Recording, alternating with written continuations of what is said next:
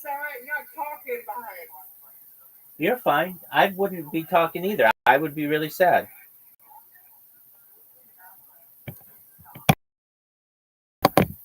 I just hate that. I mean, the food thing outside last night.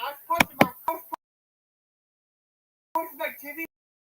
I'm saying, come on, Lamar, throw it. I'm, I'm shocked. My jaw just dropped last night. I mean, like, I understand. I'm shocked still. I don't know if I'll ever think I that was seeing a football game this carry out for by the field. it was one of the most exciting football games I've ever seen. I don't I don't know if it was the best football game I've ever seen, but it was pretty close. At least from a professional. Like I think that there've been better college games because college just has more opportunities for like bigger comebacks. But that game, being down 16 with that team, or being up 16 with that team, with the arguably front runner for MVP, that game looked over. It looked like an easy win. And they also looked like they were unstoppable. I thought when the Baltimore Ravens fans, we're unstoppable. I still would not be too sad about it. And if you were to ask me who's a better team, the Ravens or the Bills, I would say the Ravens and by a lot. They just had a bad fourth quarter. But aside from that, they played just amazingly well and they didn't even have to try. My hands are shaking. Expected by it. Well, the good news is they play again in less than 7 days and you'll get to see them work their charm. And they're an amazing, your favorite team of any team. The Wiswell locked on to the Ravens because see, her friend hooping it. She goes normal to every Baltimore Ravens game. So the Ravens are your favorite team of any NFL team? I have a screensaver on my phone of the Baltimore of the Baltimore of it.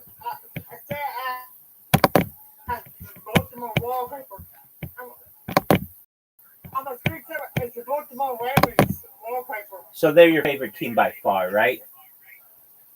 I'm locked onto that team. Doug, you're going to be fine. I still think they're the best team in the league.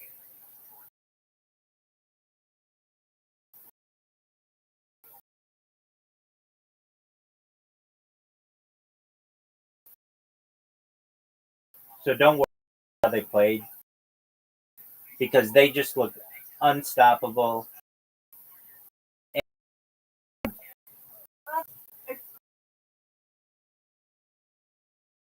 11:54 a.m. I think we're talking about this. It's just You have a right to be upset. That was one of the greatest football games ever, by far. by far. It was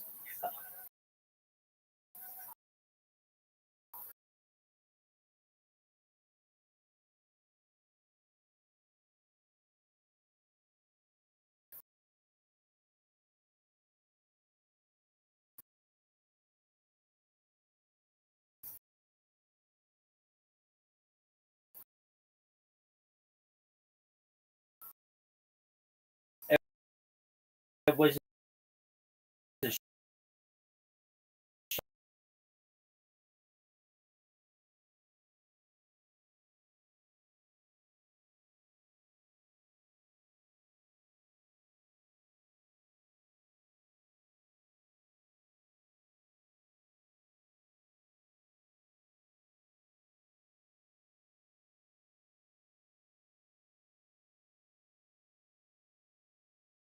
Ravens got blown out, then that'd be sad. But there isn't reason to be sad. They played. In the NFL, you put up 40 points. You've got a really Doing playing again. yeah. You want you Another. do you want to know who they play next week? Yeah, who they play again?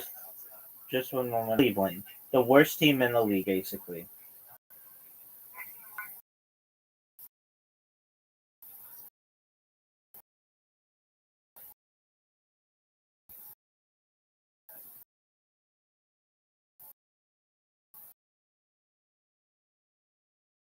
And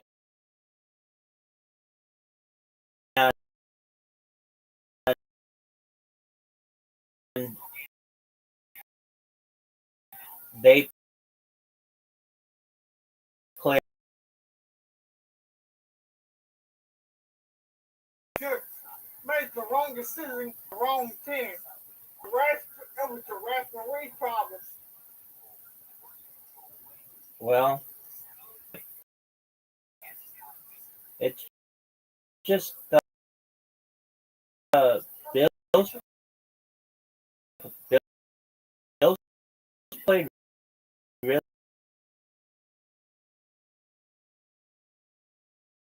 really well.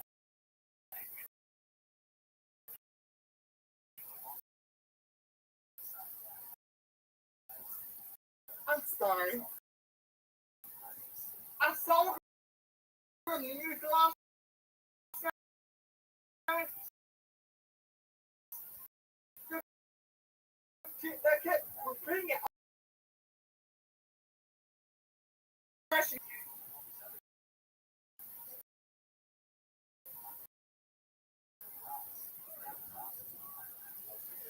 Look, I'm just tearing up thinking about it. The Ravens need you for next week. There's a game tonight. Get your mind off it. And again, I would be very happy how the Ravens played. They played extremely, extremely well. They played so well.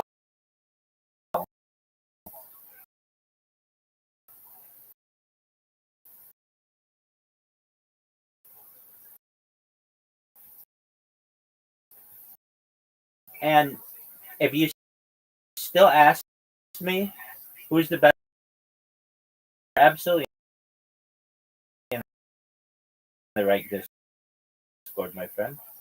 I thought when you were involved. Every time I go to Kill visit what is that other Discord? Let's see. I think you're in this. Oh, that could be. Yeah, that one. I'm in. And we've since. Yeah.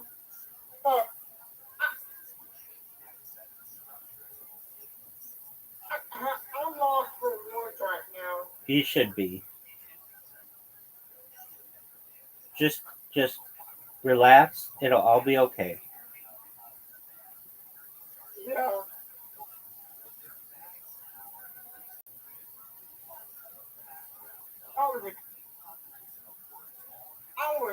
I was crying my eyes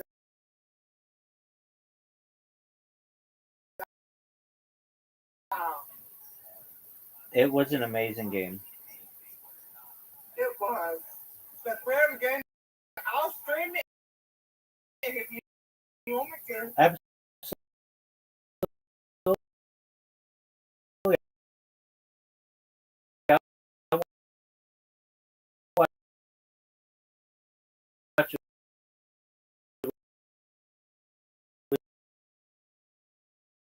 With you, big dog. You go look at my. Maybe not like this. I'll post the link to my TikTok in a second so you can go follow me. Yeah, so you're on TikTok? What's your handle? I thought you could see it too in a private DM. I could. Okay. I'll Which one? Are you using the phone to talk to me on? yeah, I'll send you Send me your friend request. I can't send you. you're good. I got my thing.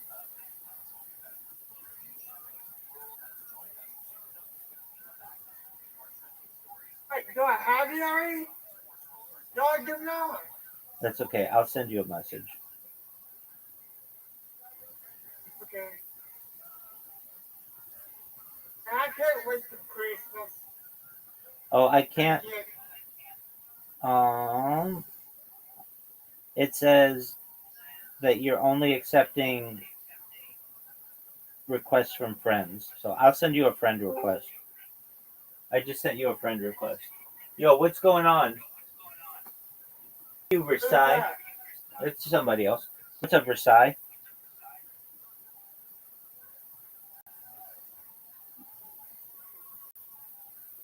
How you living, dog? Versailles, how's your day going? I was like, Brandon, yeah. Brandon, I sent you a message or like a wave. So send me your TikTok. I did.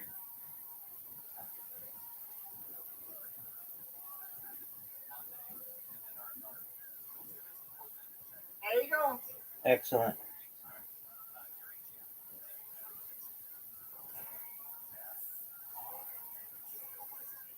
Don't like that. Hey, what up, Versailles? Versailles, how old are you?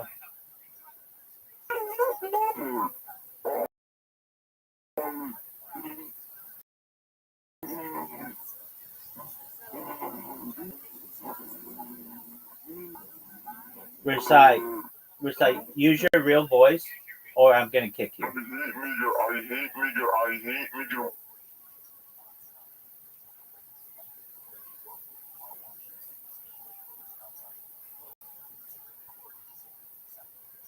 Yo,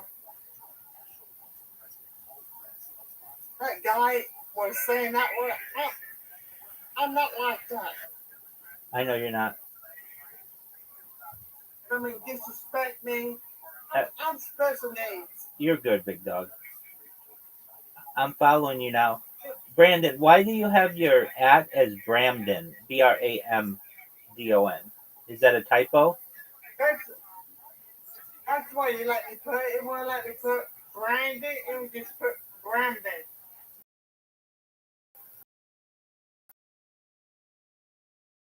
I gotcha. All right, I followed you.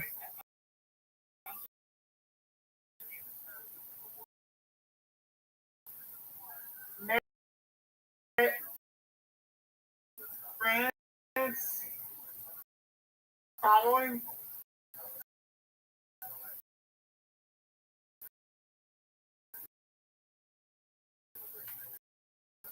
Oh, see, pop up. No,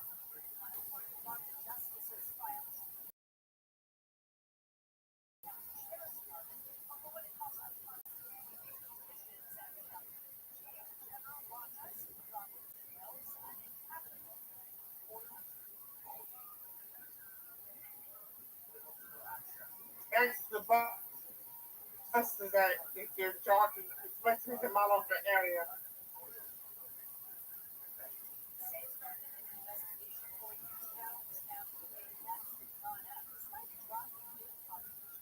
I just gotta get a camera. Don't go.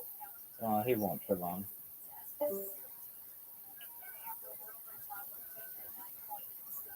I'm not like that. Yeah, you don't know. You know me, Rabbi. Absolutely, you're good, big dog. He won't bother I you. don't take that stuff. I know he I won't don't take bother. that stuff. Don't you worry. He won't bother you anymore.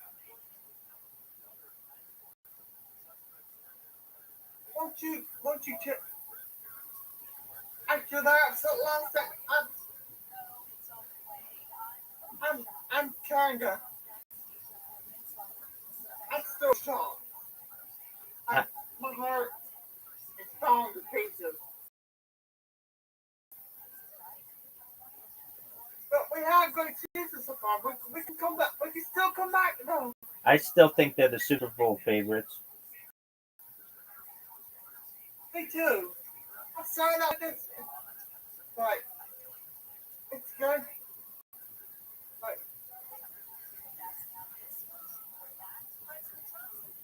I'm just off for words. I understand. I wish you can create. Is there like a sports channel you can put in here? Put, Your Discord? put on whatever you want.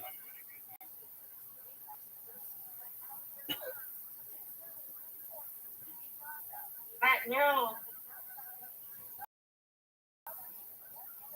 no sports isn't on Yeah, right now. yeah, it is.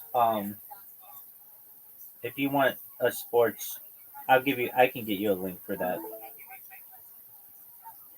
All right. You can give me a link. Yeah, just one moment.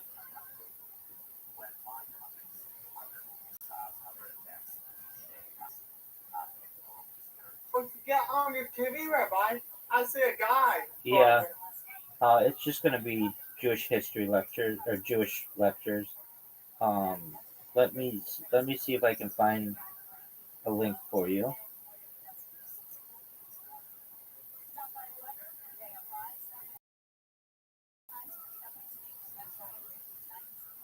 Extreme. You got something on? I'll find it. Yeah, I found it. Just.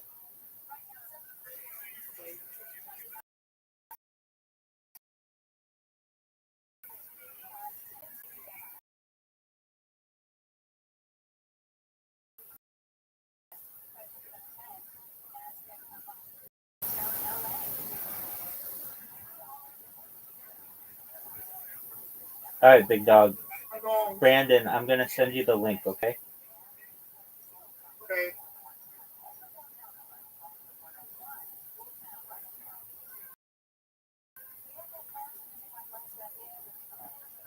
Thank you, Welcome, big man. Mister. I am on the high. What? And so, what the? It's taking me some. Yeah, it's a link, and then you close the pop-ups, and then you hit the play button, and that'll be ESPN. ESPN. No, no, no, no, no, no. Well,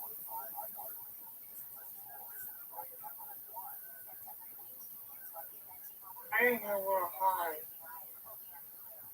It's some links.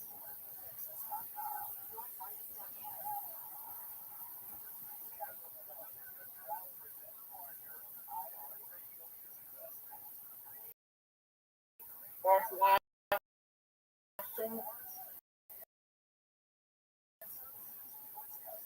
What?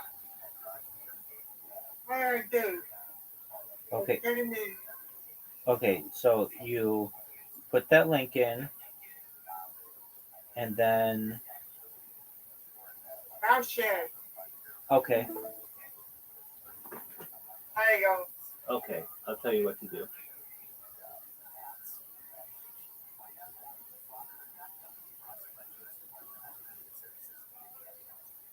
Okay. So do you see? Move your mouse lower. Do you see that banner? Close it. Yeah.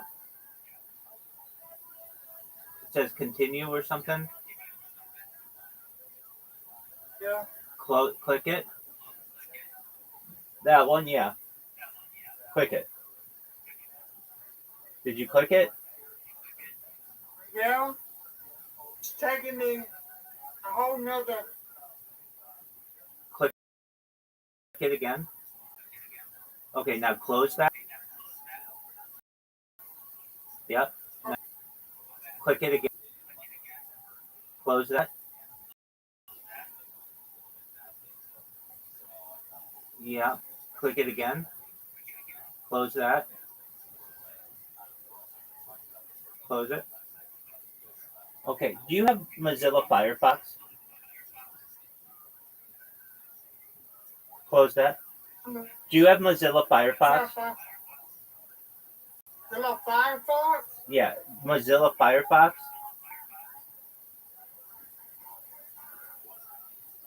It's okay. It's another kind. It's another kind of browser. Open up Google. Okay. And type in Mozilla Firefox. M-I. No, Mozilla.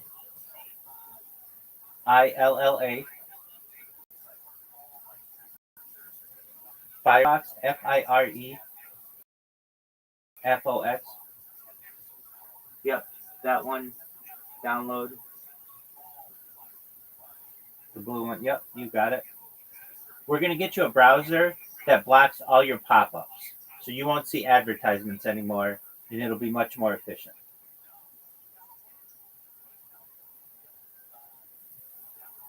All right. How much more percentage does it have to download? Won't be. 18. 18. Excellent. Okay, in the upper right corner, you're gonna find extensions. No, upper right corner. There'll be like 3 lines. They're like your settings. Right, yeah, that one. Okay, look at extensions. Extensions. Okay. And then type in. Okay.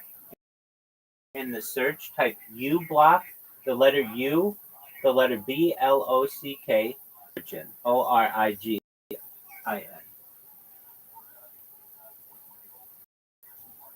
uBlock.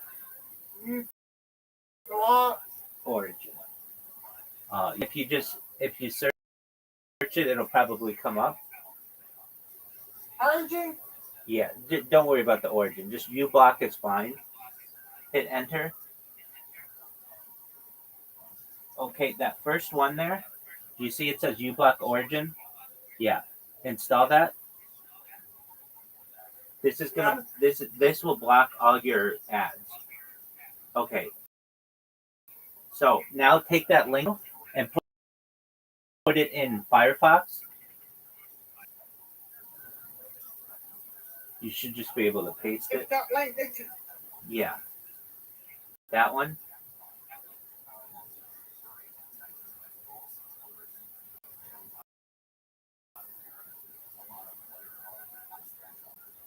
There you go. Okay. So notice on the right side there aren't ads anymore. Do you see that? Yeah. Okay. Now what's it say in front of the start button, the play button? This phone will hang 11 seconds. 9, 8. This phone will hang. Yeah, so just wait. 5, 4. 3, 2, 1, and then now hit that. Yep, hit the play button. There you go. Now you got ESPN, my friend. It's just muted, so you can unmute it.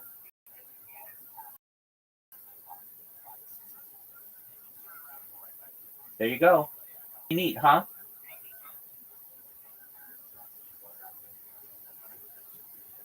I'm going to get NFL. Okay, so you want NFL Network? Yeah. Okay. I'll send you that link.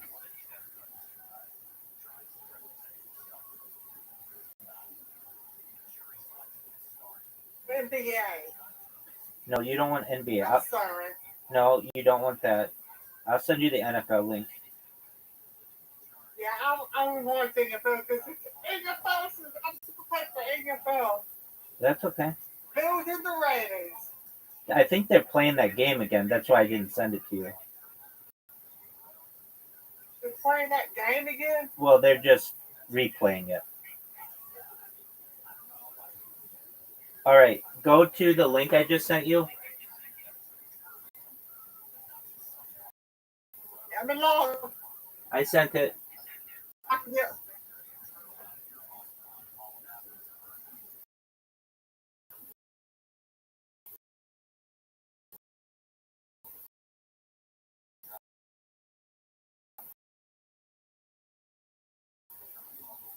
Discord.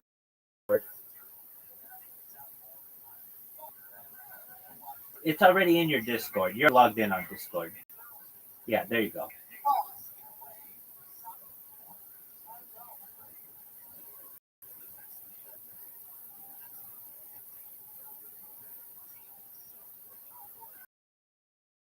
So copy the most recent link that I sent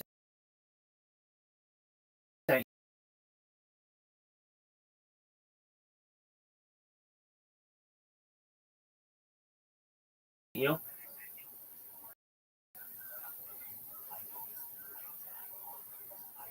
Paste it in the browser.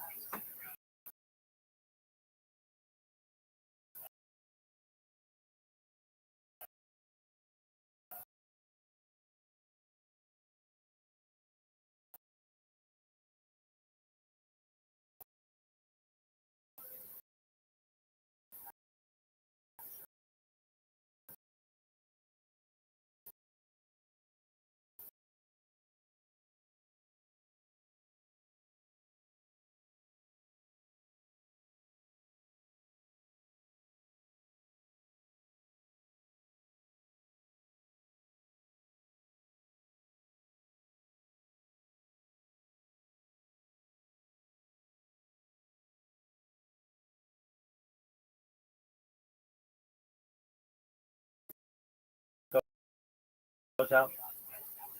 How much net clock? Wait a second.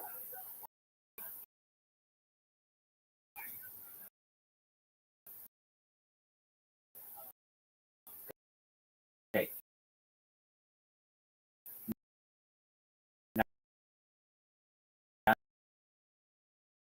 Now hit play. Replay from last night, and I don't want you to be sad. It was Tom.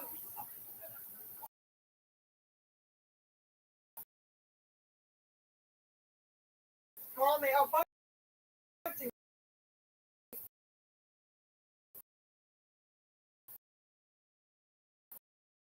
Calling me a bunch of. No, that happens. Just don't even pay it any attention. Okay, I just sent you another link. Don't say Vault. Don't say Vault.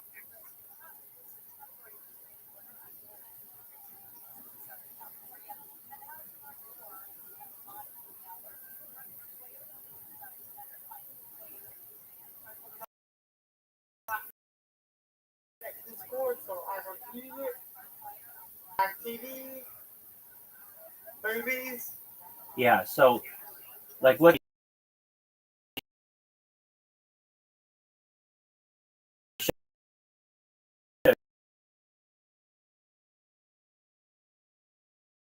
do you like? Attack on Titan, SpongeBob SquarePants.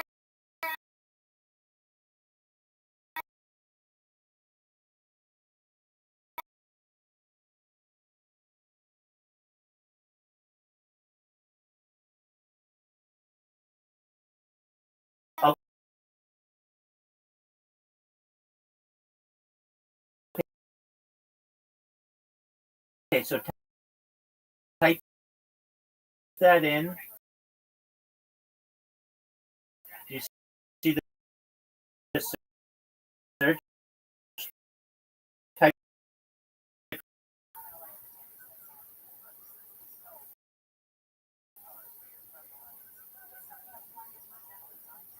There it is. there you go. Click it.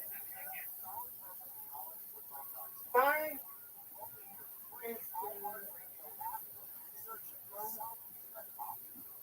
Yes. So find what you like. Do you see one that you like? I like things like good pants. Like,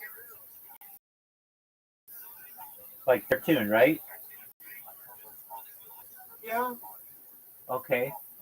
So you clicked it and yeah, pick one of those. There you go. And you might have to click a couple of them, but you'll be able to find whatever you need. I like streaming apps to use because I want to use it too. Absolutely. So I'm watching it. So hit Like the live stream. Are your room in your room? YouTube. No, your live streaming app. Yeah, I know. I use YouTube.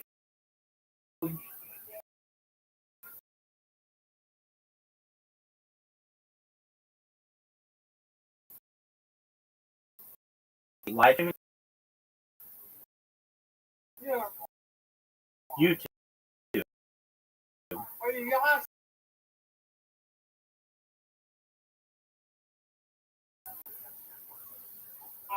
You sign in. No, you don't have to sign in.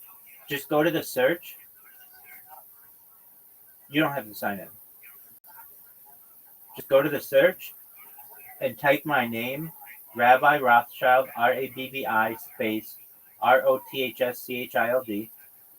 just like it's spelled in here.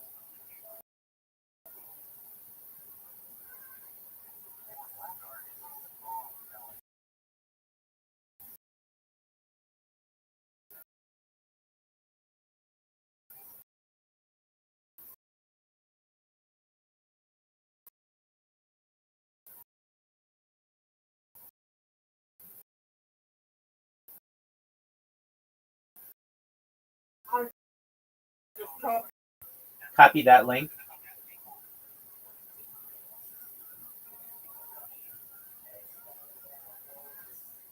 There you go. Those are all live right now. So you can hear yourself on there.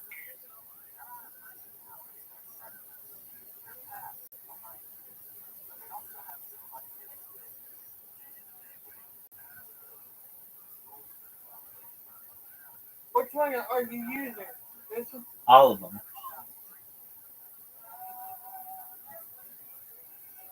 Or,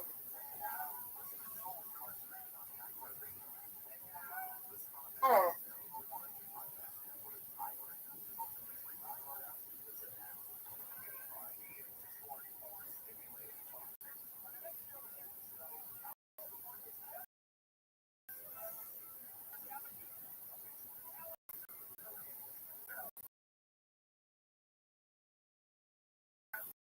yeah.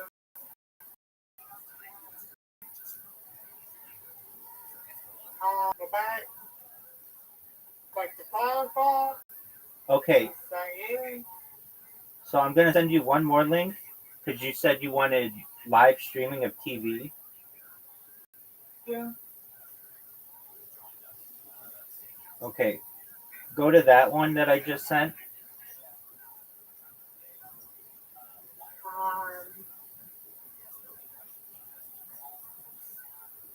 Rabbi Rothschild. Correct? Local TV. Yep, copy that one. Go. Yeah, How is it? put it in Firefox.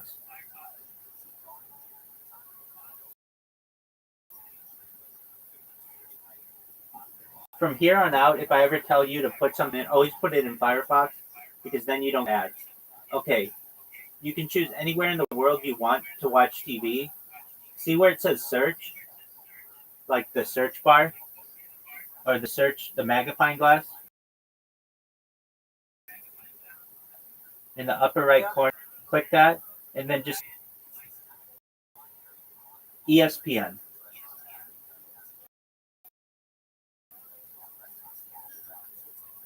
Mm, you can. and then hit enter. Yes, you can. There you go. And so it's got two of them. You click it, and then it's ESPN. You like Nickelodeon? There you go. I know Kentucky is playing today. No. This is this happened this past weekend. But if you didn't get a chance to see it and you don't know who won, free to watch it. Like it's brand. Oh, it's cup.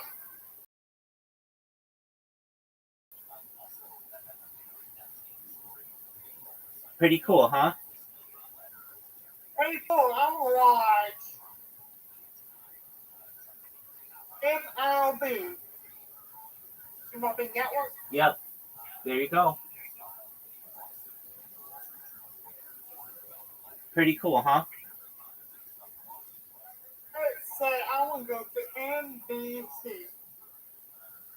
Now it's got a lot of NBCs because there's NBCs throughout the United States, so pick whatever one you want.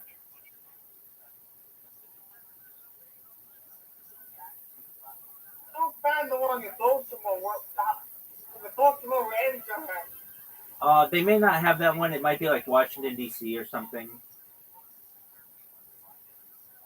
Washington D.C. Yeah, I mean, just pick the one that says NBC. Oh, it does have Raven stuff. Do you see the Ravens? Ravens. There you go. Pretty neat, huh? Hey, cool. Thank you, Rabbi. You're welcome, my friend. I'm always here to help you. Don't got that guy at the he's giving me a headache. Don't worry about him. He's gone. Yeah. Hey, man.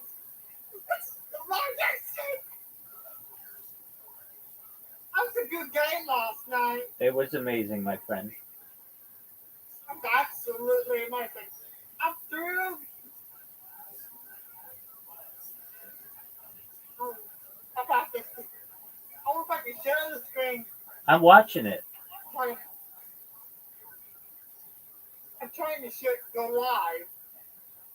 You don't want to stream that going live because if you do, it's a copyright infringement and you lose your account.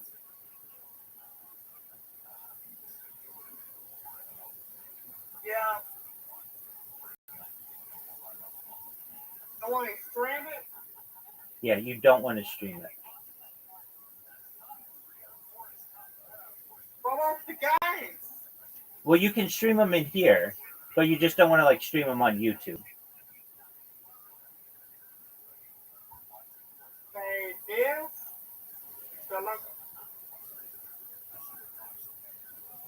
What's something else do you like? Do you like Nickelodeon? Log on to my Twitch. No. You'll lose your Twitch account. You don't want to stream this on Twitch. Now I'm trying to log into Twitch so I can watch stuff. Oh, okay. Well, you can do that, but don't stream television or anything copyrighted on Twitch, okay?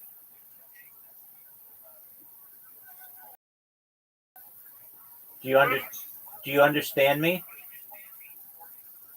Yeah.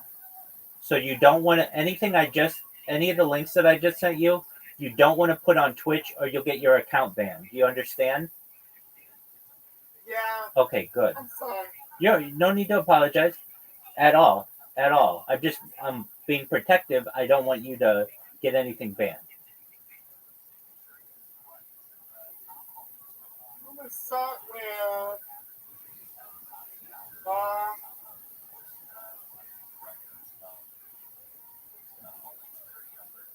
No, Brandon, what are you doing?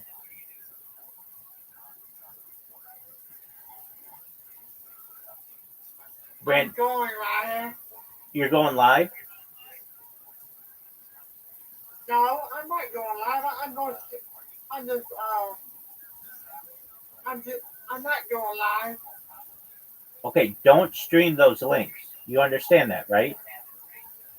Yeah. Okay, because if you do, you'll lose your account, and I don't want that to happen. Okay. So I want you to repeat it back to me just because I want to make sure you understand. Those links I just sent you, say to me, I will not stream the links you just sent me. I will not change the link that you just sent me. Beautiful. Excellent. The reason why I say that is I just don't want you to lose your account, okay? Yeah.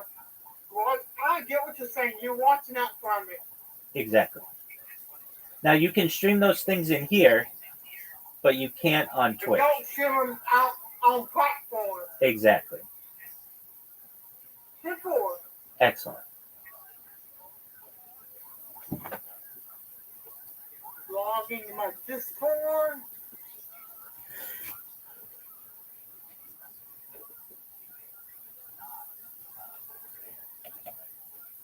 Jeez. Playing games.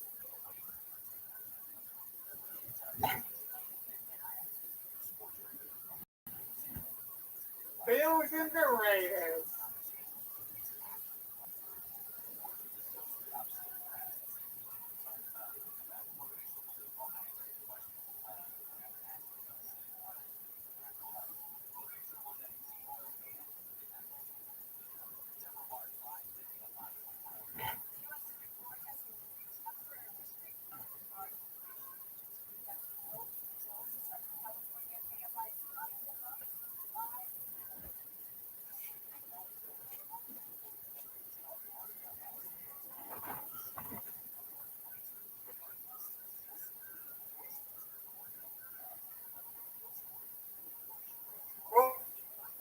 Oh, that people being played.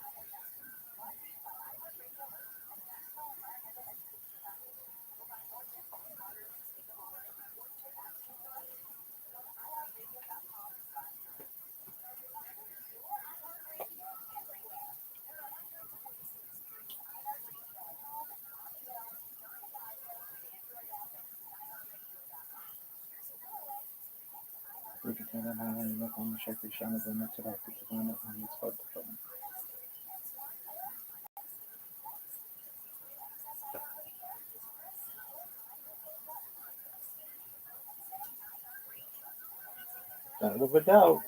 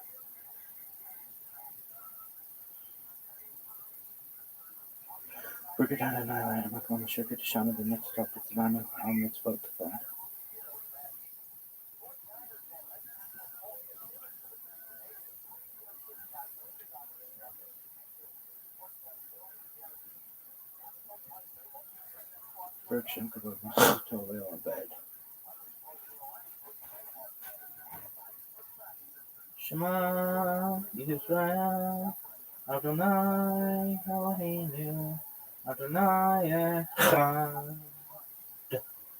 Baruch Shem Kavod B'Chai Torah. Shema Yisrael, Adonai Eloheinu, Adonai Echad. Baruch Shem Kavod B'Chai Torah.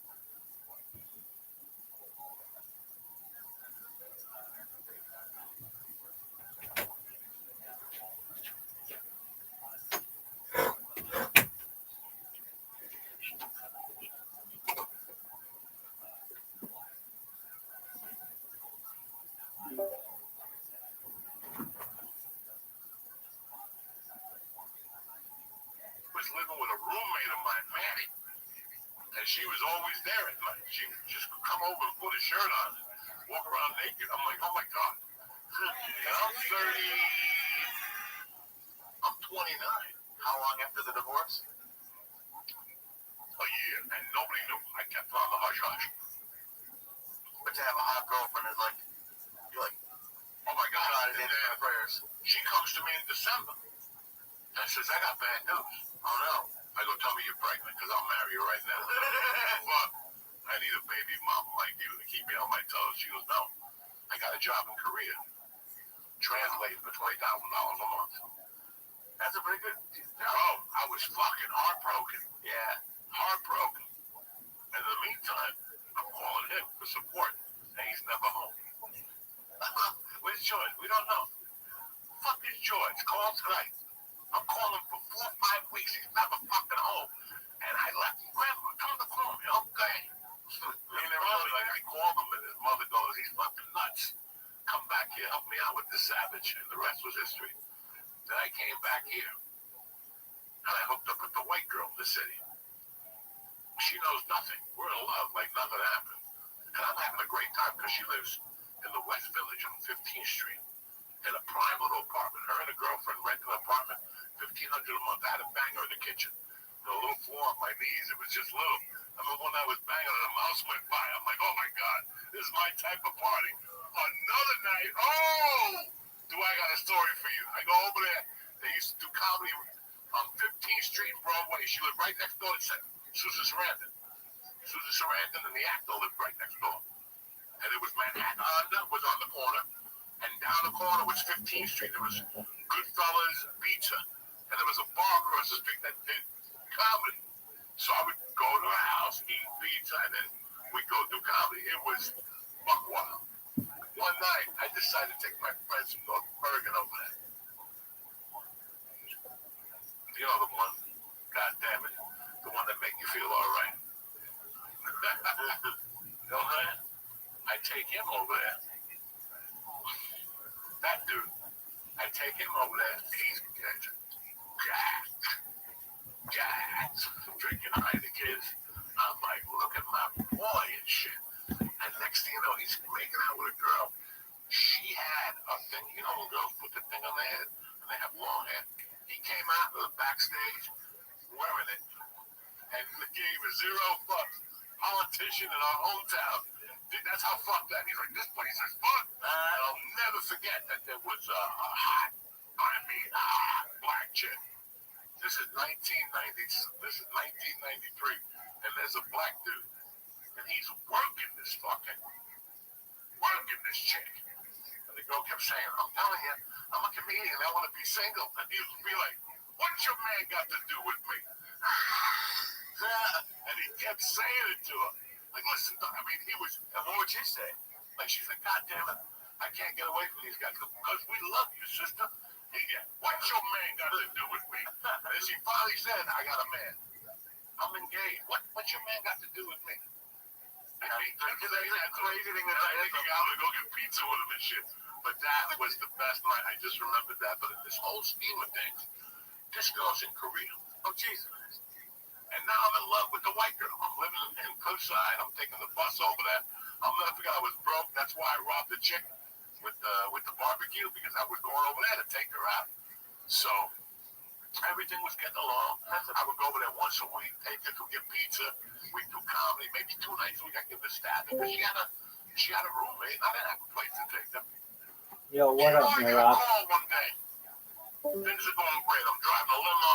I'm doing spots in the city. At least I got a little income, guys. Yo, how you I'm still guys? in coke. I'm having the time of my Hello, life. Robbie. I got How you living, Pam? What's What's good? up, Robbie? What's new? What's good? What? What's good? Nothing with you? Kicking ass, taking names. Every day's a holiday, every meal's a feast. What's good in your neck of the woods, son? What? How are you? How are you? I'm good, and you? Excellent. We just had a big game, NFL game, last night, and Brandon and I were talking about it. Yeah, and then there's another game tonight, which should be good. So we're excited for that. Just living life. How about you? Yeah, me too. I live my life, bro. Excellent to hear. What's new? Nothing. Oh, All the I'm same. drinking. Yeah, what'd you say, Big Dog? We shall shut. No, can you repeat? What? I'm drinking. You're drinking?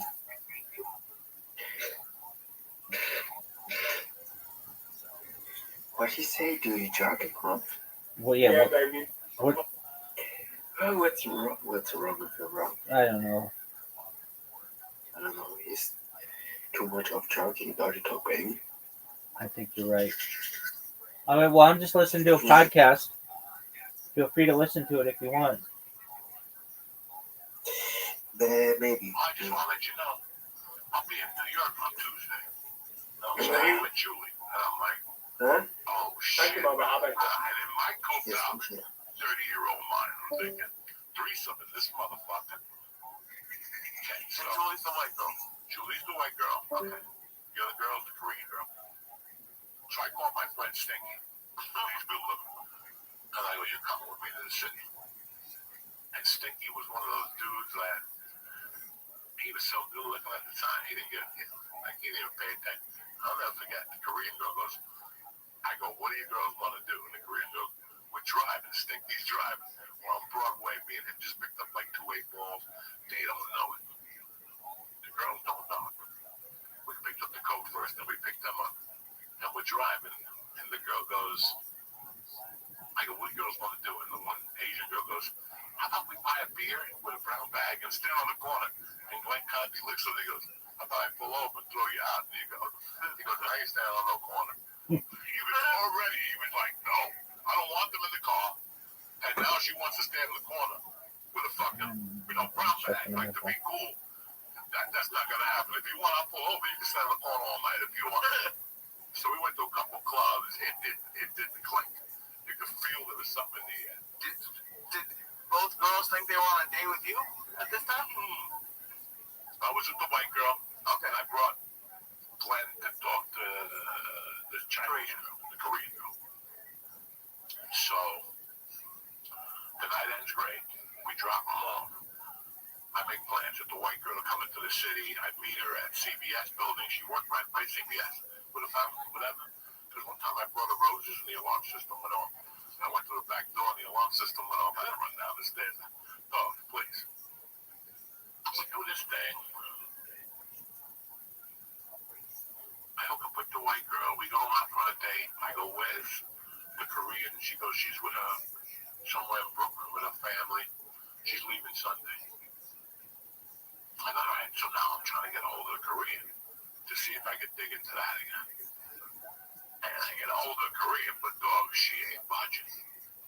I'm like, why don't you come over? I'll take you to Rudy's, whatever. Okay. I go over, I take the girl out. I'm trying to work this Asian chick. Sunday night, I call the white chick and I go, did the Korean leave? And she goes, yeah. She went back to Korea. Well, she's going to Kansas to see her family and she's going to Korea. She was adopted. Monday, I'm driving a limo. I just dropped a motherfucker off. And I'm on 9W picking up the reels, the 5:30 news. You would pick it up at Edgewater, not Edgewater. Fort Lee, you would pick up, they would pay me $35. You pick up the evening news and you bring it to CBS or NBC or whoever. I'll never forget, I go to make the left turn and the white girl calls me crying. And she's like, you motherfucker, I can't believe what you did to me. You've been cheating with her. And I go, who the fuck told you that? She goes, she just called me and ratted you out herself out. She goes, I'm never going to talk to her again. I'm never going to talk to you again. Hung up on me. Then a week later, I go to flowers. That's on the alarm system. I never want her back. End of story. I go back to Boulder. I'm doing comedy. 18 months, I don't hear from nobody. I'm doing comedy. I meet a stripper in Michigan. She tells me she wants to go to Seattle.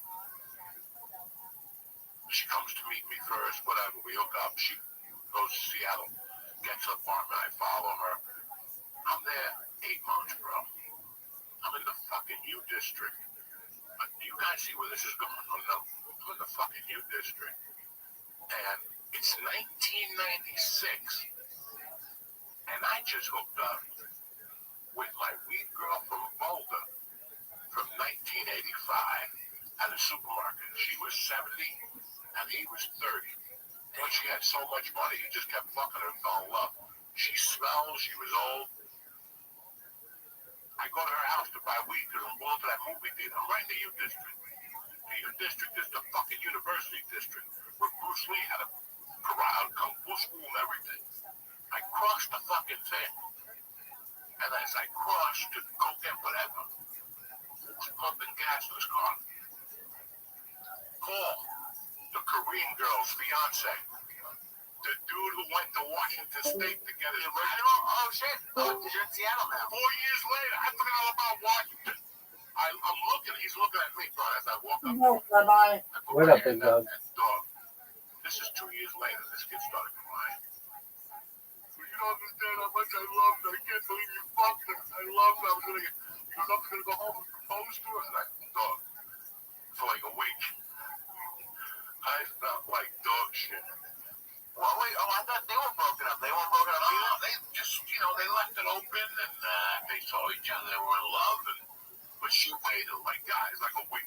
That motherfucker wasn't even, he didn't get an apartment. I was already having relations with him. That is pretty quick. But that's crazy. How crazy is that? And I hugged him. I gave him my number. I go, listen, man, we were all in a bad position. And he's like, she was a fucking whore. And she just started crying and crying. I'm like, no, she wasn't a whore. You left, Julie left, you put us in a fucking bad position. I tried that. He kept crying. So, people tend to do that. No, I felt really fucking bad. I know. Not what I intended to do. I didn't think they were going to get back together. She was crazy. She was hot, smart, filthy smart, and fucking crazy. Like, I would pick my daughter up and then have to pick her up. And go. If my daughter fell asleep, she'd say, what are we doing? And I go, we're in a fucking car. Like, are you fucking crazy with my kid in the back? Like, that's how out there she was. Yeah, I mean, you messed up, but it's also, if she was going to do that with somebody, it's not like it was like only you. Listen, we all have our age of persuasion. I never thought anything of myself to even get myself in that position. But between the drugs and the fucking missing the white girl and all that shit, that's what happens. I'm not copping. I'm not, I was wrong. But going through a breakup is tough. Looking at it now, yeah, I fucked up. Big time. Yeah. And I can't find that girl today. Which one? The Korean one reached out to me in 2000. And here's the funny thing. You ready, ladies and gentlemen? The Korean reached out to me when the longest short came out on Latino.com, LatinoComedians.com. There was a private messaging. Yeah, it was Gabriel Iglesias and the kid Jimmy from El Paso's website. And she left me a message going, ready? How you doing? Congratulations. I always knew this is what you wanted. Please don't email me back. Nothing disgusting. Because, we were crazy. When we spoke, it was crazy shit. And she goes, I share this email with my husband. She goes, I married a Cuban guy and I live in North Bergen, New Jersey. And my kids go to Robert Food. And I've always wanted to ask Rago's ex-wife, what happened to them? This is 2005, 20 years ago. The girls are gone. The girls got to be in college. They just graduated college. never responded like nicely? Like I could not respond because she emailed me through a website. Right. Didn't really give me her email. Got it. She thought I had her email. And every time I come back here, I was like, maybe I'll go to Robert Fulton, find out where she's at, say hello to her kids. She married a Cuban dude and lives in Cuba and Korea. That's wild. She has a Yeah, they're probably your age, Nick. 91. So, nah. This is 2005. So, yeah, Reverend Robert Fulton. That's crazy, guys. So let me tell you about my fucking weekend, just so you motherfuckers know. I love you guys, and I love people. But there's a line in Goodfellas that I heard when I first went to see that movie, and my head blew up, because that's exactly who I am. And since then, so it's 1991, and I was always like that before that. And the line was, we always hung out, but there was never no outsiders. Never no outsiders. People do what the fuck they. When I was 20, I tell you, send your cousin home, you go home with him. I was one of those guys. There's somebody in North Bergen I love dearly, but I could not hang out with him because he always brought his younger cousin. What we were involved in, I didn't want that kid to see. You know what I'm saying? Like, when the cops come, he's gonna talk. Okay? I would say it like differently, like I wanted to protect the kid. But I knew they're from a different generation. We're 18, living like.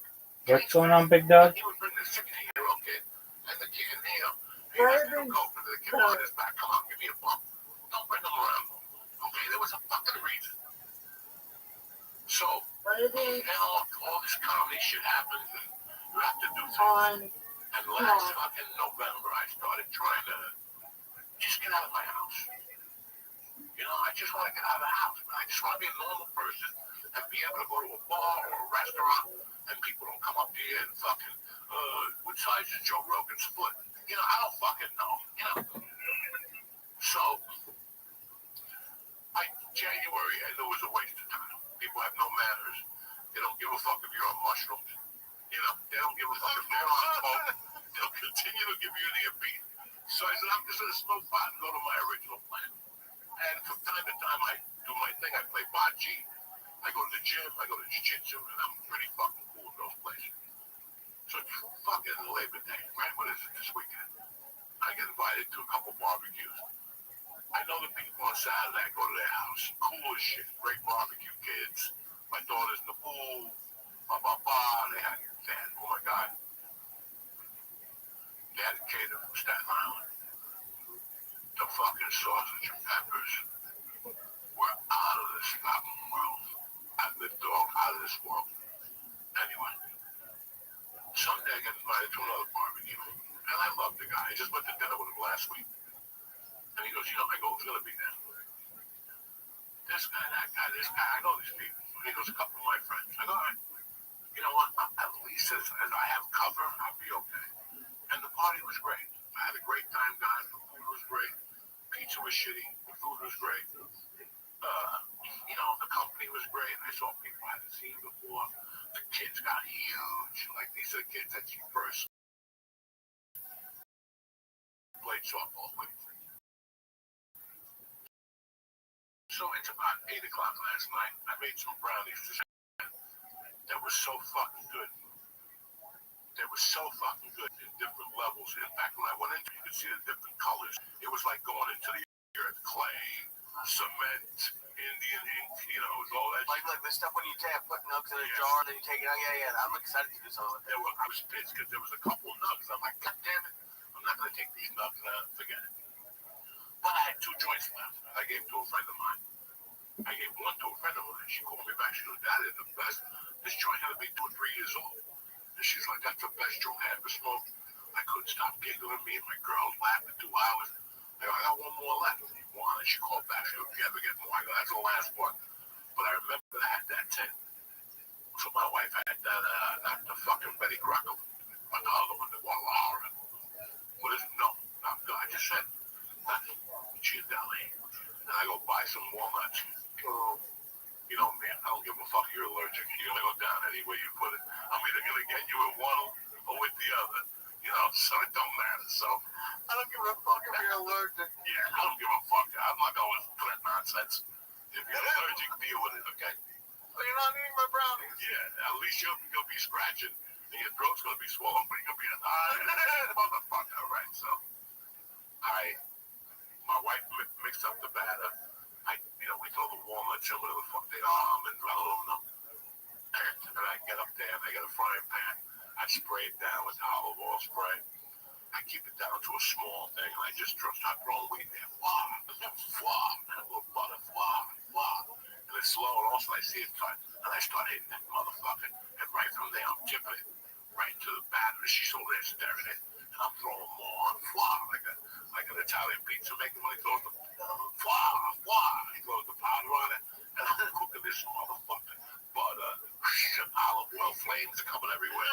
I'm like fucking the Cuban chef, right? And also, I looked at the tub. I took the top hand off just to make sure. I don't like shit like that. I don't like freezer burn. So I took the top, threw it in the garbage, and the rest was just, and it was down to maybe a half inch. And I said, that's it. And man, I started licking that thing. Ooh, before those brownies came out, I was already hungry. So finally, the brownies came out on Saturday, right? It was a Saturday. So Saturday night, I ate them. My God, you don't think my tolerance is off the batter, like off the chain. Like I felt something, but I kept smoking weed, and I went to bed Saturday night because the honeymoon was squared on because it was college football. And it wasn't even a white, and I got up at 2 in the morning to pee. Oh fuck! I was fucked up in it was completely different than I've ever felt. Oh, geez. It was like deep. My arm was numb and shit. The first time I woke up, the room was cold. And I actually broke down. So I had to get a hooded sweatshirt and put it on, grab the cap, put them on me. And I'm like, how high am I? And I looked at my wife, she was fine. I'm like, what the fuck is wrong with me? That's how high I was. My body was shaking. Oh my God. Because you have no idea how many milligrams at all or anything. Because you just even.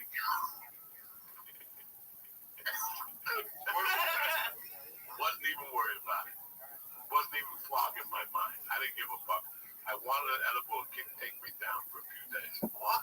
So Sunday, I told for the barbecue people that I made these edibles. There's 2 lunatics there. There's a woman and a guy. The guy's like, bring me a little piece. So I gave him a nice band of chick. As soon as I walked in, it was the corner. She picked it up, George, and just started taking bites out of it. And I'm like, oh, this bitch is gonna die. I gotta take this away from her. I give her a piece of mushroom. So she was 3/4 in, and he ate a little piece, and I took another big bite. And that was the end of that. I gave him the rest to put in the cabinet. I have not heard from him yet today. He has not even contacted me at all. We were supposed to cook steaks today. He did not even fucking. He didn't know she was supposed to the lady. She said that she got home and thank God she was in bed because she didn't feel her legs. And she had water by her, and, just hilarious. But it was her, another mom, the coach's wife, and another mom. I was sitting there talking about, when you get in trouble, you get in trouble as a kid when you come home at 3 and your parents aren't home until 5, and you start searching for shit. Find like stupid shit that belongs to your parents. You finally give them out a vibrator. You don't know what it is. You think it's a back massager or whatever. So, that's the first thing you find. 5 out of 10 motherfuckers sniff it. They don't even know. You start using it. They put that little mama vibrator in their nose and give it a whiff. See, you're older. For us, it was the period bag. The thing that hung behind the douchebag thing. And they put the nozzle in that pussy and they swallowed the hot bottle. It was really a hot water bottle with a contraption to wash your mouth. Any woman, any house I went as a kid, right, I always sniffed it if it was hanging in. Oh, yeah, I didn't care if it was your grandmother. Did you know what it was? You know what, yeah, after I found out that everybody had one and women stuck it up their pussy, I wanted to sniff. I would sniff your bras first. Like if you go to a woman's house and she hangs her bras behind the bathroom door. Why are you going into these places? Because I want to see if they. You're screaming around the house like you would like to put the bras like in their personal bathroom. It's like my godmother, my friend, my mom's friend. I go over there and I gotta pee it. And I run right to the bathroom to see if the lady left the bra. I'd be sniffing the bra's net. And I wouldn't jerk off, I was too young. Dizzy and all excited. But I had a particular godmother. Aunt. She was an aunt. And she was hot since the time I met her. My mom even knew. My mom goes, you like her? Fuck yeah, her hair was. She didn't put her head down. She didn't give a professor. Out of all my mother's friends, she was married to a gangster, but she knew nothing of that world. She was the best mom you ever saw. I miss her to death, and she died, and her and I weren't on good terms. So I never felt good about that. But bro, when I was a kid, like you saw her as a mom. But one night she did something in my house, and I saw her putting her hair up. Dog, I went into like my whole body was hard. And I remember telling my mom, she's like, you like women with long hair? I'm like, did you see her fucking hair? Like when she was bundling it up, I was like, fuck it. So I always liked this. So anytime I went to her house, I always sniffed her bra for a couple of years. And then like a year later, I found out what that tube was for. And I would sniff that motherfucker like I was one of those hounds looking for Rambo. And you weren't even jerking off, you were just sniffing it? I was just sniffing it like when you sniff like a, you ever got a chocolate kind of from the good human boss? Sure. And you want to sniff it to make sure you paid 35 cents. You don't want to, you don't want the fucking artificial. You don't want a fugazi, right? You want the real deal, so you sniff it. Right, Brooks, who doesn't? You sniff a lot of shit, dude. I don't know. What are you talking about? Are you sniffing ice cream bars? Is that what you're saying? And they're coming for you. They're coming for you. What I mean? You're talking about sniffing too. Dude, the worst word to use was nozzle. We called it a nozzle that you were sniffing. Oh. It's skinny up on top. That's how it is. It's skinny up on top. And then it goes out. So they can put in their monkey. Right. It shrinks, but the end. That's like 19 tubes. So water comes out to all the part of the monkey. I would sniff each individual tube one by one. I would get the toothpick and clean it out. You ever do that? You clean it out with a toothpick and sniff the other side. You get like the condensed pubic hair. Where would you get toothpicks I from? don't know. You brought toothpicks from? I get it from fucking Chicken Delight. When they come over, they fucking give you toothpick. I don't fucking know, Lee. Holy shit. How is it? Did you ever get caught? No, nobody ever knew. I forgot for years until I was like 16, did it again. I'm like, no, dog. I can't even say this. I dated a girl, and her monkey was so good when she'd take a shower. I get her underwear, sniff it, bang, wow, when she was in the shower. And come in the panties, that's how sick I get. I'm a sick dog, you know what I'm saying? Anyway, back to the Christian minute. Anyway, so, Holy shit. guys, when I try to tell you, I'm a good actor, and I try a lot of fucking things. But sometimes you get high and you get comfortable, and then something happens, and you're like, you know what, man?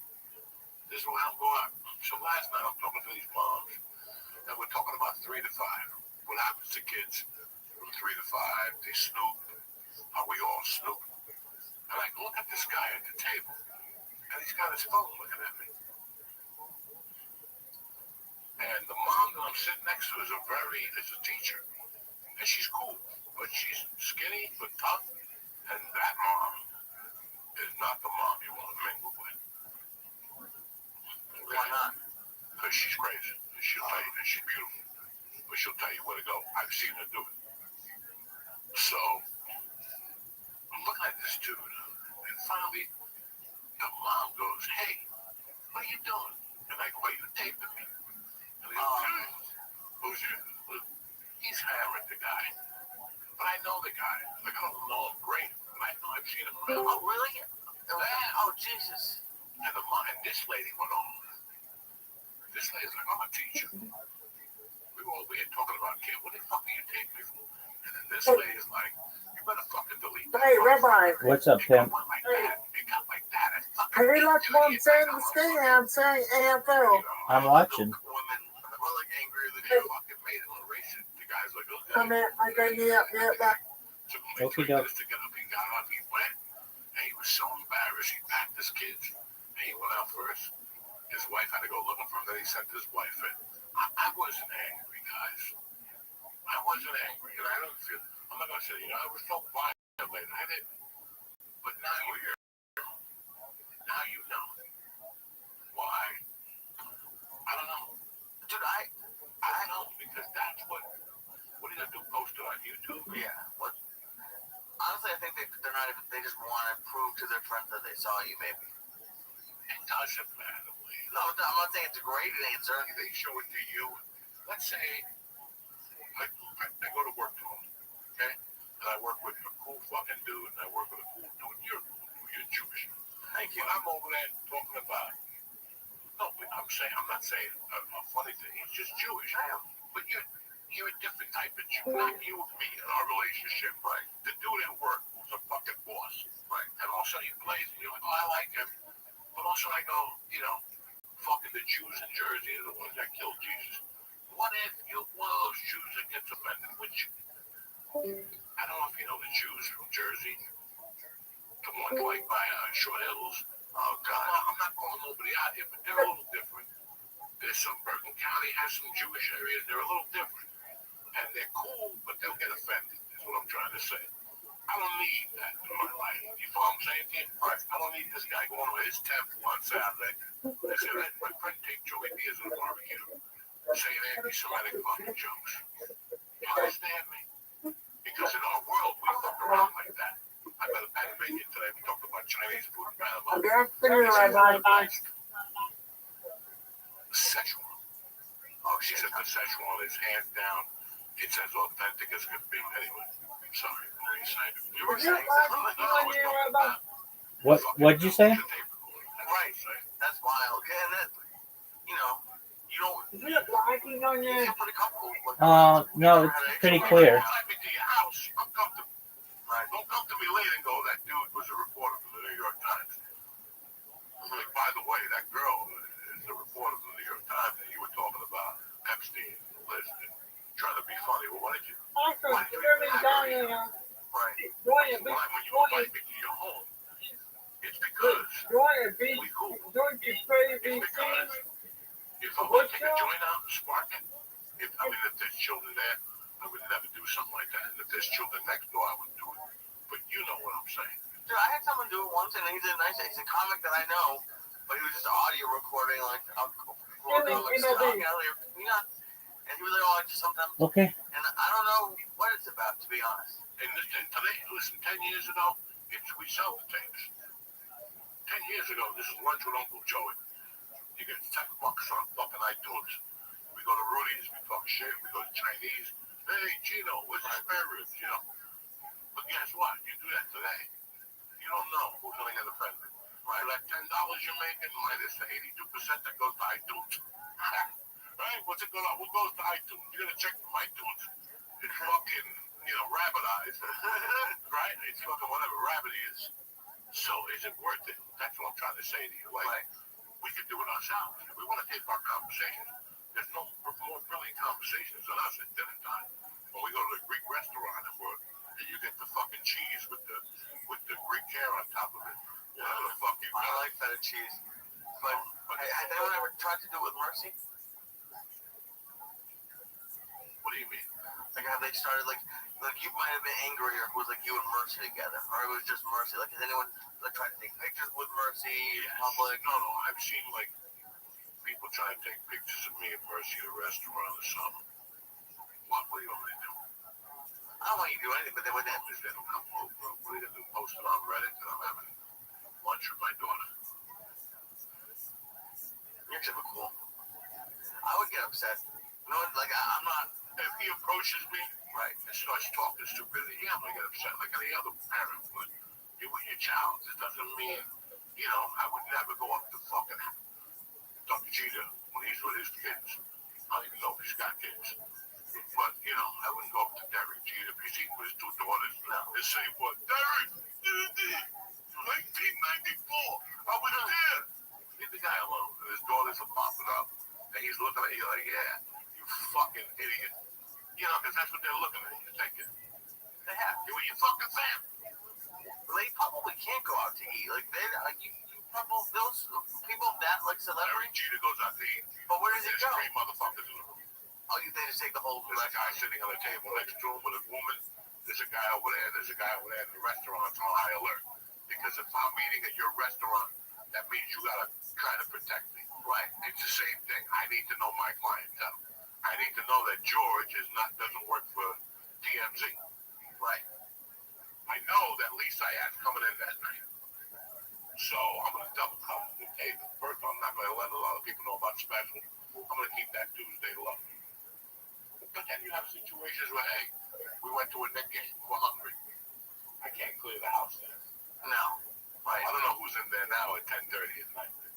It could be not coming with 8 guys. And it definitely happens. But all you need is, you don't need to be doing coke.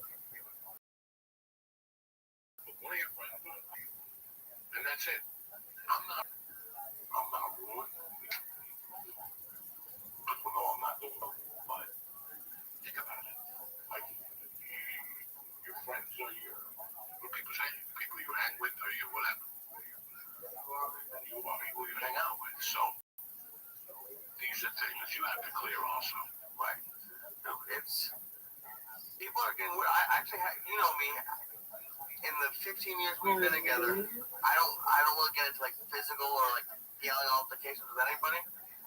I got into it with someone at a dispensary this weekend, and I pulled into this and these 2 guys, not cops, but were like parked. How cops park if they want to just chat, and I just got in and I just tapped on my horn because I couldn't get around them. They went and I parked, and the dude started yelling at me and saying like, "Hey, you should have more patience," or just, and I just said, "Hey, dude, I didn't go on my horn and yell at them, but I have shit like they don't know what like I'm getting medicine for my mom. Like there's Right. The moment before. exactly. I was thinking of that's why I wanted to bring it up, and like he was actually a worker at the dispensary. And he got so on my face that this other customer like, "Hey, are you okay?" And I was okay. I'm never gonna like punch anybody, but like I felt like I've never had someone come at me for something like that, and it's especially when you work at the place. And I was like, yeah, he worked there. So I even talked to the manager, like, "Hey man, I'm sorry. I don't want to get him fired, but like he shouldn't be yelling at me for when he's blocking the driveway. Like there was nobody. It's not like there was tons of room to get around him. I couldn't get around anybody. And like they felt bad. They gave me a bunch of money off. It's a good dispenser, but it was like I just like we're talking about like what's going on with people, and I think just like some more on edge or something. I'm having a conversation with George so fucking private. Right. The fuck the day he's having. Right. As soon as I pull up, I got about 10 seconds. Grace period. Okay? As soon as I pull up to you, get the switch again. Stop me, get batteries. That's it. There's no other conversation. Right. Once they, and there's people who acknowledge you, and they'll keep talking. And what are you going to do?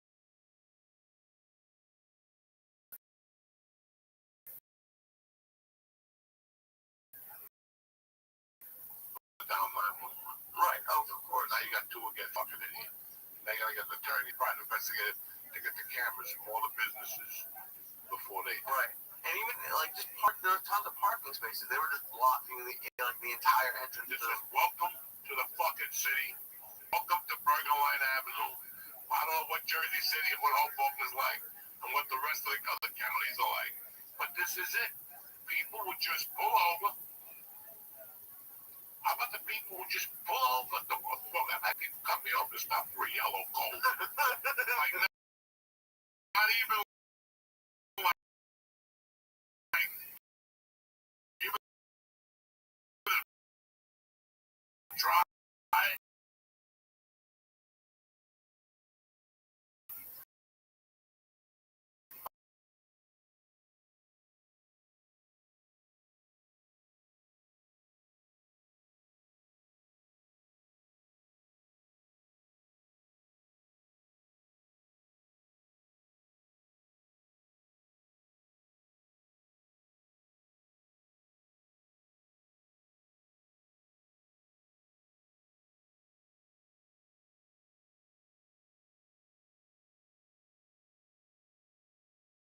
5.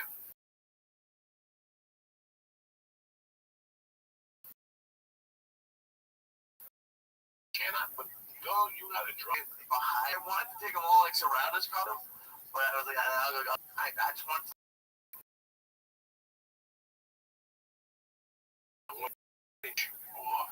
They just stop. They will stop there. Watching the replay of the game.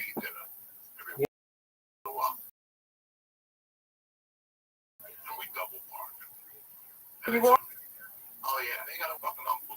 you watched it, yes, sir? Yes. Across the street. You know, and I mean, it's the same shit. So, you know what I'm saying? Like, here we are again. I'm not saying that we're bad people for doing it, but we're all hypocrites. Like, you know, I mean, I'm still watching, keeping my eye on it, but I know what happened. and people just try to scoop at the end, Yeah. and like, I want to some look at people the just way sit there back. and get pissed off. Let's And see what but when it's everyone off their fucking assholes, oh yeah, you know, and that's what we're fucking hypocrites. But I don't. One thing I'll never forget. Lee telling the day we were going somewhere, and a cop that was traffic on a Monday. Remember, we go to the doctor. No, we're going somewhere at 8 in the morning. Yeah, I think Monday fucking morning, you and I were going somewhere in Burbank. And the guy couldn't park this way. He parked like this to be an asshole. So now cars go around. And this guy,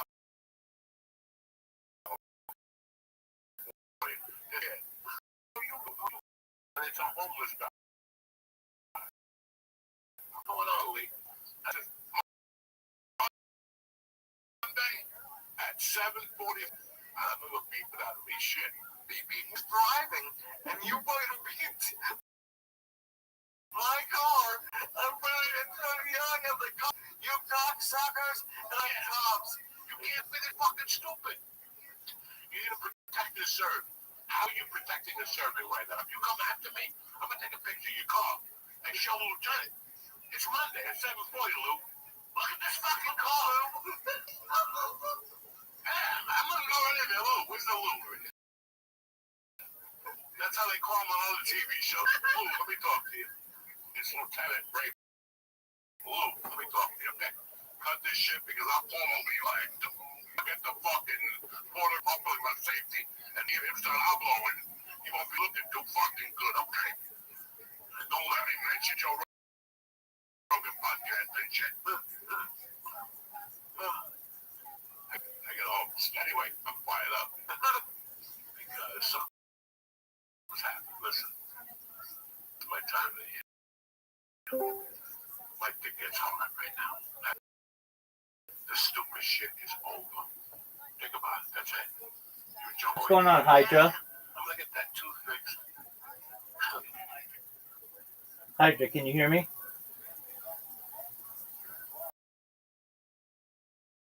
Hydra.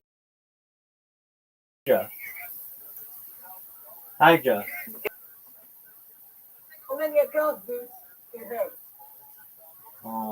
A few. Hello. How's your day going, Hydra? How's your day going, Hydra? All around you, huh? Very good. Can I see your setup? Show me. Calm down. How'd you find out about me? I found on random setup. Show me setup.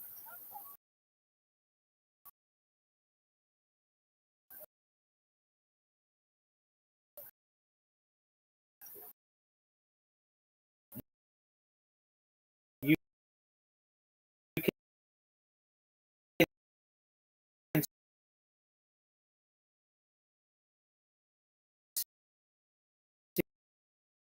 see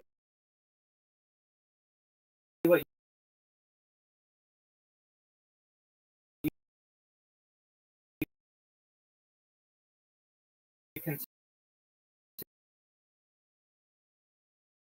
see.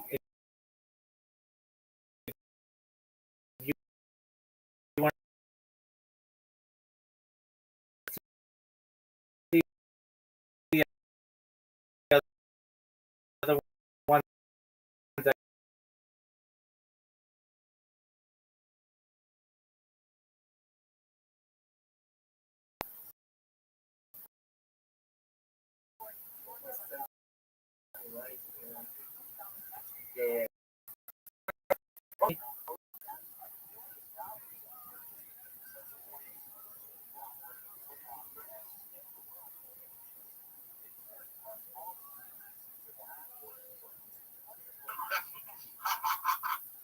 Guess what? It's September, motherfucker.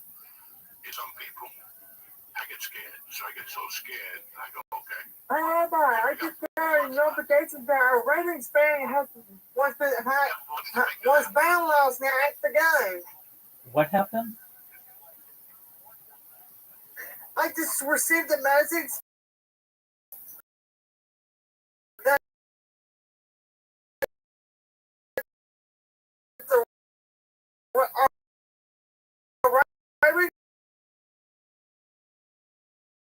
this thing just popped up. Okay. Is y'all going to score? I think that's it. Okay. Yeah, let me see.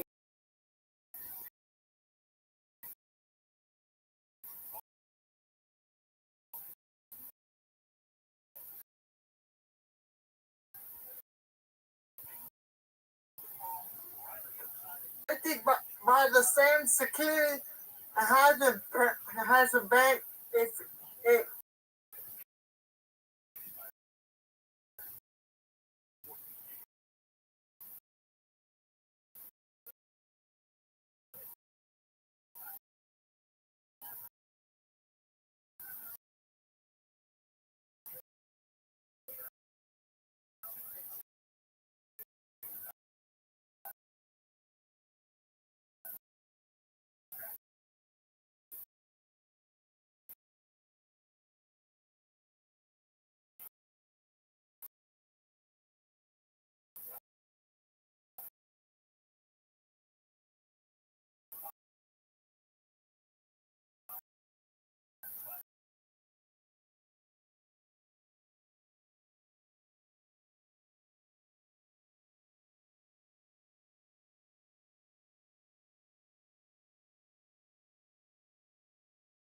Band where?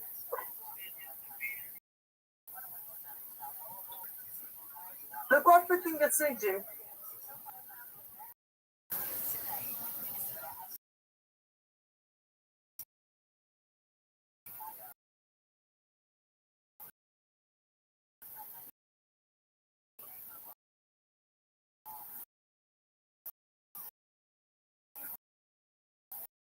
Yeah.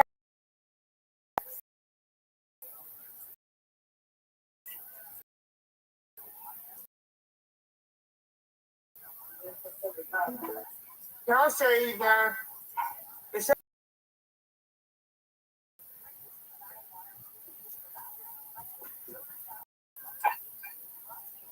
reached out and gave Hopkins a little shove to the helmet, then Dixon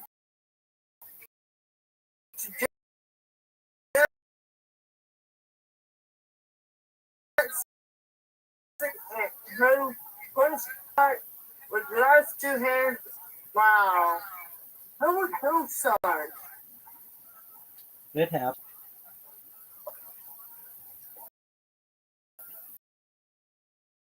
Dude, going crazy over just your sports. I got that family ejected. Yeah.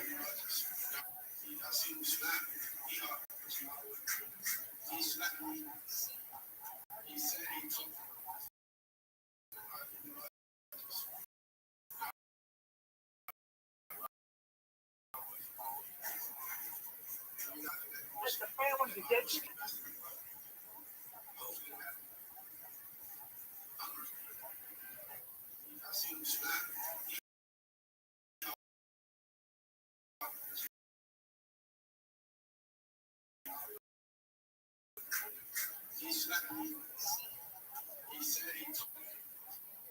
It's just silly.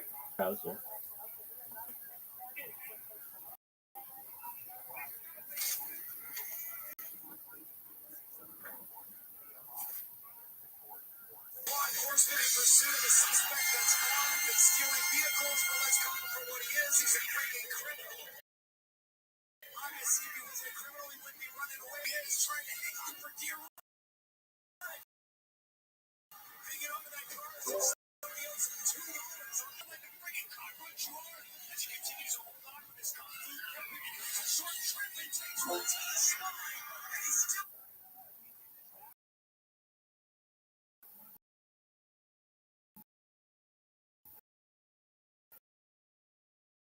There we go.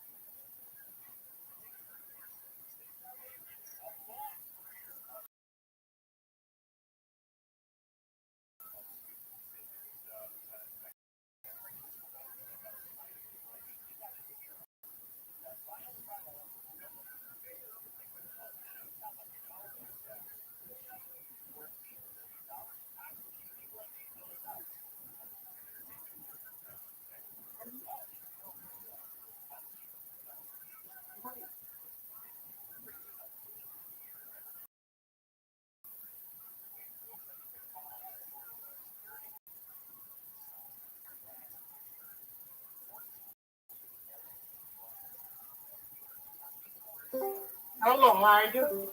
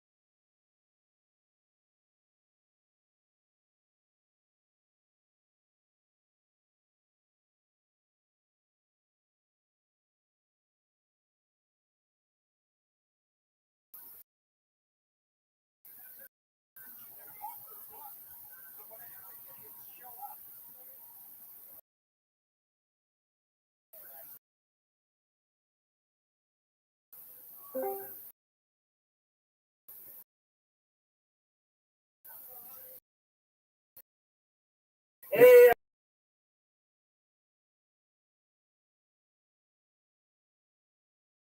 I'm back. Excellent. How are you, big dog? Sure. Excellent. I'm Rabbi Rothschild. I haven't watched them. I have heard of them. Watching. Totally understand. Essentially, there's the tales of people's lives 24/7, and that's what I do. In 2018, The Economist magazine stated that data, specifically human data, was Earth's number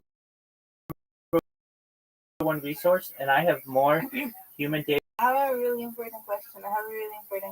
Go ahead. Palestine or Israel? I want world peace. Okay. I have more human data archived on the internet than any person ever, which may make me an influential person someday. And if that happens, I want to make you, your friends, your family, all independently wealthy if you're not already. I want to make sure that you have generational wealth. And I want you to be able to start charities or philanthropic. How does that sound? Sounds great. Excellent, Lou. I talk about some other things to improve the world, like ending world hunger through the use of technology, such as agricultural drones, floating greenhouses,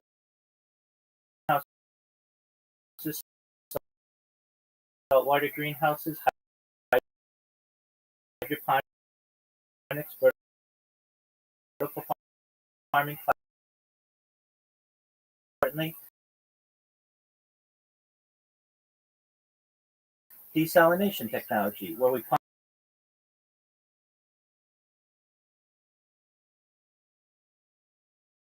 seawater onto land to make it drinkable. How does that sound? Life as I normally would live, but I just give the world a portal into my life. In the past, people would have been like journalists or diarists who would write journals or diaries. I do the same, except I do it through video form. Does that make sense?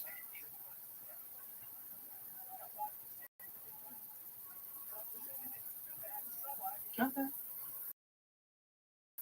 I How ta- old are you? Okay. yeah, I'm old enough, my friend. I talk about some other. Tell me. Okay, I don't have to. I talk about some other things that are into the world. Things like anti-gravity, antimatter, faster than light travel, faster than light communication. Things like artificial general intelligence, artificial superintelligence, space tourism. I talk about things like space elevators, terraforming of other planets. I talk about things that may be useful in the future. De-extinction. People don't know this, but the first successful de-extinction took place in the year 2003 with the Pyrenean ibex, which is located in northern Spain and southern France. February of the year 2021, a company out of Dallas known as Colossal Scientific. They've made it their goal that within the next 3 years to reintroduce the woolly mammoth into the Arctic Circle and goal. Additionally, they want to reintroduce the Tasman tiger, followed by the dodo, which I'm really excited to be able to. They recently made lines with their direwolf project. They've got 3 of them. They're over a year old, so their projects are coming to fruition. I talk about other things that may be beneficial to you, Lou, and Hydra, and Brandon, and everybody else. Things like life extension technology. When you guys were born, the average life expectancy was approximately 80 years old. I want to increase that if you want to age 100, 120 with your consent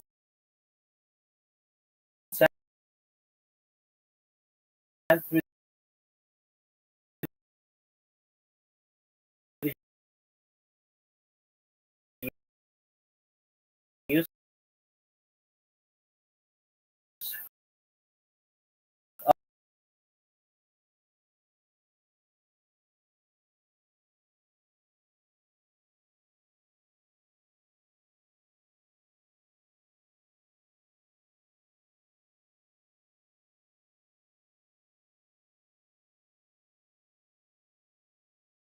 therapy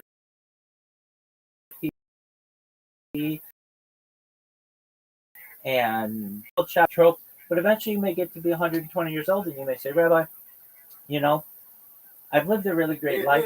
Hey, Hydra. I don't interrupt you. Scan your brain into a computer like a CAT scan or an MRI, knowing where every atom is in your central nervous system and your peripheral nervous system for later download. As an android and avatar, anything you want to be. But essentially what I'm saying to you is that you may have an opportunity at digital immortality, which I think is really cool. With that being said, thank you for letting me say all that. To answer your question, Hydra, I'll now answer your question, but don't interrupt me. I'm 39, and what are your other questions? Yeah, do you do anything like extend their life? Because told me so many stuff about extending life. Any of those stuff. Oh, yeah, I mean, we all Are you doing any? life extension technology to some extent. So vitamins, certainly. Red light therapy, certainly. Shock therapy, definitely. Those are some things that I utilize. Some of the other ones are pretty expensive. Testosterone replacement therapy. My testosterone level is measured in a normal, healthy level, so I don't necessarily need them increased at this point. I certainly healthy living are important aspects of society. Cryogenics, I don't necessarily need those right now. Though I have utilized some aspects of cryonics. So there's cool sculpting, which works very well. That I don't need to utilize all of them, but in the future I may. Wait, what do you think about Area 51? Oh, I'm all about it. I know a lot about it. You want to talk about it? Sure. Well, it's located in the Nevada desert. It's about 90 miles north of Las Vegas. The nearest town is Rachel, Nevada. It's located on what has been renamed the extraterrestrial highway, or just off of that. It was established after the Second World War, and specifically gained traction in the United States with contractors such as Lockheed Martin and Boeing to develop types of aircraft, specifically during the Cold War. Additionally, now the more secretive parts of what we think of when we talk about Area 51, if you want to get into that, is an area called S4. It's known as Site 4. Lou, do you know who Bob Lazar is? No idea. Okay, that's absolutely fine. So, um, let me just ask, do you want to talk about the alien parts of it, or do you want to talk about the aircraft parts of it? I think alien is better. Okay, Yeah. okay, Yeah. okay, very well. Okay, so basically, there was allegedly a crashed UFO, a crash disk that crashed in July of 1947, and it was found by a farmer named Matt Brazel. Allegedly, he called the local sheriff, explaining that the material that had crashed on his farm was unbendable, some of it, and he couldn't burn it. And it seemed like it wasn't from this world. The sheriff called the local Air Force Base.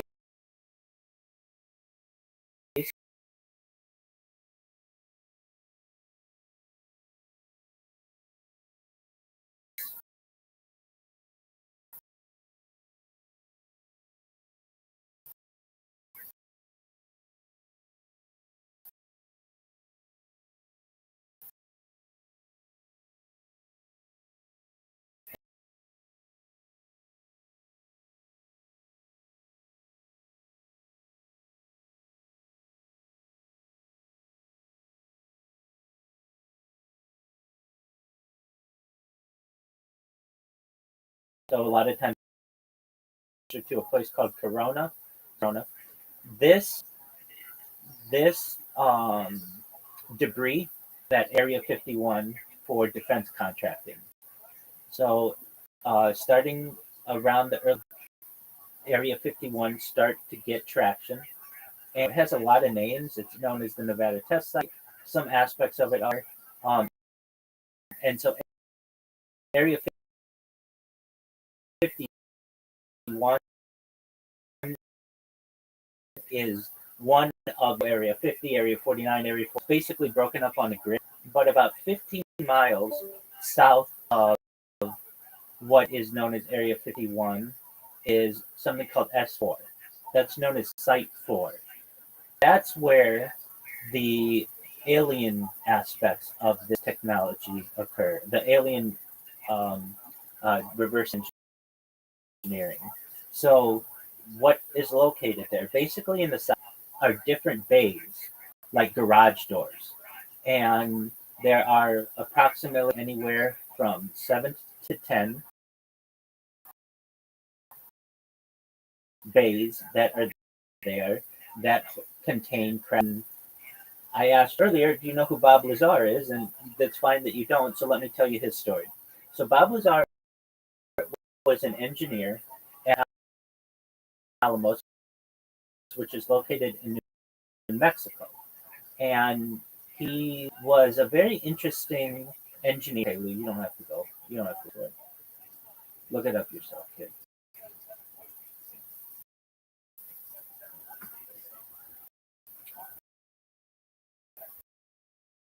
All I want to do is watch this fucking duck. Yeah, but it's sort of. the joust.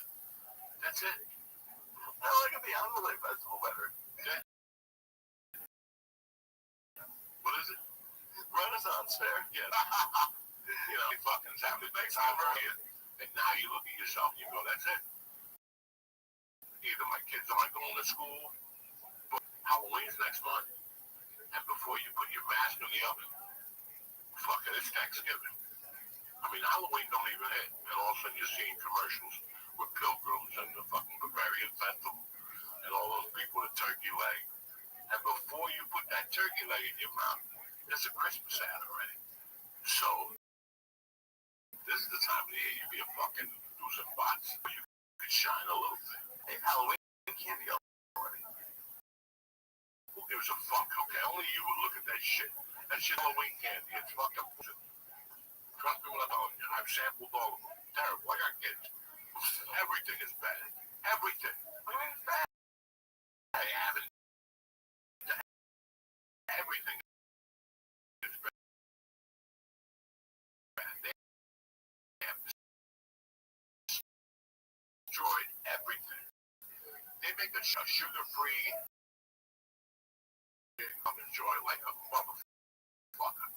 You understand? You went to CVS to go to play. They always got that double back almond joys that on them. That's your bar? Oh, I like the caramel clusters too. Those are good. And they come in a 4-pack too. Oh, shit. Yeah, CVS gives you nothing about you. Just tell me a single, like, memorable. But you can always buy a single if you were a fat fuck and you wanted just to make peace with yourself. They don't have that no more for the fat fuck. They don't even give you that. Now they sell you 4 cups. 4 cups. That's great. No, it's not great, Lee. You're trying to fucking live up, shooting yourself in the stomach every day. That's what you're trying to do. I don't eat candy. Well, that's what I'm getting. No. That's what I'm getting bad. That's what I'm getting bad. I swear to God, I don't go to like CVS and buy shit anymore. But on the way home from the dojo, we stopped at the pharmacy and we split.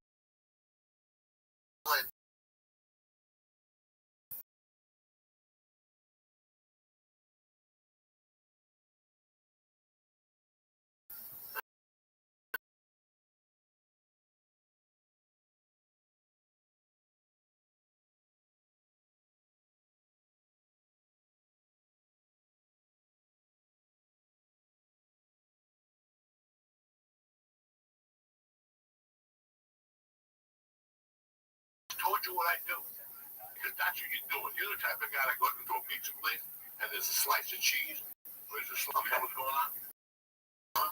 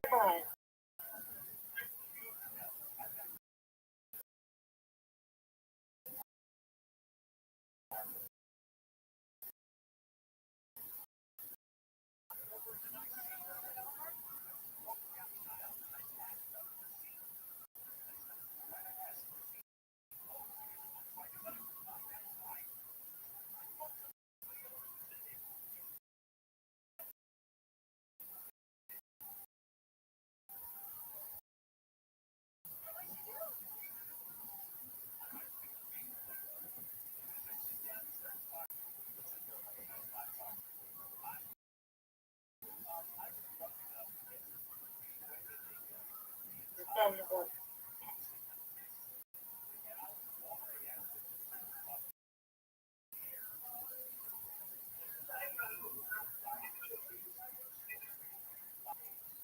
No.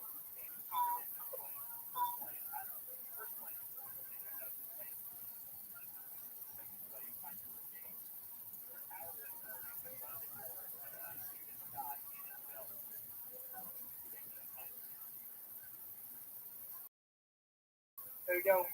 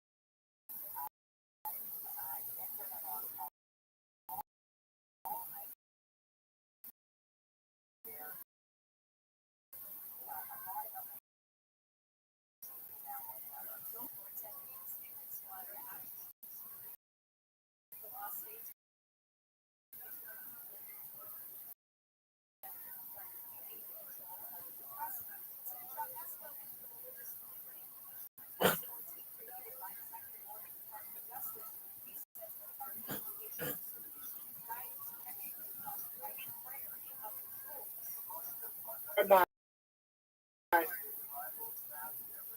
Yeah, what's going on?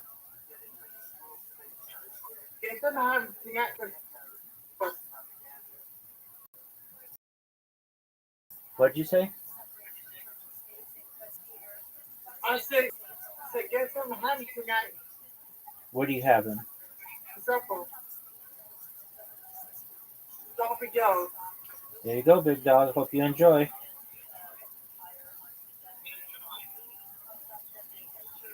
I'm still going to all night eating. Okie doke.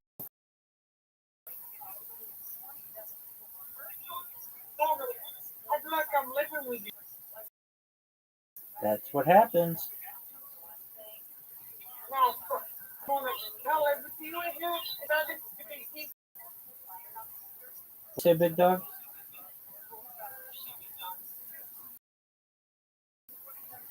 Tell everything in here.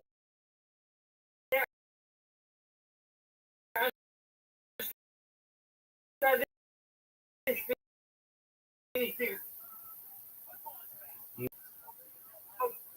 Everything in here is that is to be seen.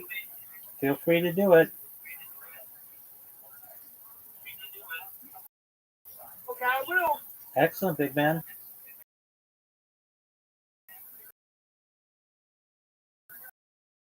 I'm also studying.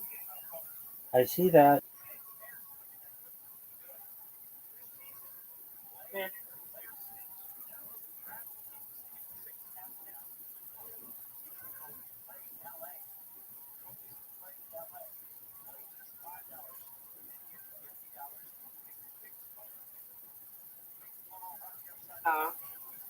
One person.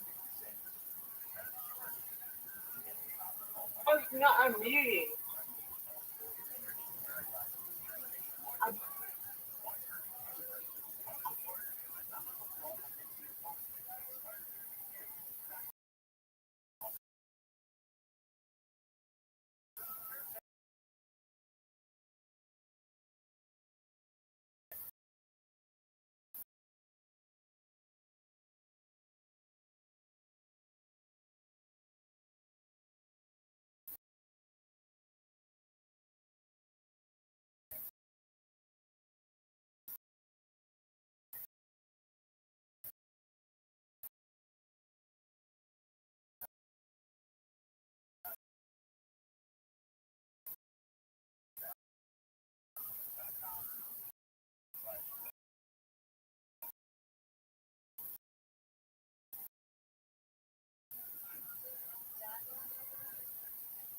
Not right now.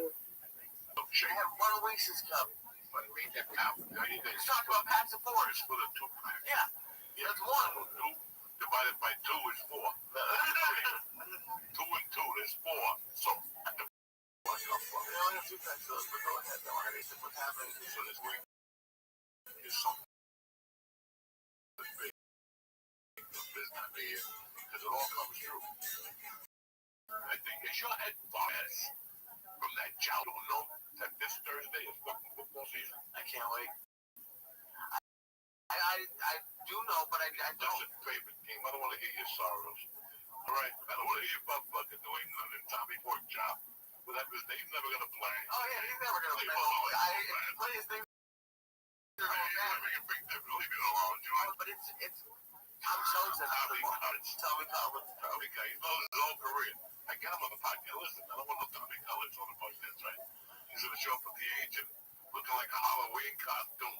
Leave me the fuck alone, okay? I can just see that idiot negotiate with the New England Patriots right now. And they're like, God, we'll give you 30 grand, get rid of him. Like, we'll pay him. Like, we're professional organization. Okay, I love the Giants. They ring things down there in Jersey. You know, your slimy black suit that you rented. And they have black people rent their suits and shit for weddings and funerals. And they don't like a whole time. He shows up to a nationally tough game on a man. to MetLife Stadium looking like a fucking hologram of a fucking retard dressed in black with a white hat on, whatever. Come on, bro. Give me a fucking break. Like, this couldn't be that embarrassing than what it is. And the poor bastard, the kid was bartending in Jersey or Hoboken 2 weeks before that. God bless him, it's a Rocky story. If you're going to go on a Rocky, go on with Mick, not with Dick, okay? You're going to go to like Rocky, open up your eyes and go, well, you know what, let me call fucking Pacquiao's people or something. Let me call Montana, let me call Aaron Rodgers and see if he can help me. He shows up with his uncle's friend, and that's what these idiots do. He goes, you don't know nothing. He's been on the dock. I'm like, over there on the dock. He's your manager now, and that's what it is. And it's a shame that nobody took Tommy Peltz and said, listen, man, this is the NFL. You can't show up with that fucking moron. We got to go big again. So what? You're not getting that much money, but at least it's what did Jackie Gleason, what was his big quote? You can be broke, but as long as your shoes are shiny and you look the part and you go in there, you just, you know, he said something beautiful. And that's what it is. You're making a presentation. Whatever do you get somebody? I get it. But then show up on night football with them.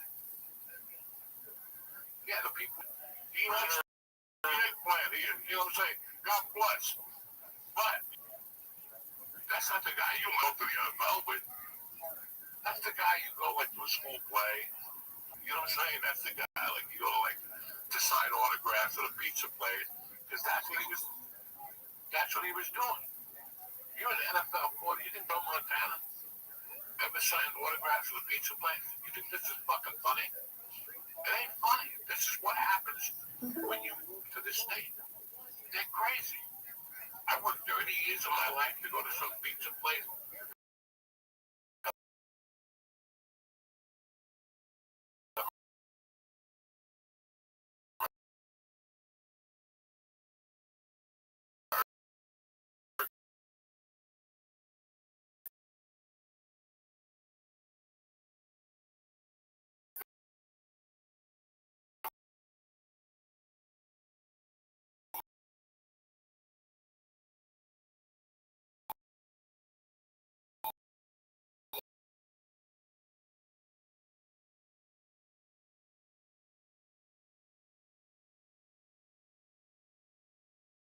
Moved here. I was like,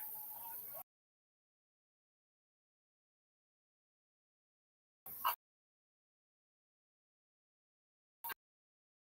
think I'm not firing my agency. And I'm going to meet with a lieutenant. Come on, yeah, come on, folks. I thought the guy would drop a name like that. He dropped like I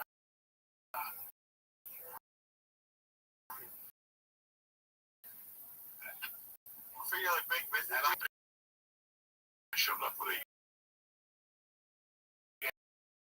Yankee and what? In Jewville? This is Jersey. Who shows up with a thing of cream cheese? No, the other one, pork roll. He showed up with a pork roll. Like, pork roll. Good for you. And I'm like, you just lost me. I'm about to put an envelope in your pocket.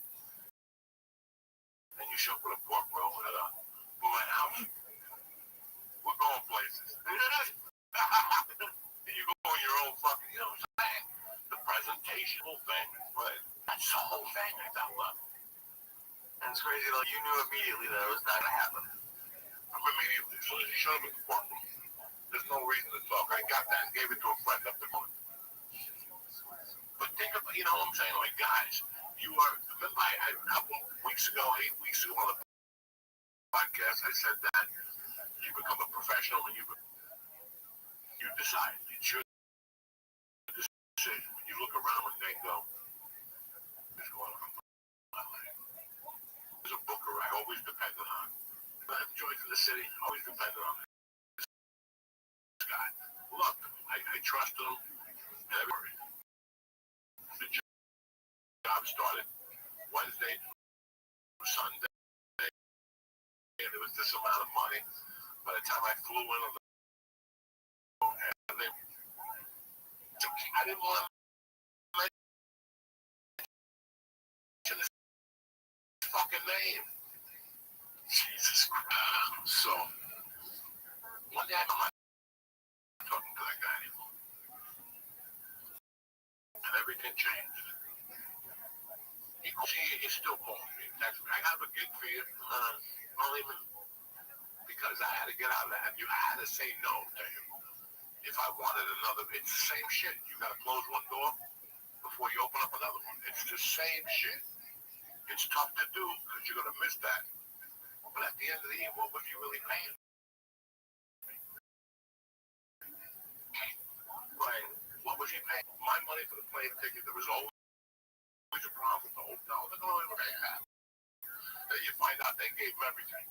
Right. So, what are you going to do? Go down there and go out them. You knew better. You fucking knew better. They got home. Because in your mind, you're playing in the city, but you're really not. You're playing in Newkirk, New Jersey, penguin weather. Oh, you know what I'm saying? Now when you get here, you ask Nick for a ride, and Nick's like, I ain't got 4 hours. 4 hours? Where am I going? You're going an hour from Lake Placid. The fuck are you thinking? Like, shoot yourself. But you get caught up in it.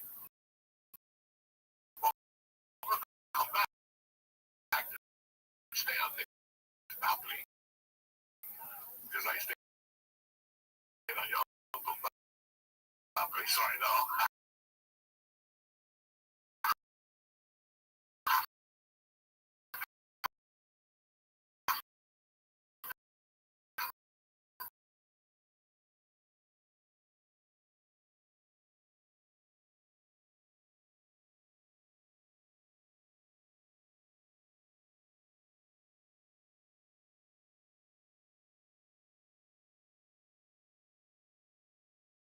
Just in a hotel on the other side of town. Presentations. And when you go to a shitty restaurant, you go to a good restaurant.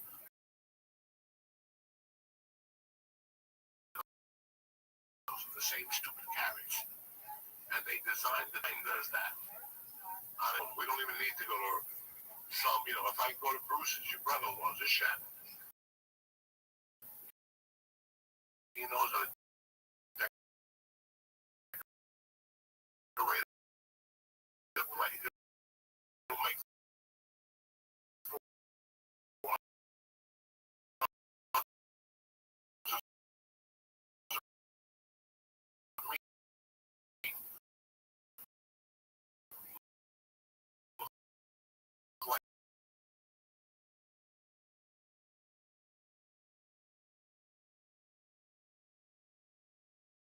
dress like that. That, like I said, that thing. Well, like one of the, to me, I've gotten 3 car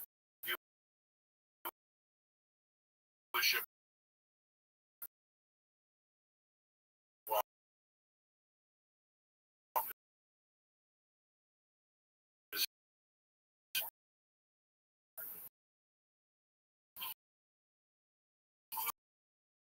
you get, and I make the small 600, and I come home and I gotta take 2 showers from the garlic, and I still get 10. But I go in there and with an agency.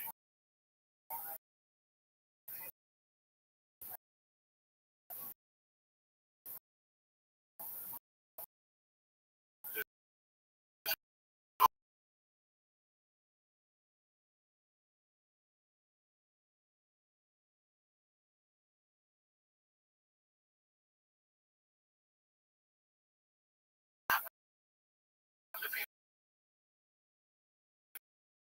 would be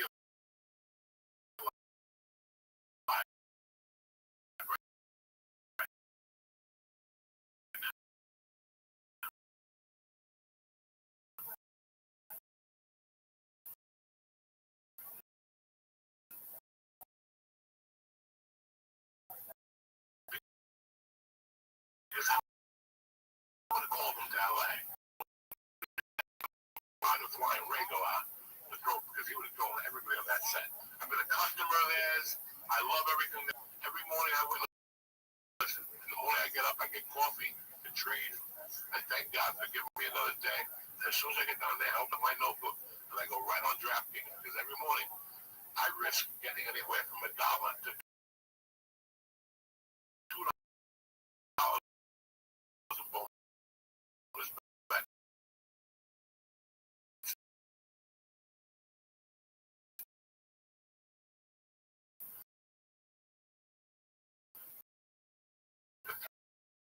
$300 in casino.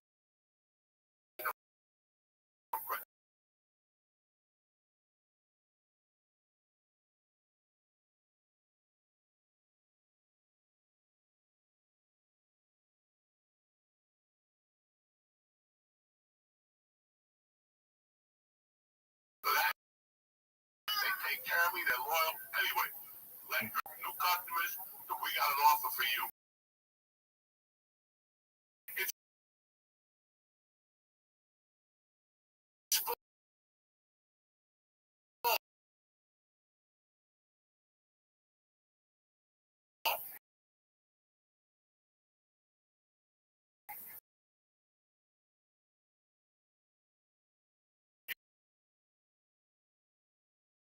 It's game on, kids.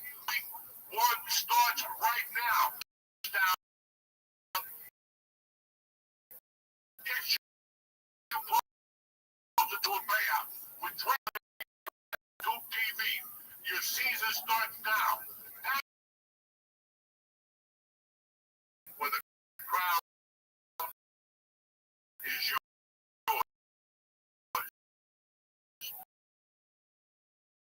Draft games. Download it right now.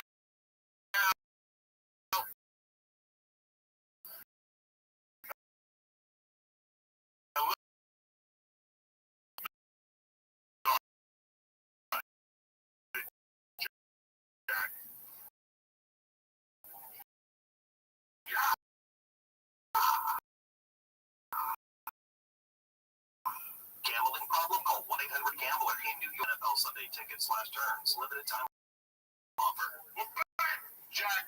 So don't forget.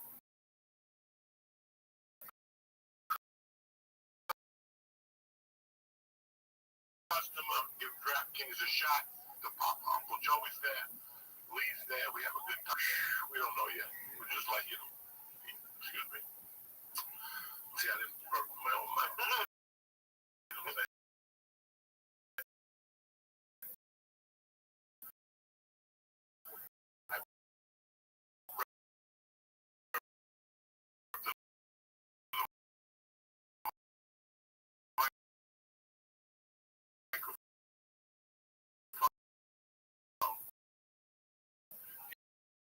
Executive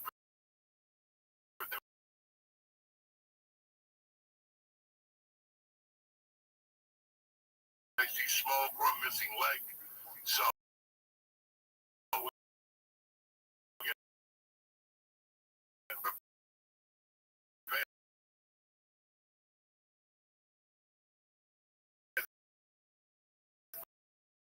for that, we always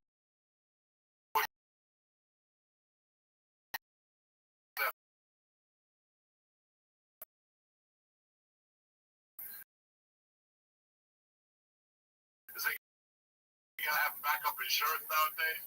Even though the doctor has something. Tonight we're in maybe 24th September, big Cuban holiday, especially for me.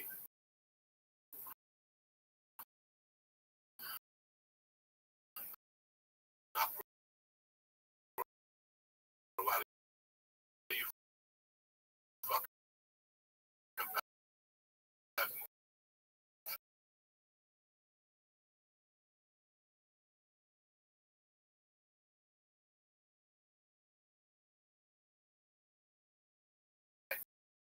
yeah. I don't want to be in Austin. And then I go to Austin last week of fucking September. Walk the streets, get a little barbecue, get a couple shots.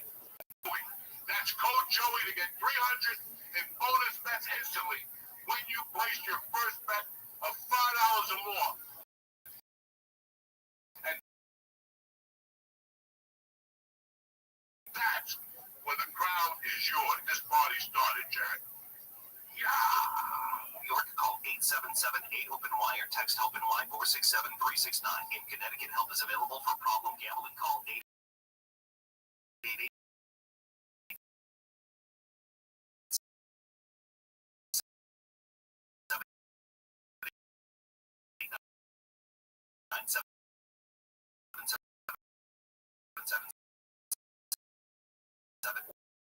Or visit CPG.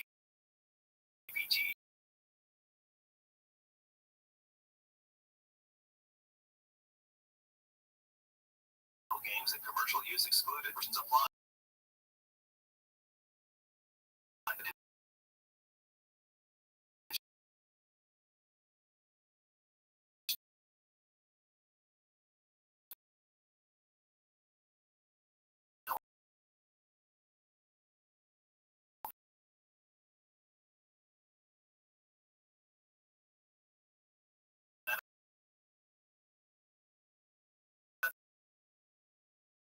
NFL Sunday ticket terms at youtube.com. NFL Sunday tickets/terms. Limited time offer.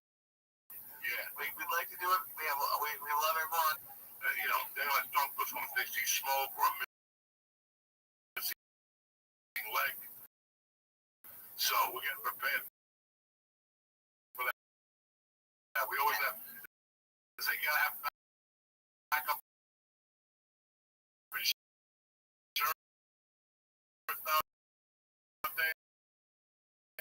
You know the guy.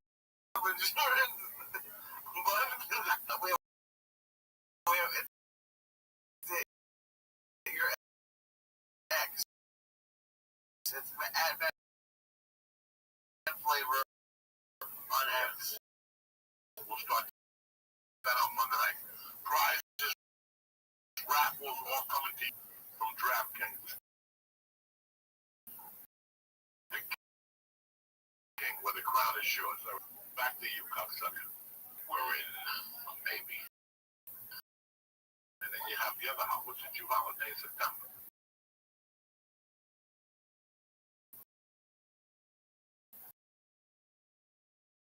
Today, well, if we have Rosh Hashanah, before. There you go.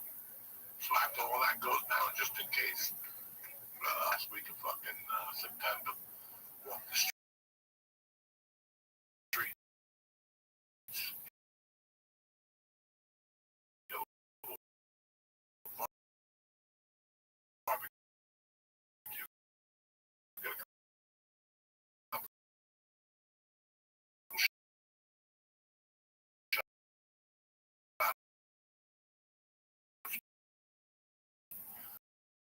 From ways to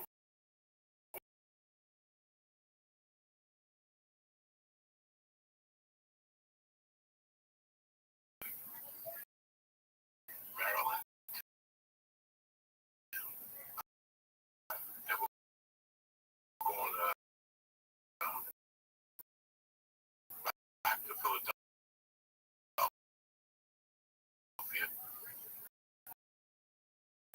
Back to my tickets are on sale for that. And then we go to December 6th. We go to. We were going to scream there, but we just not going to drive there. No, we're not going to drive in the Twitter machine. But besides that, I'm excited about it. No, this is my time of the year. I told you. My thinking self. I really.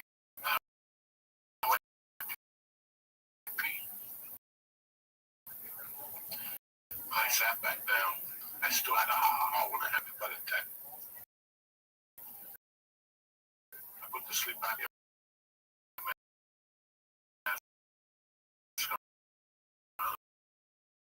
I lay on my side. And I feel so on my back. Like a needle.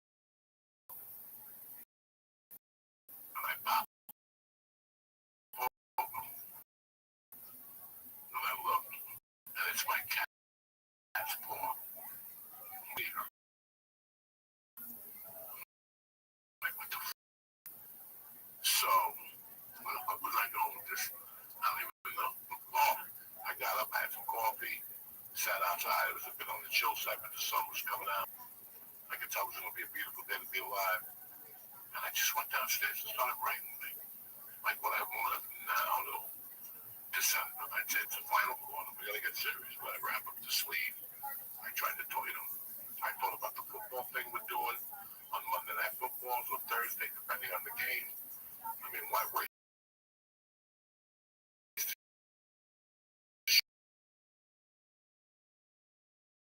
Shitty game on your thing. I watch that.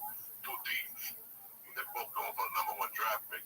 I might as well leave it home to watch you porn or something. Fix Appy's. What's the name of the supermarket? You go to so that's all they need with bees.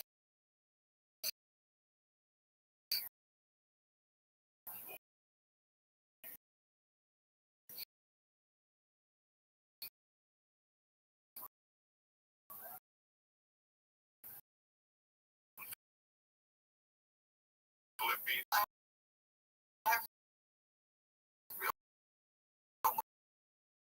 Oh, Funky's. Funky, yeah. You know, Funky's. But yeah, this is my time of the year because I know it goes fast. I know it goes fast. And for working Americans, I mean, the interest rates and everything else, there's the electrical power, so it's going to be, you know what I'm saying? You better get that gun ready, that little note. Get that little disappearing ink. That's how you rob a bank with this game. I know you think all the time. I don't know how good the boss is. How does this one know?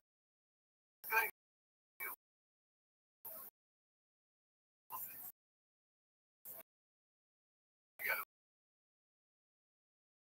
it's a joke. I know. You're the only idiot that's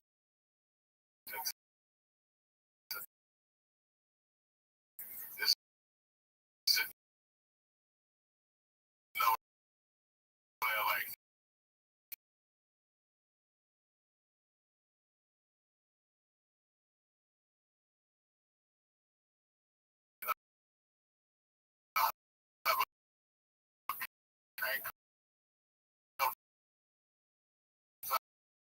Oh my God.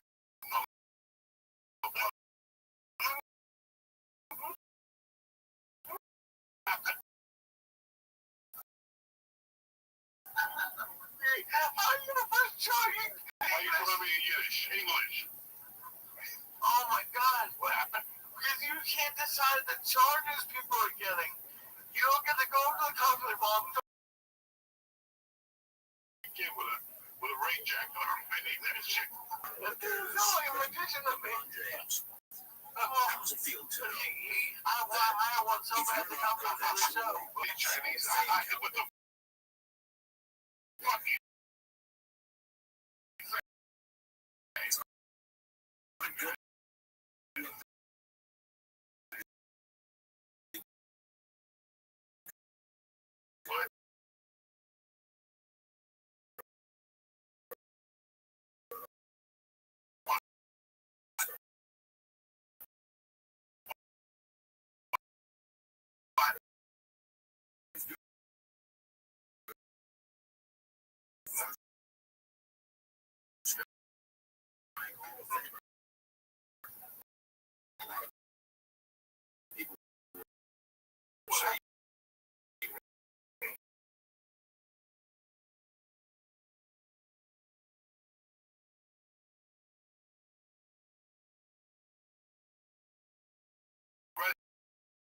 The guy on steroids, the comedian,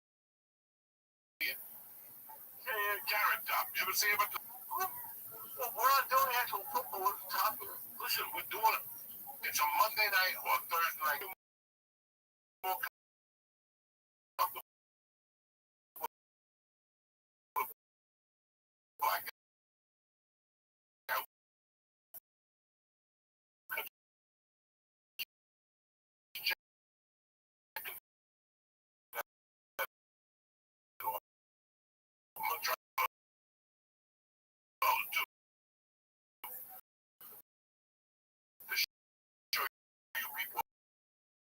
cent reinvent right here in the basement of love.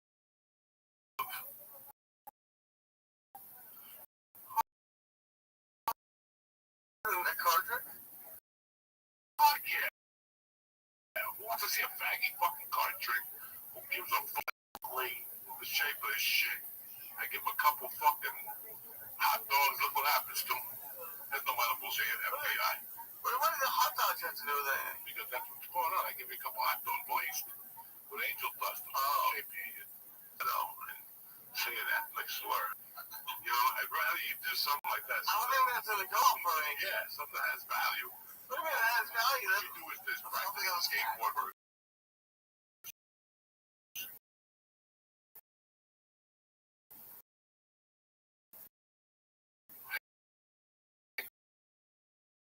Get good on the skate. What? The 6 months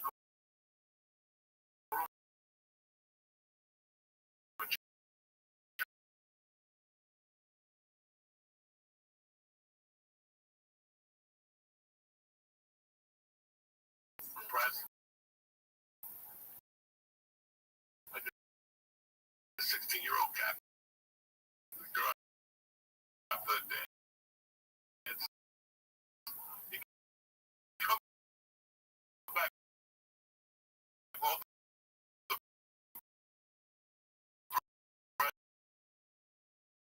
shit. I feel it in my balls, you know what I'm saying? I just feel good. I just feel really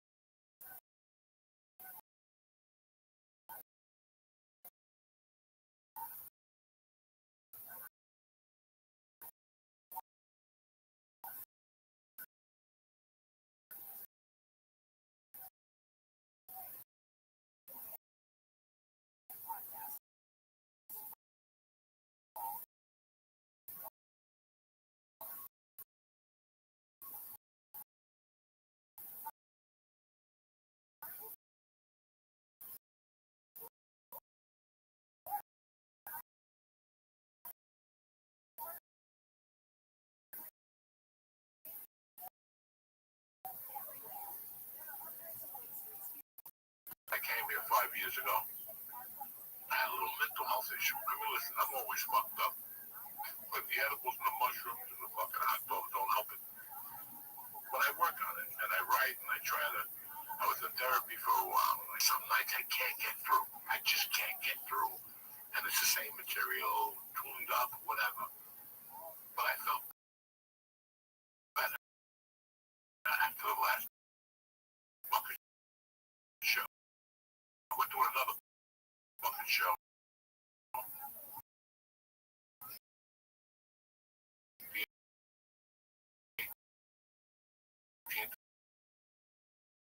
September, I did Dojo Comedy. Tickets should be on sale.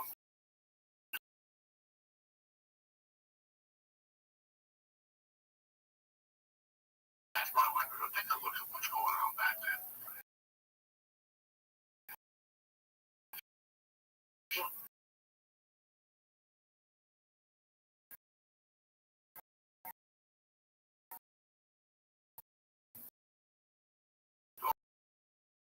Oh, shit.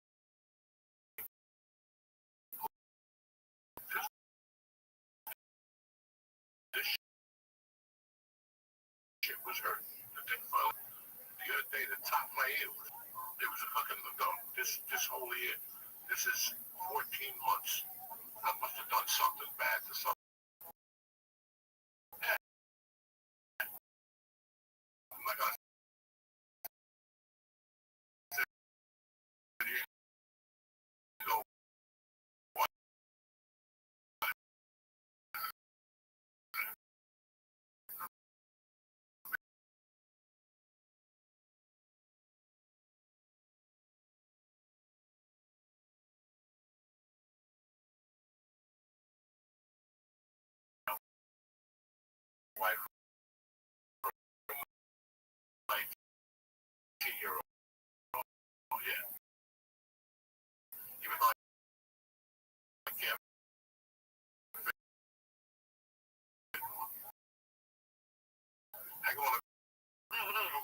driving up Marlboro with the expenses. I didn't give you nothing. You show up looking like you spent the weekend in Auschwitz.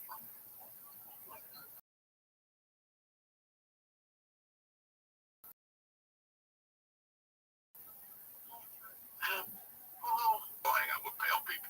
I am pale. No, but that reason why you should hang out with black people in the Bronx and jumped around and played sword. That's what you do next week. Bring a sword up to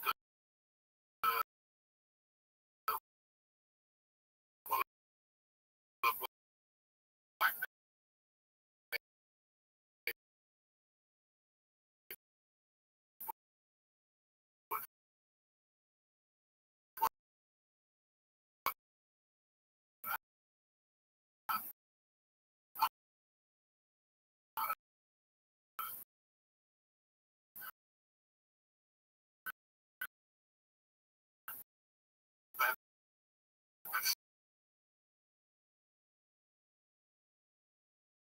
Fucking keyboard took 8 hours to start the show. I got it at 3 in the afternoon.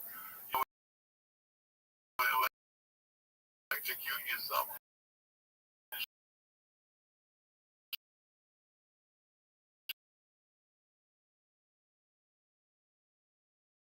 Shit got suckers.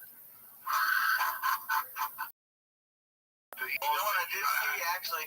Actually, I did look at when you come see me Saturday in fucking Florida.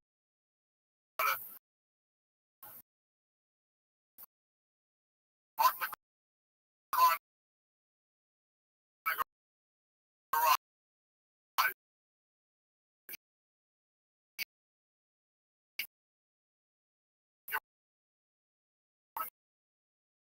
To a Cuban. Get a cocktail at the bar. There's a couple restaurants, they're fucking tremendous. Thanksgiving, we also have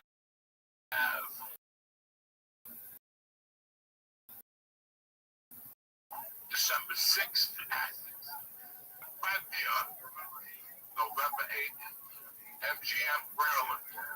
See, and these clowns will all be with me, slinging dick and giving out fucking autographs, okay? We gotta say we gotta get there. no. Play the blue scratch. And Thursday night with Josh Wolf. Compose yourself. I'm composed. Look at the card jam. Are you ready? Go. On Thursday night, I'm opening for Josh Wolf at Edmonton Hall in Newtown, Connecticut, 8 p.m.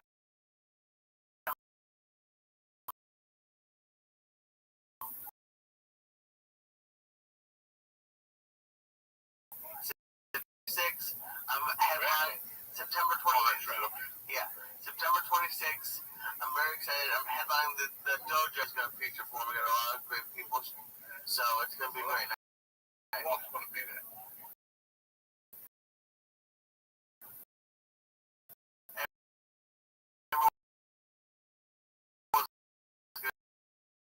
Be there. Every comic.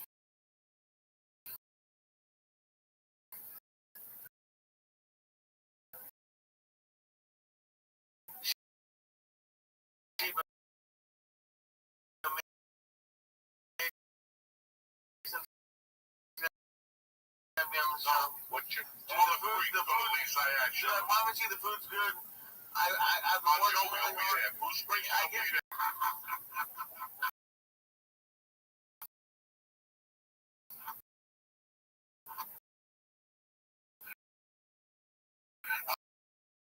I love you, motherfuckers. Where's the date? September 25th. Well, yeah. Don't show me shit. The guy NFL game, okay? You got a big dog.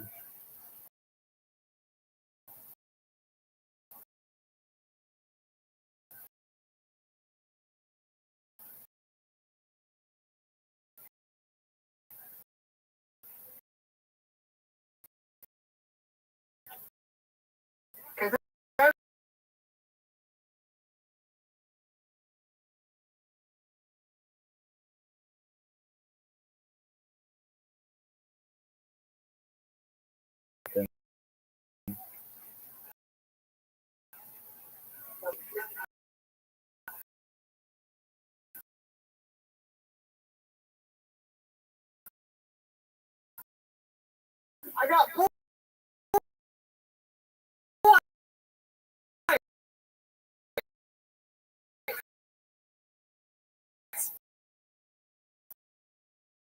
Yay! I leveled up. Dude, you're like That's so cool, huh? He put this in there. I did. You're welcome, big man. God bless you. You know what? God really loves you. I hope so. And he's going to tell me.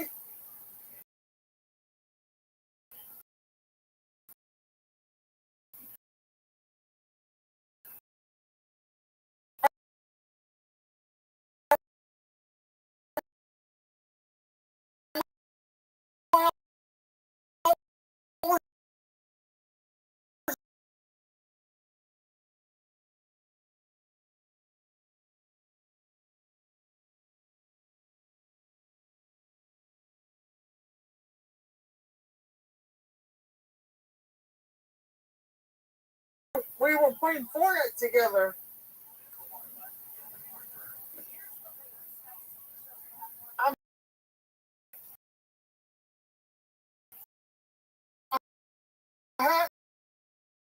I too.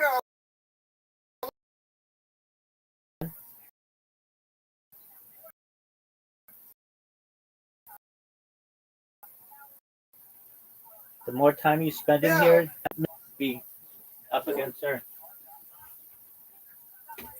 I'm truly behind her.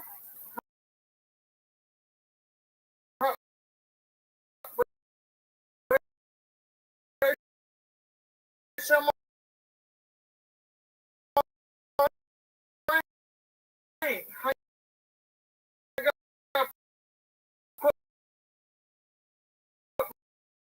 my way again.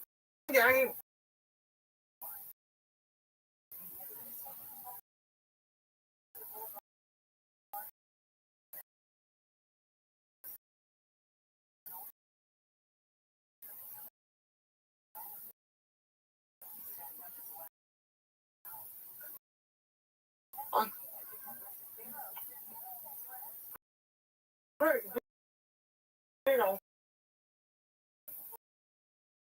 this is not let me talk in the young chat.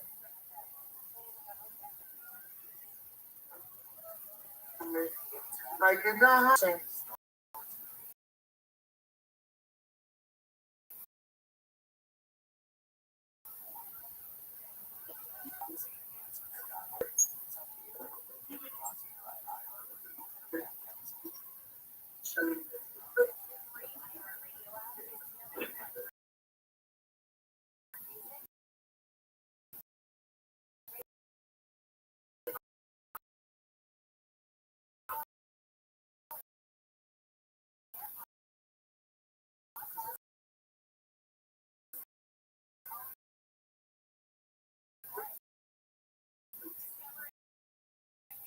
like that.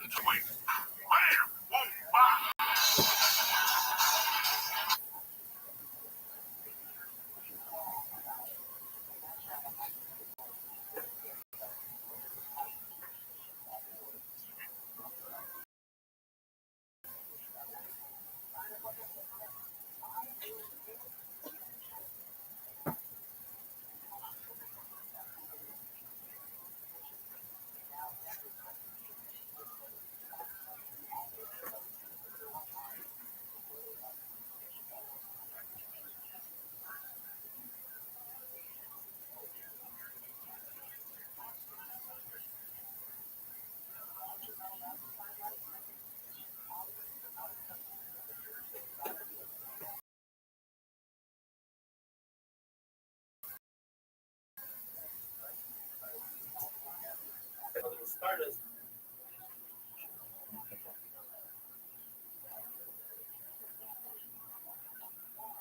Harness. And he says, I accept.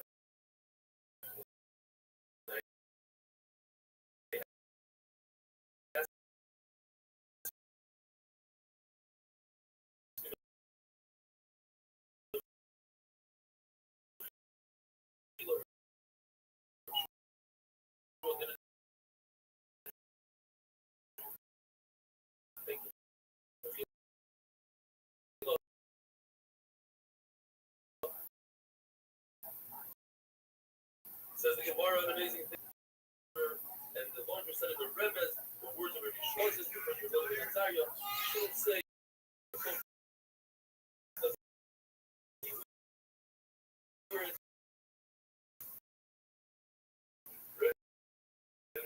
accepted as Rabbi Gamliel the father persuade us. Said a person, a kohen, the son of a kohen who doesn't have sons, people that have these people say to you, you're the son of nothing, and therefore you should be the nasi. The question is, so you accept it. The question is, what was the husband Azariah? He's ready the nasi. You don't go lower in Kedusha. They said it, and on the fourth week, your husband Azariah. Because that was agree. You know.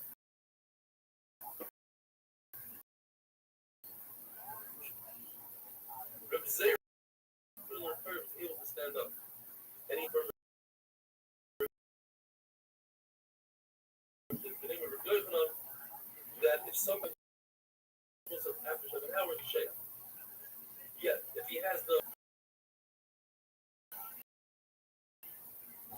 option of davening mitzvah or musaf, he should have. Rabbi Zeir repeated this halacha 40 times. Not to forget that he heard it from Rabbi Yochanan.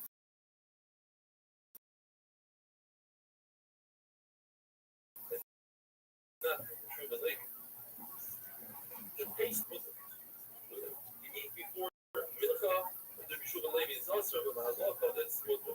And this brings us to Amid Beis.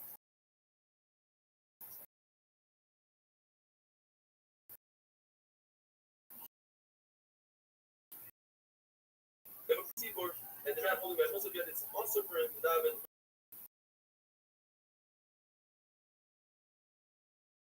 Says the Mishnah.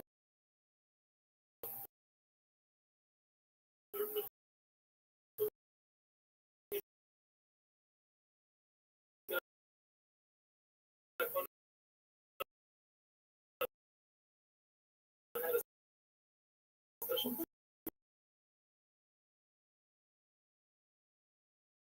friend shouldn't be happy that I made a mistake in a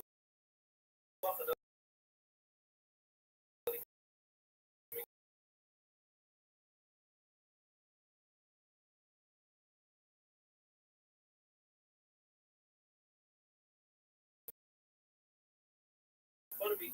This would be two routes. First of all, I made a mistake in a lava. Second of all, I'm causing them. And he says it in this order. It's very interesting. First, treat your friends with respect. That's number one. Number two, don't allow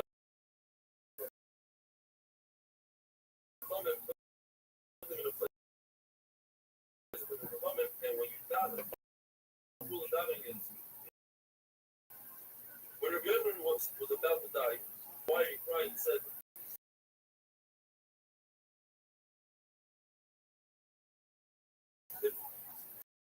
for a bus or a dog, for a person, a regular pea, we're so fearful that I'm not going to be afraid. I don't know what it says. And he gave them a halacha that your year Shemayim should be as you should fear of Hakadosh Baruch Hu like you fear human beings. And he said, for his death, he said, get the king out of my house and prepare a seat for this Melech Yehuda placing an Eidim. Says the Mishnah, according to Rabbi Gamliel, you say the push for that's right. According to Yeshua, you say maintain Shemana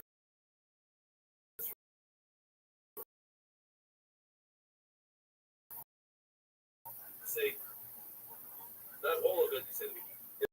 In a place of sakana, you say something called the field of tzara. And the difference between that Rabbi is that if you say field of tzara, you must repeat it again later on. But once if I say, Shah Hashem is the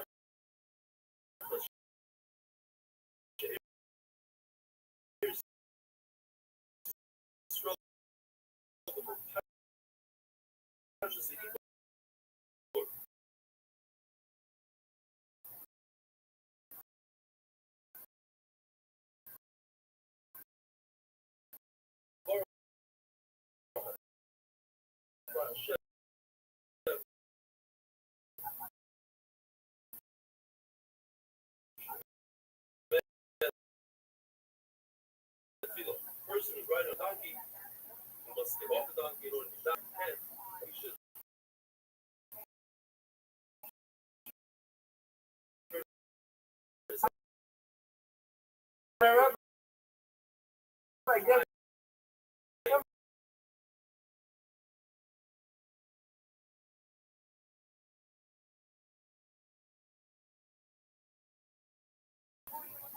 If you're feeling bad, I'm praying for you. To get well soon. What are you talking about?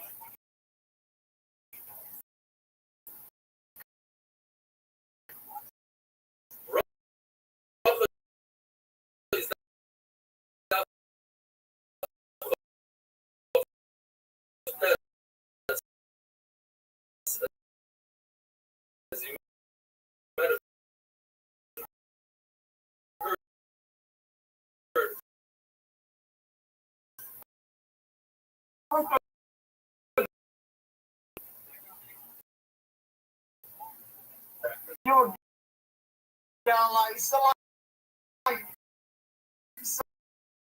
like you were sick. No, I'm fine.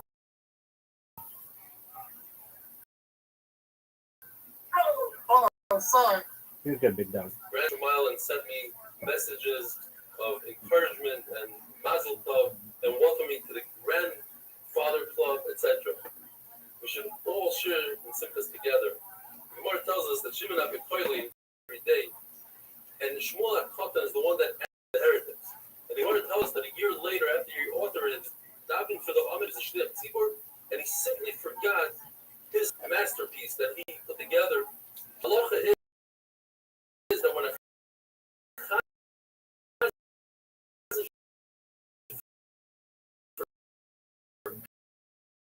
forgets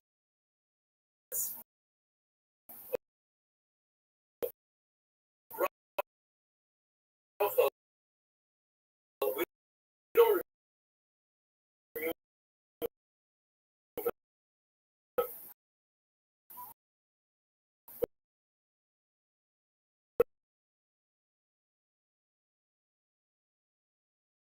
Russia. And then it's very possible that he ends his life as a Russian. There's machlek in Robin and on the machlek is whether or not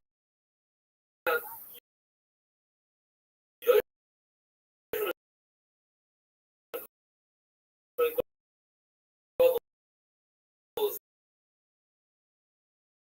the same person as Yad. To correspond with David said in Kol Hashem Alamayim. The 9 rabbis we say in Rosh Hashanah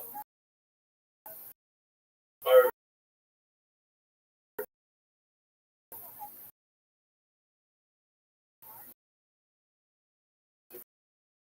correspond with as Torah that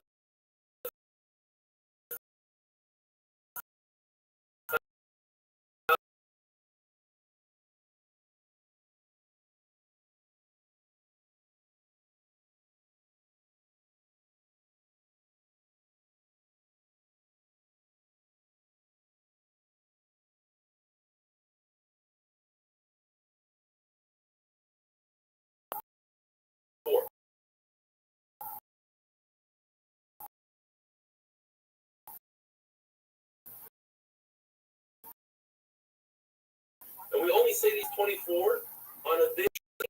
What does that mean? according to everybody, at least curse those that would use Havinenu instead of.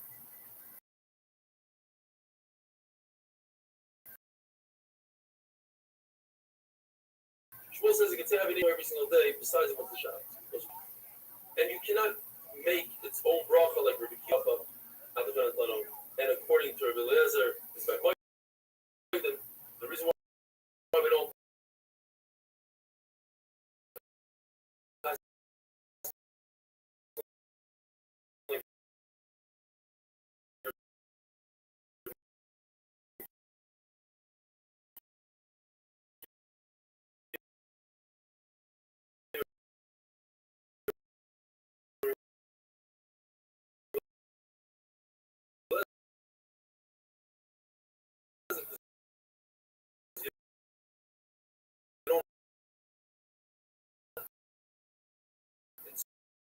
insert additional bracha or the Havinenu.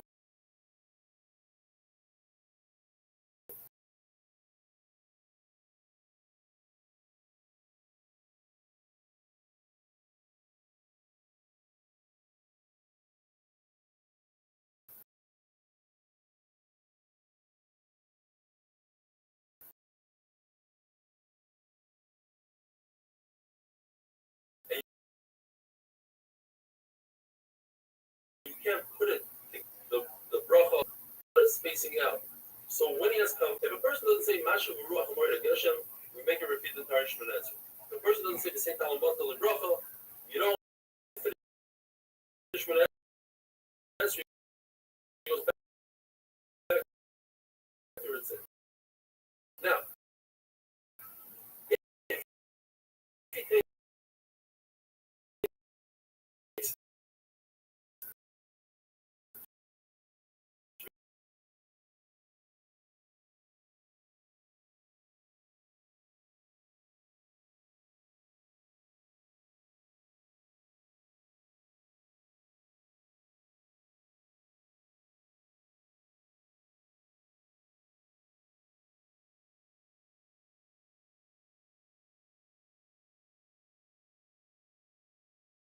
that you should not make your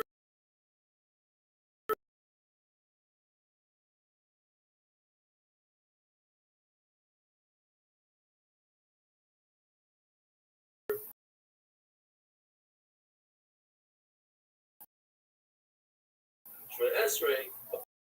When are we going to add a word for it? Zera said that's not true. And there's Shol that would curse those who push off at the last moment because you could come to forget your daven. The Mishnah discusses tefillah katsara. If you're in a situation of danger, you should say tefillah katsara, short tefillah. One of the things you say in that tefillah is the whole parsha Ibur. In the parsha of Ibur, the Gemara explains it's referring to pregnancy.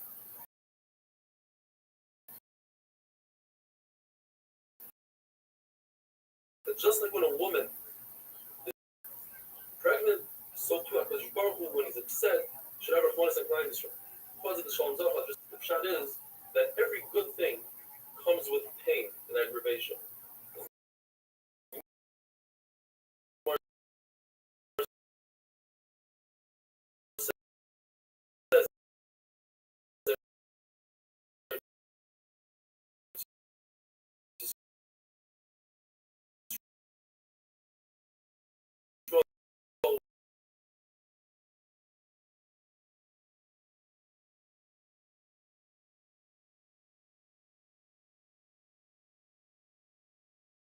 That's about pain, but at the end she had a beautiful thing. So too, Klal Yisrael, if was upset at them, it comes to beautiful things. As the Gemara said at the beginning of this, that if Hashem upset by those days when we're going to curse Klal Yisrael, that is not because they didn't fear the Kadosh Baruch Hu as good for us. It brings good things. And some people say that the fields such as Hebrew means are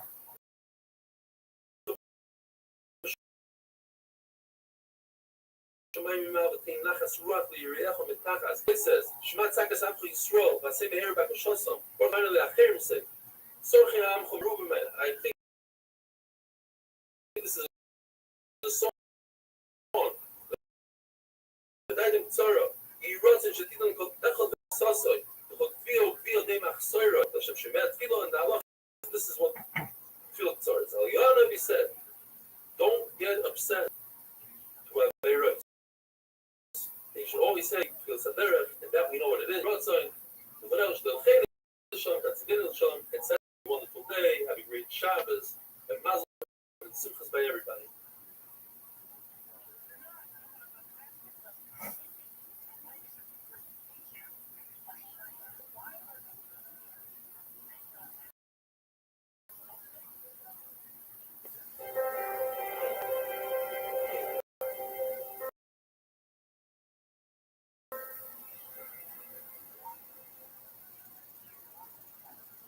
Brothers not flamming. Watch the Super Bowl today.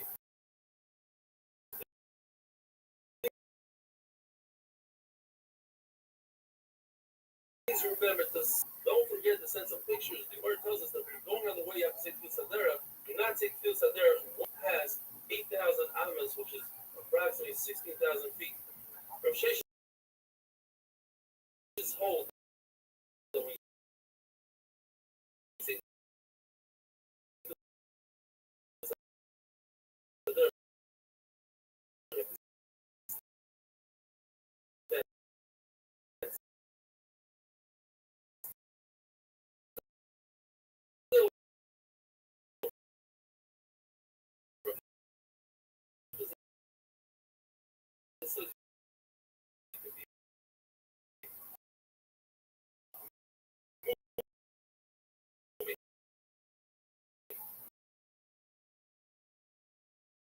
concentration, you're going to be thinking about your dunk.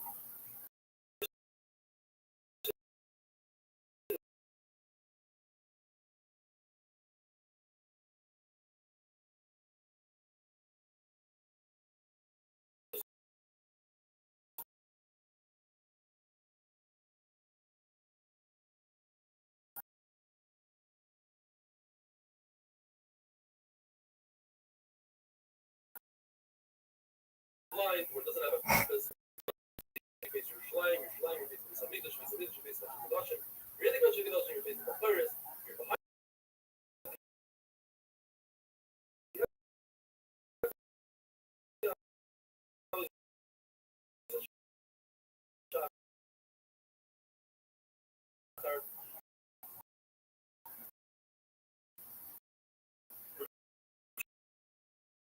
Right after Shema, the sage standing up. With the shmuel, it's better to say she's standing with the bottom. The Rebbe Brazil, before they said a shear, they would grab a minion, even though it was really early, they would grab it. That's a chama. Then the Talmidim would one by one, the David Shmuel, the Turguman, his announcer, we give him a lot of material to say over, and when he was Shmuel, he says, Rashi, the main thing, they don't want to be that person to cause the whole basement to stand up in his honor. That would be too much of a tear for everybody. And he didn't want to daven really early, like he never saw his do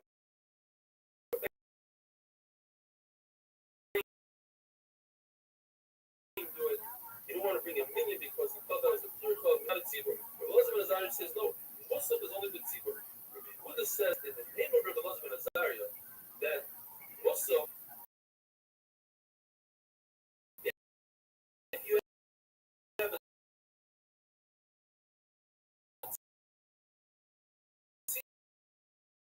tzibur,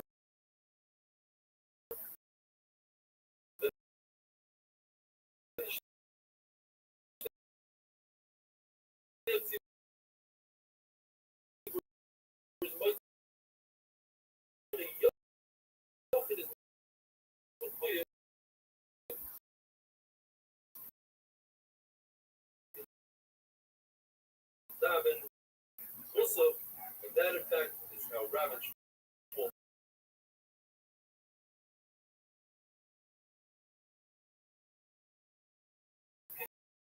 it can't be because he didn't have kavanah. Rabbi Lezer says that before you daven Shemona Esrei, you have to assess your situation, evaluate whether you can. And therefore, your Kibbur Abba didn't have Shkodesh.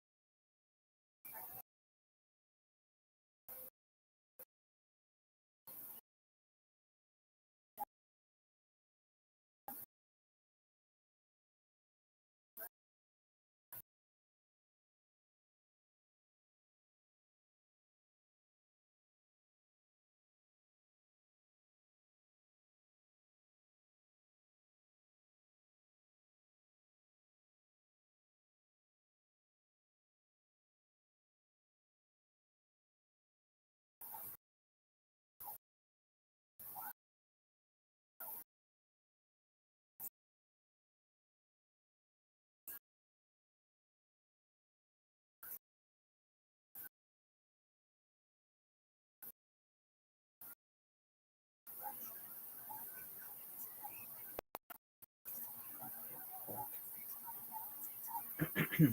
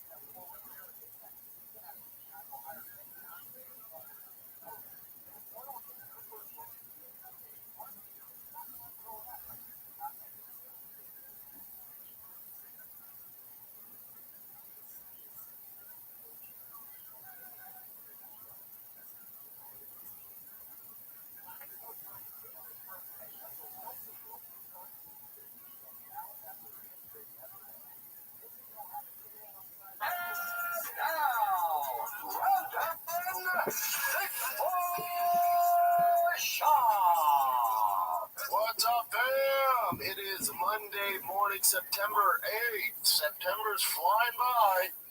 September's flying by, kids. How we doing? Everybody good out there? Great, grand, wonderful. How was your weekend?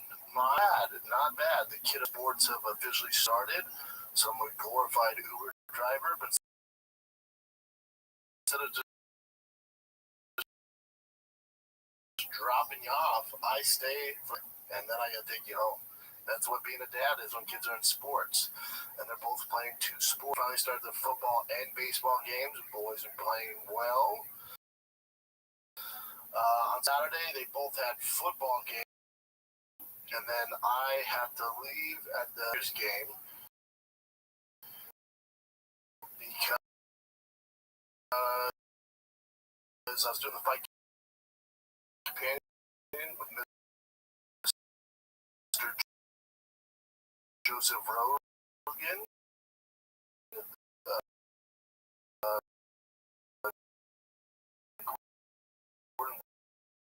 Where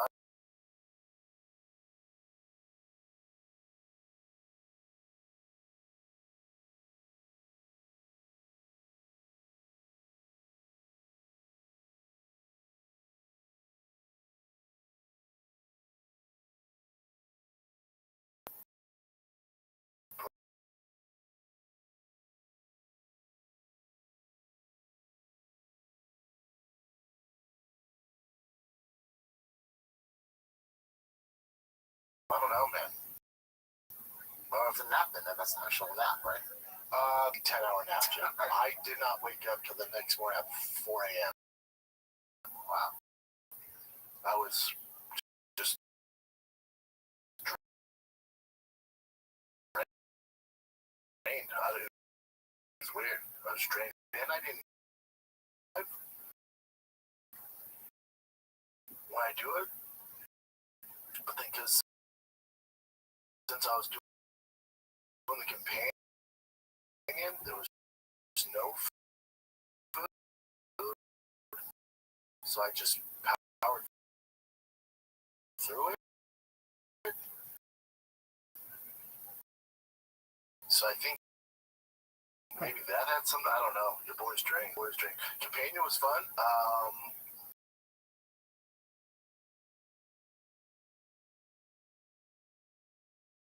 Do not care. You gotta realize, personal standpoint, whether I agree with vaccines or not, I'm not anti-vax, but my oldest son had a major issue from vaccines. Major issue. Gave him seizures, and we had some major complications.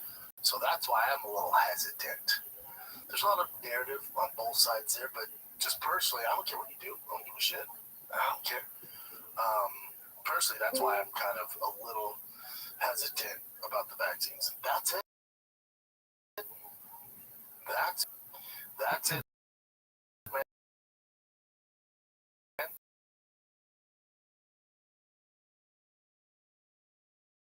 But when I brought up vaccines, it really went right up. I don't think Gordon would. And it's no old news, but his name's Money Bird or Money Bag.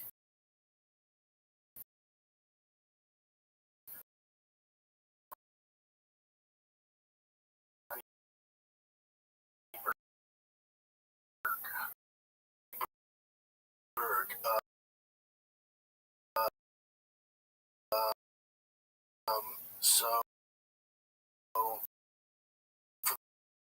those of you who don't know, this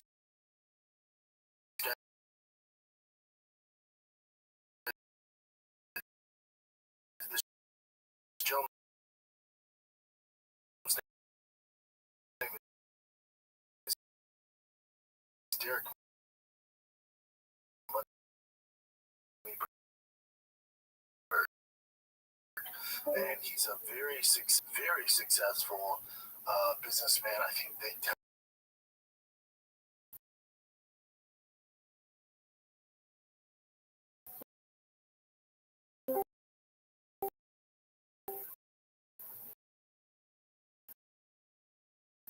and he trains with Gordon Ryan to experience. Ask him a question. You don't need to hate on the guy. There's no reason to get nasty about it. I don't know him.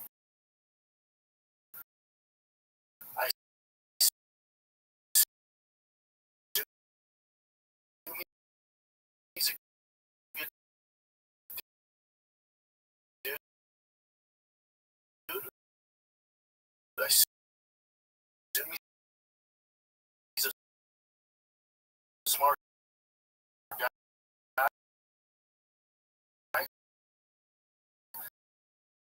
I have no clue. I don't know his background. I don't know how he made his money.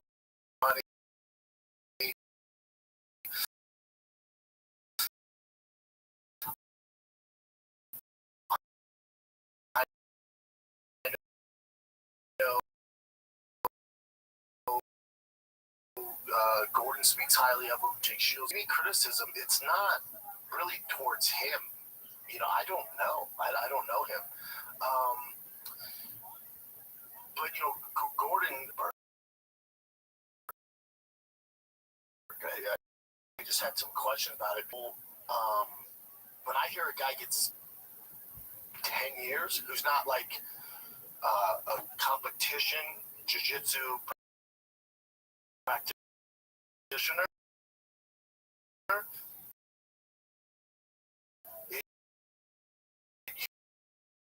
usually my spine, my jiu-jitsu my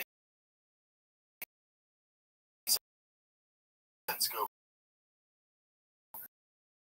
what's going on here? Either he's a complete freak,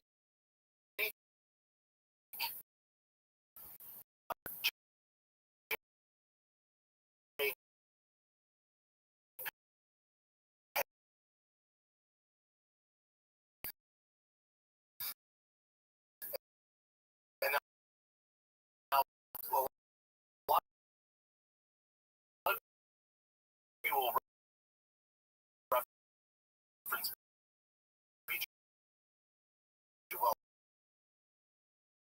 some people, well, not anybody in the actual jiu-jitsu space. Again, very impressive. It'd be hard to question anybody given and it's a current theme these days where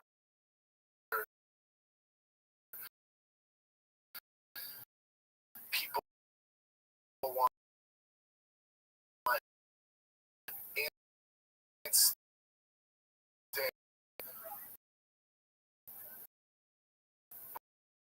without actually doing the work. I'm not saying he's not doing the work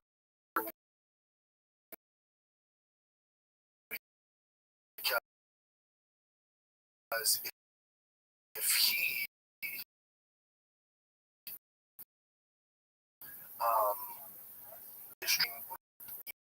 one says he Henner Gracie or Henzo or Amal Easton or Elliot Marshall, all black belts. Chrome Gracie, Leo with GSP. I can go through the black belts I've been with. Hodger Gracie, Holes Gracie.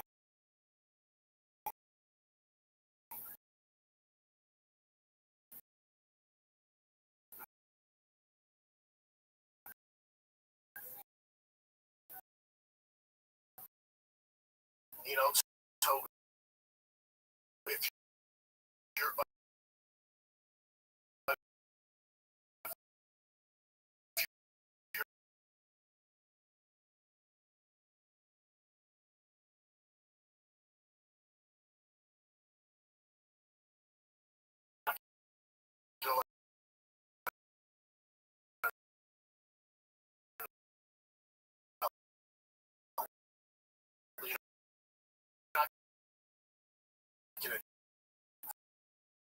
advance a ton. Now in your head, it's just not the way it works. Again, my question to Gordon and to Roosevelt was if you're training with Gordon or coming up the ranks, you really don't know 25 hours a week of high level black belt you're at, because if you're not doing it live and going against other styles, so you really don't know what your thing is. You really get no work. That's what I would say. And that's it. That's it. And I think the reason why I question it, and you can't argue with fucking Gordon, but from my personal experience, I know me as a professional, I'm being condescending. This guy's probably a lot smarter than me, has a lot more money than me. He's doing things way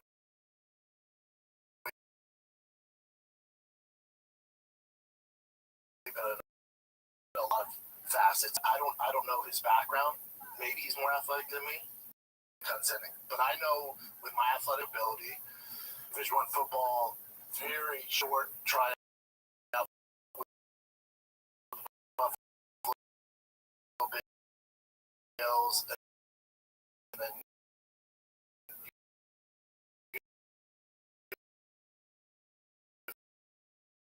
see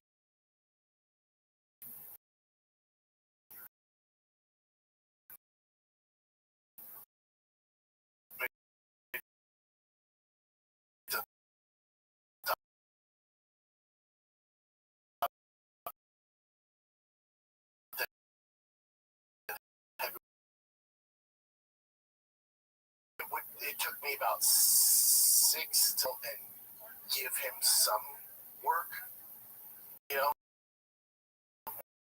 where I could walk did and trade at Gordon's or Gordo's. It was Big Nog,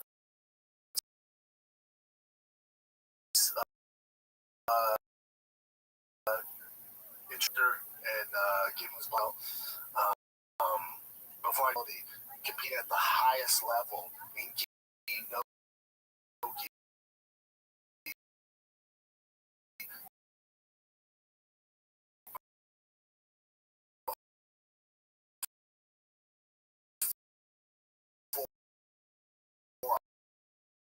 I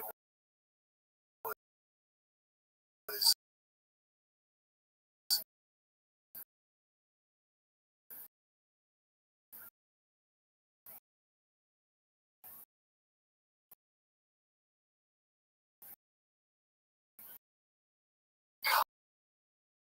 comfortable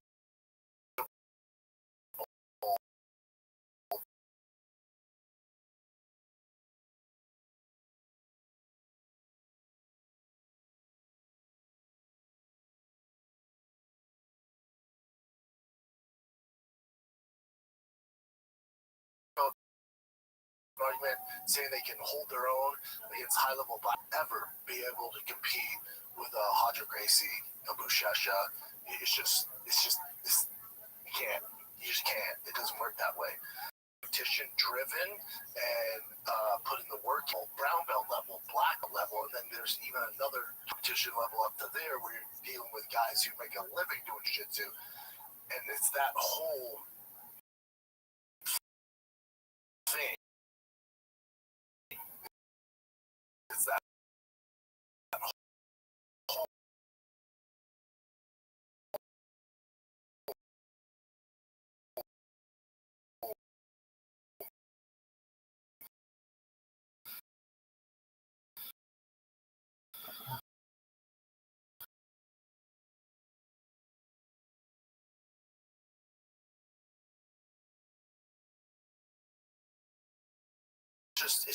again, it's a discussion.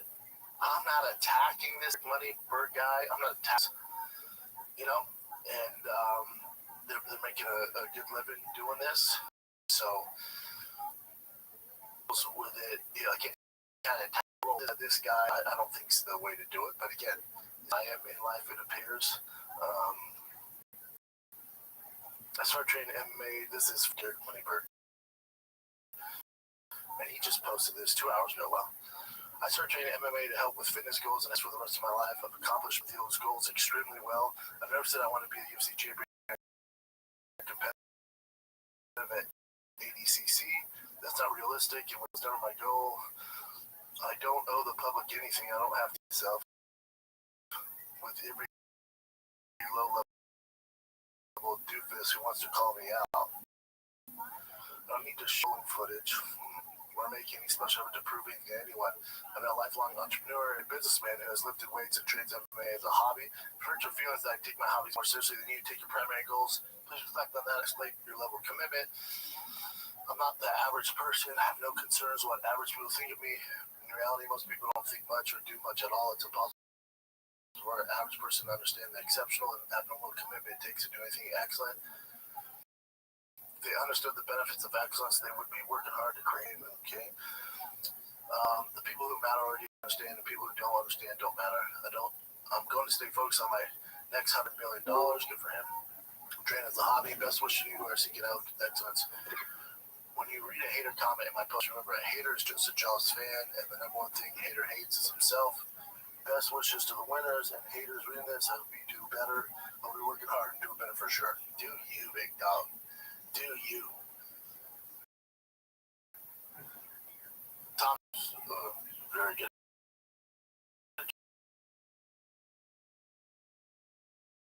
Jiu-jitsu. But I don't care what the guy does. He gets yours. But it's okay if you have a jiu-jitsu background, you've competed, go.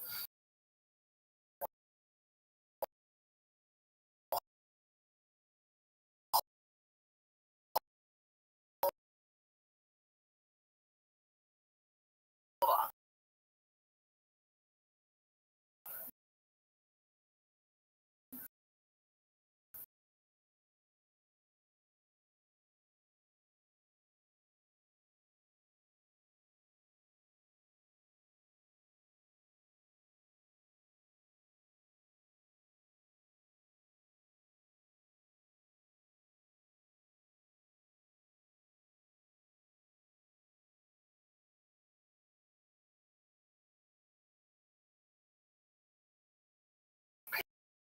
Period.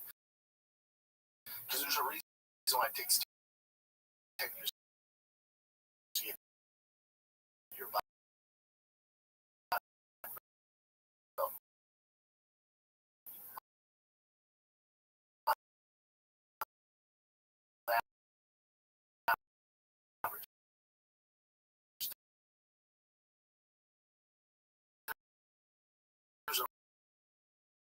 reason. Because anybody that couldn't afford to trade with Gordon and Sturz,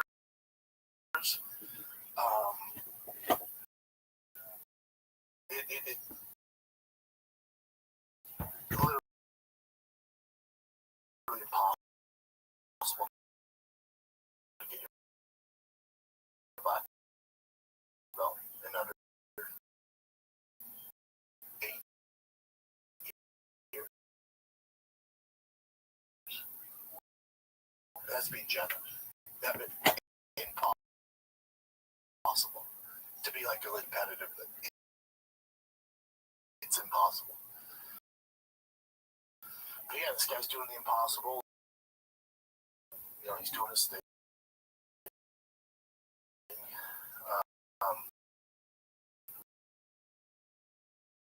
With Tom DeBlas, yeah, you're right. Who cares? I'd say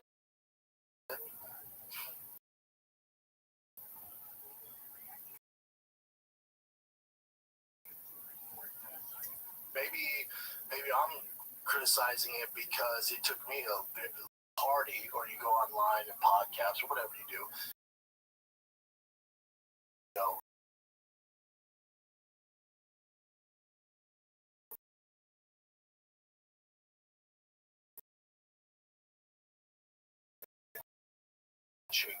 I don't do it.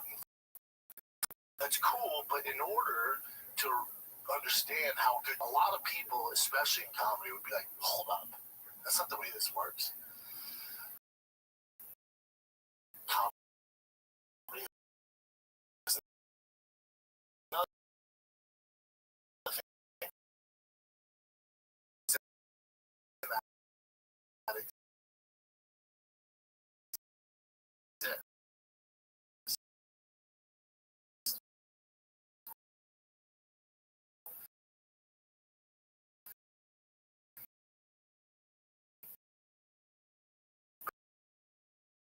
But everyone wants instant gratification too fast. And so you're going to get a lot of professional comedian or professional jiu-jitsu player. Everybody knows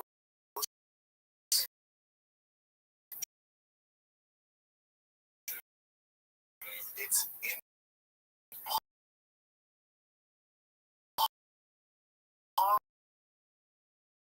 impossible to be an ass off. Some of them do it 12, 15 years and not black. Some of them do it 8 years and they're sad of the I don't know what the internet's saying. I don't go.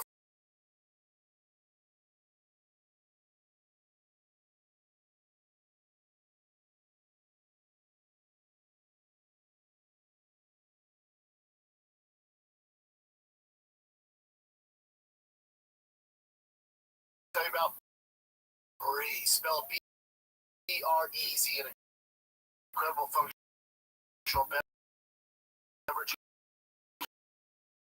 company revolutionizing how we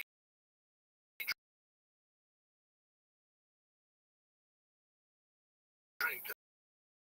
Their line of feel-good tonics are the perfect alcohol alternatives with an effect you'll actually feel.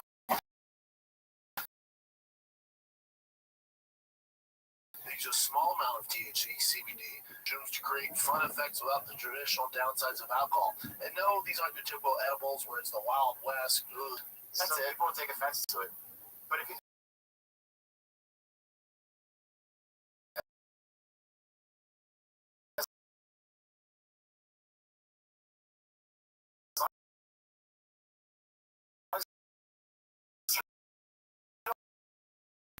that's my idea. That's what I don't.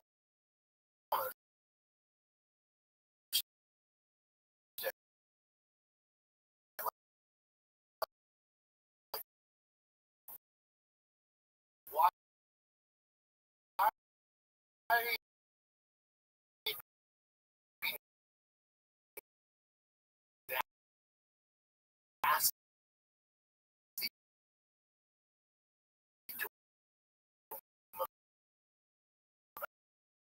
it.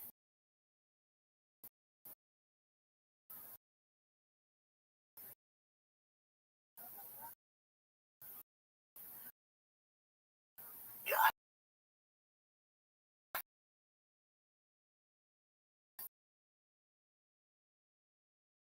That's why.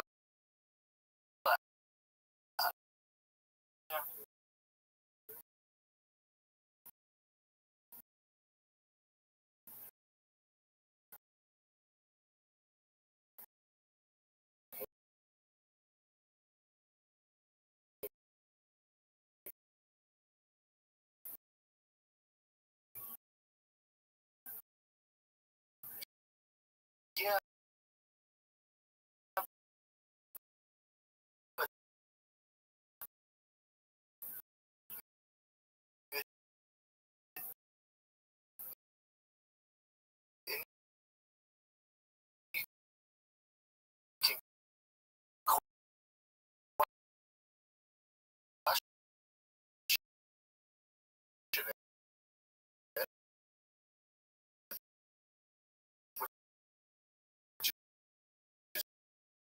What I'm doing. We don't have to be. It doesn't make him a bad guy. It doesn't make him a piece of shit. But when I see this, I'm just like, well, obviously they paid money. You paid money.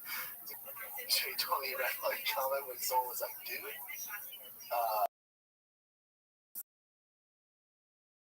BJ Penn got his black belt. You're saying like black belt? If there's a blue belt, if he had a crazy pedigree in wrestling,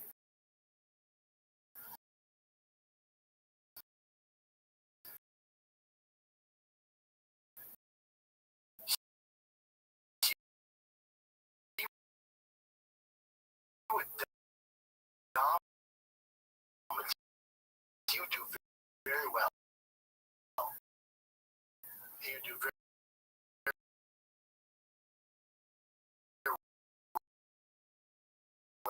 well with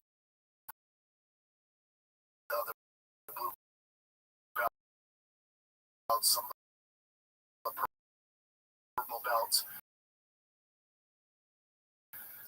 But when he got to the level wrestlers, always just Kevin all the time roll with it. When the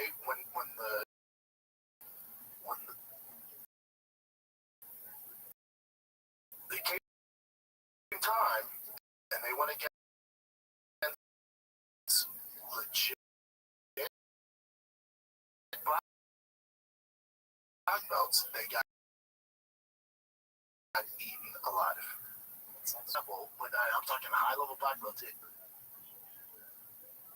but again, that's Joe's experience, and my experience is gonna be different, right?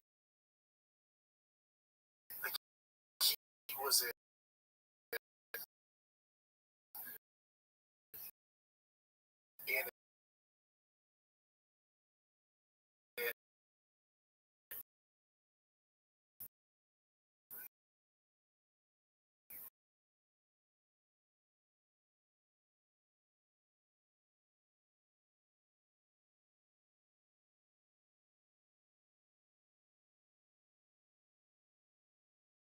going down. It's just fun.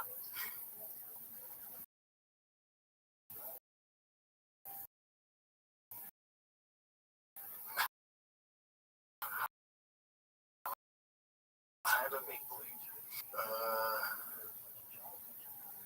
The guy's being nice. He was, although I respect him competing against legit the most elite black belts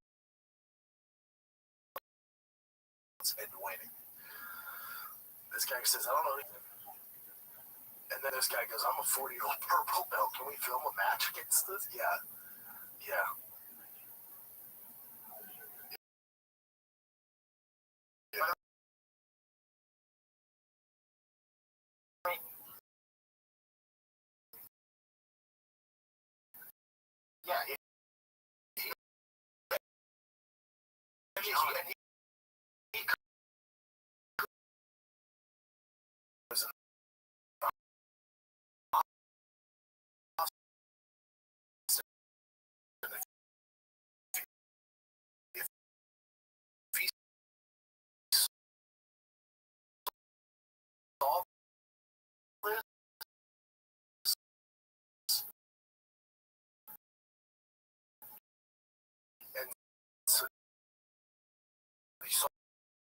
call me question.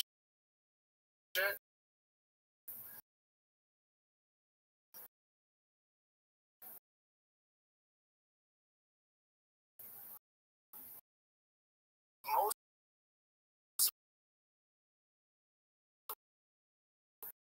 black belts, especially like if I call days back-to-back privates at 45, there it is. That's a good narrative. That's an achievement on its own. Forget about the belts. Yeah, there you go. I just finished today's training, 2.5 hours, 3 hours. It's only Monday. Yeah, that's one way to. And it's his own thing. So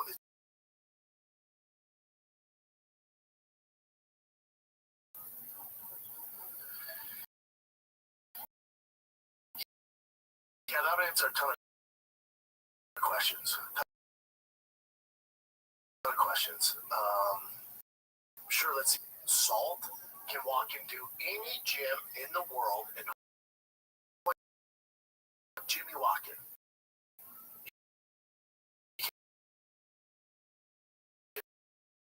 Hold you. Hey, what time's the black belt class? Starts in an hour. Okay, you can. That's a key point. Or is he just saying he's a black belt? Yeah, he's not flaunting. That's the thing. Yeah, so if he's not flaunting it, then why challenge him? Like, but I think where the criticism comes from is this guy goes, I love how everybody steers away and makes sure everyone knows I didn't give him his black belt. Every black belt that ever gets on the topic, you know.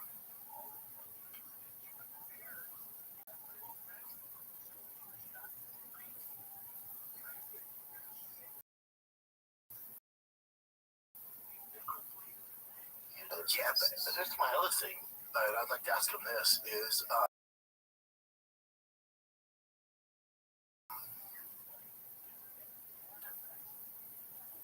I'm wearing a black belt.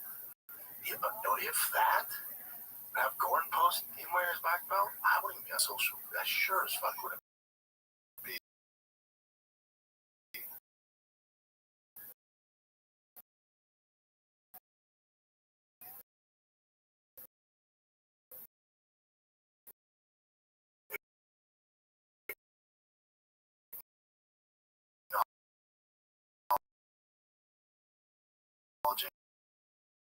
The hate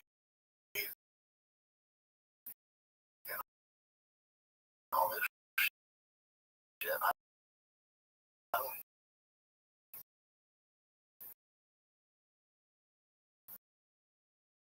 right off in the sunset with your black belt, big dog. He's doing other things to make a lot of money. He's killing it, so that's fine. And taunting people, then yeah. And maybe he's promoting a good work ethic, you know, which is good. Crazy work ethic. It took me about 7 years before I was comfortable walking into any gym as a professional. I just, if he came out to me, he's like, I'll pay you this much money. Just do a grappling match, this much money. He'd be like, don't get it twisted. If he comes right now, I was like, yo, Doug, hey, I would come roll, pay you this much, and then you get yours, man. Get yours, dude. I'm not trying to fuck up their bag either. The whole thing is, but overall, if you're outside looking in, this is actually a positive movement. The guy is training really hard. He's paying guys in the field. It's a good thing. It's a positive thing. It's not hating when you go, hold on, my experience, I have some experience in jiu-jitsu. I go, well, in my experience, I've never seen this. That's it. That's all it is. This company goes, I've seen enough of Tracy Cortez. Yeah, I would take Tracy, to be honest.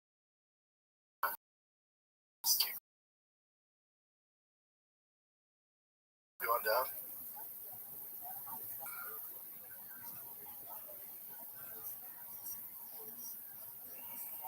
Yeah, they're saying it's paying people off.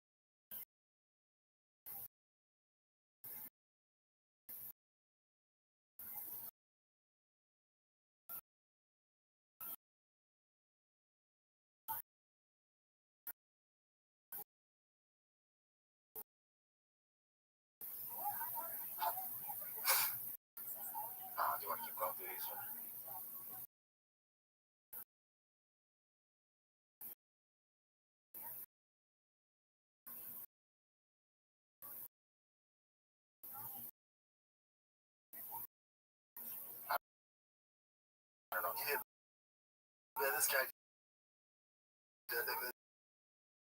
This guy goes on his question again, not being mean. Yeah. All right, just good. It's an interesting topic, and again, keep doing you, man.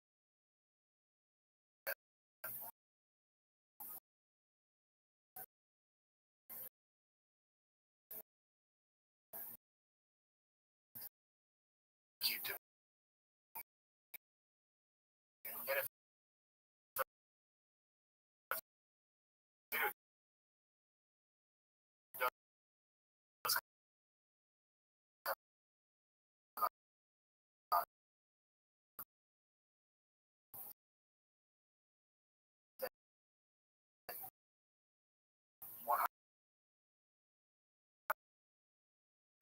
the guy loses, just like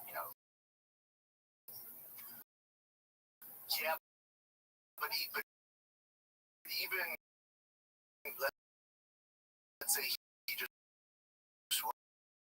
went into a local, let's say he went to Six Flags Jiu-Jitsu, black belts. He's a money for a guy. You trade them. Yeah, everyone thinks that Derek is going to go out and beat, of course.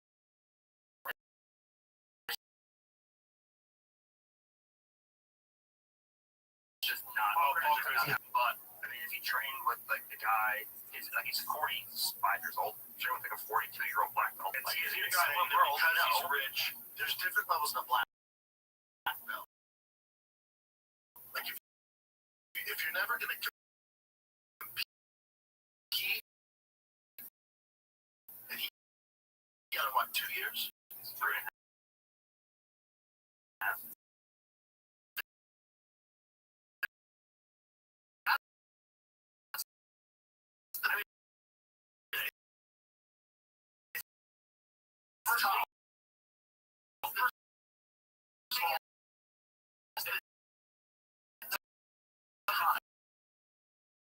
Fucking matter. Like, just get better to the belt irrelevant. If he's not black belt, Rongo's good point.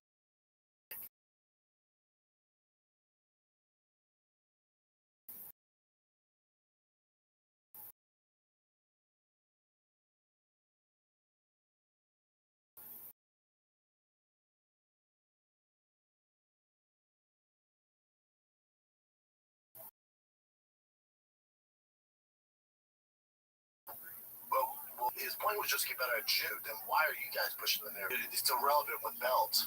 Well, I didn't say he was a black belt. He didn't put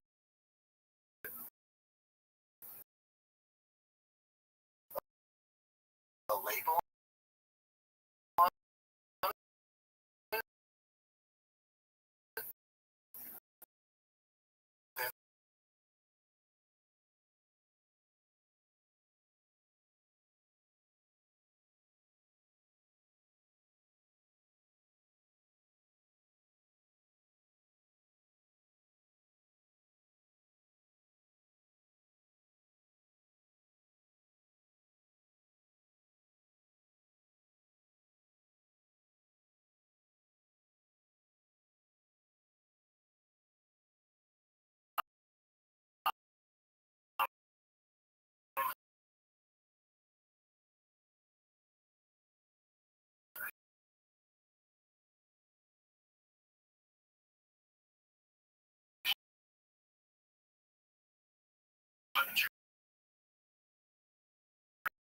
I just take it at face value. So if you've got what's legitimate, and he has like some of the best ability to recall information that I've ever seen. Like I can teach him something. Autism. I can teach him something. He's a training. He trains with the guys that comes in to train him, so he doesn't have like a lot of looks. Like he doesn't go like I train with normal black.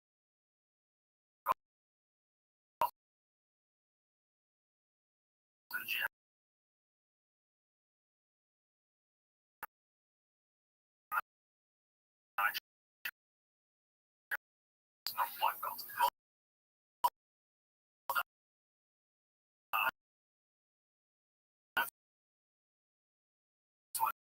Like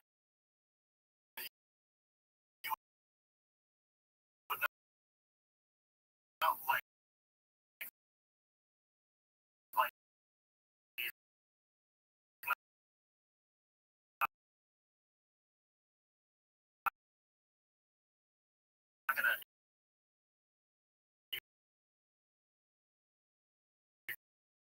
Not gonna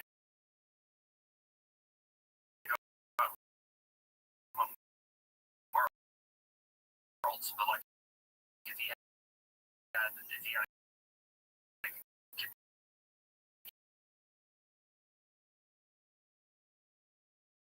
right now, according, you can see why some people, if a guy gets his butt, push all that away. Yes, but that doesn't mean he can't be good at something. That is just psychological. You look at him like this the YouTube guy. So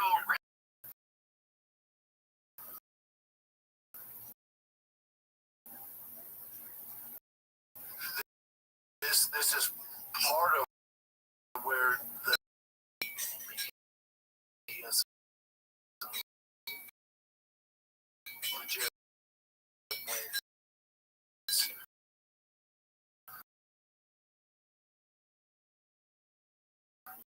You know, for some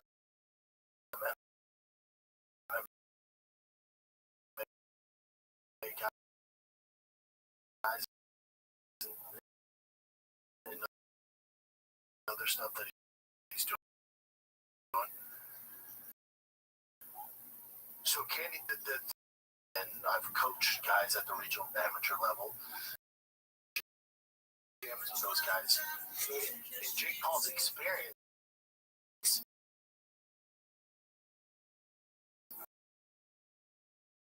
whatever, 5 years, he would still be, if there's a belt system of boxing, a blue belt.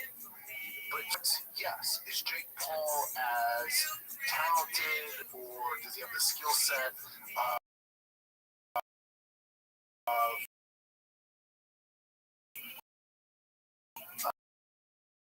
a kid at the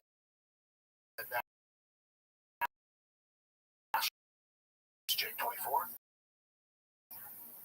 He's 27? So, would you say if you took another 28-year-old who came up boxing at the regional level and you took to Jake Paul right now, are they the same skill level? The answer is even close. Not even close. So when Lenny goes, yeah, like people want to hate on Jake Paul, it's not that you hate on Jake Paul, but we're in this world now where the lines are getting blurry. The lines are getting blurry. Just like you and I, we didn't get into it, but when you're like, what is Sol Poppy? Yeah, Sol Poppy's a professional boxer. Hold on. Yes, he got paid to box. Again, I'm coming from a biased perspective here. Is Jake Paul professional? Technically, yes, he's making money boxing. But when it comes down to the nitty gritty of actual boxing, are there a ton of other 28-year-olds who don't have his fame and stuff like that who would box the fucking brakes off Jake Paul that you've never heard of, that have 30 amateur fights and might not make it pro? Yes. But again, guys want instant gratification, instant notoriety, and they catapult up because of other fame, and they get to the top of the boxing world, and we're all like, oh, dude, Jake Paul versus Anthony Joshua. It's insane. It's insane. It's insane because there's a lot of 21, 22, 23-year-old kids on the regional circuit at Jake Paul's age that have 15, 20 years of experience. They've been boxing since they're in diapers, who would run circles around Jake, but they don't have 20 million followers on social media. So you're not. So and again, if you're just a casual fan and you've never seen boxing at the regional level or at your local level, you're just like, yeah, Jake's a very good boxer. I'm not saying Jake's a bad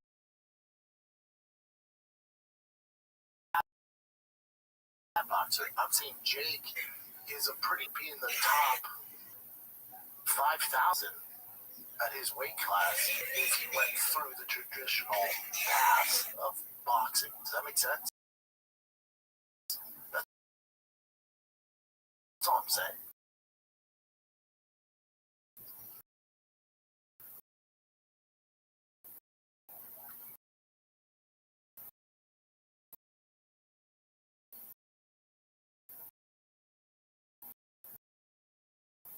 That's it.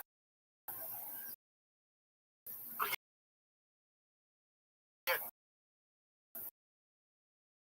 do you and Jake's going, why would I have done that? Disney or Nickelodeon or the fun. He was famous from his his stuff with his brother, and he's like, this is something I do. I can call out guys, and all I'm saying, the lines get very, very blurry, and it's just the world we live in now. And even with Francis Ngannou, the lines in my head, I'm like, that's not how this works. But then the argument was a guy who's been boxing since he's in diapers.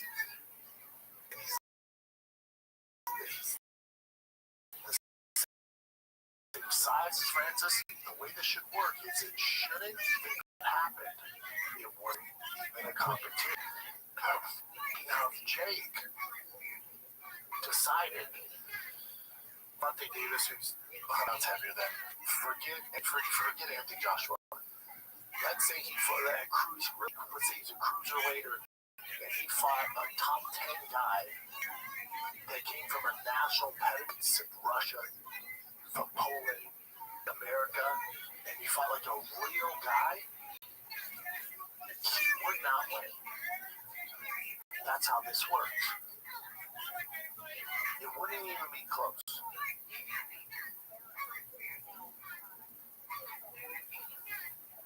Just what it doesn't mean I'm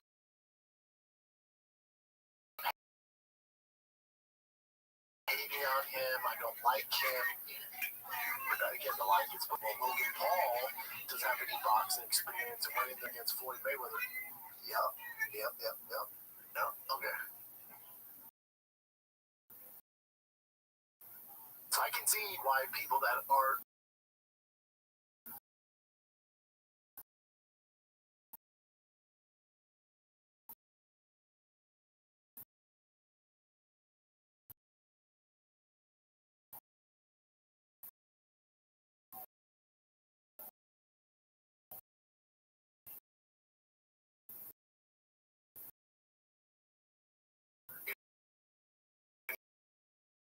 involved with boxing or jiu-jitsu can go, I don't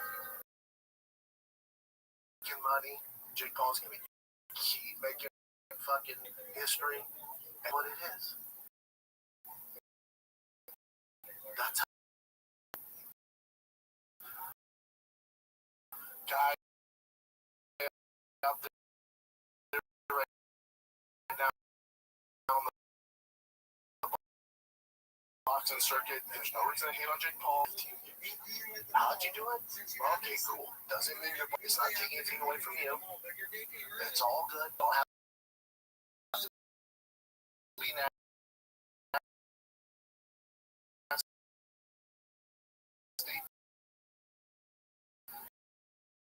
You have to be some nasty shit.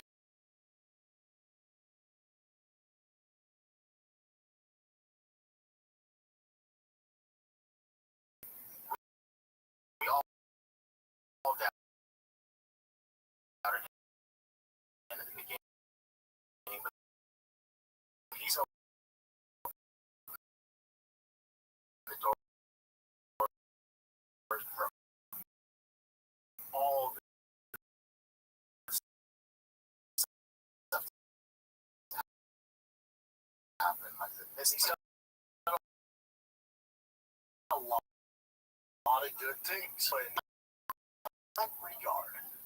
But it's a different lane though, so that's fine. It is, but it blurs. But I'm just saying, for a lot of casuals, it blurs life. So you made a good amount of cash from the ads. Actually made 10.3 million. Yeah, I mean, yeah.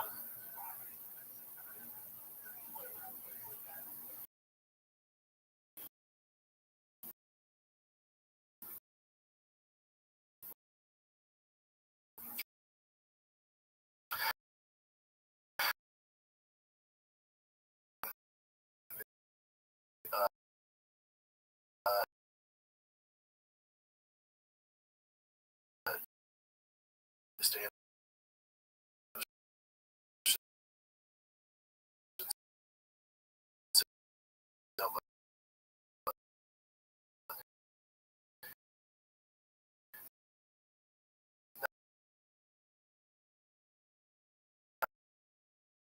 now what's interesting is I'm going to sound like insurance money.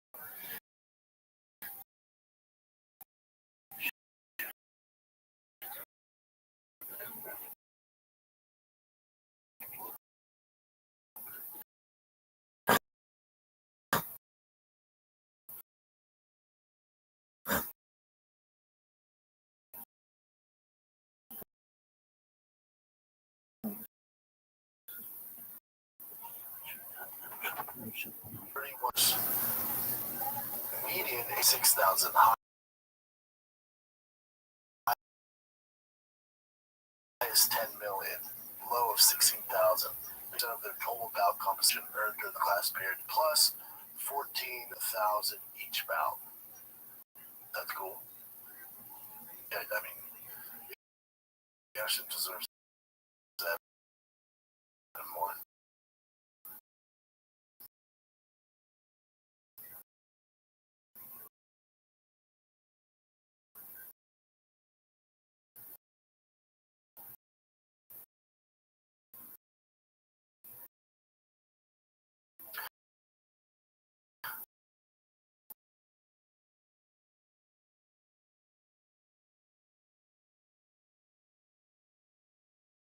Than Anderson Silva. Almost make your name think, because the way it works is say in a fund. It's sitting in a fund and they're going to spurt it throughout September, right? So that whatever it is, 300, that 475 million is getting distributed. Very famous. And I can't confirm this, but I like to see this because that's what I think. I have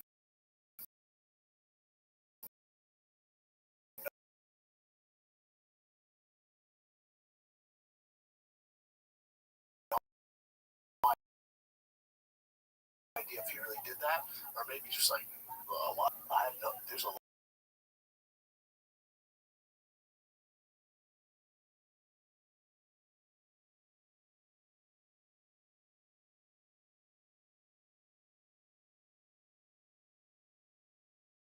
We save time on research and can enjoy savings when you choose the best rate. Company affiliates not available in all situations. Prices vary based on how you buy.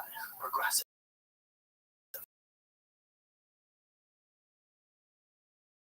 What else you got, Jen?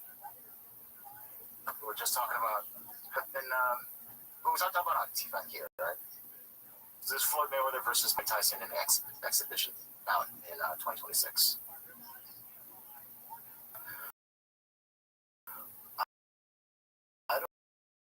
know what to say.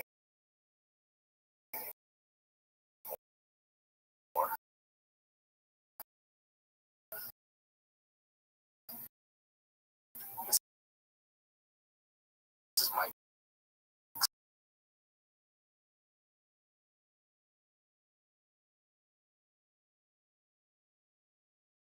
thing I told you when I fight Jake Paul and all y'all thought he had a dance. He's every bit of 50. Oh, yes. He's like 59. Yes, with health issues. And it sells you guys in the fight. This whole thing is a big sell, and it's an exhibition, and you're going to get hurt, and nobody's going to get hurt. That's the state of boxing right now. Now, you can reference, well, they've had bad blood in the past. Cool. Them is 50 years old. He's 48, but he's 50.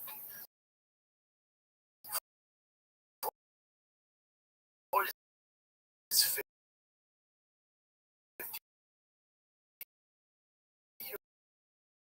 years old. Mike Tyson is 60 years old.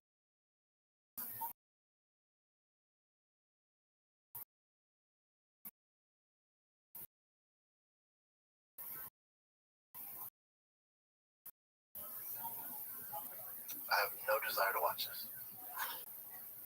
Like, what?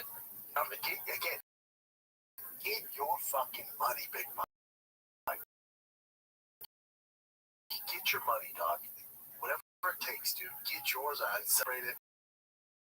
I hope 100 million people watch this. But I would ask the inclination he's going to knock out or Floyd's going to knock him. Which fight? The Roy Jones one? That one? That one? Would it be the Jake Paul one? How many times are they going to pull the fucking hood over your eyes and keep going, dude, Mike Tyson's fighting? The lines are getting fucking blurred.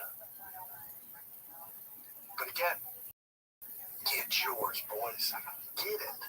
Fuck it.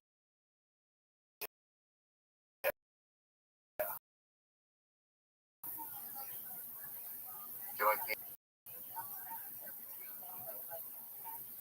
Okay. This got me hyped up for the UFC fight at the White House. So they had to change the date to June because of logistics. Remember, originally. Oh, man. I thought it was on in.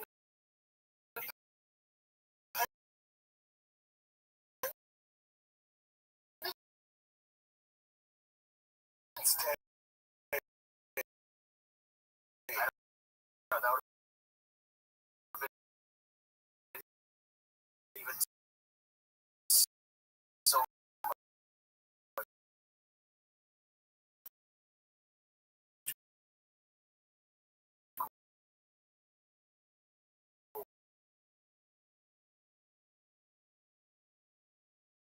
The president's daughter has also been involved in the planning. Up at the Olymp, just south of the White House grounds, the event will feature South Lawn.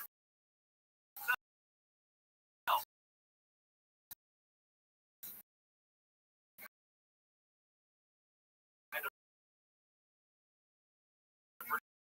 production capped off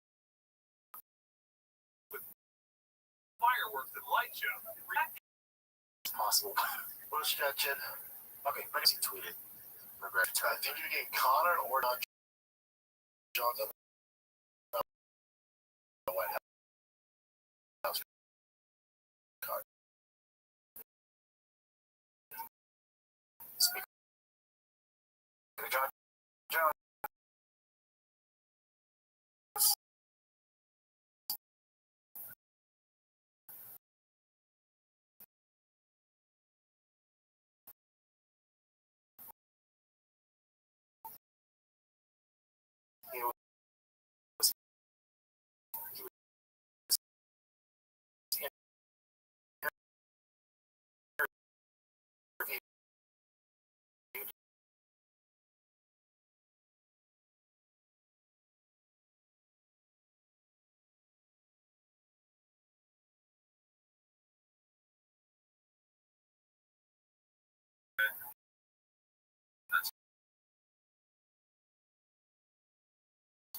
So yeah, he's training sick because after his fight with Dubois, he said he had an injury, so he couldn't fight. In a video, he was brought on stage with this Motherfucker can dance though. Yeah, but I mean, this is kind of silly. But wait, it's his hand or foot? I think he was a back injury that he's talking about. So they're saying because of this, literally just because of this video, That motherfucker's moving well, well. I mean, he's like crazy. It's also Usyk.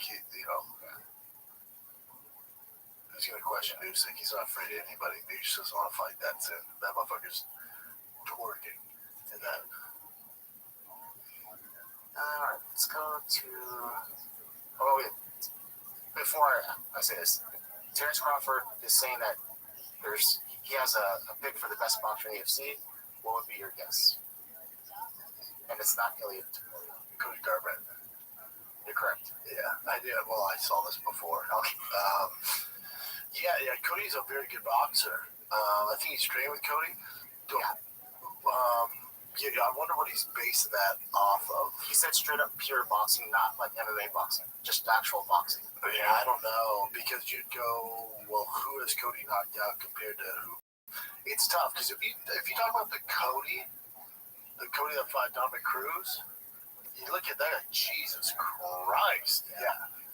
So he's based off that, like both in their prime. It's just tough because where Cody's at in his career, obviously long in the tooth, he's towards the tail end. Ilya's into the prime of his career, so it's tough to argue it's not Ilya right now, just based off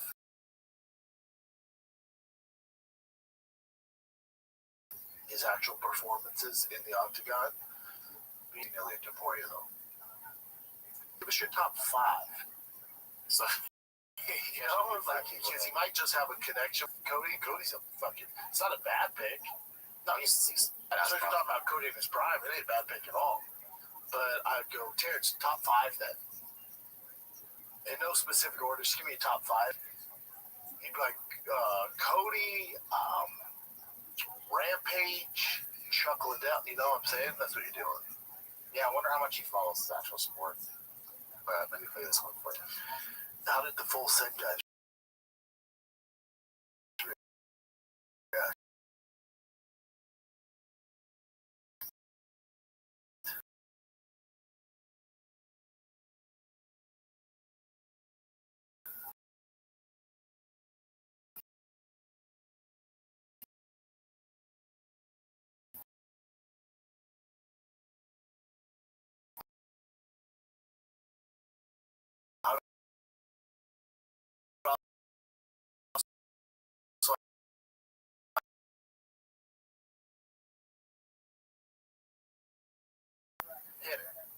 UFC at all, or do you have?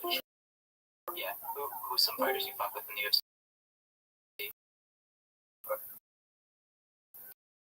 John Jones, my boy, man. I like to be. So he's in. A lot of fighters, Aljo. Who do you watch in the UFC that you think is the best boxing? So you think if there was one UFC fighter that's against you in the world, it'd be him? No, it's too small. Would have any chance against him? Do you want? No, the answer is nobody would have a chance against him. But fellas, both of you, top 5. No order specific, please. Just a couple more, maybe more. So Alex Pereira, remember that one time he tweeted? Some stuff about the UFC, like he's going to potentially retire. But so it turns out, he said in the beginning, he said he was hacked. Turns out later on Ariel's show, we all know. We all know. Yeah, we all know. Yeah. So he was hacked. Yeah, we call that. I can't. I mean, tough night for the fight nerds. What they've done is insane. Congrats to them. Congrats to them. It's great what they pull off. It's no pun intended. It's no black guy that they 2 other guys lost on the same card. I think they're having a very nice Saturday UFC No Just San Antonio. Probably going to suffer another loss. But what they did special.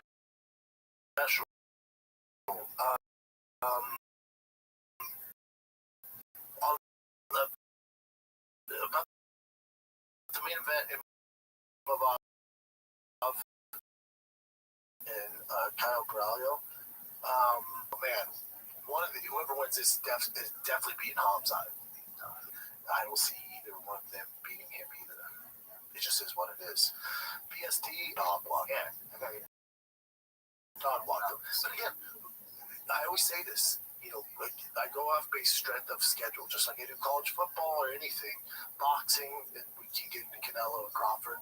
Strength of schedule. Who's faced the toughest competition and excelled and did well, versus a guy who's on the come up and he's had some incredible wins or knockouts, but they're not the best, tip of the spear guys. I always go with the guy, even if he's had some stumbles and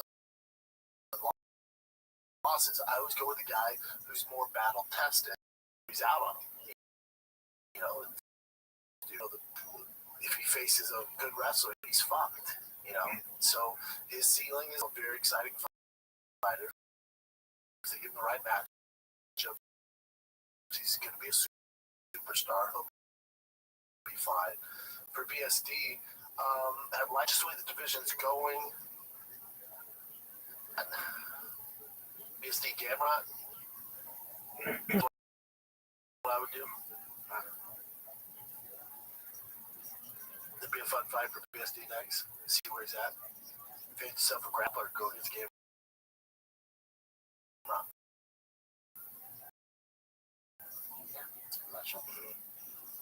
That I didn't walk away and go, whoa, I predicted him a decision, based off their history. Yeah, I just think Hamzat eats both of them alive. That's how good that guy is. He does it. That's unstoppable. All right, you mentioned the boxing matches coming up for boxing. Well, we have the No Jake card as well.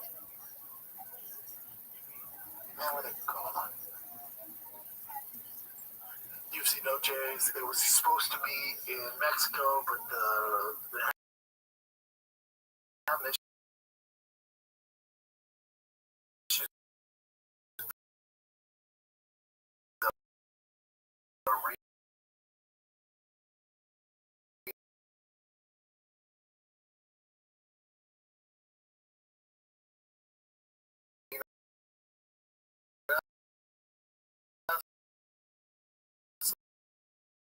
moved.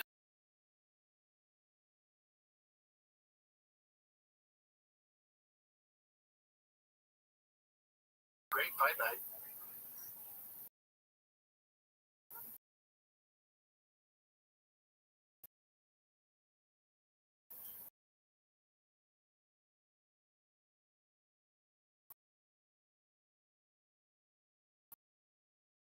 You should be able to switch back and forth because boxing does the trash.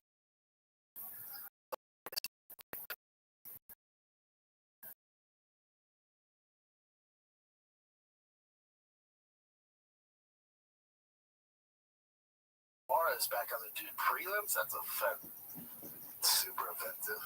But yeah, you should be able to switch between this and the big Canelo Crawford on Netflix. My wife's family, they're from Guadalajara. They're from the same hometown as Canelo, so they go nuts when he fights. And I'll get more in depth this week on that fight, and me and Brian, I'm sure, are going to talk about it.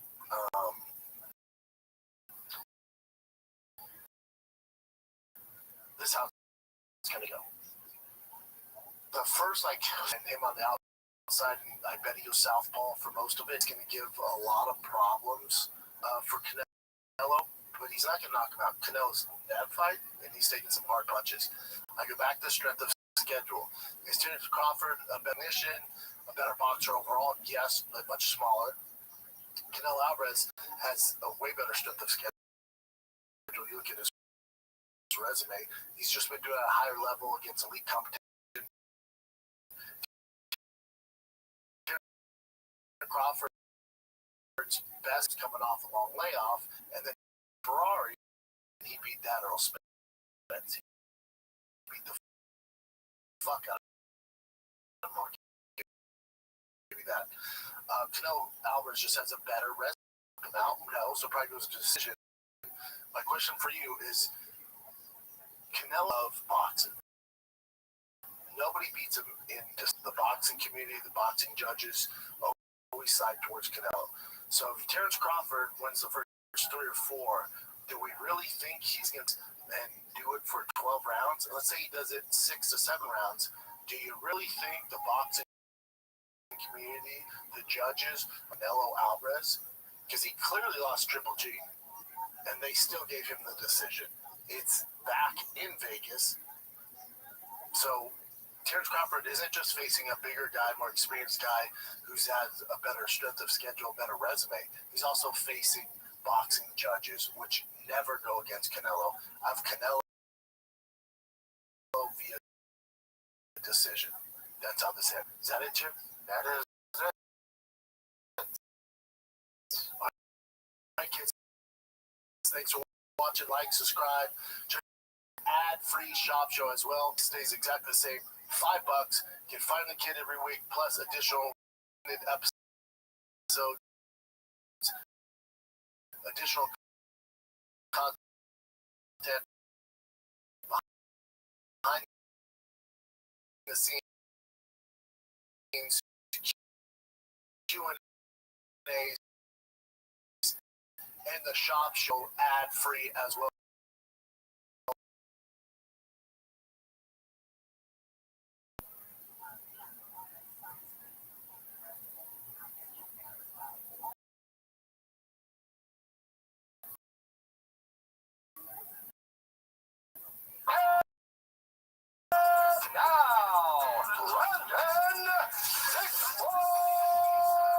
September's flying by.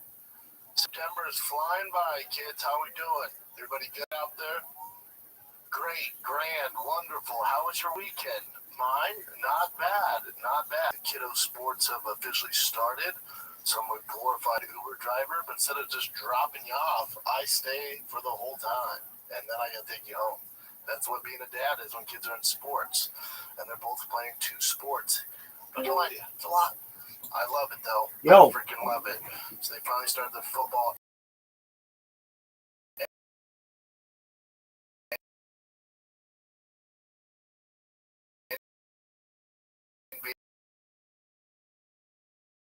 Baseball game.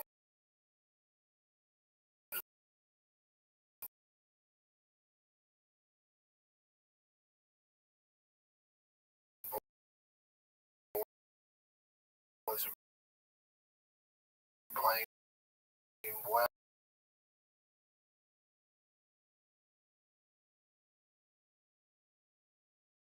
I mean, you can put on the but it's another 40 minutes. Dog.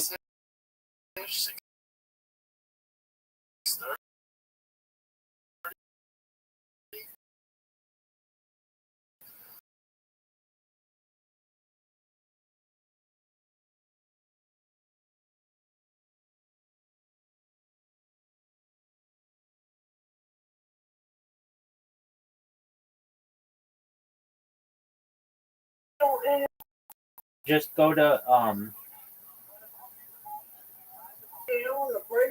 Word.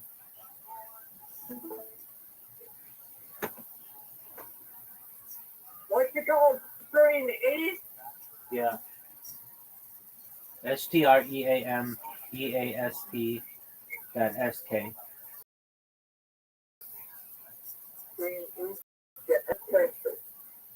And look at it in Firefox.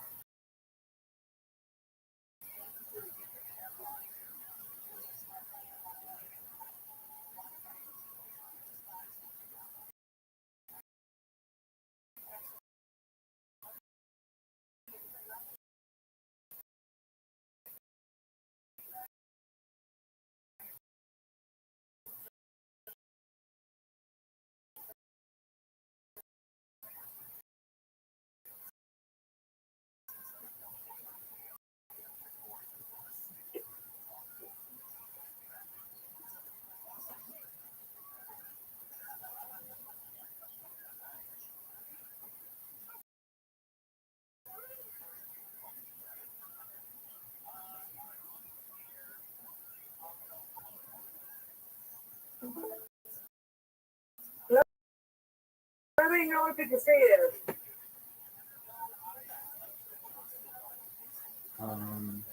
Loading. It's Xfinity.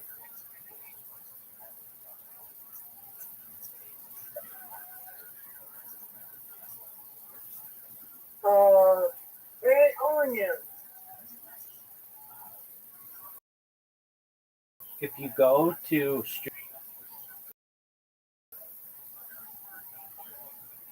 Green.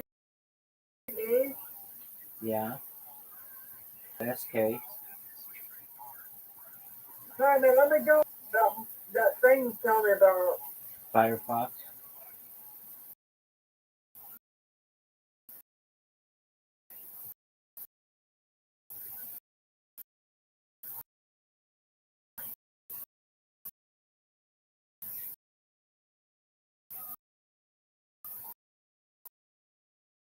Alright. Microsoft. FIRE.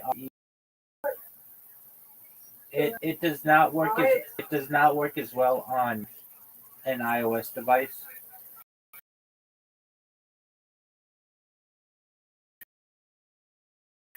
So I mean, Yeah. just put in streameast.sk into the browser, into the browser bar.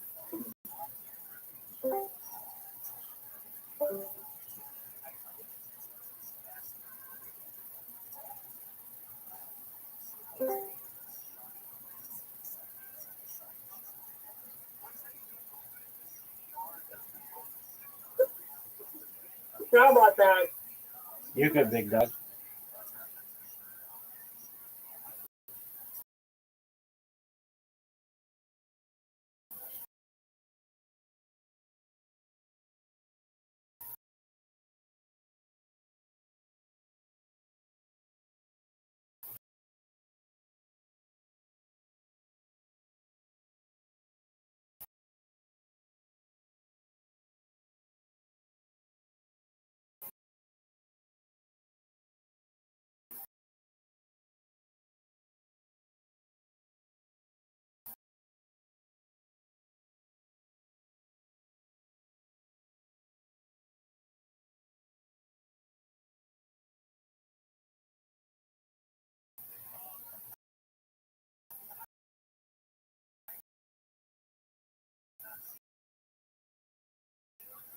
Just type into the browser bar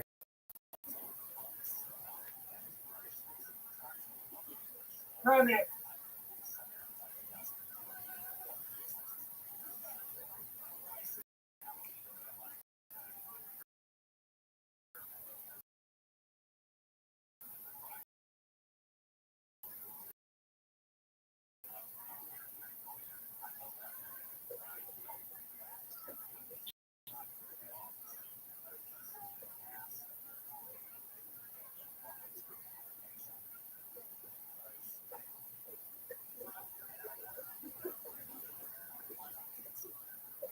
Play it long.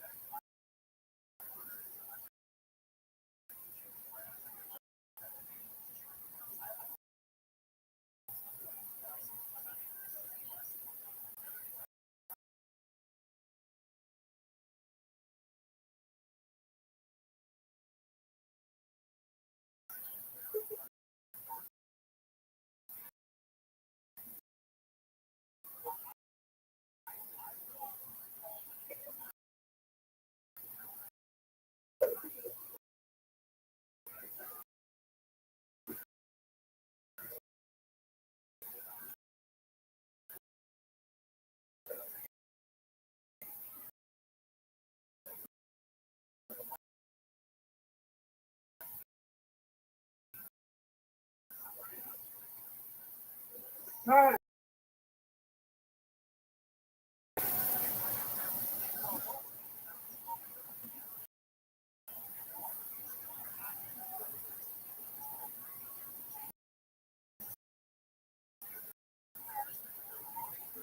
Fighting for the wet ground.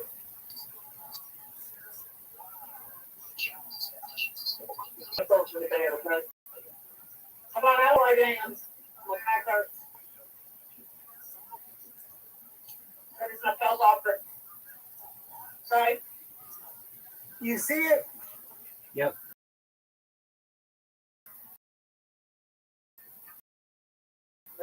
There it is.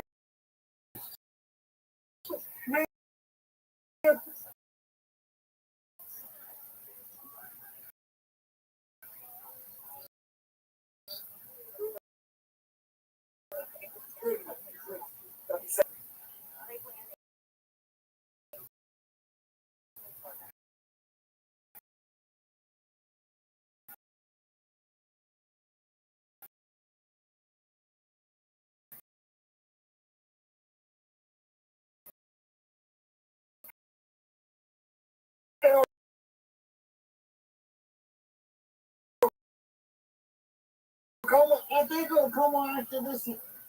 Come on.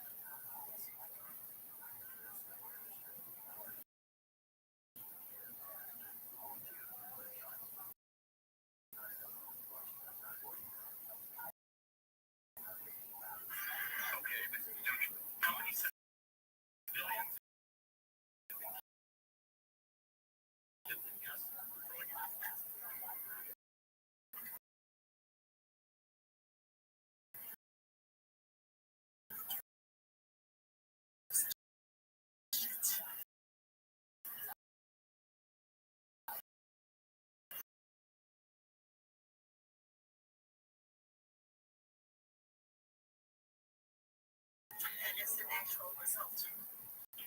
Do you understand what the world is so angry?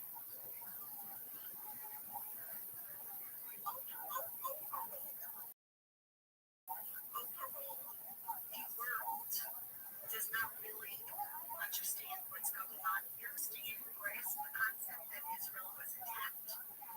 And Palestinians, there is no such thing as Palestinians. They're Arabs who have many countries to flee to, and nobody wants them to. But if we do open Palestinians, then let's use them as human shields to gain sympathy. And that's a Jewish mother is to protect her child. Palestinians have that. How do you know? From years of living here. Can you give an example of something you've seen?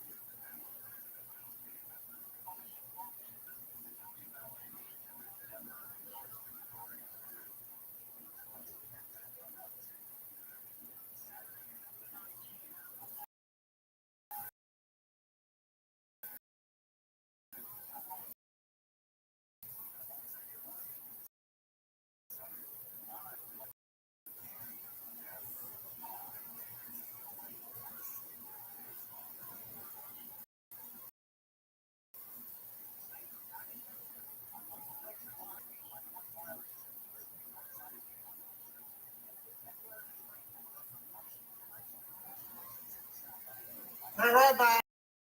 I'm about to stream it. Okie doke.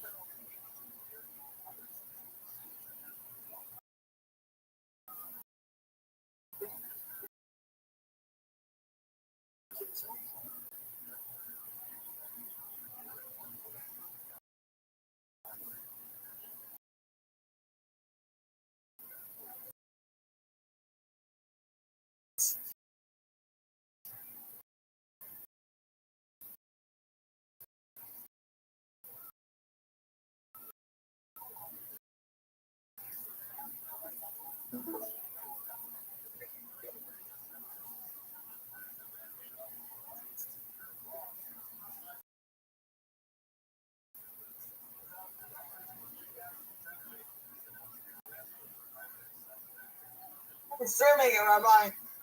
Okay. Hey.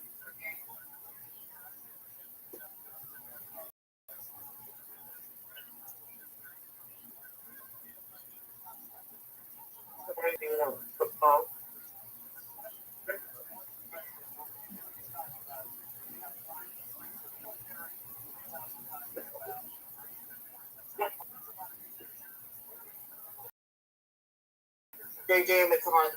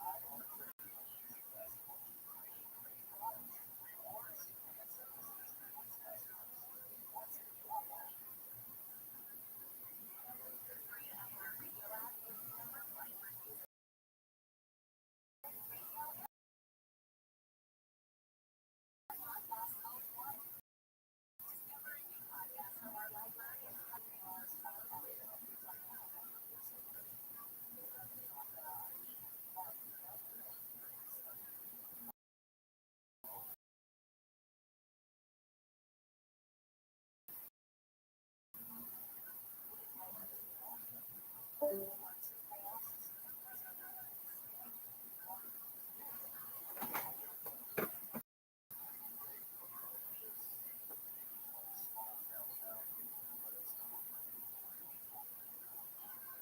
the fuck would I have done that?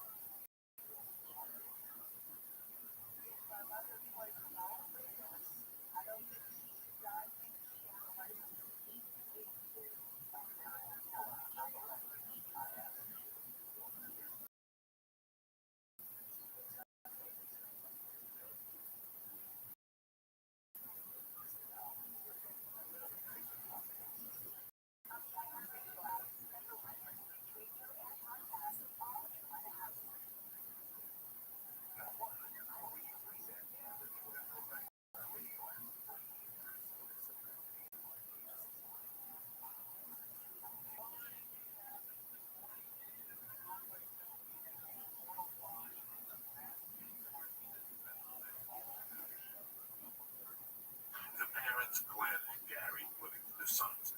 And when they were in college, I would go in there in high school. I was like a junior. Mrs. Ashley take over. Stock up to use because we're also,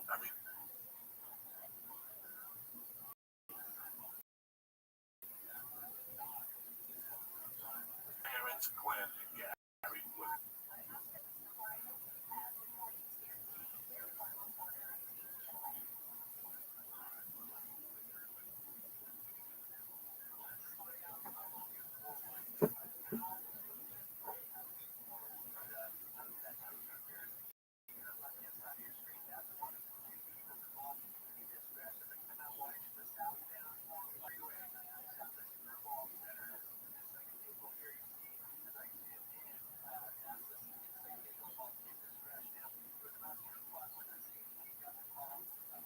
Their sons.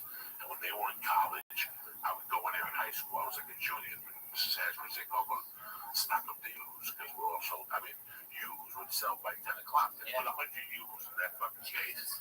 But it was all day, Lee. It was all day. The teachers Busy all day. the school got so pissed that they told people that you weren't allowed to leave the school for lunch now. Why? Because they want the cafeteria to make money. So, they thought you would have No, you have to understand.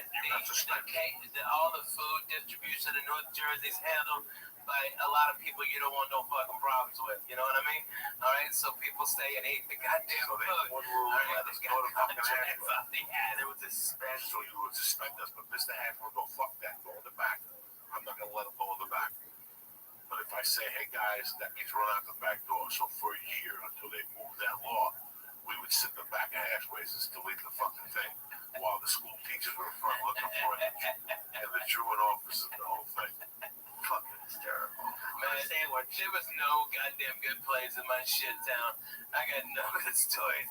You know, we had fried bologna sandwiches. Like, oh my god, you hear that? That's your grandma rolling off. When I went back in 19... You just flipping right in the grave. Oh my god, when I went back in 93, I stayed by the secret named Mike Running. And walk from his house was a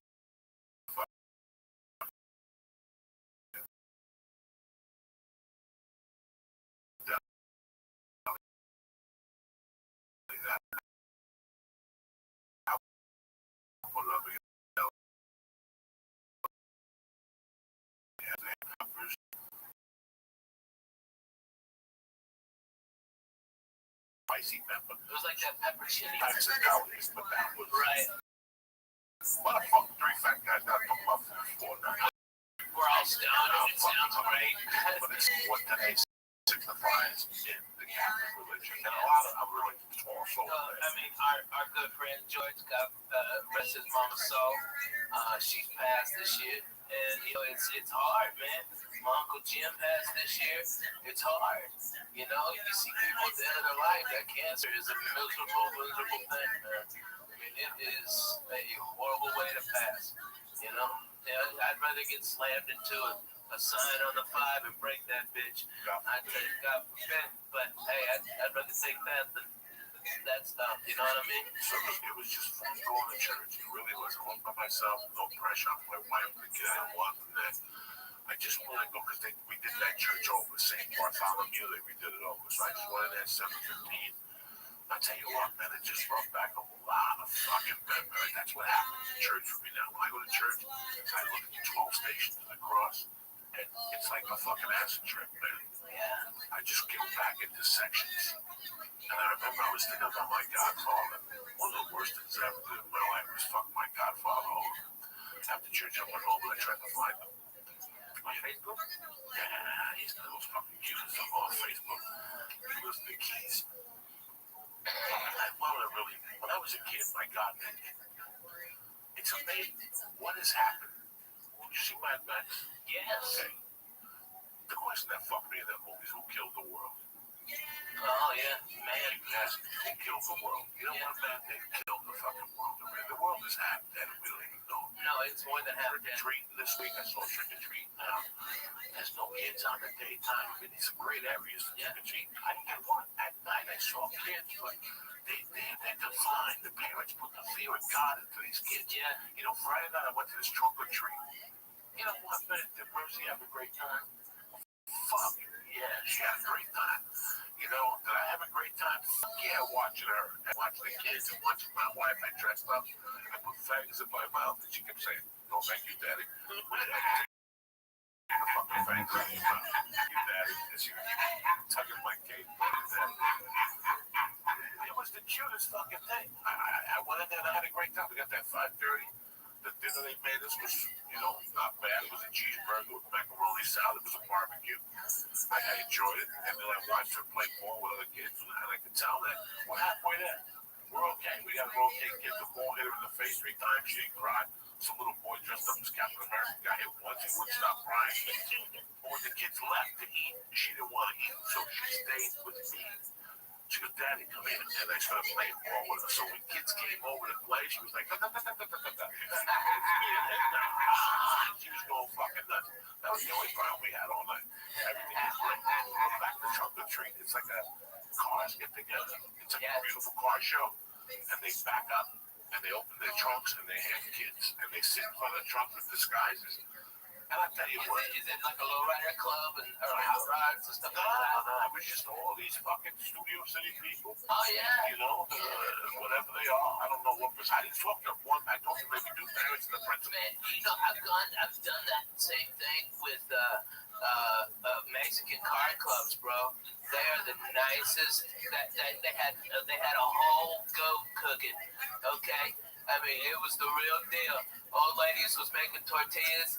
Okay, they was handing out good candies and stuff like that, having a blast. They had a band, a salsa band. It was on, man. I'm telling you. For kids. This was for fucking kids. Yeah, it was for kids too. Yeah. There's no fucking salsa band with this kids. I'm telling you, there was. White kids now. This is white kids. There's no salsa band. There's no Beatles. They're walking You around. want to hear about white people? So these motherfuckers, I mean, the most interesting thing in the world was I looked at my wife and I go, "What the fuck is this?" I know. Like, I almost had a nervous breakdown. I'm like, "What the fuck is this?" This is like Puerto Rican shit. But I go, this is what we have now. The parents scare the kids. And, you know, let's get together. Let's put them all together. When I was a kid, one parent went out and held hands and you fucking knocked on doors and you yelled. And, you know, Saturday night, I didn't see people till 8 o'clock at night. How much pop do I smoke on my balcony at night, people? A lot, tons. I'm standing out there and I was scared to smoke. I'm like, kids, they're going to walk up on me. After 30 minutes, nobody said nothing. Every once in a while, I'd see 3 kids and a parent. But the 80, 90 kids, I just don't run with 80 fucking kids on Thanksgiving. You ran 80 deep on Thanksgiving. And you bought 20. Yeah, bundles of 20. I didn't see that. And it's just like, oh, man, they found needles and fuck every year. Some fucking dummy in Pittsburgh sticks hypodermic needles and fucking chocolate and all this shit. Man, that's why I tell all my kids, hey, Daddy has to inspect all of your candy. I need to find out all this shit. That's what I did on Saturday night. Friday night, though, I got so high after trunk or treat. I went home and she came home with a bag of candy, and I kept sitting there and I started talking to me like cocaine, like a and you have one Reese's, Oh, you're fucked. then you're fucked. Reese's will fucking put you over the limit. If you start with the little ones, the That's bullshit what I ones. started with. Oh, then I ate three of those. That's you're three fucking cups. getting cups out of And I everywhere, went man. back up the whole cup. I went back up the Swedish fish. Swedish fish, that's my world. That's my world because I'm a fucking guy. Just like I came from Cuba, I discovered Swedish fish. The red ones are the multicolored ones. Listen, the red ones, they only come in one color, Swedish fish. That's it. The ones that 7-Eleven in the back, that's the only one I eat.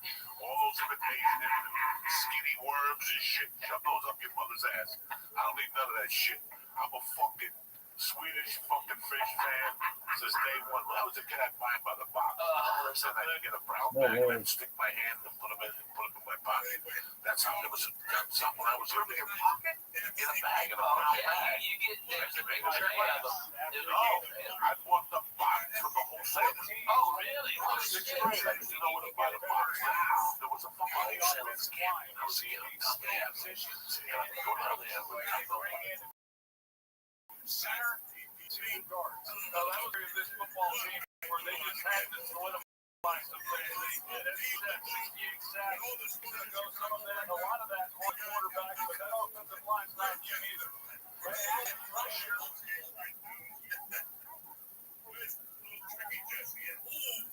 We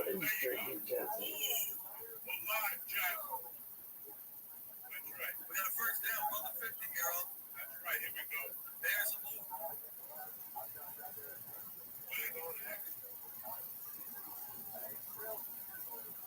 We're live, baby.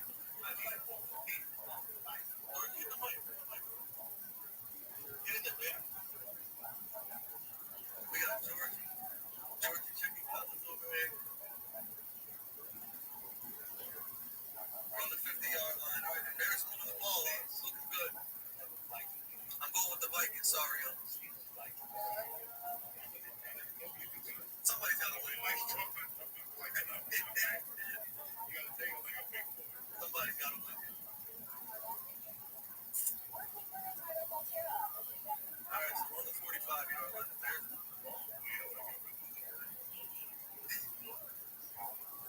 linebackers cash man. I like that.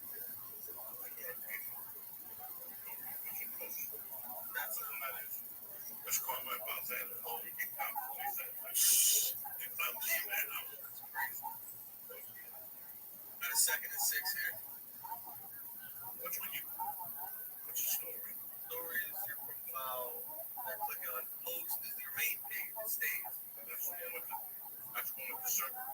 Yeah, the circle is story. And post stays on your page. Permanent. That stays on your page. Learning something new every day.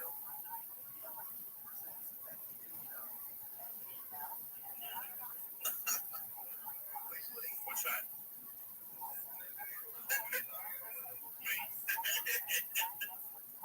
How do I get rid of this? Let's do this shit. I got a phone. I don't know what I'm doing.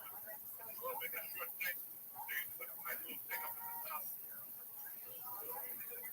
You know what? Right here. You see, I'm going to put the picture right here. So they click after that. They get the little video that says go to fucking X right now. Story at X and YouTube. What we got going on here, Georgia? 2nd and 4. Field goal range, right? 2nd and 4 on the 30. We're over here. Brandon, I don't know if you can hear me, but the game is on. Brandon, I don't know if you can hear me, but the game is on.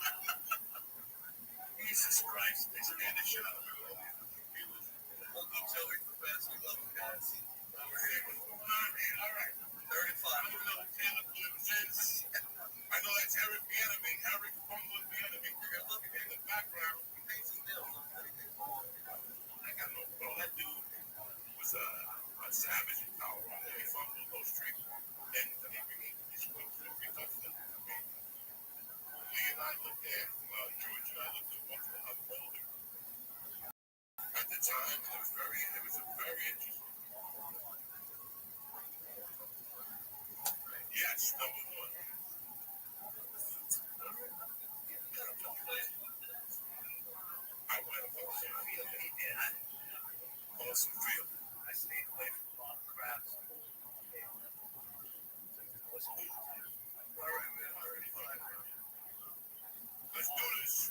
Oh, we got to get him. Go. What a play. What a crowd. Talking about it's a man. Go. Man, look like we would have had you. Reminiscent of Indianapolis yesterday. Remember when he landed on the one knee?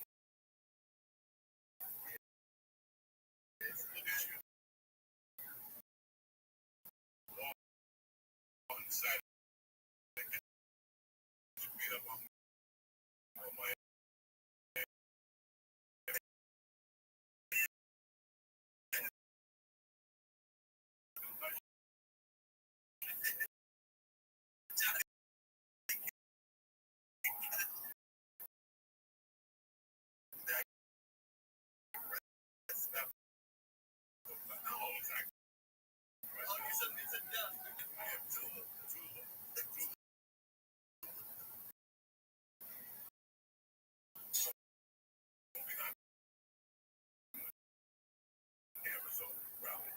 By the way, it's never been up to Dennis, come on. That's about to make it threes. Spun the ball up.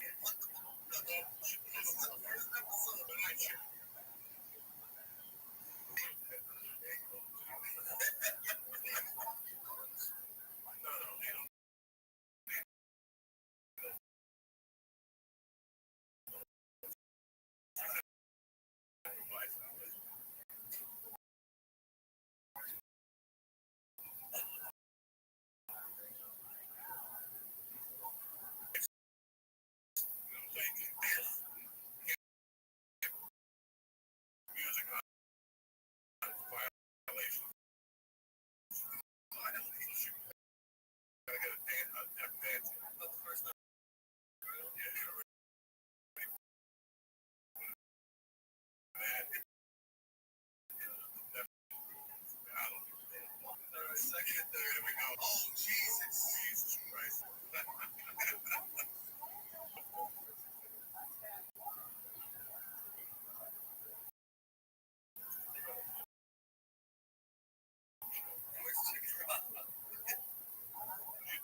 Here we go. Knocking on the door, 36. 36. Gotta make something happen.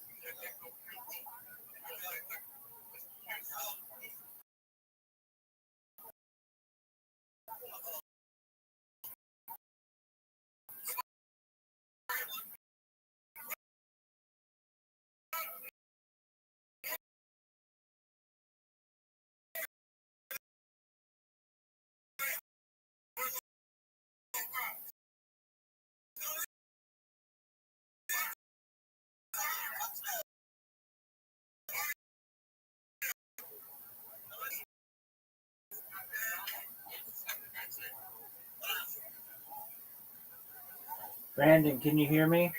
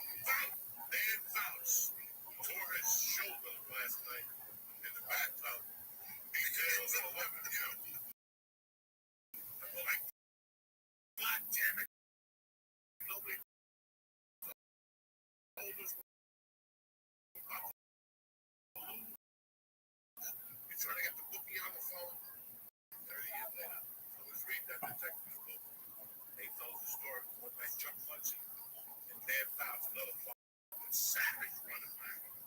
Chuck Muncie went in San Diego, Florida, and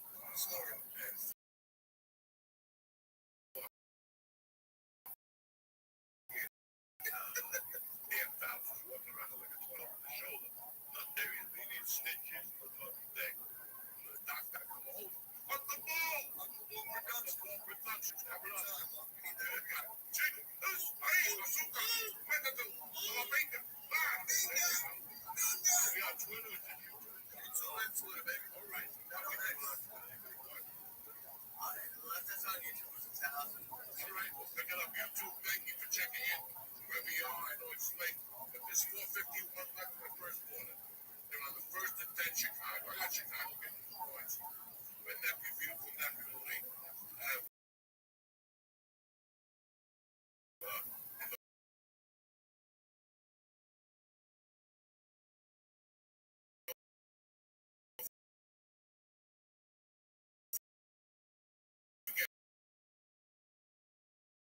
Thursday.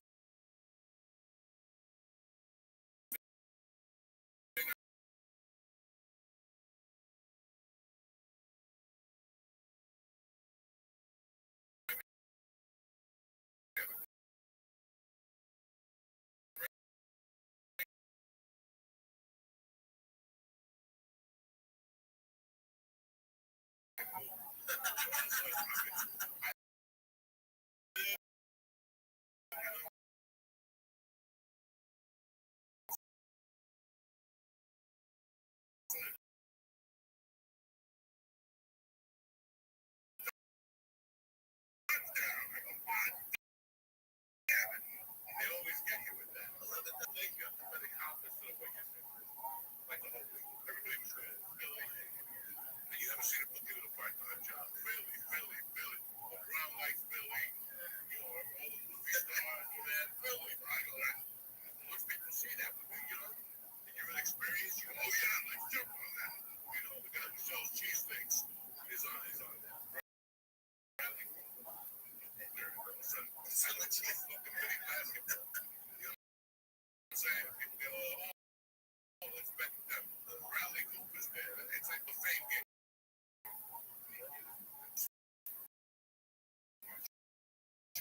All the famous, that's a fuck back. Those old fucks that kiss at that. We don't gotta do nothing. Here we go. Super Bowl 20. Walter Payton, God bless his soul. Dead. Everybody's dead. I'm walking with that little bastard. Watching the game? Yes, sir. Come on, baby. Let's rock the I have it on. Do you? What game is it on?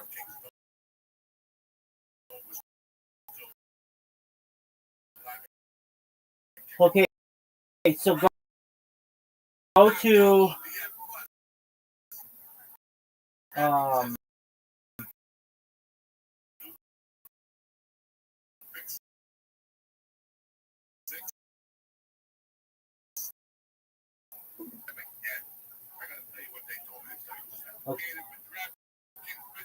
VIP ROW.NU.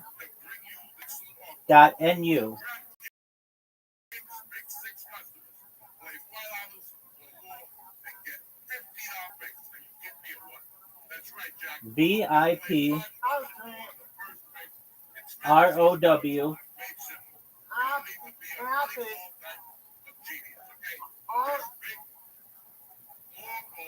OW.NU.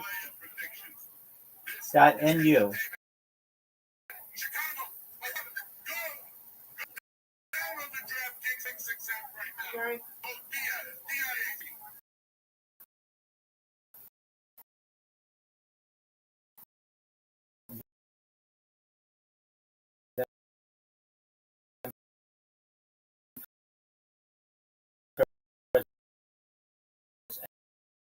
Enter.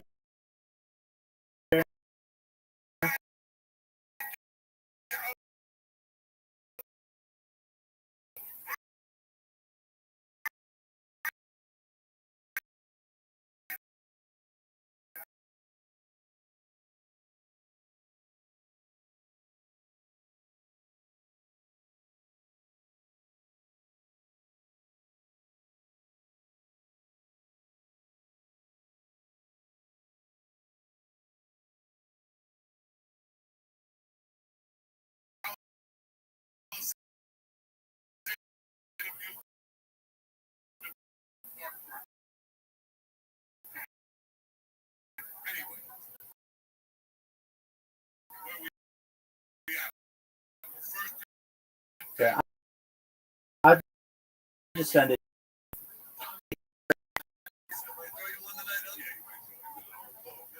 Go to American football.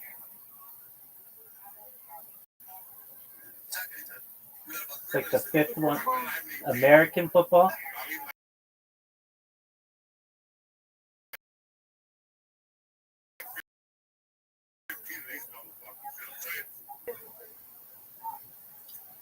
It's like the fifth one over.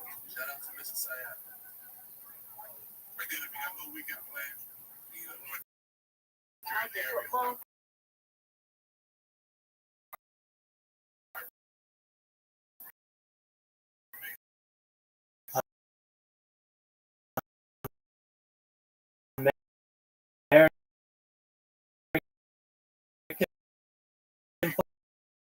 football.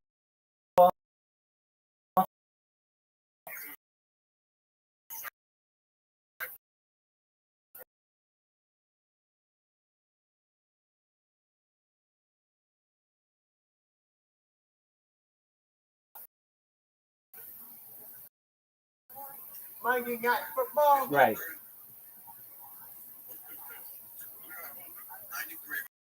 And Okay. you should see two little links there. Just pick the top one. That one.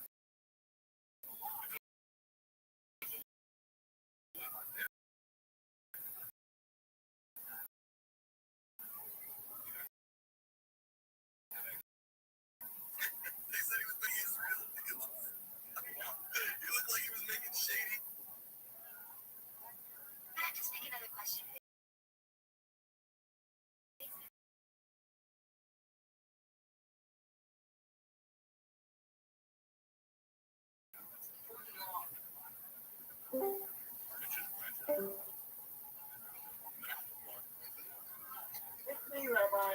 Oh, okay.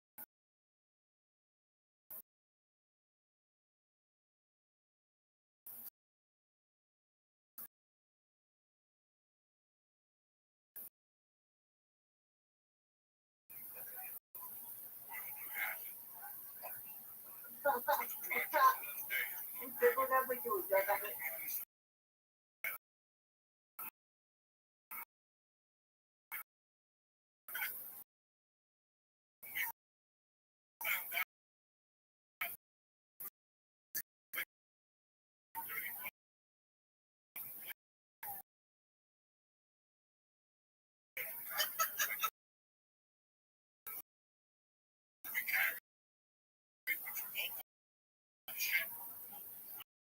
And this motherfucker, I couldn't see the lights. Pushed me out of the light. I like the Legends Club.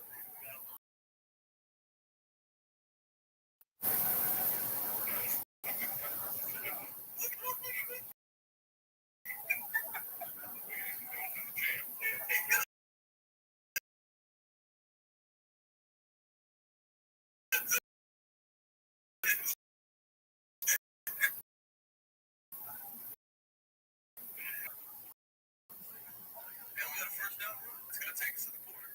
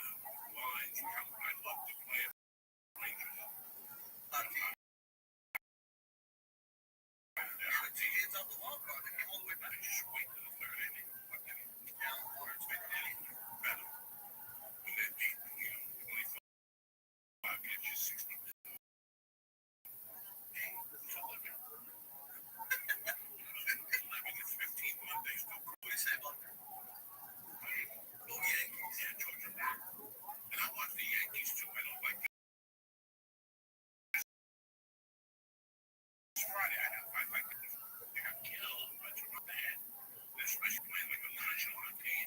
The Yankees are going to kill them 11-1. Oh, it's very interesting. But the Yankees don't play. The Dodgers don't play like a United against the Dodgers the last 2 weeks. They lost like 19 in a row. They're getting killed. They're getting killed.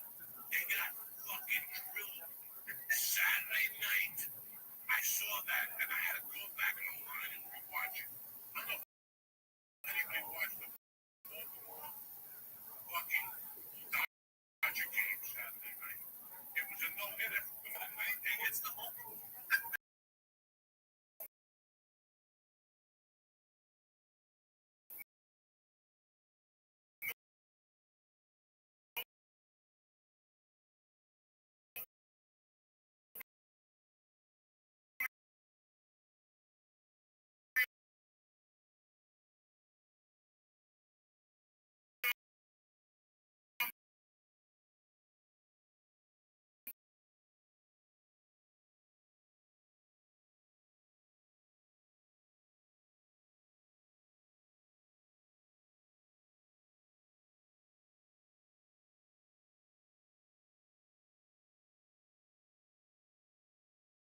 And some guy ended up beating the Dodgers. The place went crazy. And everybody was there. Everybody was there. Both of those players, they look great. You know, you see that. And the Dodgers, first and 10. There we go. Get rid of it, JJ. Oh, that long pass. Yeah, pass and appearance. Oh, my God. We'll see if a white is playing tonight.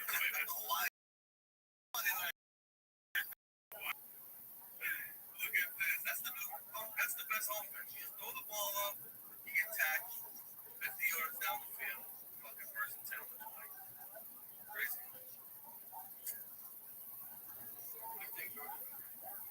You don't know him. He's all right. He's all chained up without the right chain. Yeah, he got nicotine in him. Look at Lee. Look at Lee. Look at Lee. He's on the way. Look at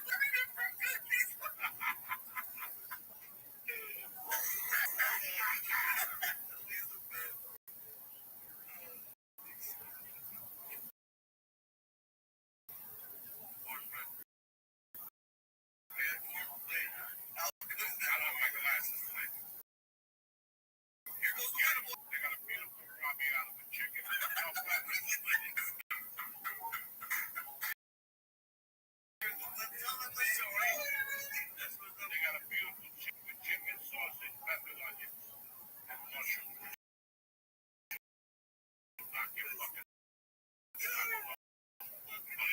start on the vodka pasta.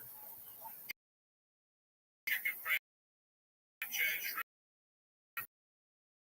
franchise, chicken sorrentino.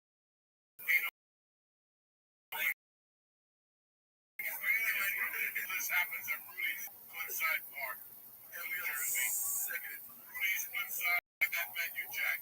Dream fillet. And Andy.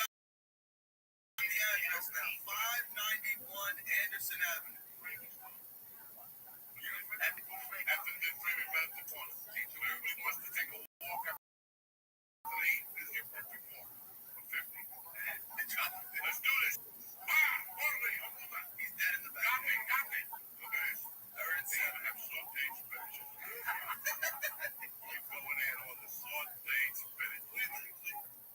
I think we should tell the story of the first time we took me to Rudy's. Listen.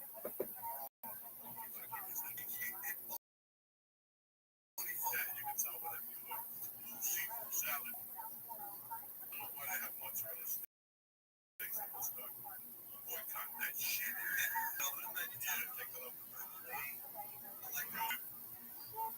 White beans. Yes. Big clams, fried shrimp, Cajun shrimp, egg.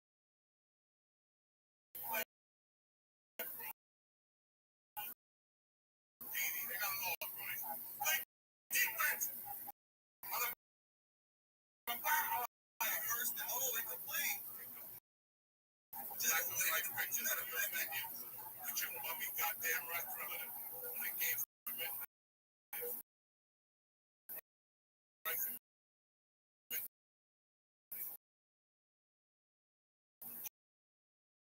She was a virgin.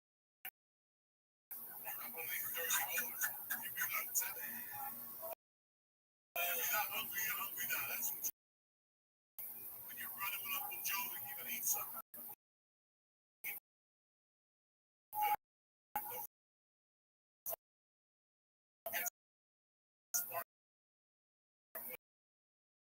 Whatever you need to do. Brought to you by Minnesota. 13 and you say, guys, it's guilty. It's right. We've already filled all that. It's 8 o'clock at night. Pardon the interruption. I'm teamed up with an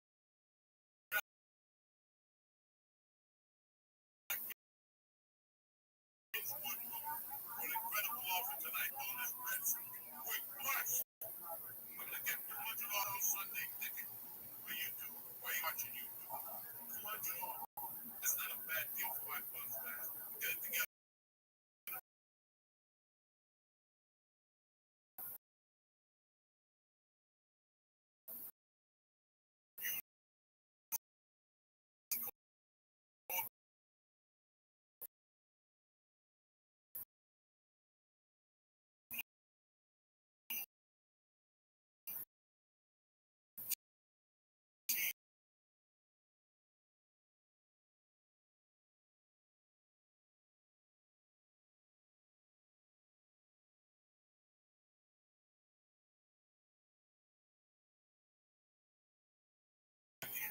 I've been working with them for 5 years, and the game is a lot of fun. It's like the booth for your clothes.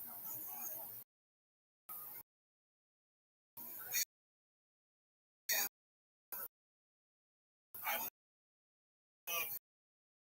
you know,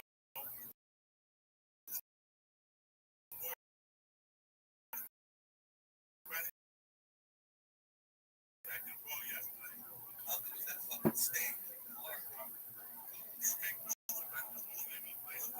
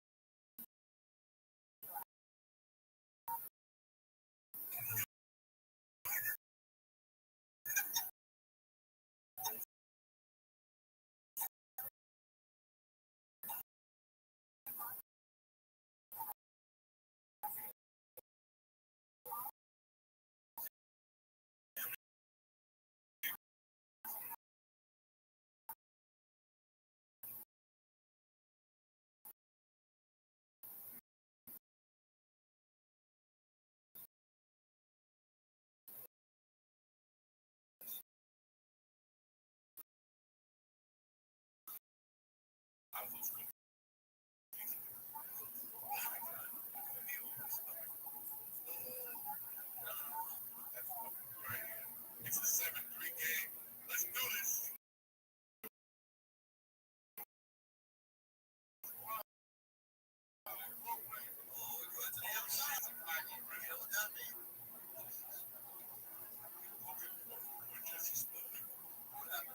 He's dancing.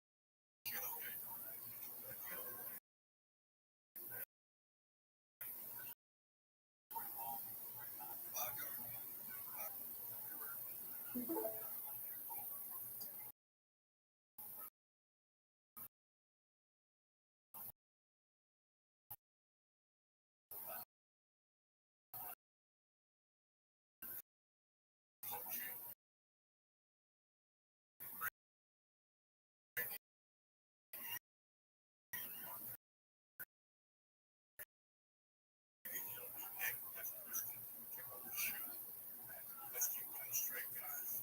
It's a beautiful night in Chicago.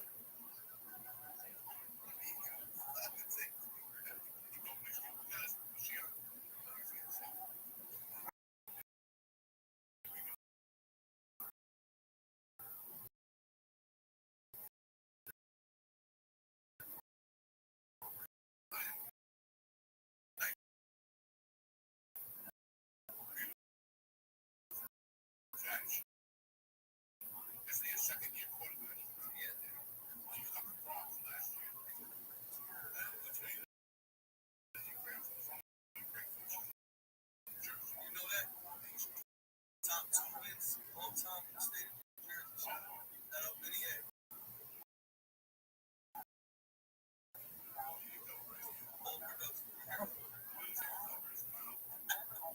We sent the guy in to live. He's a liar.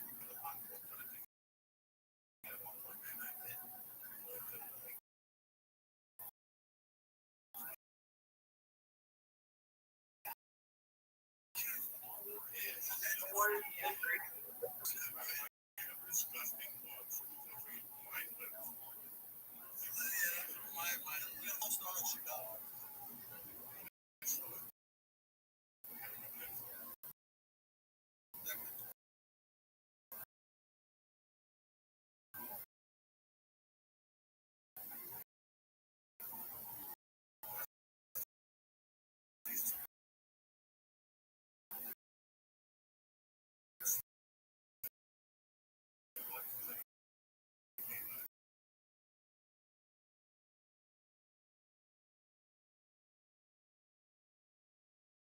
All right, third down, baby. Let's go.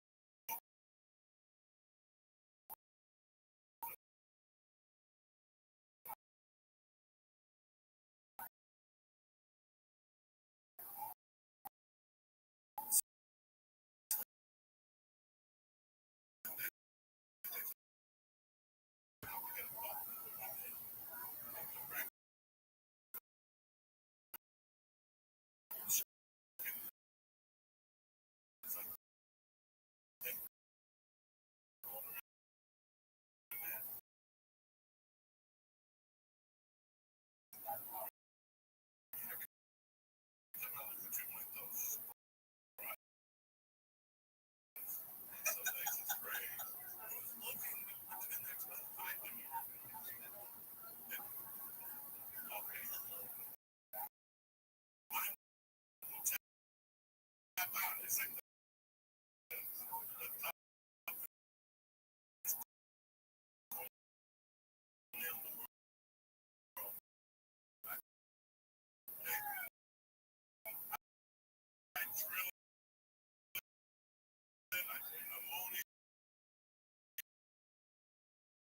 something that they give you every month. $25 after the show, you put it on there. Listen to the way you can get this fucking story. Between Taco Bell was about to get one out with Jordan. Let them all live. No,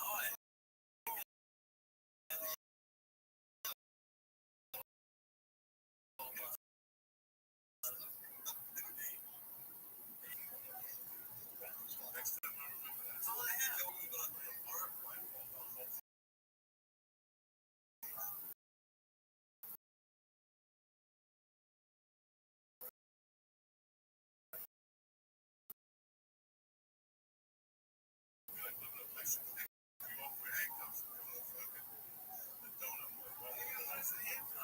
Because that's the scariest shit. You like to breathe.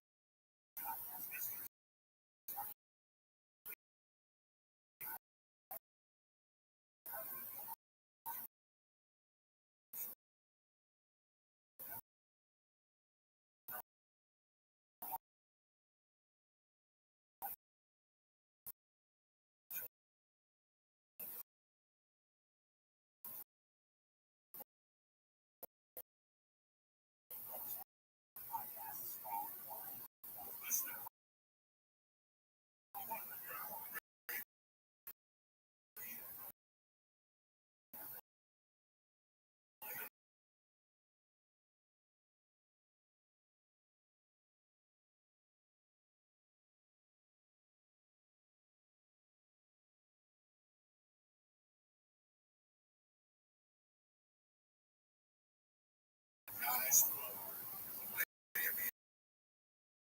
Rock decided to now be a rock one. Yeah, they went funny in that town.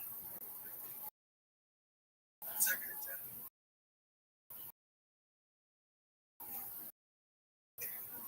As a matter of fact, they had my other head swing back. I would take it.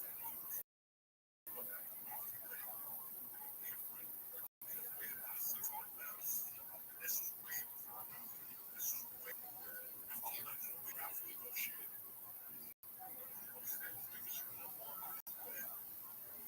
First day, he broke my fucking leg. He was fucking furious.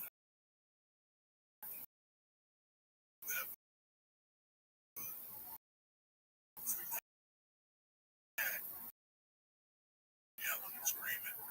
And I look out, it's Ralphie. It's hot in hell. That was about 2 years after.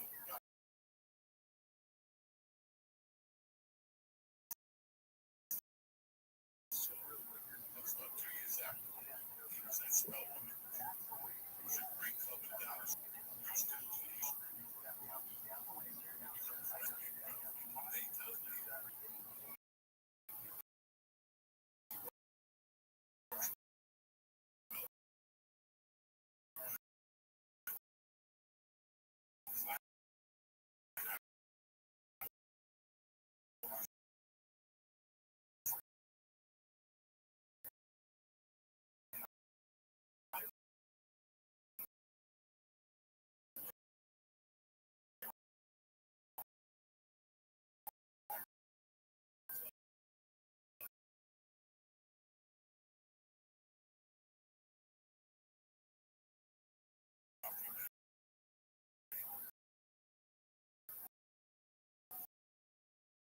Used to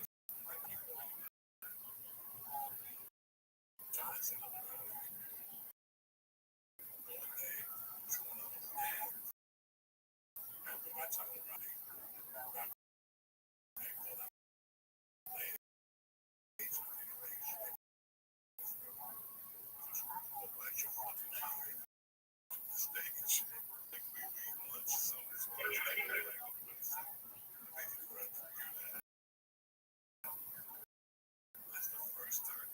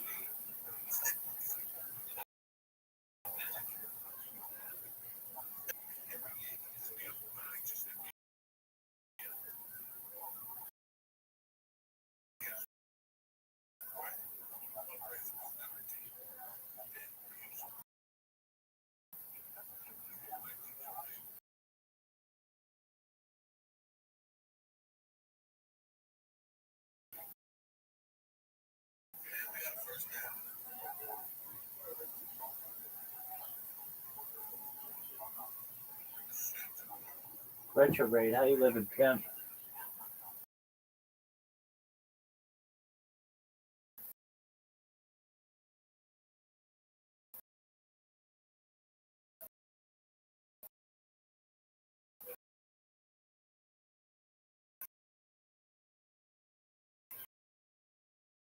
It's a holiday. Every meal is a feast. What's good, brother? That's right. We're watching Monday Night Football. How about you?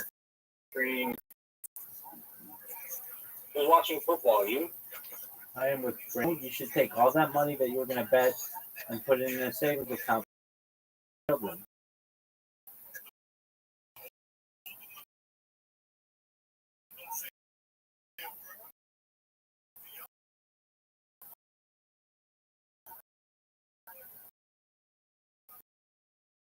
Yeah, but I already won this money.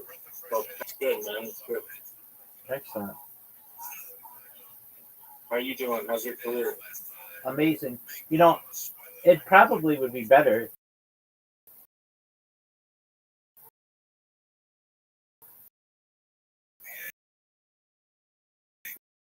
We talked about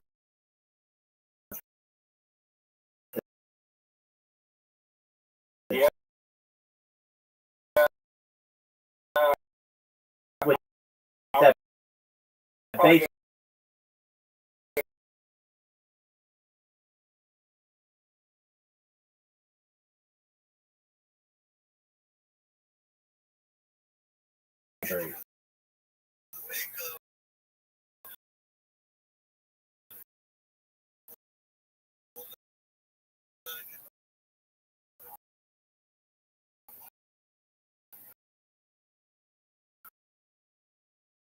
So prop firm, basically, I found this one called Top Step, $50, and the real account you get 4,000 to trade with of their money.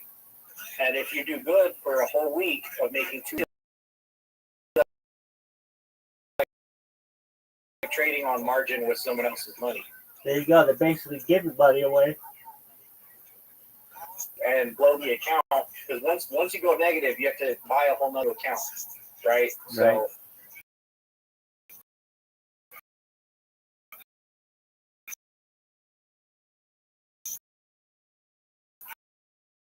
you know,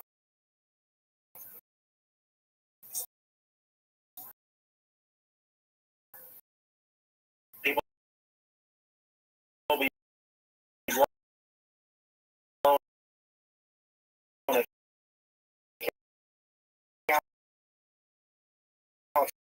that's where they really actually do good on there and actually make so much money that I took 200 out and I still have 100 left.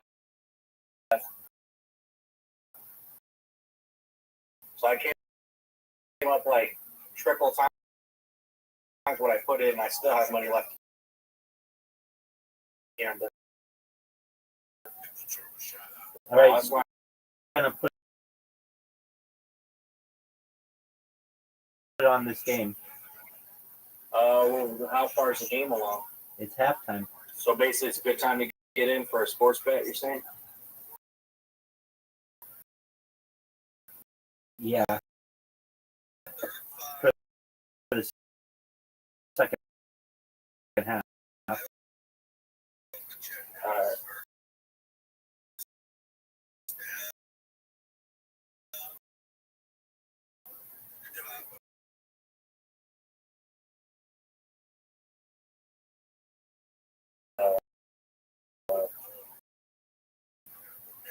Gambling night.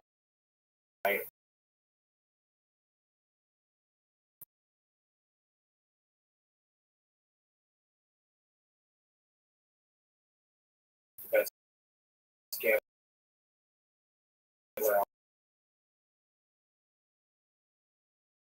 I'll take or something.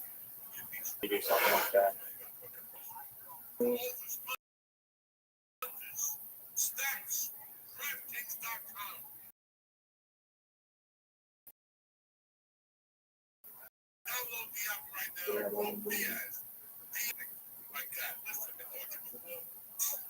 Weird sports.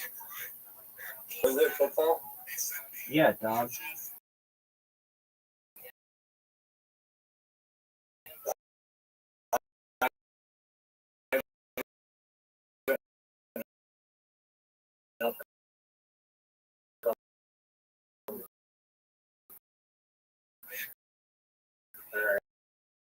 Right.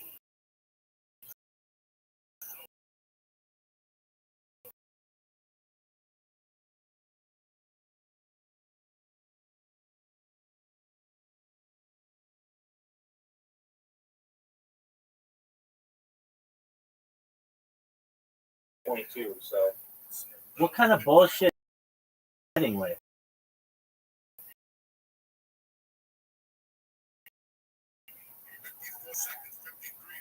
That's just the odds. Oh, fuck it, it's suspended. Hold on. If you can't do a second half over, it sucks. They should be sports gambling. If you can't do a second half over. Was it the 8? Let me bet on it since suspended because it's, I guess, too late or something. Oh, there's a baseball game. Brewers. Get out of that, guy.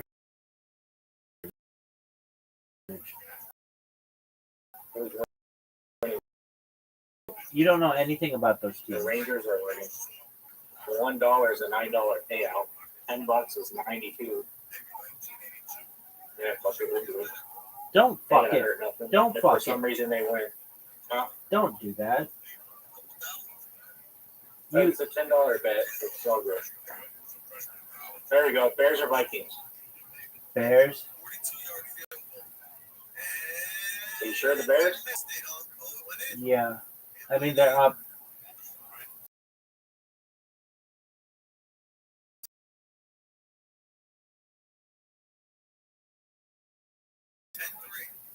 I mean, I'm not going to win shit. If I put in this whole $100, I win $25. Like, Are you gonna bet the Vikings? I don't know if I bet on the Kings. If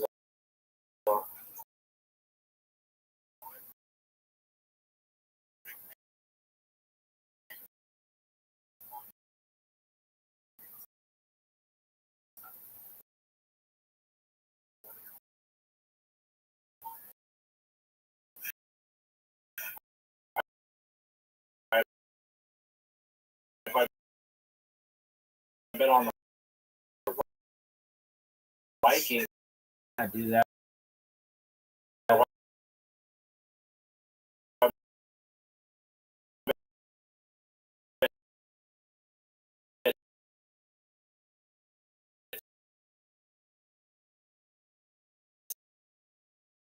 $10.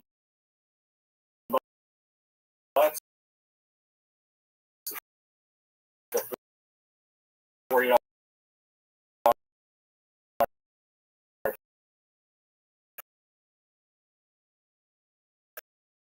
payout. All right. I mean, if you 5 events. Let's see here. We can even do like this. this and that.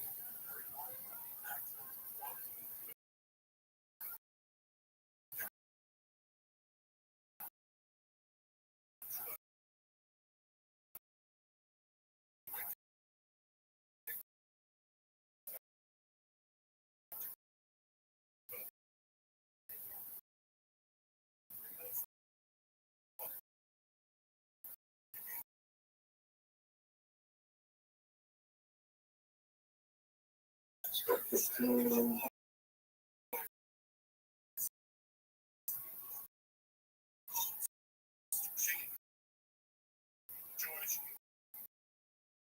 out of all the fucking stories, tell fucking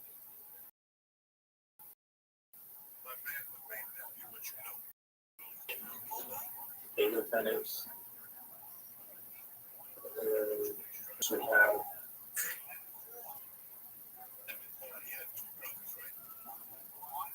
Hello, but What up, pimp? something going on. we're doing what now, but Okay, good.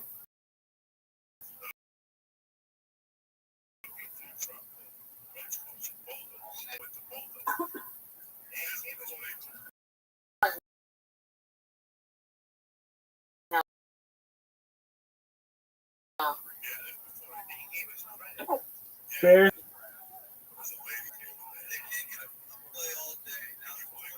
Oh, I'm watching table tennis. It's pretty cool.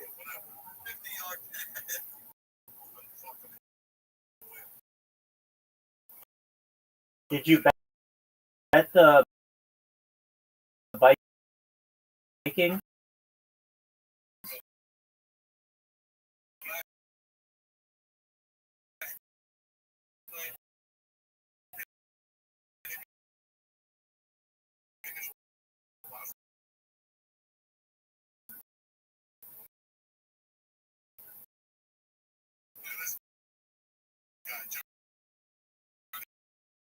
Yeah. You did? I don't know nothing about. I'm up $100. No, I don't. But you know. All right, your Vikings just scored.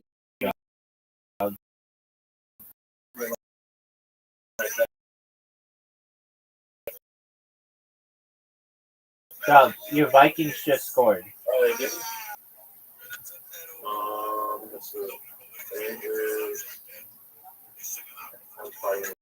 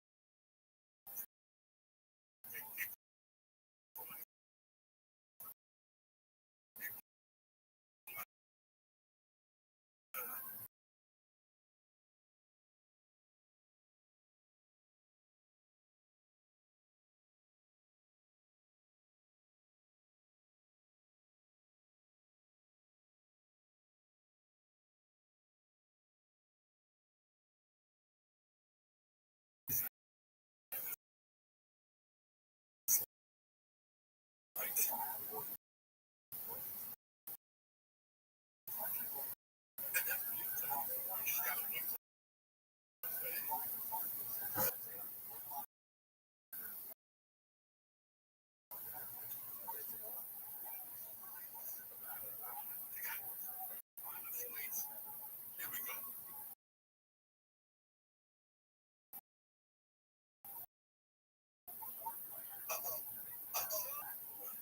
10-6 and no cigar, ladies and gentlemen.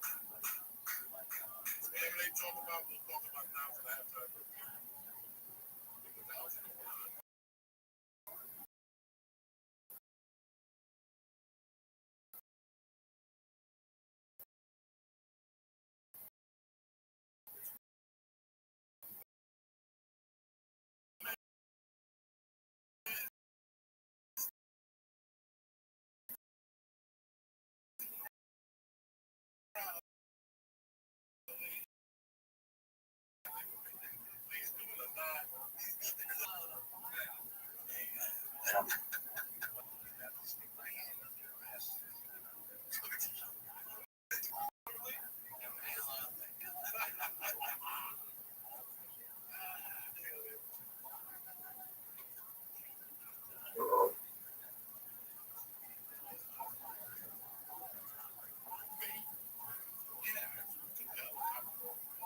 Listen,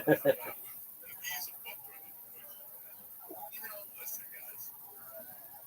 I don't know. Listen, I love music. I love everything that goes in. I love a lot of things. But I really put my nights out. I get some good time.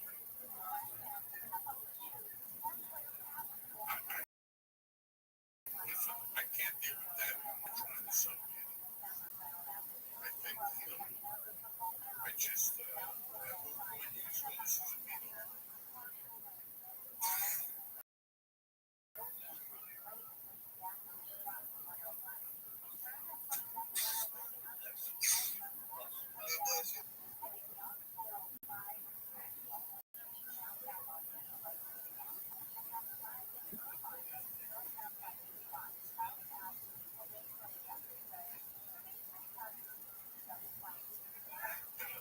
This weekend.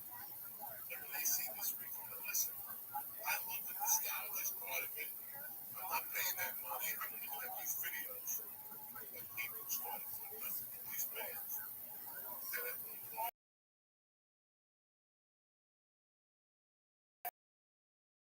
I'm walking out. And I get it. I put a lot of money. I gotta go somewhere before the legendary. And I'm there like fucking chicken. Stand up comedy. I gotta read and tell them.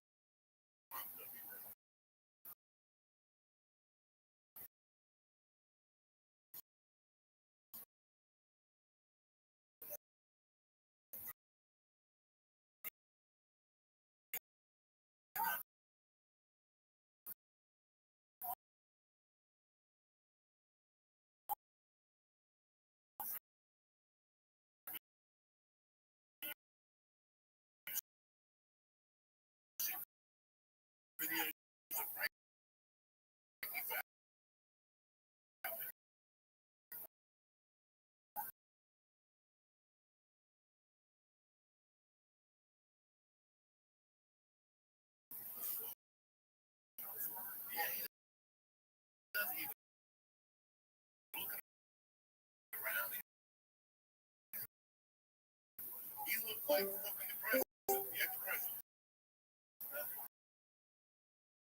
He would march this way and look out the east. We're still going. Staying alive. They love Scorpions. I love Animal Magnetism. I love all those albums. But shit was ridiculous. You know, pro and con about David Lee Roth. I heard it was pure garbage that he brought 5 people to sing behind. And, guys, it's what you want to, what you expect. I know fucking drum set.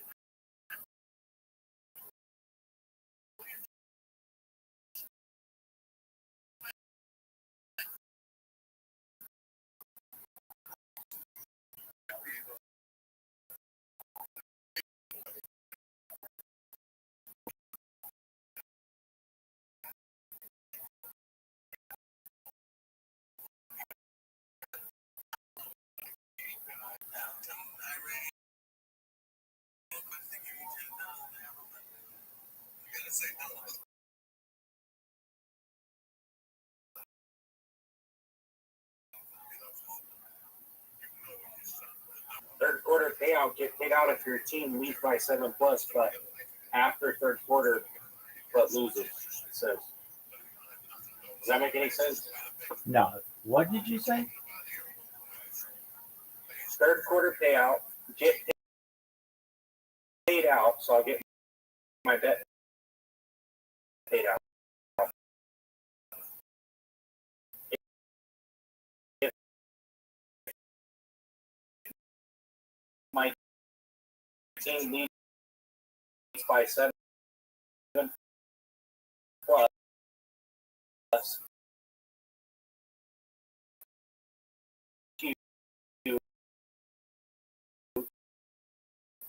but loses.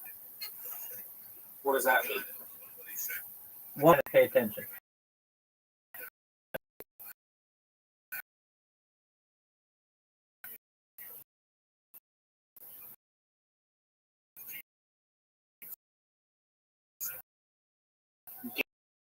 get paid out. So my bet will right? if my team.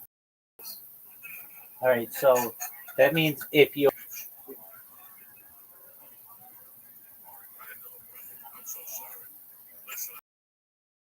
are you streaming on Kick?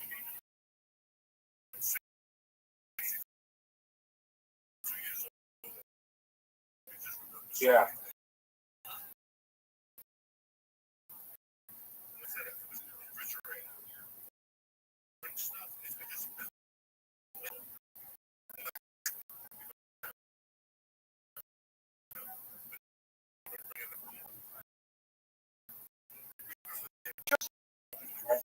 Yeah.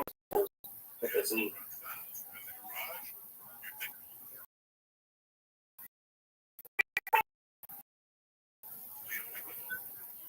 Wait, class.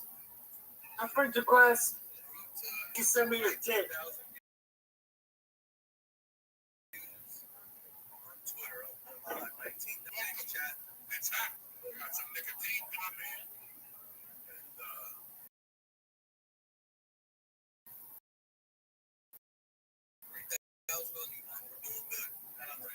On commercial break. It's the halftime show. Well,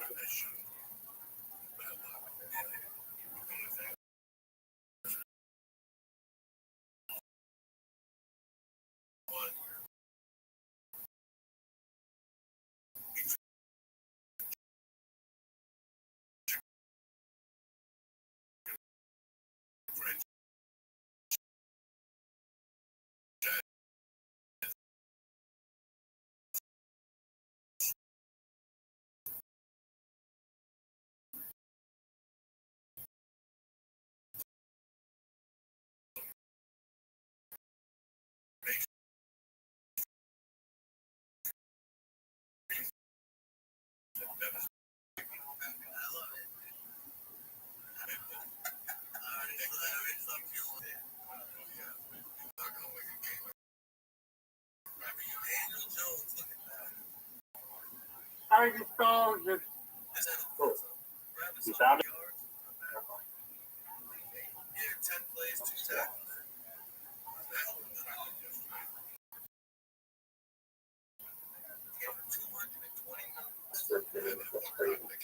Oh, let's see. We got this. We got some soccer, some tennis.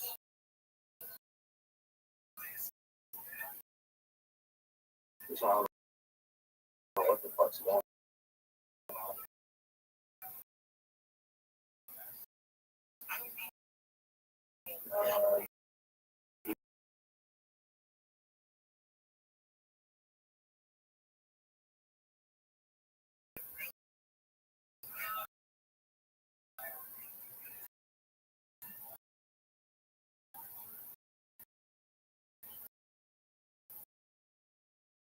Oh, this is steak.com. That's game. He's sitting to me. Count for you Oh, Don't do that, if you want. I could send you. Brandon. Don't do that. Yeah. You don't want to. Alright, You yeah, don't. fair No, no, you're fine. You don't want to be a gambler. You're doing just fine, Brandon. No. Brandon, if you want to do anything, do fantasy. Do fantasy football. you need fantasy football? Yeah. Do you want to? Do you want to do fantasy football, Brandon? Yeah.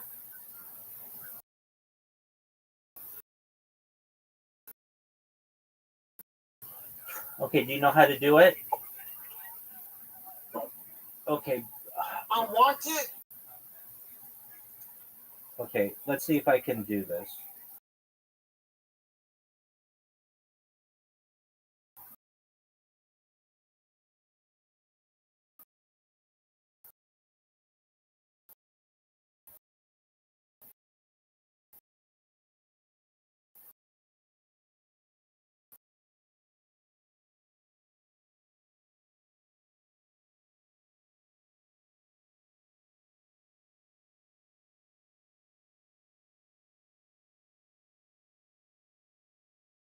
Okay, you love fantasy. Do you have a fantasy team this year? T-Tech you Walker.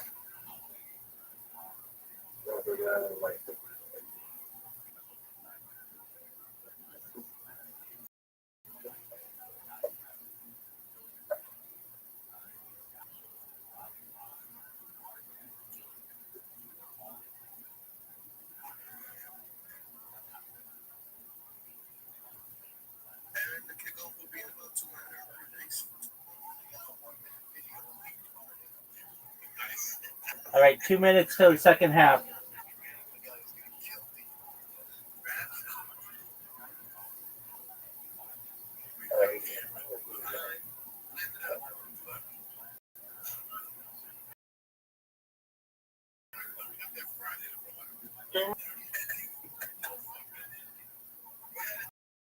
So what? 2 minutes till the All right.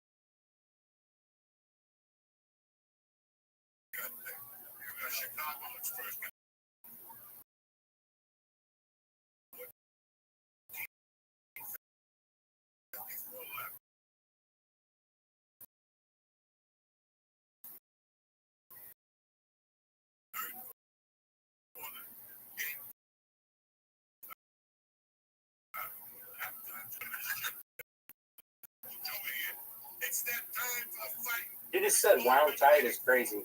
Canelo is going up against Crawford, and DraftKings Sportsbook is your all-access pass to the action. From the opening bell to the final. Wait, touch your shit. And guys, for the record, Lee never fucks up. In the way that he is handling.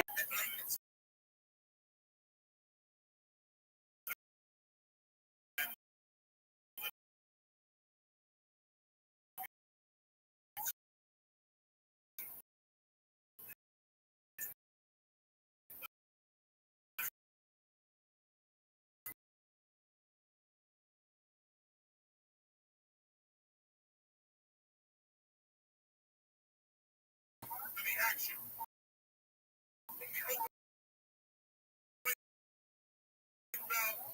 final scorecard, DraftKings delivers a great time for every time. Keep the action going. The fight is over. Football. What?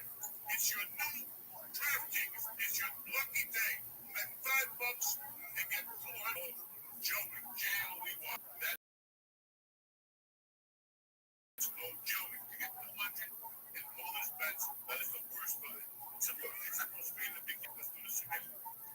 Motherfucker was alright. These fucking things.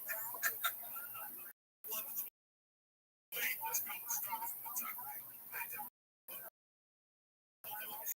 This again. Keep going again.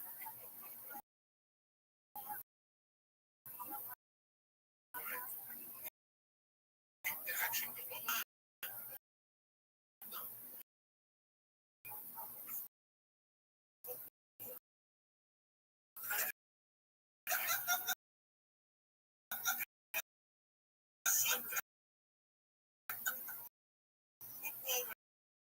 It's just fucking here. You know, this is what I'm talking about. Now you look at the things from a writer. Nice to continue the time. We. Time for the fight. We've all been waiting for. You got Canelo going up against Crawford, and guess what? DraftKings Sportsbook is your all-action. The opening bell for the final scorecard. DraftKings delivers a great time every time. I mean, that's solid.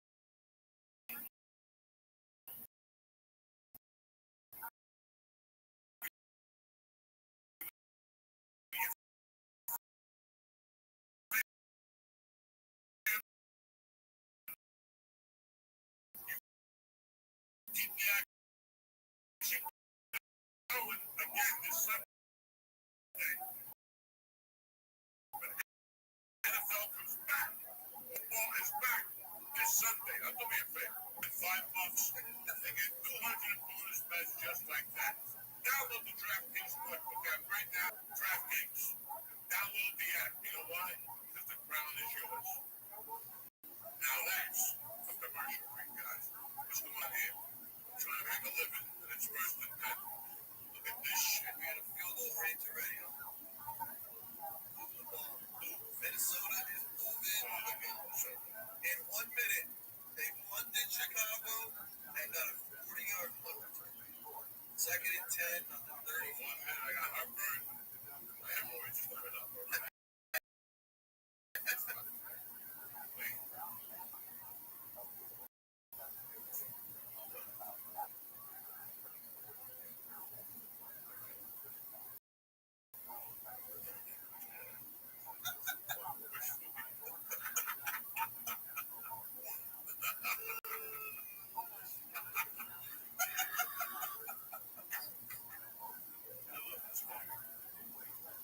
This is a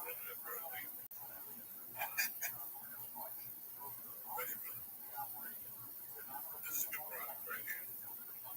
What's going on? Uncle Joey here. Listen, if you want a nice, relaxing night for once, you need In the Cloud. In the Cloud makes legal, M-derived THC products that get the job done. Let's start right there.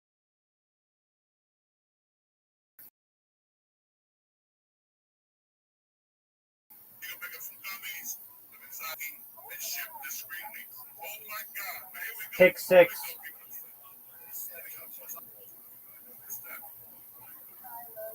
do this again. What's happening?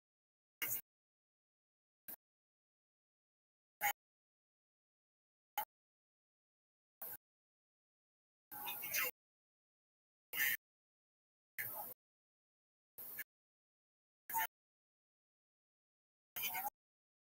relax tonight.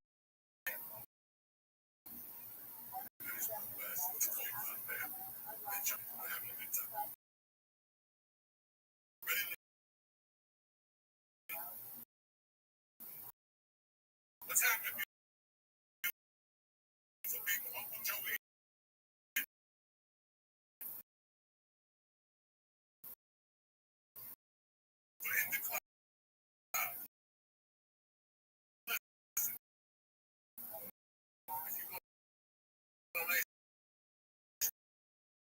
relaxing night. You need in the cloud. In the cloud makes it legal. It's like you would like these type of things. Enjoy people. Try your seatbelt and get yourself some in the cloud. When you're trying to chill.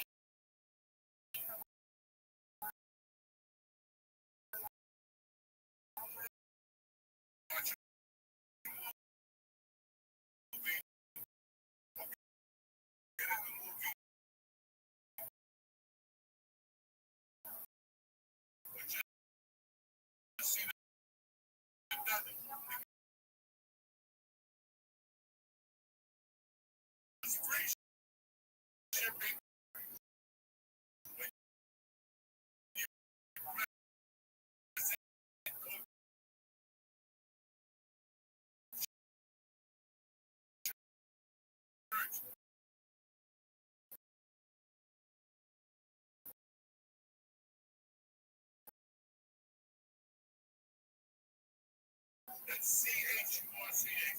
C-H-U-R-C-H. Give me a cloud, not cold. Okay? Wait, listen, I'm going to take yo, alright? It's that simple. You get 25% off. Let's roll the goddamn thing. I'm like Moses with the horns. Come on, keep going. Let's do this thing. Come on, I already read that. Come on. Again, in the cloud, no food, church. 25% off, free shipping, snacks. Like a tremendous thing like tonight. This chicken tastes tremendous. Why? Because of the vampire.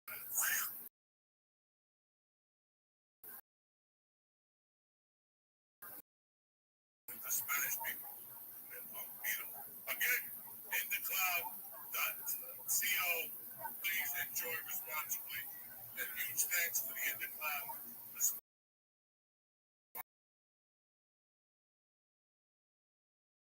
Sponsoring tonight's episode. Thank you very much.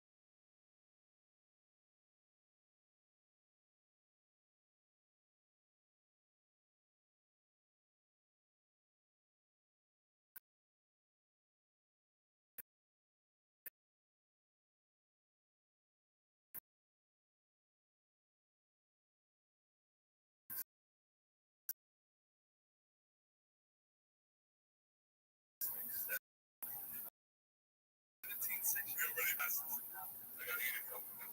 Pardon the interruption. I teamed up with them DraftKings. $5 gets you $200. And you get $200 off. And NFL.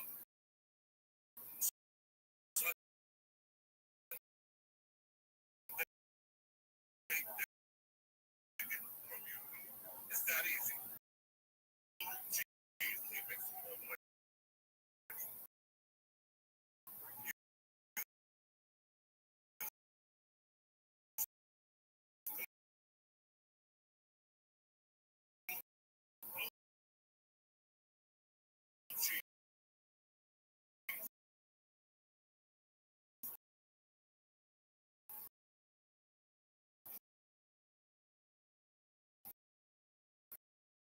That's cheese.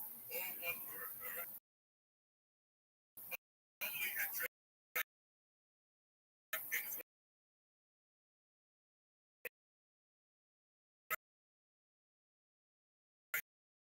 Now, blue cheese. Like together, DraftKings is on fire. My friend, listen, man, you can't fire up Chicago.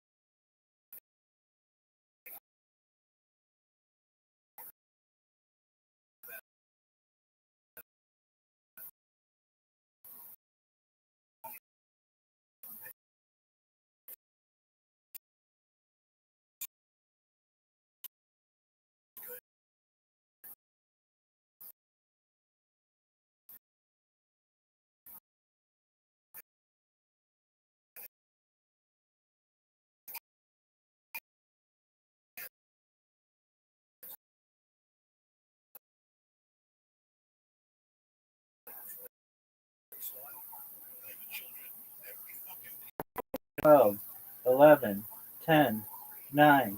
One second, tell you my room, sir.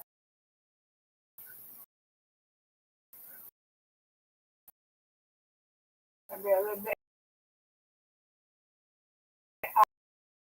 awkward.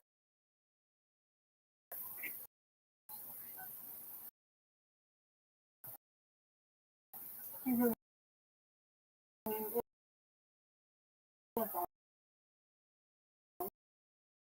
Yeah. Mm-hmm.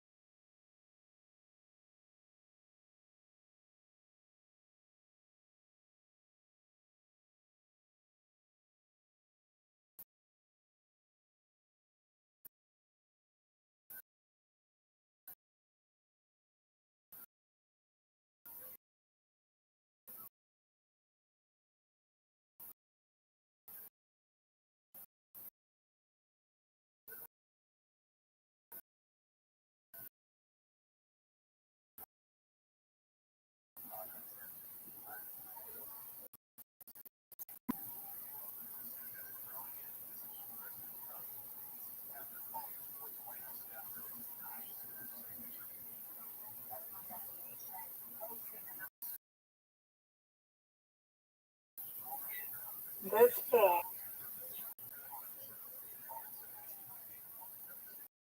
Big time. Yay. Mm-hmm.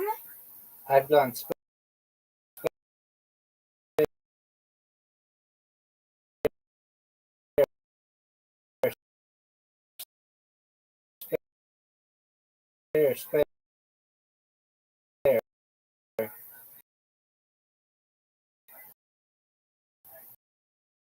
Get it.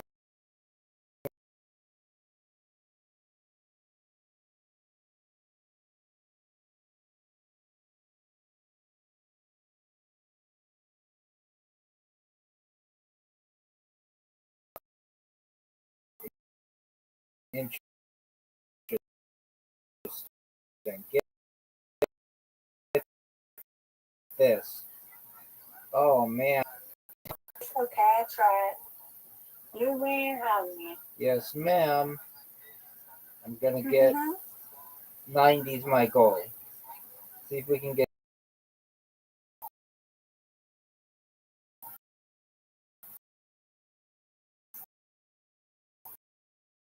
Yep. Bye, Matt. See you in the morning. 90. I win, you win. You did it. You did it. You did it. Wait till I get up here. I gotta get up steps first. Hold on.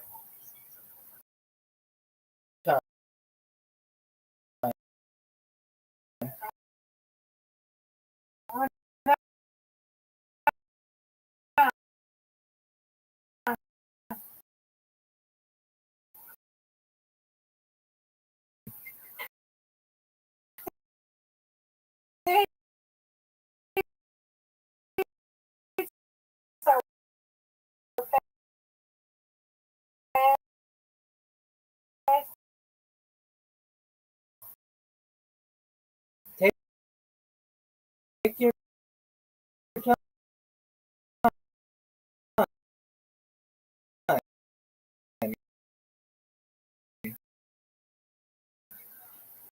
They didn't give me time to sit down. You didn't have to.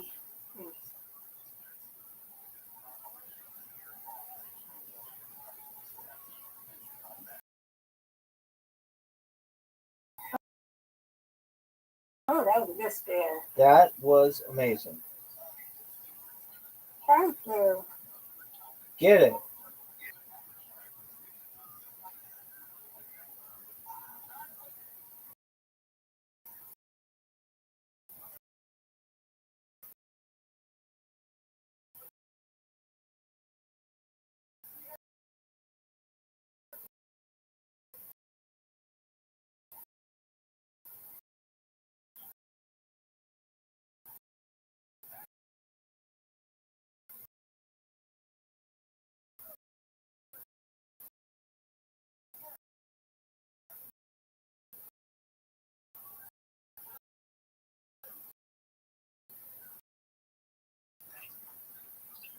That was big time. Okay. Let's go.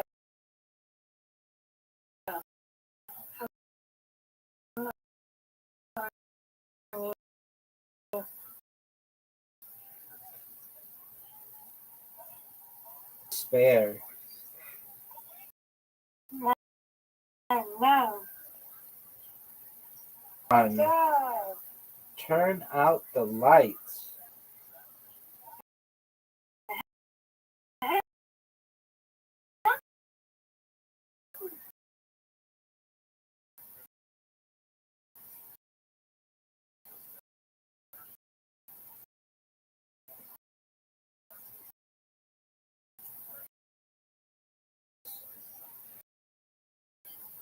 You can get this. Take the lead. Now get a strike. Oh, get it. Okay, you got it. You might. You got it. Lord, that just be wild and me. You got it. Oh.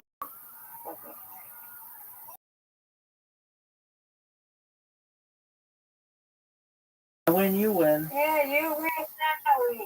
Yes, ma'am. Won. Undefeated in bowling. Mm-hmm. Undefeated in friendship. Good job. And undefeated in? Yeah, good job.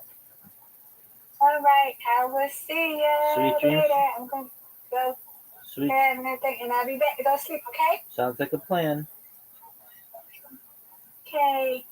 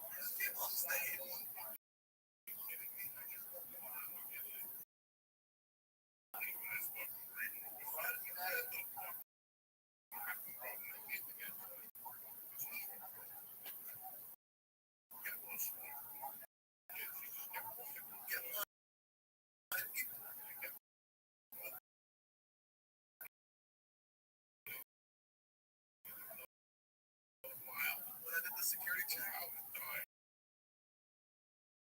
I would stop either. But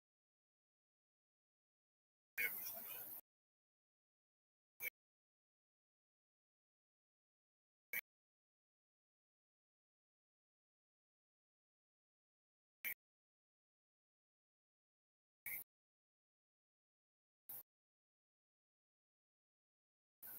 after that show. Maybe if I left the show,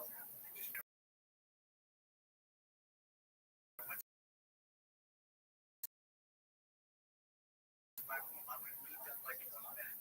And when we back then, no, you should have said let's go the other way. It's a lot shorter. And we were ruined. We back. We could do that in just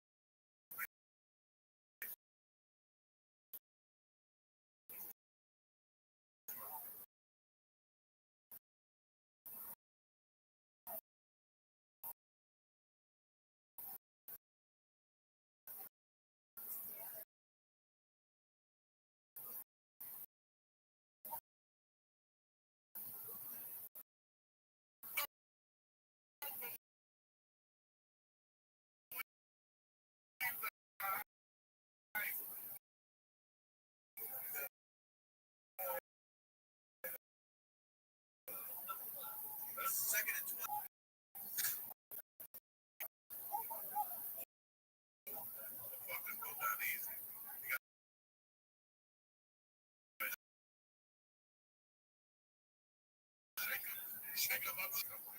love Snapple diet, no sugar.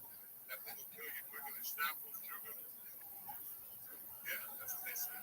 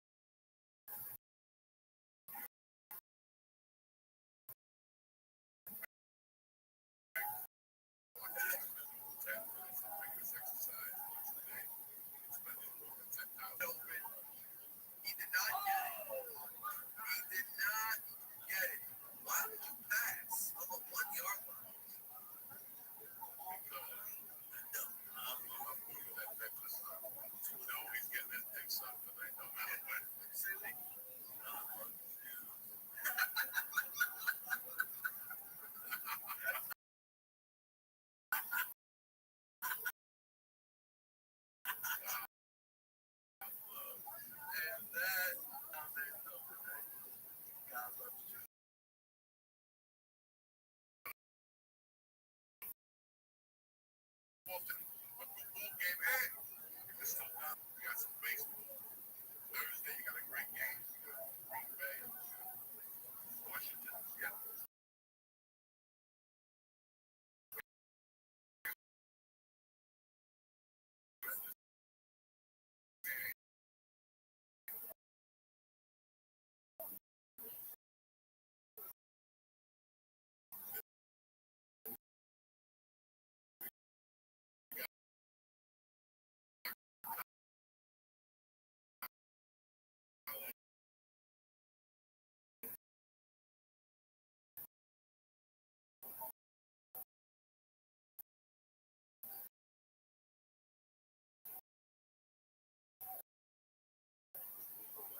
Thursday night, Green Bay is laying 3.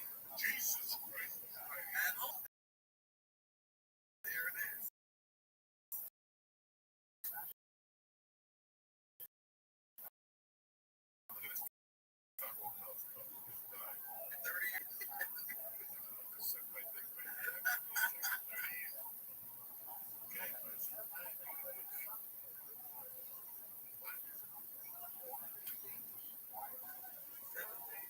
And the second game is the Chargers.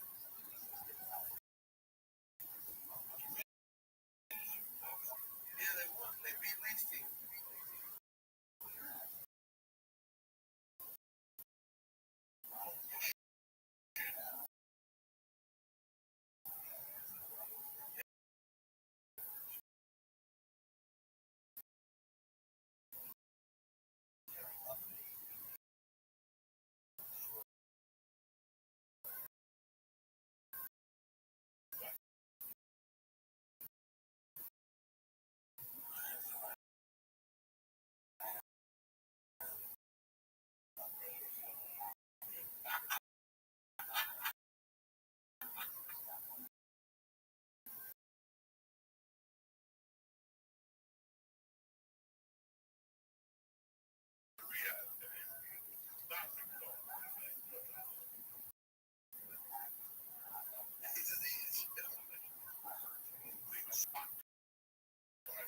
Rice Krispies had too much marshmallow that fucked their guts. Delicious flavor. Rubber leg glass over there. Nobody comes at the end.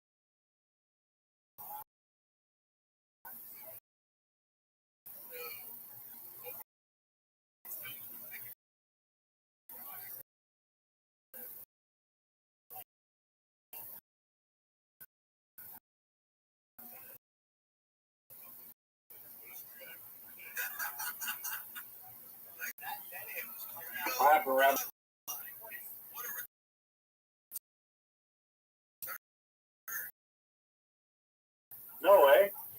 Yeah, you're down. Shit. Yeah, maybe.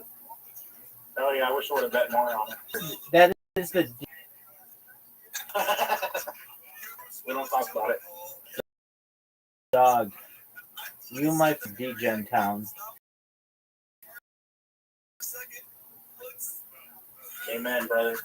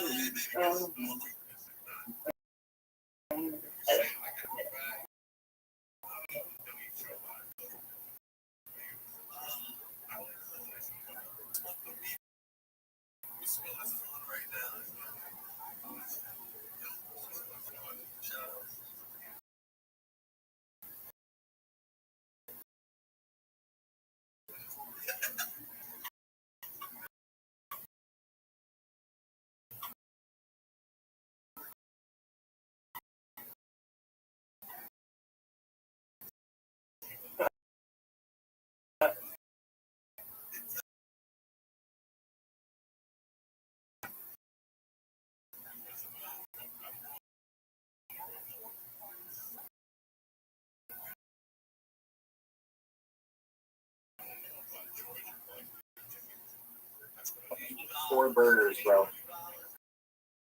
Four whole burgers. I'm gonna go ham on this.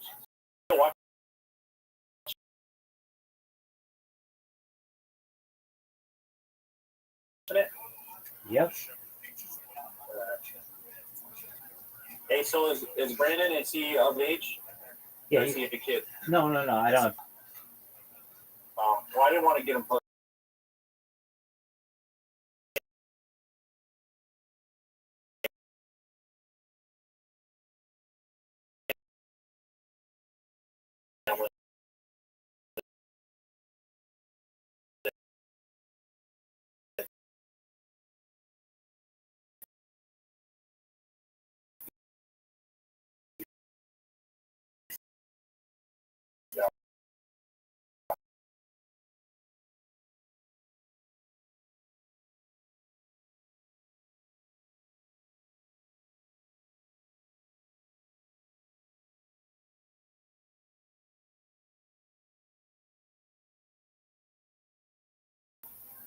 Much fair.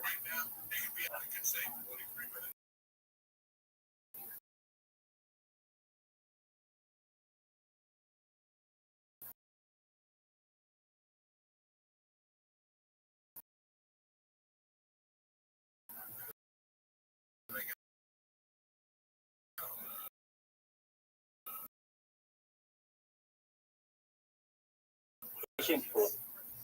He's a very nice. He is now like the fourth most streaming person on it.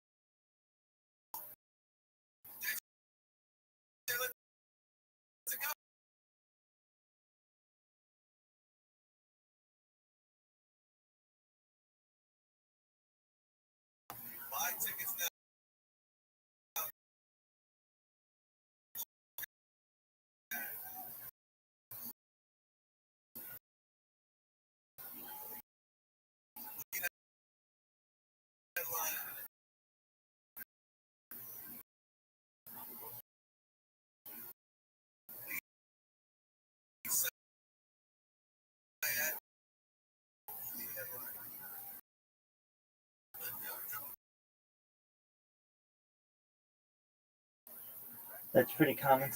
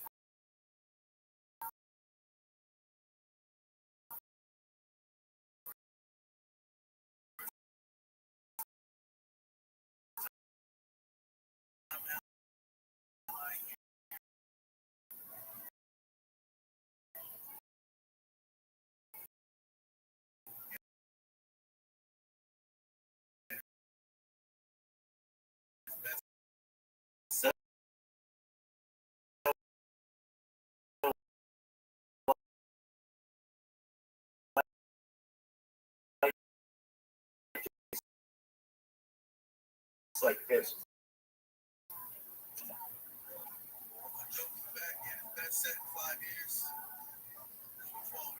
Like those kinds of things too, but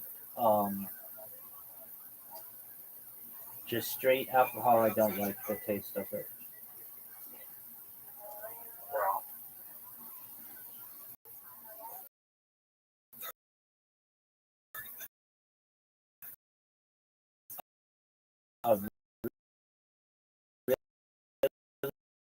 Really good.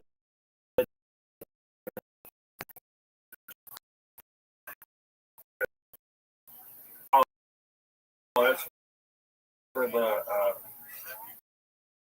Bears. What'd you say? Remember with Mr. Beast, I guess, bought part of the NFL announcement on YouTube. Well, perhaps he partnered with them. He bought the team, but the teams own the NFL generally. What does his tweet say? Read it. Go read his tweet. Well, it's on YouTube. That's on YouTube. All right, well, go read Video. his YouTube. Dude, you just scored. What?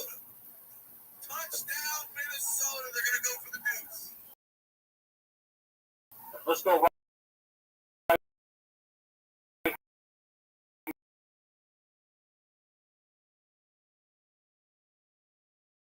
Fuck the Bears.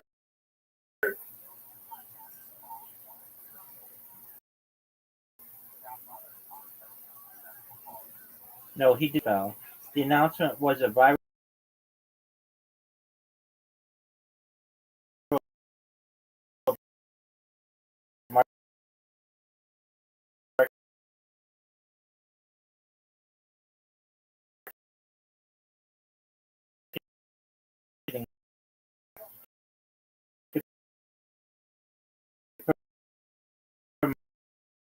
promote YouTube's exclusive free live stream. Los Angeles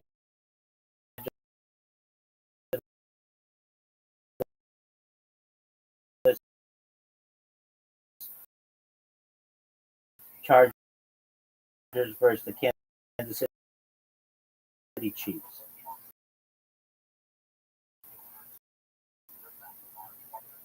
He did not buy the NFL. That's not that. He'd have to buy like. Oh, and they got the 2-point conversion. Oh, good.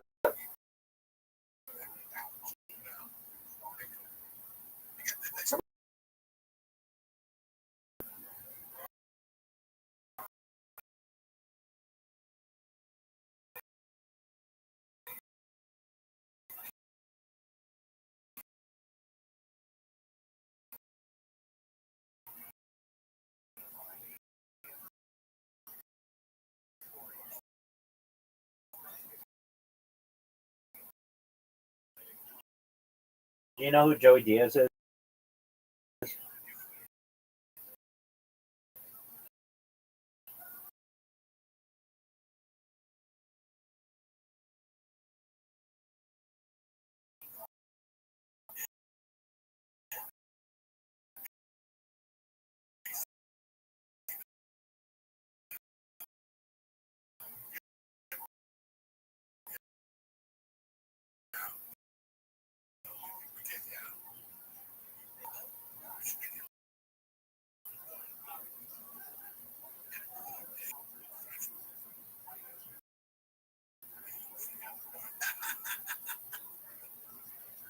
How many? Like 4? Doug, shut the fuck up. Don't call it innings. They're quarters.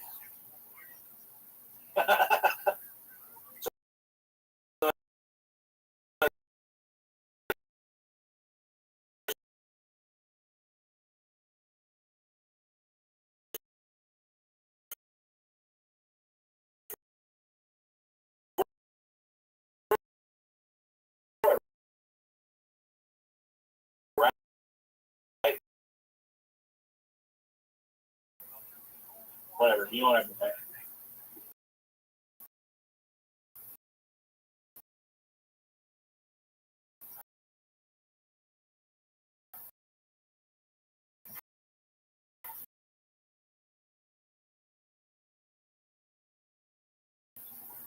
Dog, that's big You time. like to argue about sex, Rabbi? Dog, that's a big one. No? Dog.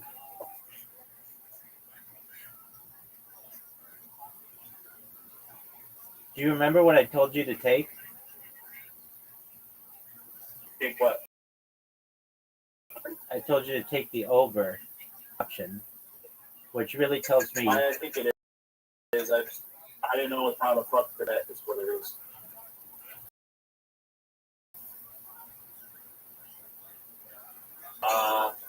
Yeah, if I can click on it, I mean, I can still bet on it.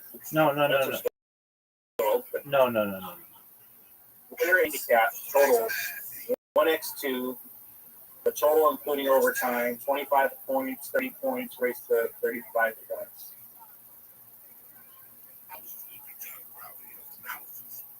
I think I could show a little more on the Bears. Doug, shut the fuck up. Shut up about betting.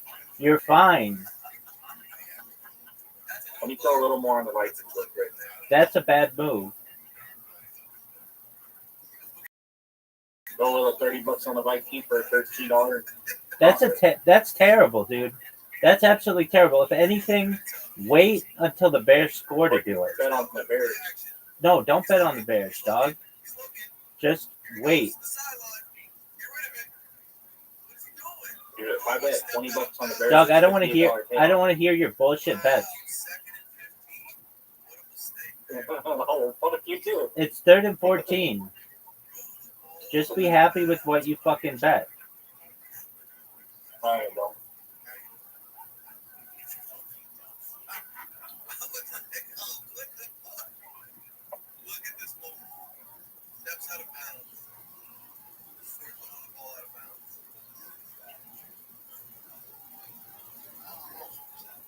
Oh yeah, Daddy. Make the perfect play, Daddy. Okay, calm down. Are you streaming on Kick Yeah. to 5 people? 38 people. I don't believe it. Look at my cake.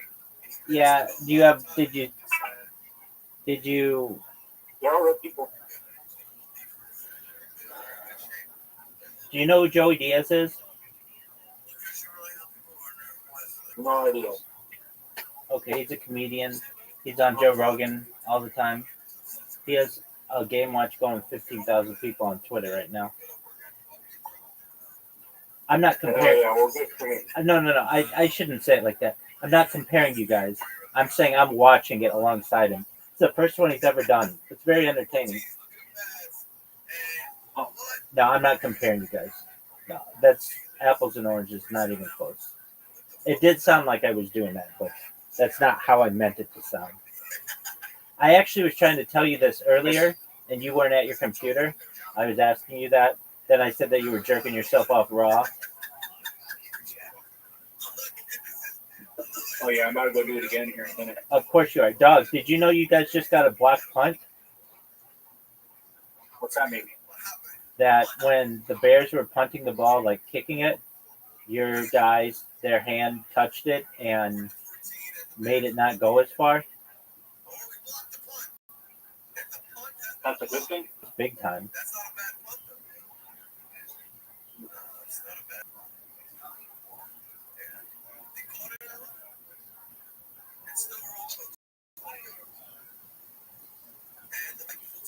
All right, Vikings have the ball. They're going to do their kill the clock.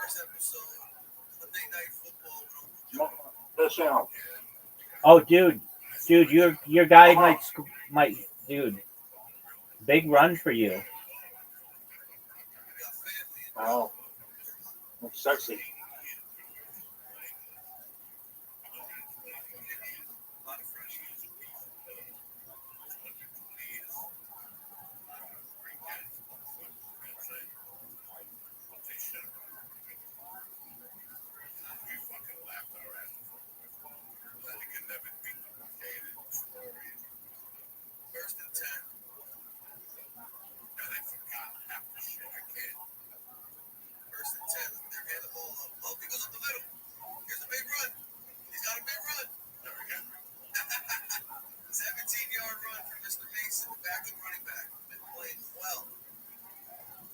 Good back.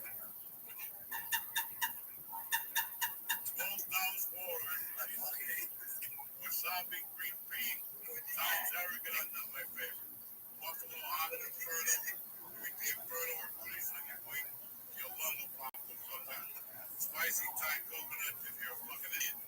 Cajun style, don't do it. General style, don't do it. Just stick to the fucking buffalo hot or inferno. Plus, they got a beautiful broccoli and pasta with chicken and shrimp. $23.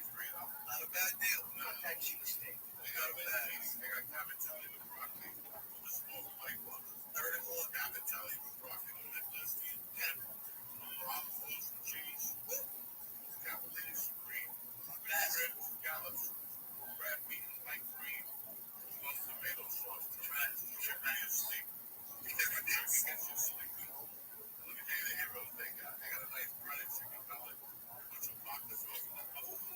Mikey chicken relish style. Always give it a shout out. Got a little burger sandwich. They got a nice sauce with peppers. And if you're nice, don't make the egg potato sandwich. Cheesesteak. The cheesesteak is spectacular. They put on olive bread, which makes you lose your mind. In fact, call them up. I'm going to tell them right now. That cheesesteaks are going. Going deep into the working water. Look at this chick. She already had a cheesesteak. Look at this guy just like Coach. Just like Mike Dicker. Look at this. Fourth quarter yards. 126 for Minnesota. -1 for the Bears. Fucking Bears. And the Vikings have now taken over the game. 4 minutes and 40 seconds. First and 10 in field goal range. Here we go. Run the ball. And they're running the ball. Lee likes to see this. Run. Clock. Field goal. Right, Lee said?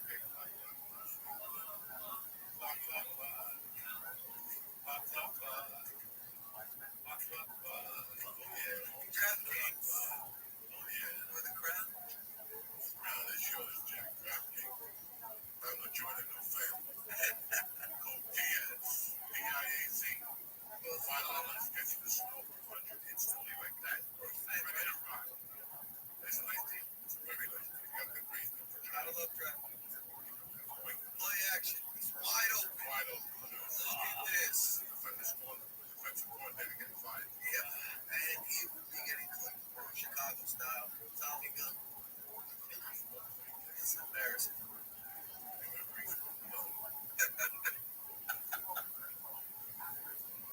62 is still slinging. We love every fan that come out to the show. So they didn't retire Jim McMahon's uniform. All right, Rabbi, I got a question. What up, pimp? So I could take out $27 off of a $10 bet, or I could be greedy and wait till it gets to 37. At this point,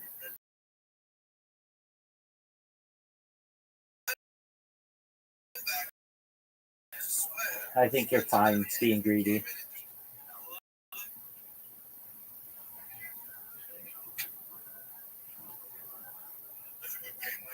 Because they got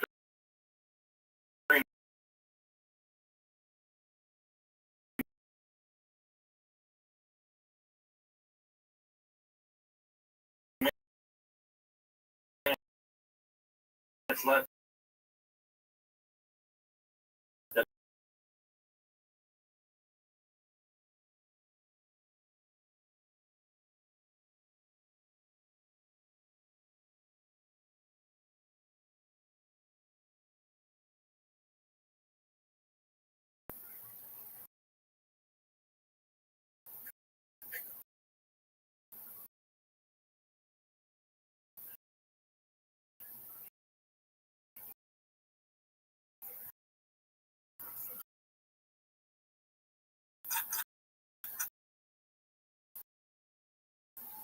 That was big for you.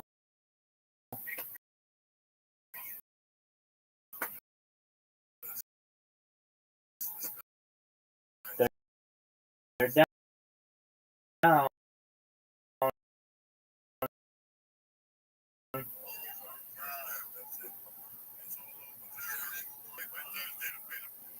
This is a big play. This is a big play for you.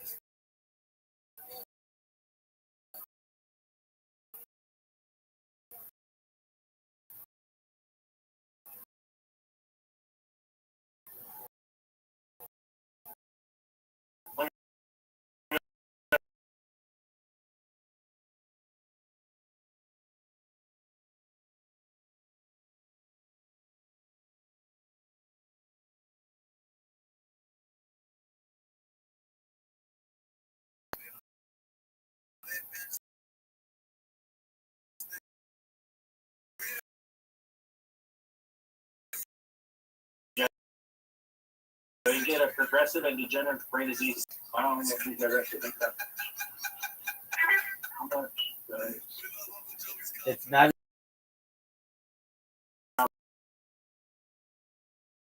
$1 million.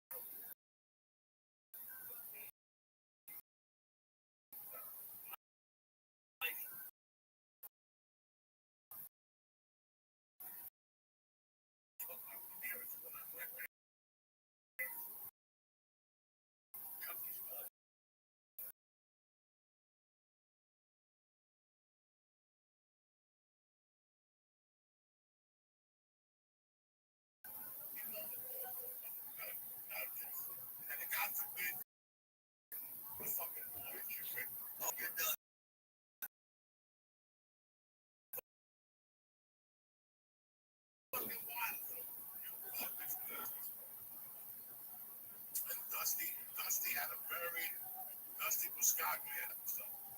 He was the weirdest jump shot thing go.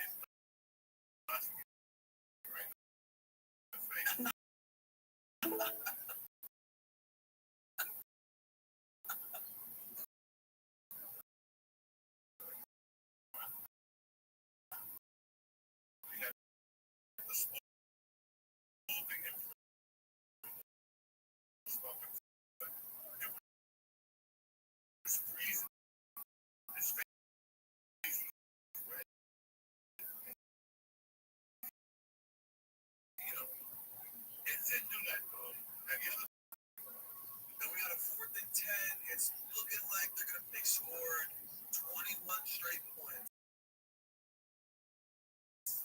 in 10 minutes.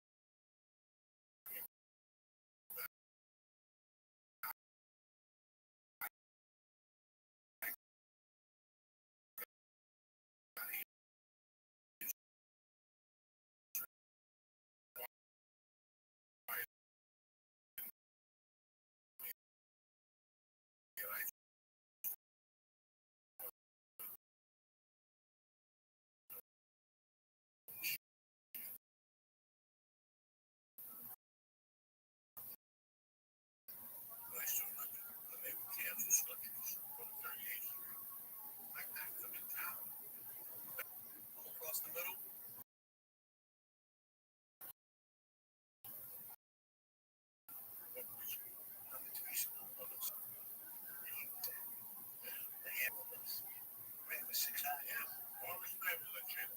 Every school had somebody play in, that's right.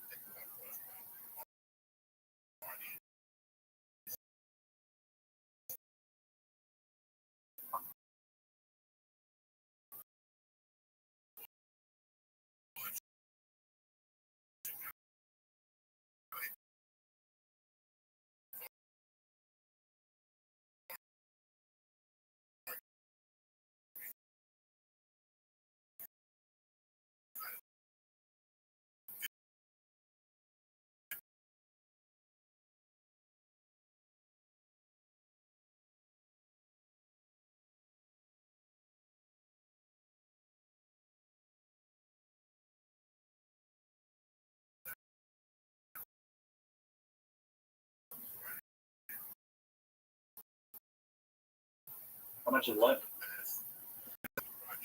Oh, Oh, that's good.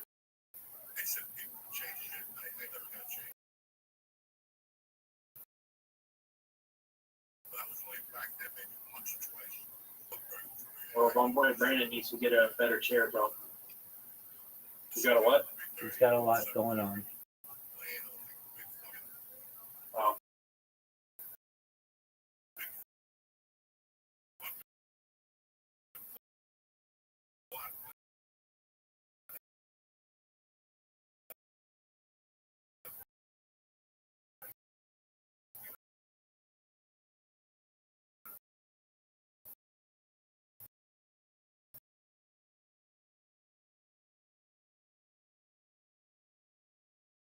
They're not going to call it a touchdown.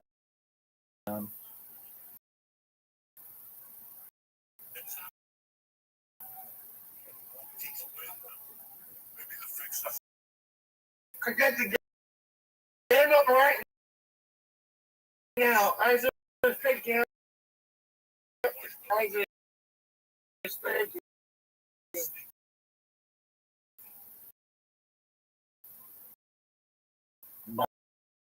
Okay.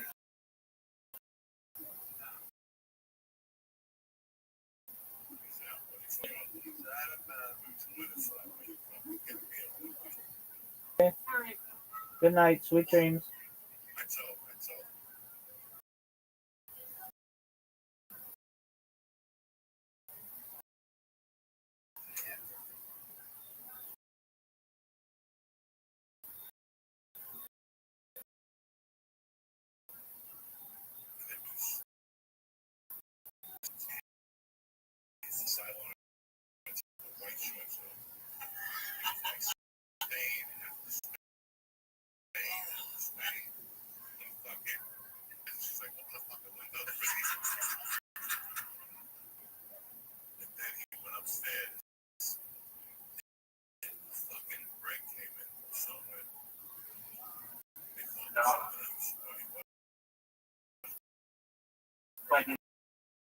Got it. It won't happen.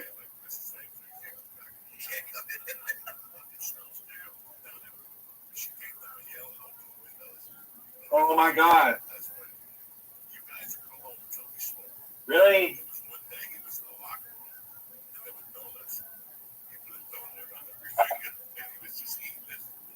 Dude, this is a close game. Yeah, you should be I should okay. just cashed it earlier. No, I wouldn't have. You should be okay.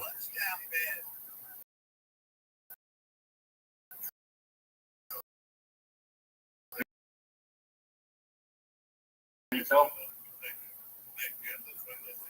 It's really difficult to do.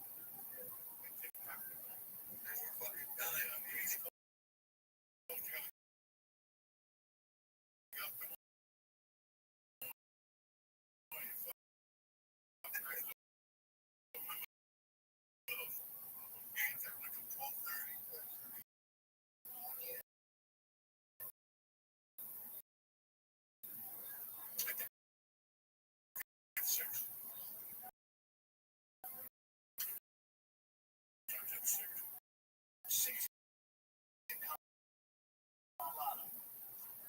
California. At 9 here, it's 7 in Colorado. He started the game in New York. He started at 5:35.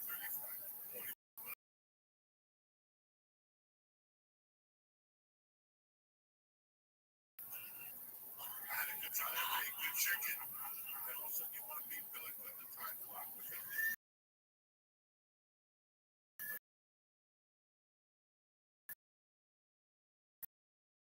Fucking bad motherfucker.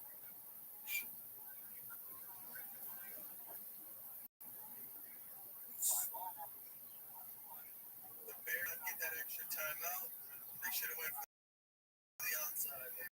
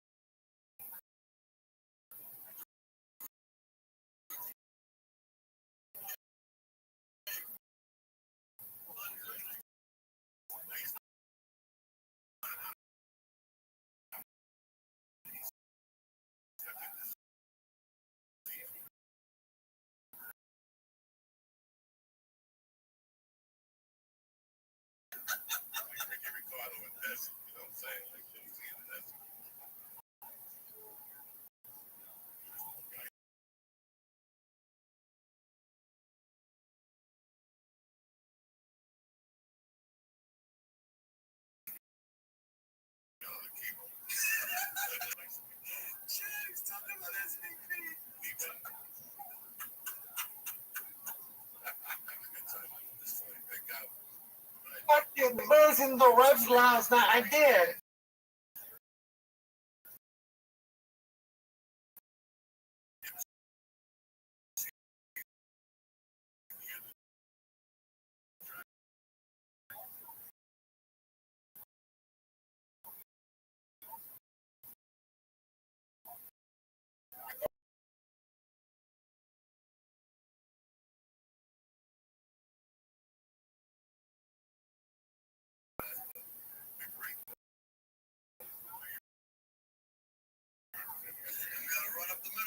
Makes you hope I can win. I think I can buy him. What are you? You're in the fourth. Yeah, with a minute and a half left. I think.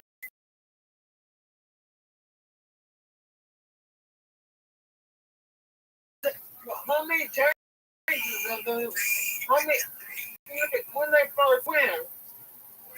The day hands got his hands down. That's game. I got this man.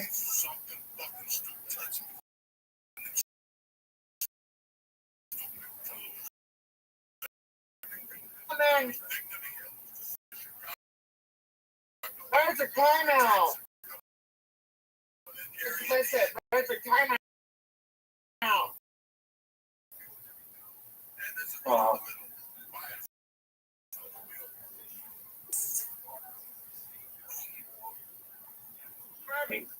They won't. It's done.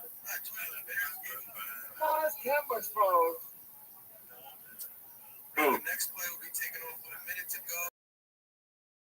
And it'll take it down to Rabbi? Yeah.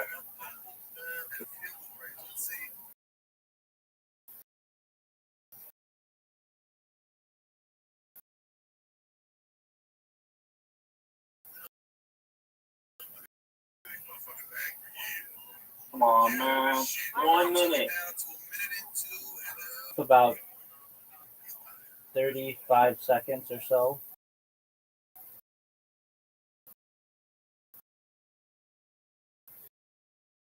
And then they're going to punt it. And the Bears have like 25 seconds.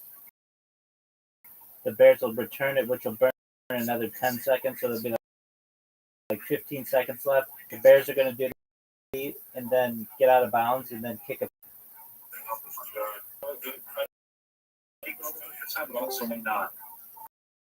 What'd you say? Because I will it. They won't always.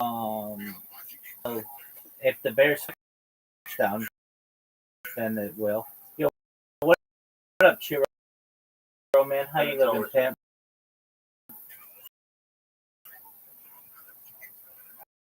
Chiro man, can you hear me? Living dog. Can you hear me?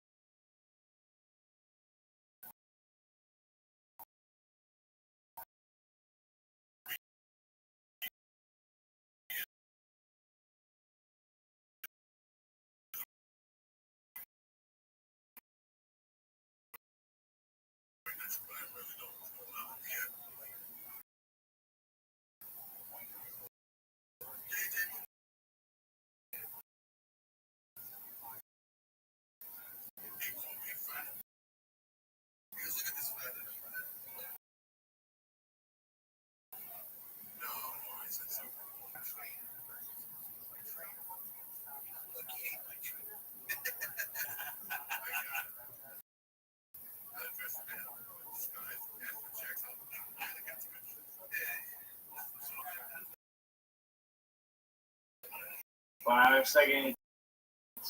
5 seconds. Come on. They're not going to They won't. It's possible. It's not impossible, but it's highly improbable.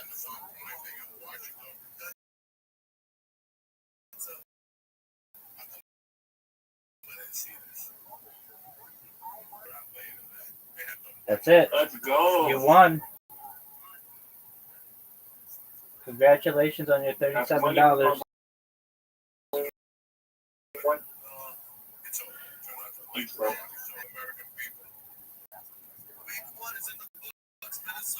Run that shit.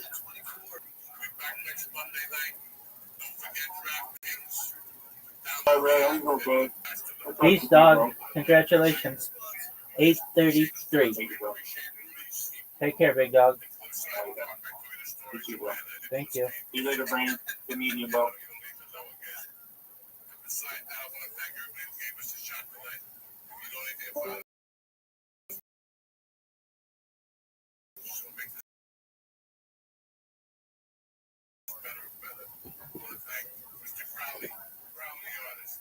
Check out his artwork. That's a dear friend of mine. Thank you. Georgie Kaladinsky, Lee's my brother is fucking thickness. I love you guys. Have a great week.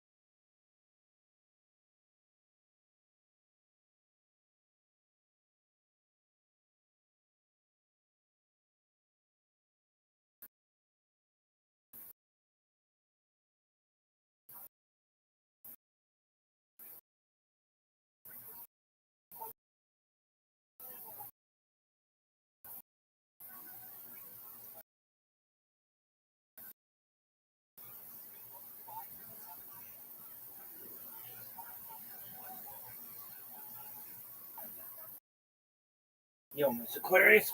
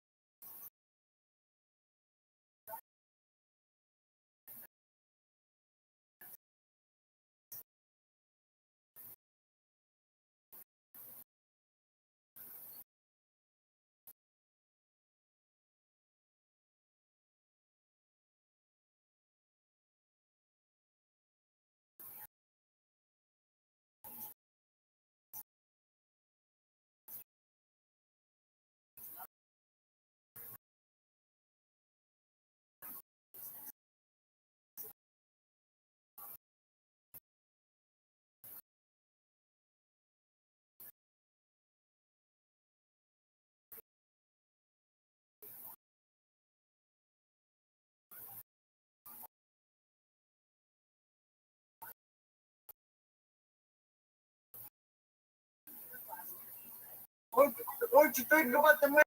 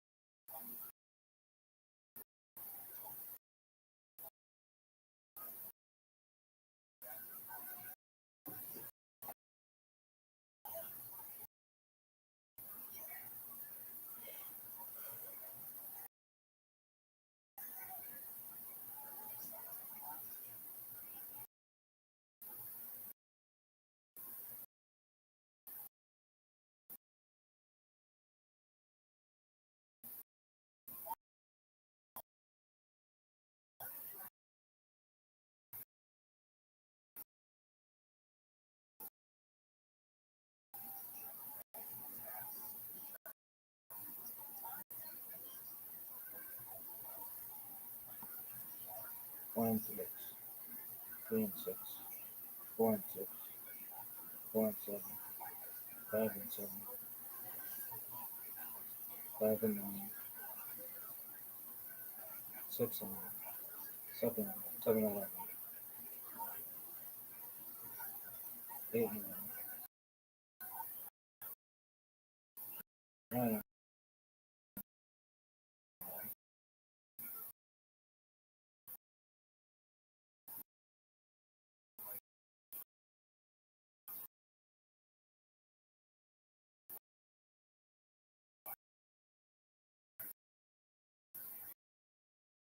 10,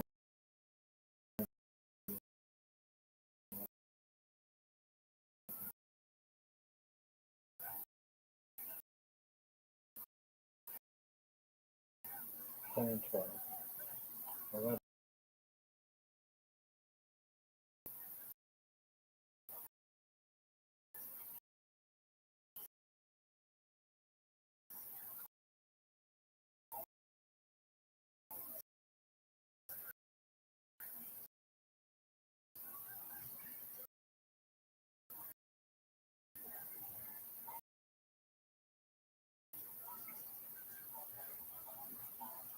12,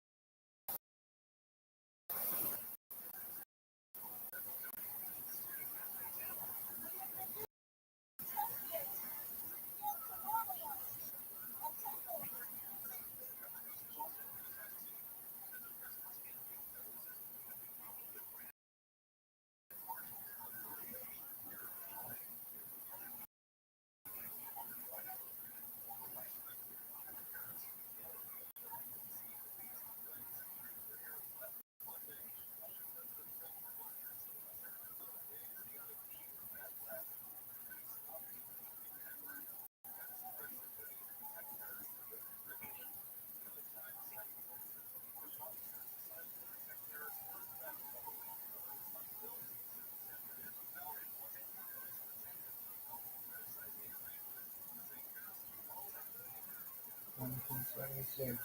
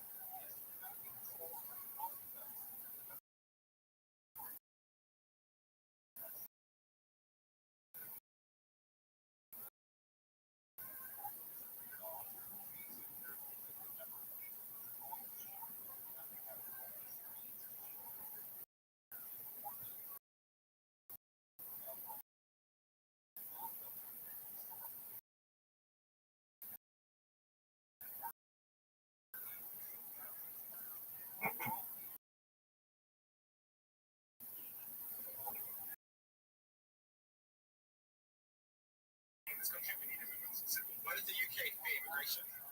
We're told to.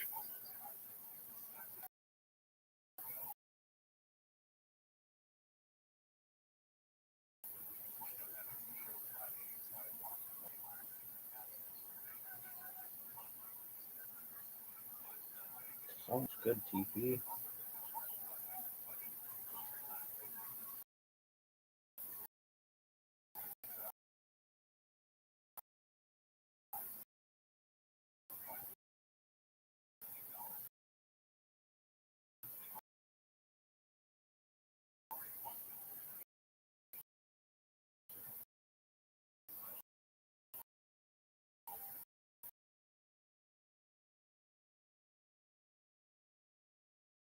And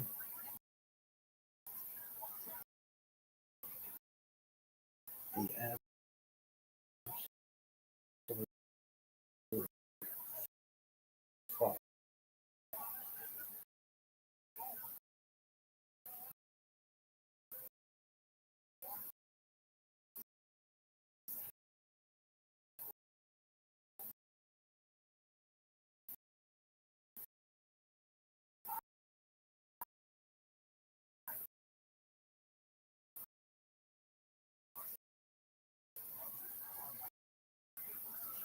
Not a huge fan.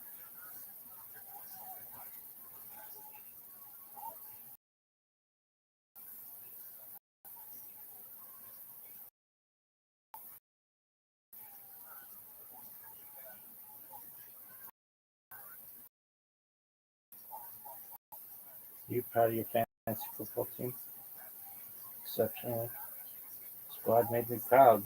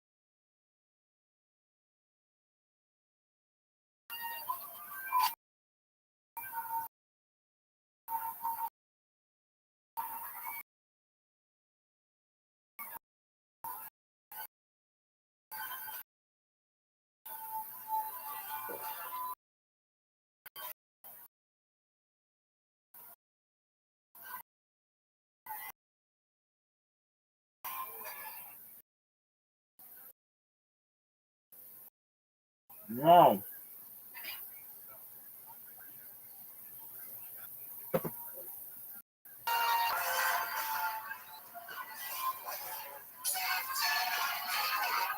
It's Rabbbi coming live from the comedy mothership here. Give it Give a it up for Tony. It's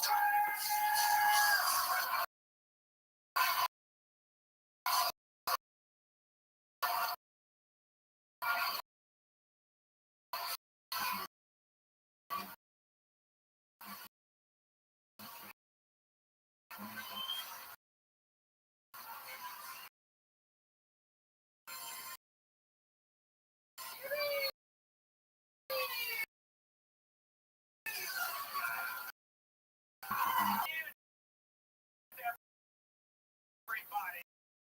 Come on. Fernando Castillo or Raul Bernardo. So that's deep madness on the bass. Wow. What an exciting, ladies and gentlemen. I'm excited about this one. Before we get started, here's a little bit more from the amazing sponsor who made it all possible.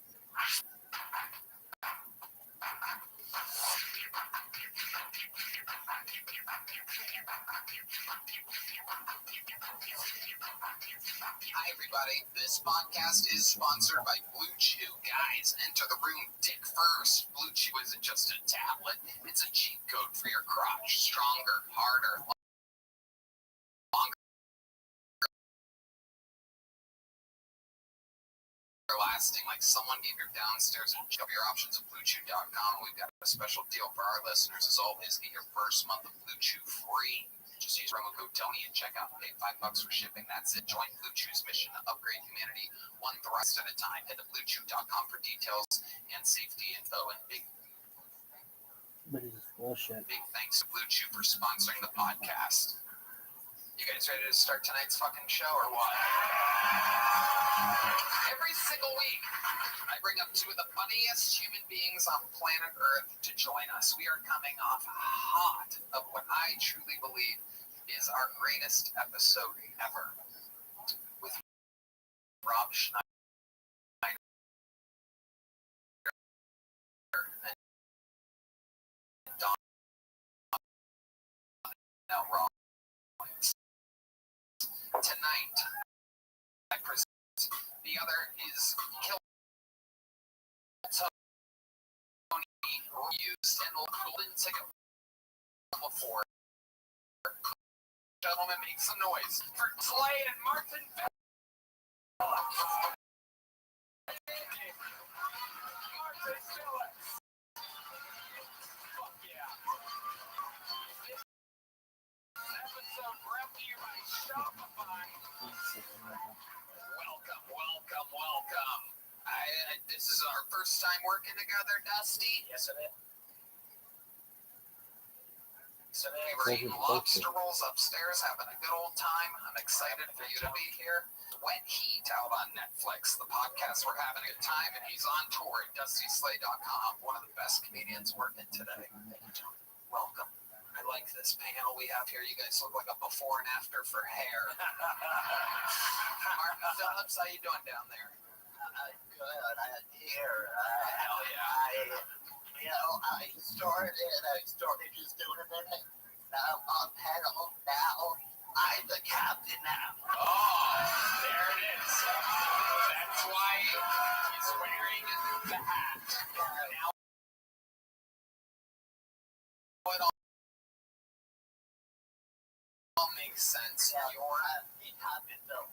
And me and Mark did a show together 10 years ago at an Italian restaurant. From Phil Tony to Kill Tony. Yes. An Italian restaurant to here.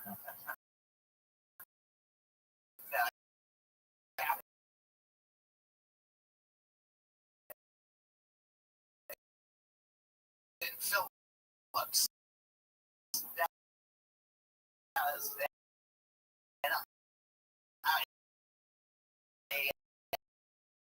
I came prepared.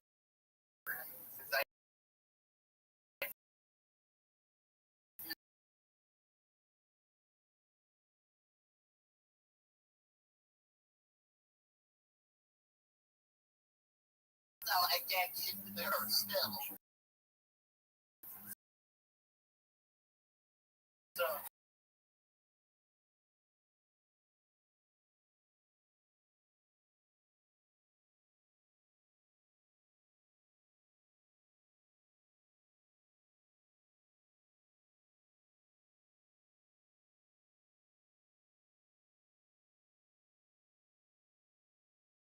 Just a loud noise that interrupts them. I conduct an interview, and we learn more about the people, and we talk to them all together. The whole thing's improvised. Anything can happen. You guys ready to start tonight's fucking show?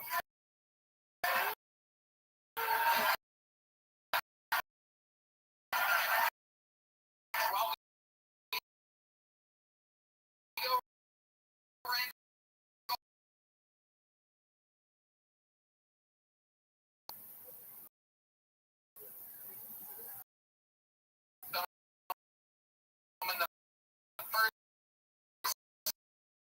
golden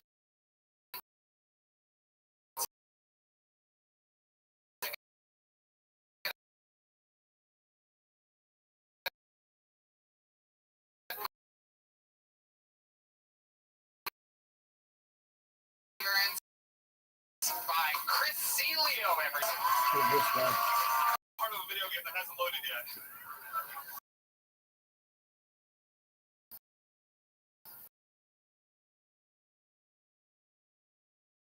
It sucks that like I'm the only guy in here that just gets stuck like a Roomba. Oh, please, the shit. You don't know how long you can hold it shit into your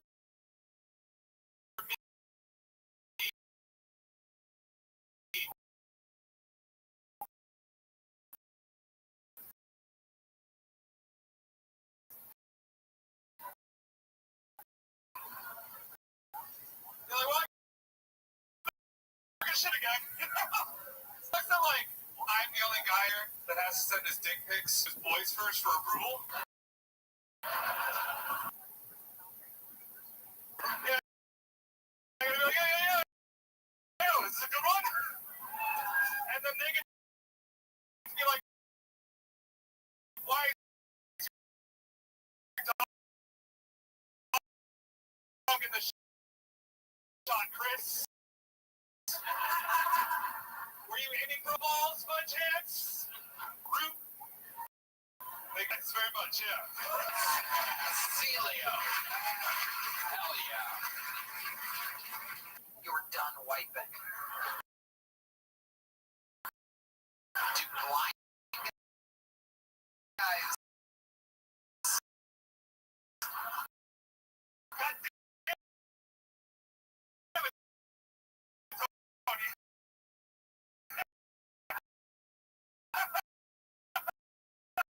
smell the toilet?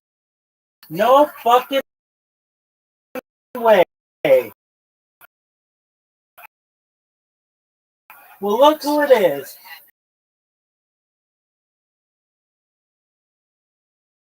For you right now. What is it, big dog? I fucking asked so much a month ago. People. That's so long. Oh, you mean Travelocity? You were the original one.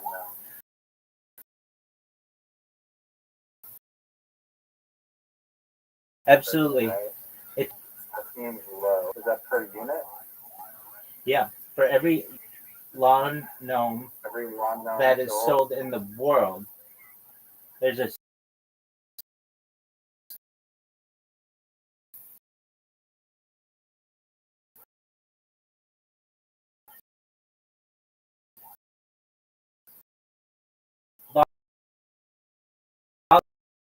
voluntary, but every accepts it.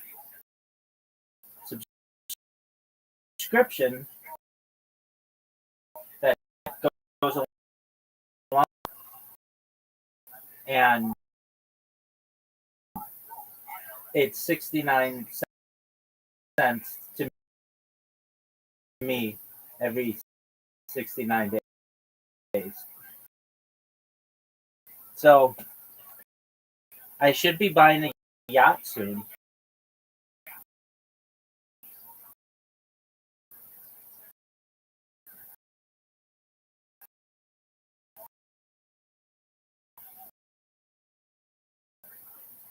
A lawn yacht? How have you been? No way. I was worried about you. I've been thinking about you.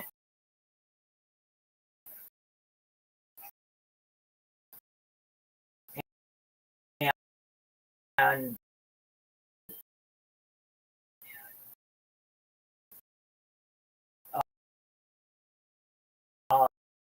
um,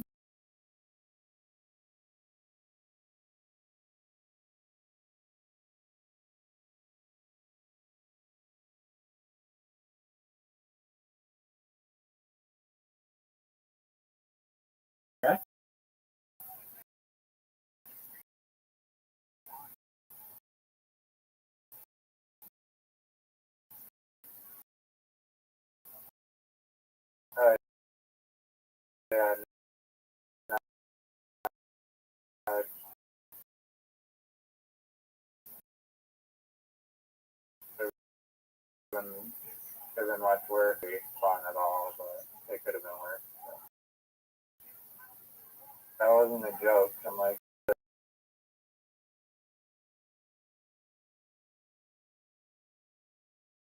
lawn gnomes are stationary objects. That's absolutely true. We wouldn't either. They're very serious. Would you consider yourself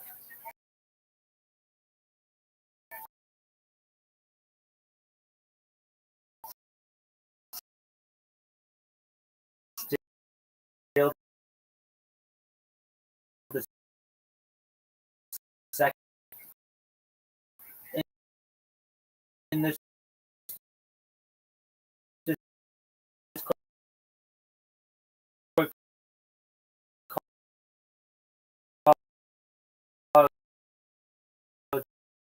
did you drop?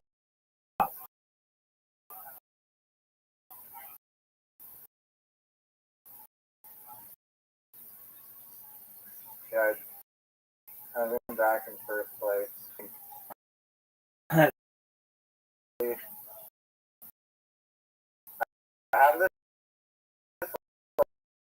like superpower almost. Sometimes I can't turn it off and it's annoying.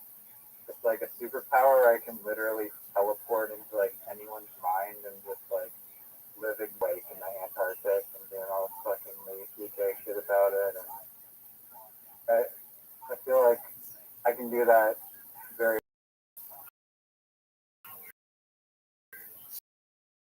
Somehow has given you absolute. I'm watching William Montgomery as we speak. But the thing that's like for chums, but what really a Montgomery fans do, which you never know in a million years, but they actually read thoughts of William Montgomery in their everyday life and live their entire life as William Montgomery. So that's incorrect. Do so you know? Far, I have not seen or heard you, the long-known fucking OG, say anything like that in the English language. So let me assume that I'm the first and greatest William Montgomery, not even fan, but what's the word? Like inhibitor? No, fucking machine. I'm a big red fucking machine. No, that's his nickname. Doug, have you ever sent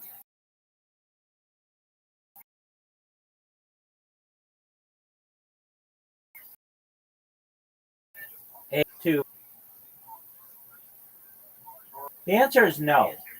Why would I send a manifesto to myself? Okay, so I you. am William Montgomery. That's how deep I am in the weeds of William Montgomery. I've literally become. So, Okay. I need to do these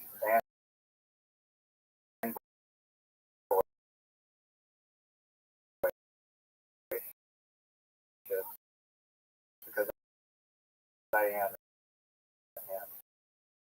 That's some kind of disorder. And just William Montgomery does not case say, please unify your consciousness into. He says send your manifestos to the William. Ted Bundy was a serial killer or something? Yeah, Ted Bundy was a serial killer. Ted Kaczynski was the Unabomber. And if you ever read Ted Kaczynski's, he talks about, this was way back in the 90s, too reliant on technology, and eventually it will say is true today. That's the part of it. Yes, it's known as MK Ultra when he was at Harvard.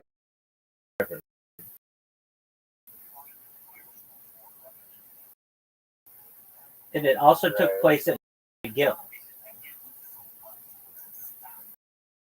Yeah, yeah, information on it.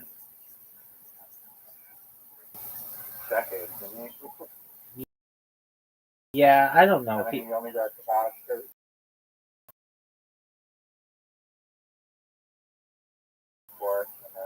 In Montana, a program aimed at developing mind-controlled interrogation techniques involved unethical experiments conducted at McGill University's Allen Memorial Institute in Montreal between 1957 and 1964.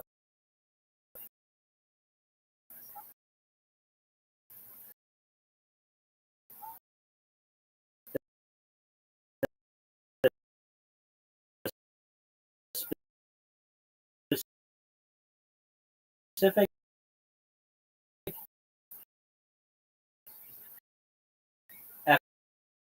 effort, known as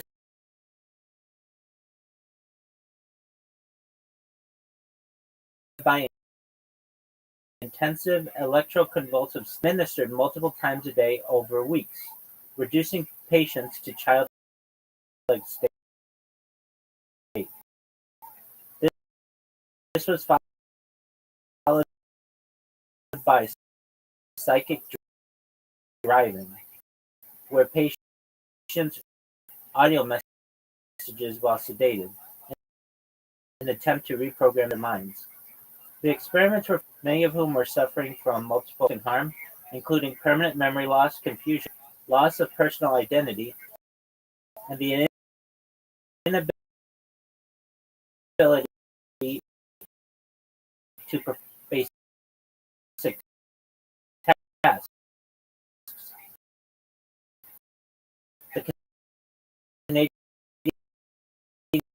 also alleged to have provided funding for these experiments.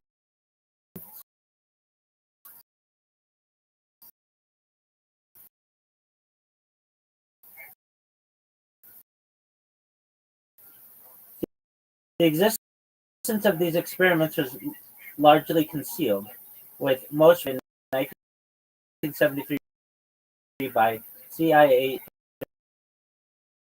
Richard Helms. The truth emerged in institutions like McGill, the Royal Victoria Hospital, McGill University government, alleging that these institutions, the lawsuit, which includes the immediate officers and dependents of victims, seeks damages for the violations of human rights and bodily integrity. The federal government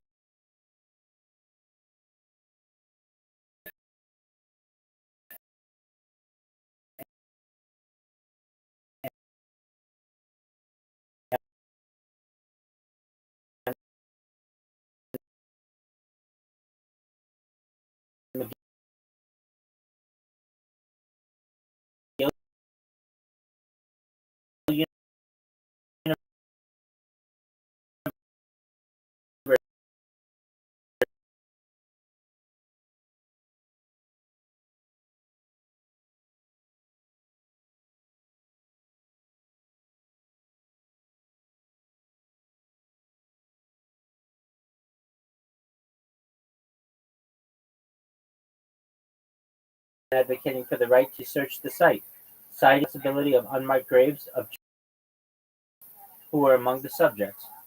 Know that about your government and a university, the preeminent years to learn as much as you. You ready for? You know what? I draft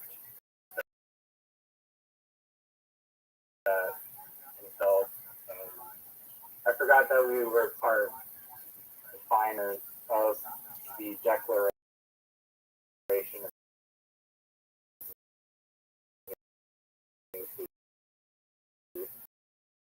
I'll give you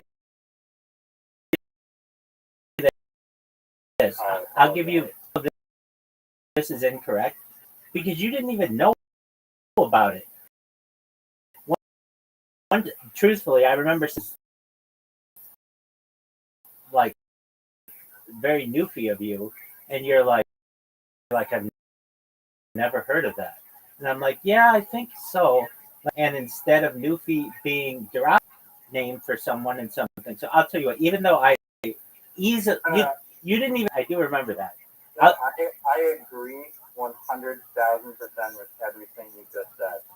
The only reason why I even want to like lump myself in with this credit is because if you weren't talking to me at that time, then there's a good probability that that conversation wouldn't have come up. I'm giving you just listen to this. So I'm going to give you 49%, which is far more credit than you deserve in this conversation.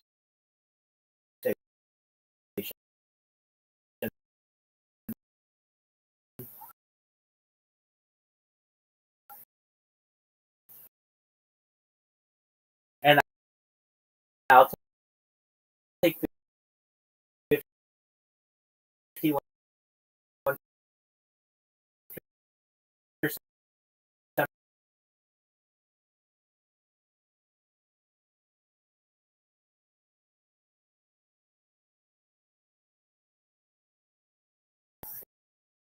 Goes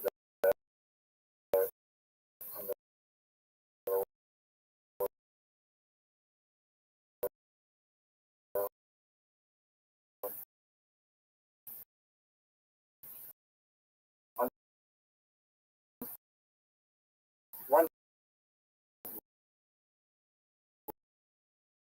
Reddit actually catches on to this. Oh, it The Council of Urban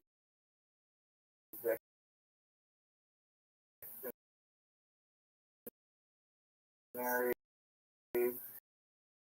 Society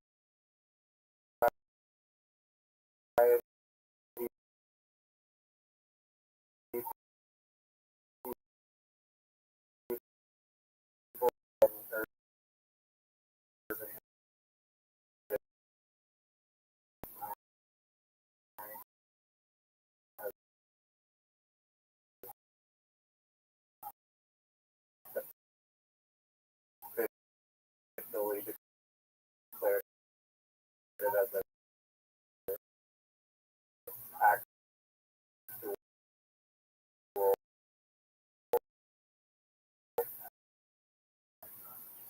Is it a verb or a noun?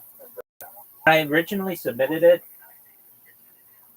August 6th or whatever. No, I don't think I put that one on there. An excellent point. That's an excellent point. What was the word again? Female ejaculate. Yeah. The other one is Rebetza. You feel like, what the fuck is that?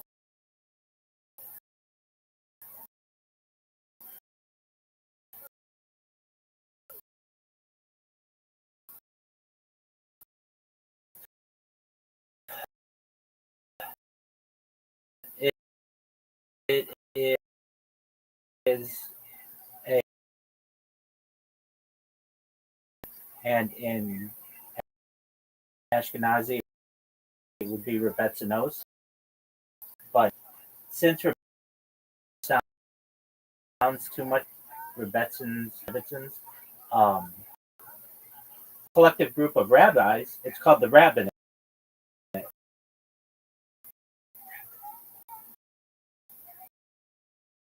And that's used all the time. But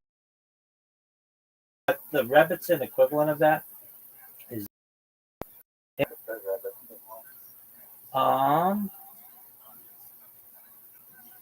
yeah, no, it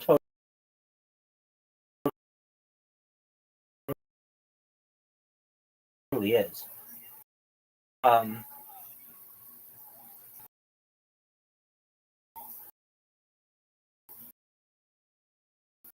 it got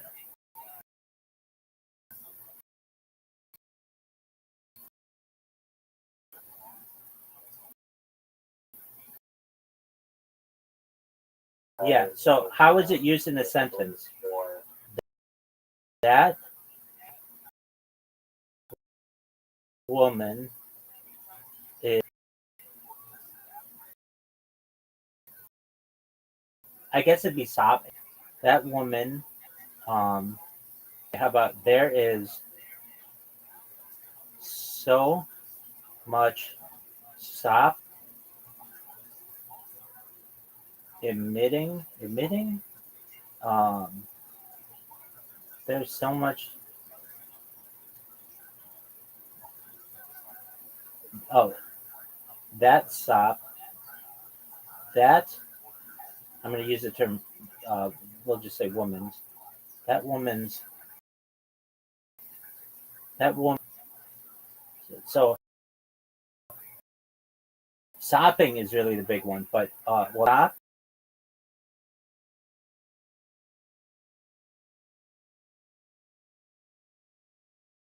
so female. Wait, hold on. Female ejaculate. Okay, that man made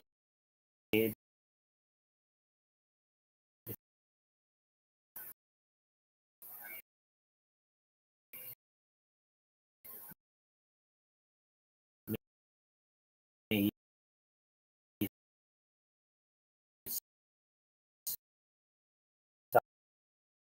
stop.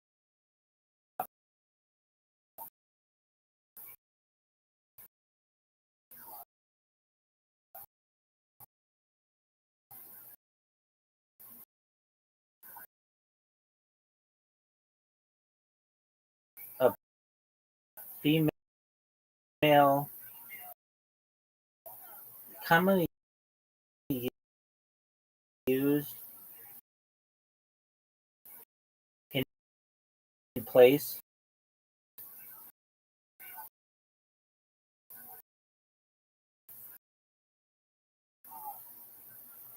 of word that my panties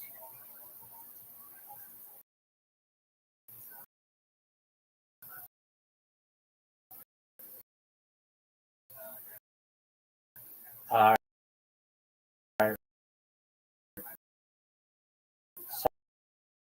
stopping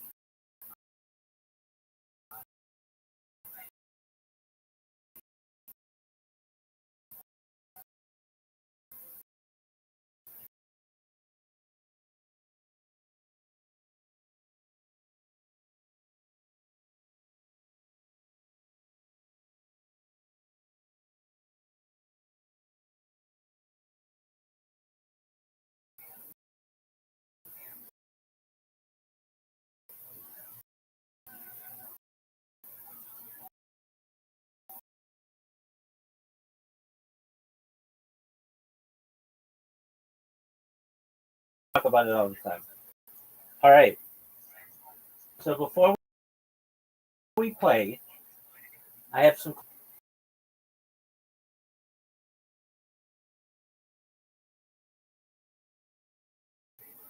Are you ready for my questions? Thank you.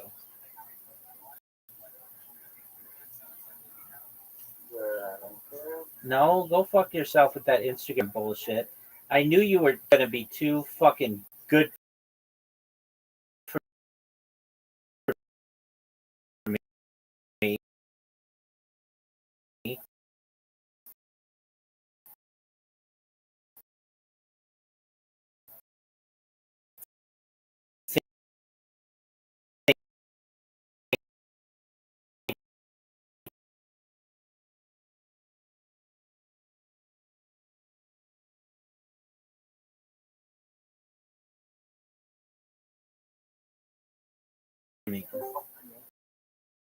Yo! Oh, it's Brandon.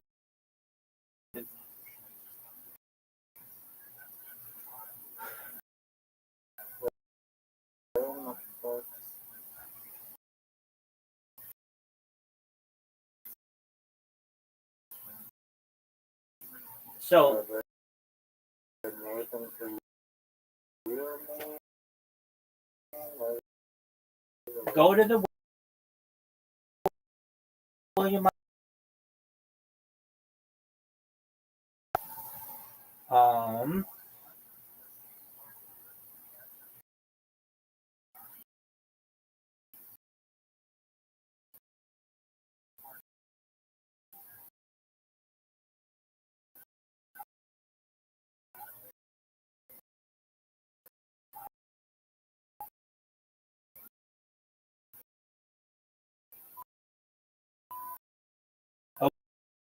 okay, so that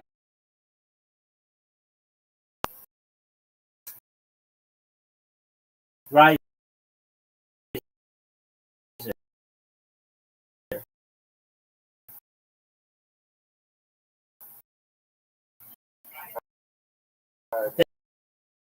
Thank you for being my number two biggest fan. Love William the Vanilla, but I already did PS. PS, who constantly J yours and stick it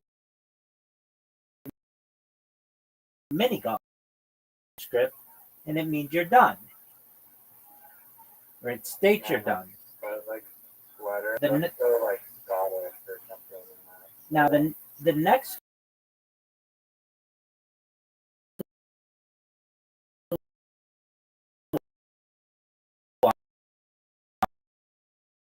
one,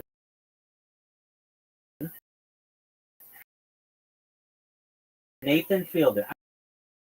I even got the picture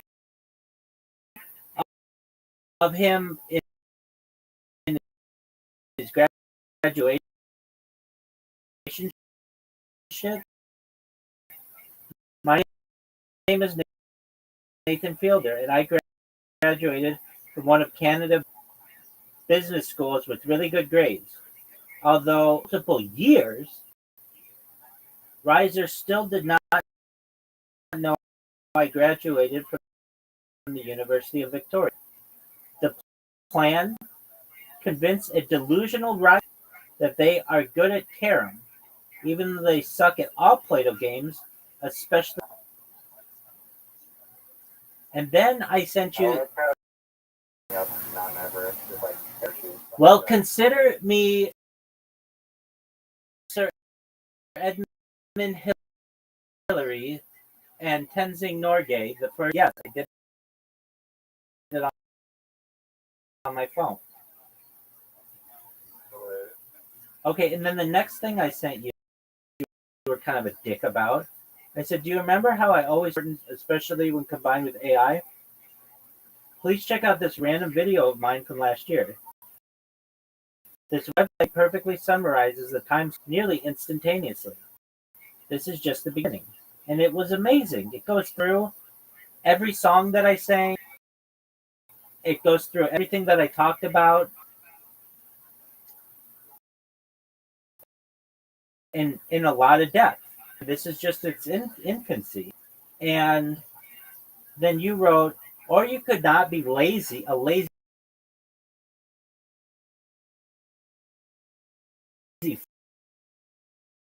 fuck. Like, who the fuck are you? I'm only going to proper lecture. Dog, I loaned you the technology. I was not saying that this is the epitome of anything that I do. And you come through like a huge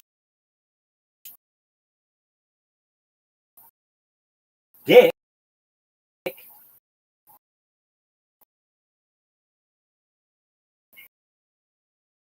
And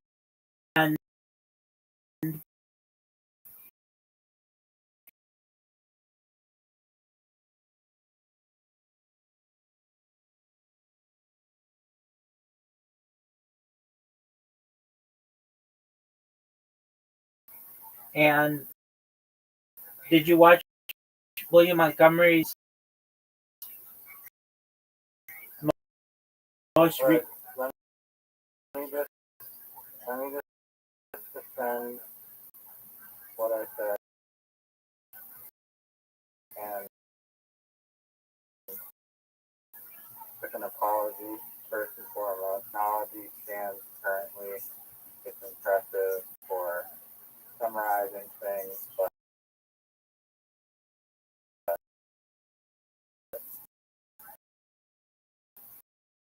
uh,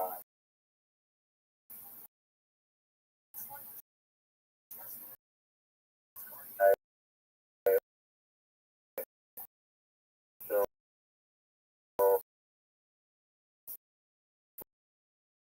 for the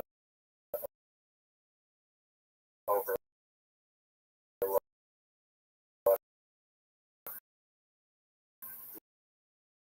these critical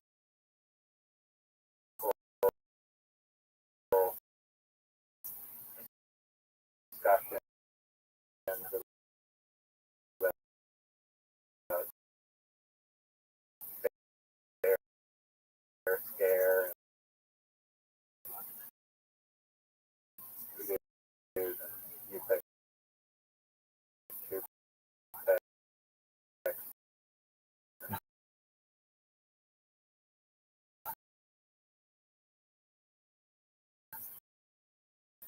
overboardable cruise ship. I completely understand. Rabbi has said that they have won 14 games in a row.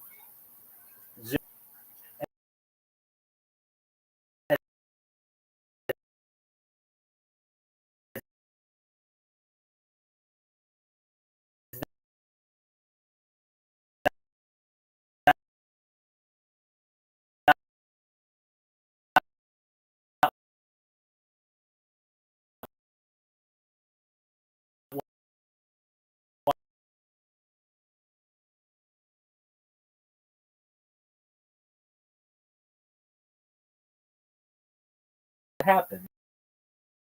Now, what I did notice is it does not do the video per se. It's not like watching and saying but that will come. I think everybody knows that. Somehow share your screen in the Discord and get it recorded so that it requires your screen too, which would just be painful to see like firsthand his screen on how powerful he's gonna aim. So like pins of the bar and like we're screaming at him to like not hit it. Yeah. Well, if anything, my ceiling camera gets a lot of it, and then also the reflection off my glasses. Have a AI video editor either and make format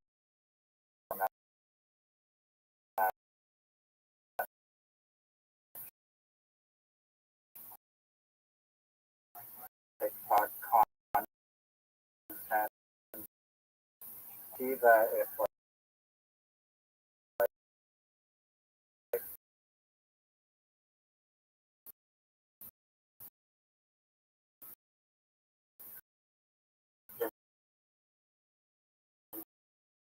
just like a compilation of like dudes. Time he did it. You record it? You didn't record it? Of course not. You know how I was like, dude, I guarantee you're not going to record it. He's like, I'll record it. You heard me say this to him multiple times. Like, all you have to do is put the recording on your phone and put your phone in your pocket. That's all you have to do. You know that, right? He's like, and he's like, either I forgot or it's that. He's self-conscious. He's just self-conscious about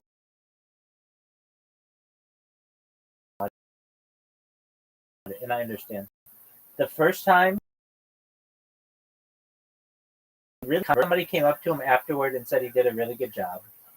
His topics, I think he did like 1 or 2 minutes.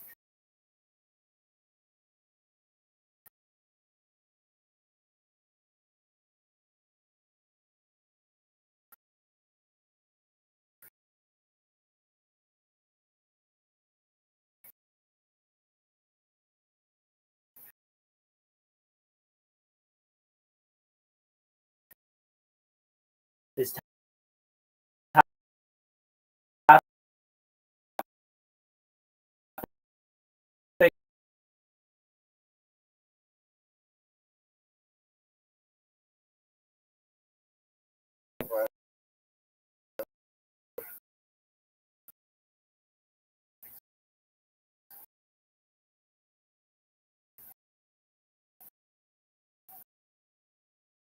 his topics,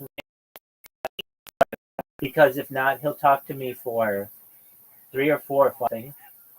He thinks he has it. The only thing that I think that he really has, definitely true.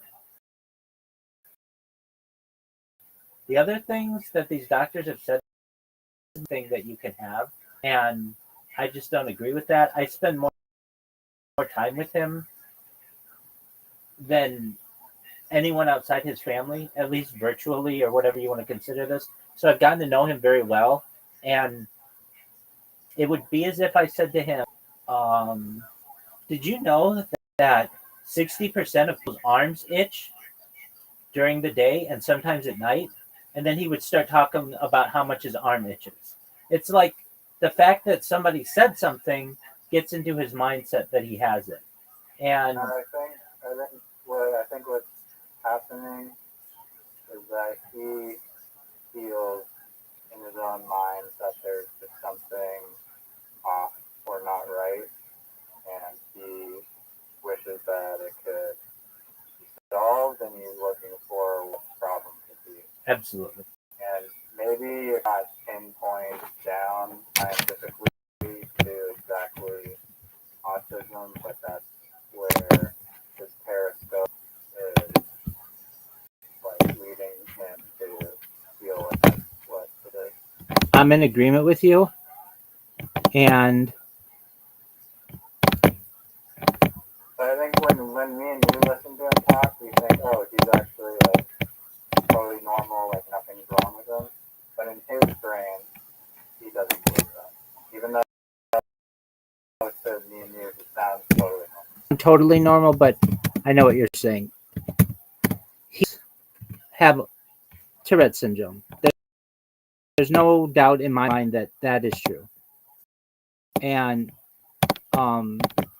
that's fine.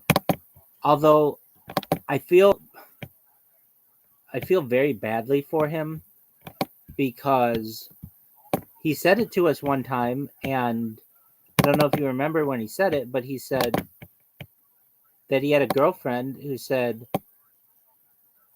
like, if you had 1,000,000 guys lined up, all 1,000,000 would want to look like you, but not a single one of them would want to have what's going on in your mind, which was like a super burn. And I just thought that was probably, well, it was accurate though. And I mean, there's a lot of positive things I can say about food. oh, definitely. Definitely. Very personally, it's like you have to accept your flaws and deal with fucking cards you dealt. No, when he comes in here, I love it. I really do.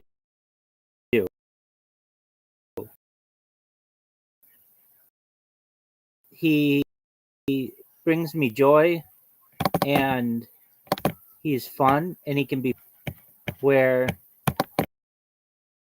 if at any point he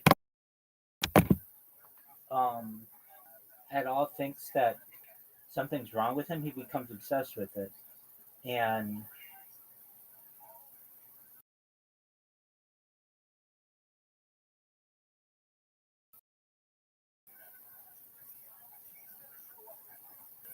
maybe it's not even that, but just being like uncontrollably obsessed with those things in your mind and like not being able to shake those thoughts is like very powerful, like thing that brains can do.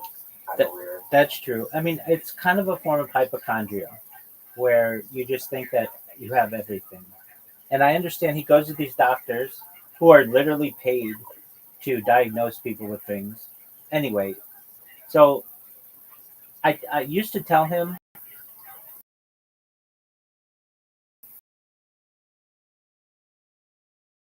I don't want to talk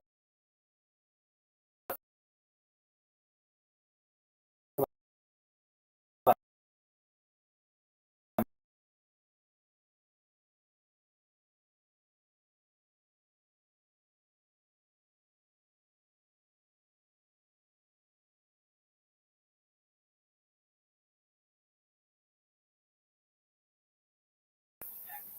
no more.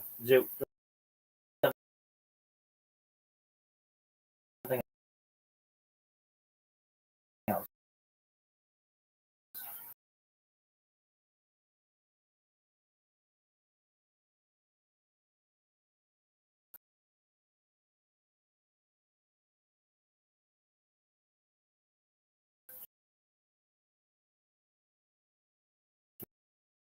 Let's talk about cryptocurrency. Let's talk about your dog. Let's talk show in Australia and twice, and they wouldn't let him do it. And then they said, if you fail at doing it again, you can't try out anymore. Basically, this is his last opportunity. And go back first to the stand. I want to hear more about the stand. Okay, so was it?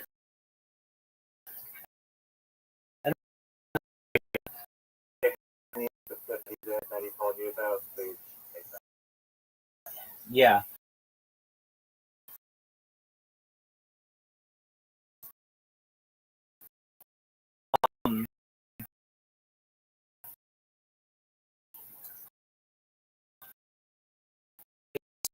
But again, this is Zoot's material. I don't agree with it. To anybody watching this time that he was up, I mean, maybe it's just not my humor, or I'm not delivering it correctly, or whatever. But wouldn't it be if you die and you basically get to find out all the secrets of find out that God is really autistic? Wouldn't that be a surprise? And then, so I think that was the joke the first time he did stand up. The joke from the second time he did stand up was, wouldn't it be interesting if you were to see everything that's going on in the world and you would find out that either God is most likely autistic, but could also have Down syndrome between the two? I think that is autistic because he doesn't give out enough to have Down syndrome, something like that. And I'm just thought I don't think it's a very good joke.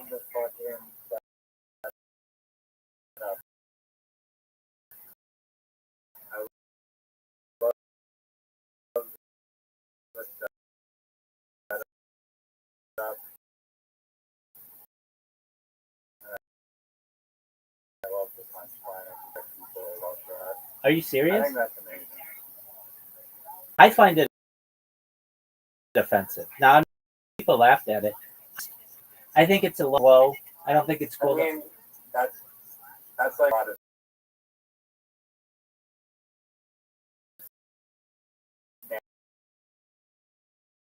stand-up comedy that I think is just taking these cheap. Well, so he told those jokes. What was his? It was, I forget, but like when he said the joke, I immediately did not say that's the worst joke I've ever heard. I just said, Zoot, when you're giving material, imagine you have a room of people. You want to make them laugh, right? He's like, yeah. Okay, so it's best to make them laugh with humor that is effective on 50%, 60%, 70%, 80%, or 90%.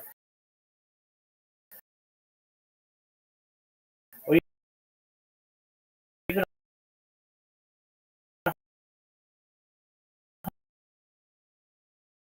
100%.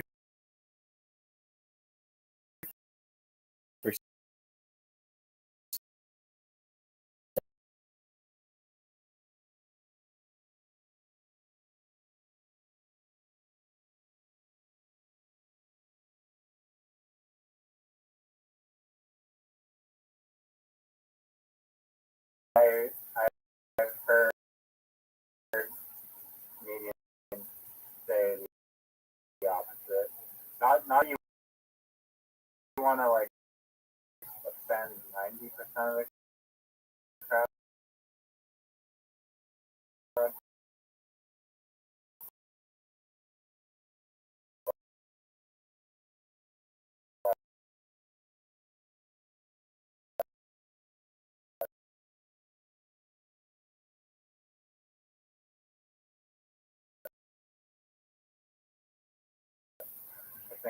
I mean, like, it's definitely, I think that there's a lot of merit to saying, like, I'm going to cut as deep as I want. And if you're with me, routines every 2 weeks. So he did them like 4 weeks ago, 2 weeks ago, and then this week. And I just trying to tell him that, look, you only have one last chance at this. You failed the previous two because they didn't think your humor was going to do it again. Why don't you just try to use some jokes that don't offend people and make a large group of people laugh? There's a better put you on television for that. Because I don't care what country you're in. no, that's very thick advice. So that's what I told him. Now,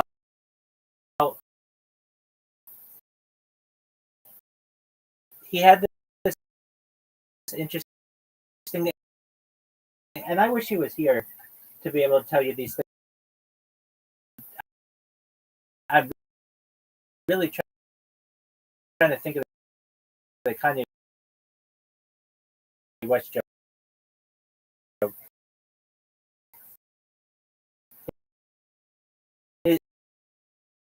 It wasn't that. I could. Okay, so what was his Kanye West joke? An Australian crowd, I feel like, are particularly thick skinned. Yeah, I would agree. Okay, so his Kanye West was something like, I forget. Maybe I'll remember it. I doubt I will, but you never know. Okay, so then he had something that happened to him this past weekend, which I told him is a really interesting anecdote, and he could turn it into a bit. Because I explained to him, look, Zoot, that's cool that you have these jokes, but that's not what a producer's going to want to hear. And I asked him, aside and mental health, what other kinds of jokes do you have? And he didn't have it. So, like, you know, you got to have more than that. And so I tried Zoot, jokes that aren't a joke, a you know, but it's just like a short joke that's funny.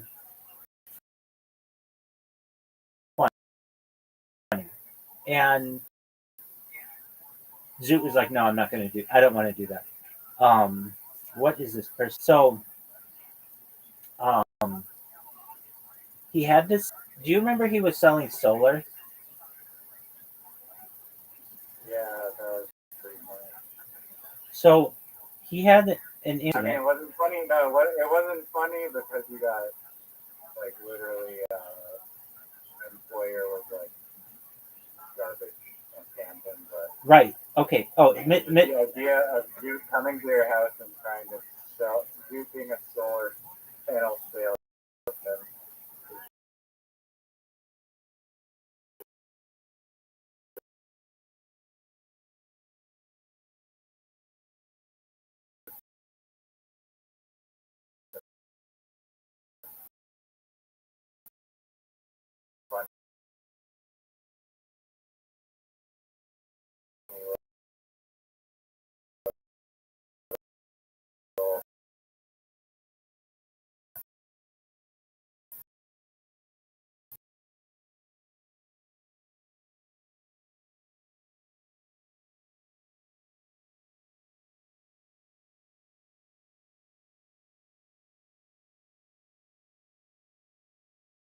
so he was at the mall. He said he was at the casino. Guess who he sees? The guy who owns the solar company with his girlfriend. Just like total coincidence. And he went up to the guy. He started observing them, and the girl went into some store that I don't think that you're a good boyfriend and that your relationship isn't going to last. And this guy said, "Fuck you," and they walked away. It sounds like completely.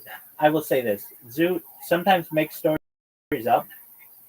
Like he told me that with his stand-up comedy, he won an award for it, and I was like, no, you didn't. They don't give awards for open mic nights. But I had to like kind of press him on. Look, I'm not saying that I believe that he would definitely be enough anger to do that. Oh, I agree. I think that he did think he maybe embellished. But even say I am, So what part do you think he embellished? It sounds like you just hitting bars. Yeah, I mean, if he told her that their relationship isn't going to last, I don't know if he said that. Very coincidental thing that happened while he was at a casino. And so, I mean, I don't. He would have like had a lot of adrenaline. And, well, yeah, but that guy who owns a company doesn't even live in the same state. So it was just very coincidental that this guy just so happened to be at a place where Zoot was with his girlfriend. I'm not saying it did. If you watch this, I happened. That's why I'm saying it. That's why I didn't come in. You think you listen to this live that he told me. No. I think it happened.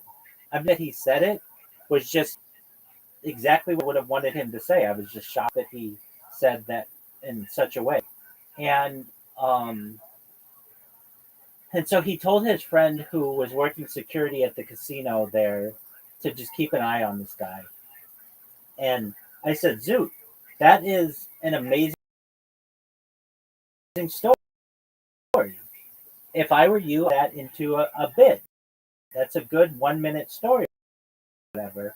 Basically, you could say, it's very common. Okay, well, and it turned out that the person who was supposed to pay me never did. And just coincidentally, this week,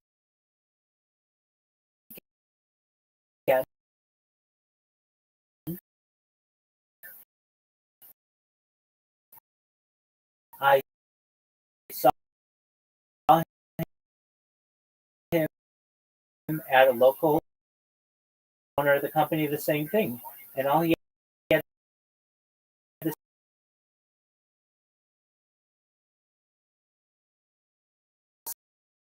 say to me was "fuck you." So in exchange for the $1,000, some retribution in the future, just something like that. It didn't have to be super funny, but it's a really interesting. It's one of those perfect stories where the underdog gets back at. I mean, it's like something that could be in a movie, and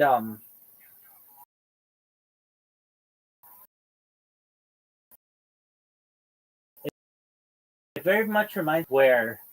I mean, yeah, I mean, if you advertise it more and like add these like analogies and whatnot, I think make it funny, but it's a good little basis. It's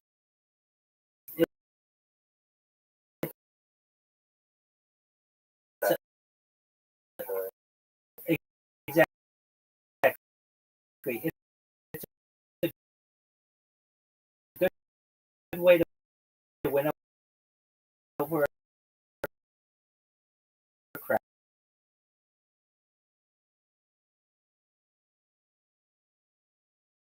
Exactly. 100%. That's a very good joke, right, sir? Uh, yeah, exactly. Something lines. And uh, he said he would think about it. Look, if you want to do this comedy thing, he wants. Do you know that his cousin has a Netflix special? I don't think he's actually told me the name, but they're like a professional, and and I said to him, instead of going, why don't you just ask your cousin for advice? And he's like, I should do that. It's like, well, that would be the first thing that I would do. But anyway, um, I I thought that I was proud of him for that story. And in fact, I told him, dude, all the time you come in here and you're like gonna hit your shot, and I hit and say, hey, remember that time you said you were gonna hit your shot and then you didn't? Yeah, like Pepperidge Farm remembers. Like basically, I just give him shit. But I said, that story, that was a really great story. And I'm not just saying that. That was a really minute, maybe even 5 minute story that you could tell. And then you're starting to get a routine. But this Australian television show. And it was like 8 Mondays or something like that. And I said to him, like, you have to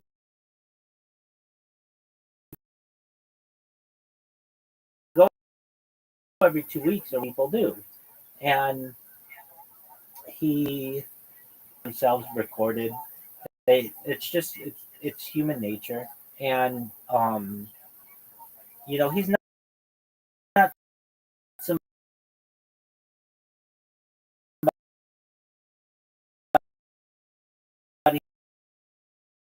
who wants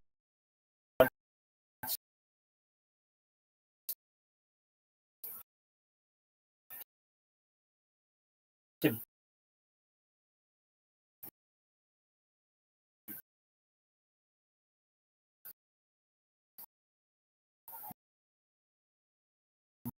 be a traditional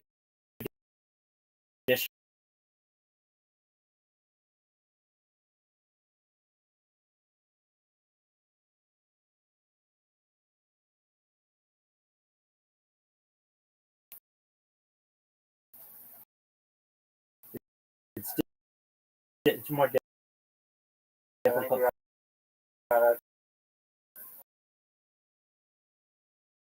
This is like big disconnect. Writing down material, modifying it, like deconstructing it, and kind of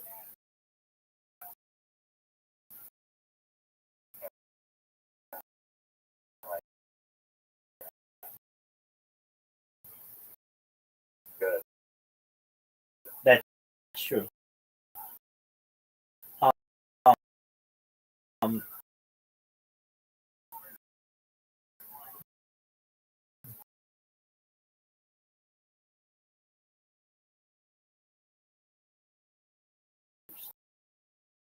so it kind of tells you that like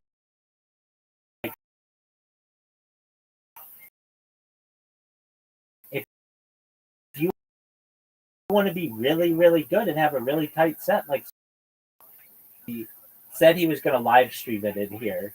And I was like, dude, the next day, don't rely on me to record your set. If you're able to go into Discord with your phone, just go to your recording app and hit the red button. I mean, it's very simple. And, and I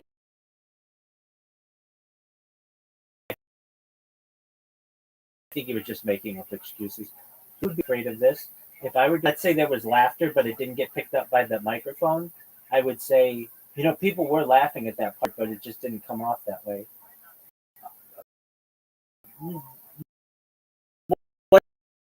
Whatever reason he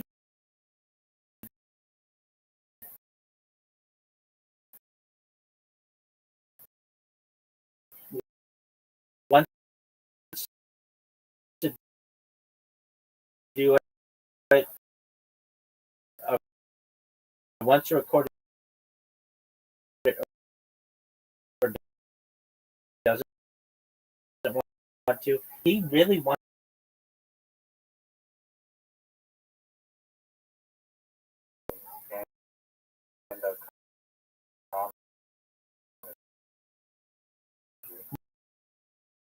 No, it is. It is TV show.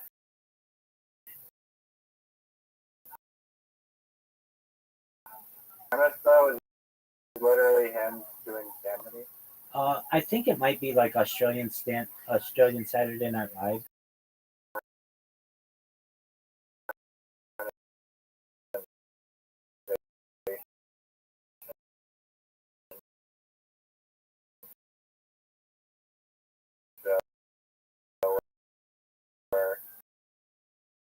No, it's not.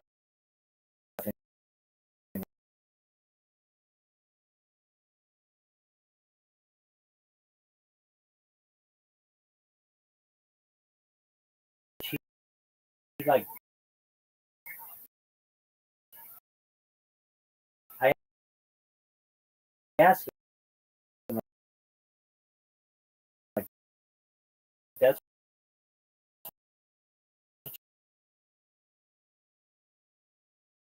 what you want to do? He's like, yeah, no, like 10 different things over the course of me. Zoot, there's nothing wrong. Every night for like 4 or 5 hours to some extent, because when he comes in here, I have so much fun playing with him that I'll just stay up all night, and then it just throws off my hours. But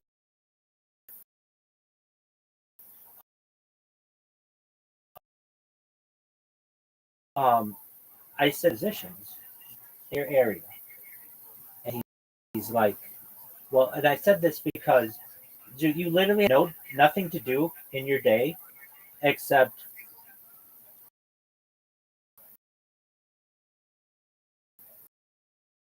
think about all the mental shit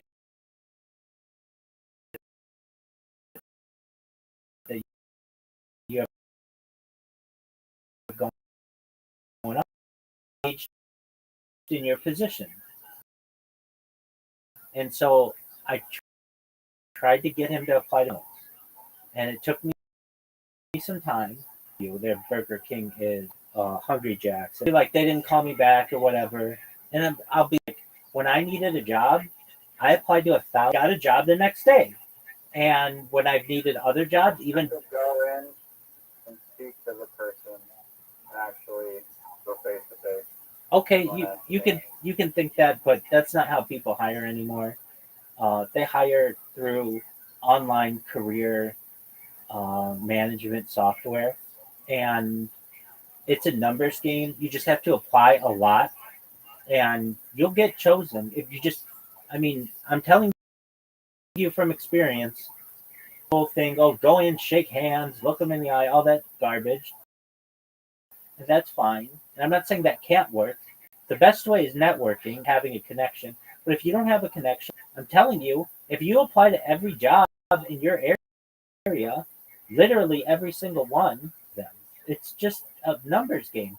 You just can't be frustrated if you apply to 100 places and you don't get a job, or 500 places and you don't get a job. If it takes 1,000 or 10,000, you'll eventually get some job. Someone will take a risk on you. And so I explained that to him. I explained to him when I needed a job, I applied to 1,000 places in one day using Indeed. To do is press a button on a phone. It's very easy to do. And the next day I had 3 interviews lined up, and I got the job in my first interview, and that job paid $100,000 and allowed me to get a lot of good skills to then go. I applied for like 600 of them, and I got a really good remote job within like 2 or 3 weeks. I mean, it did not take long. And I'm not saying that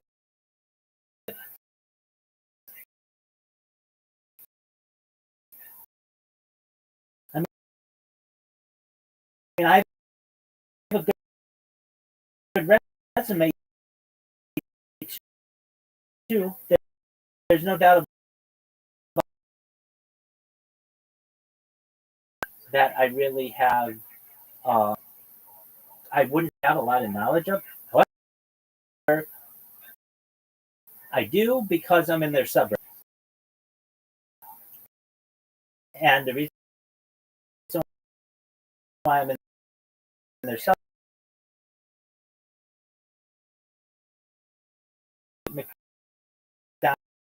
McDonald's, who were like, they worked there a long time ago, and I said to him, I was reading about people who worked at Australian McDonald's, and like they were older than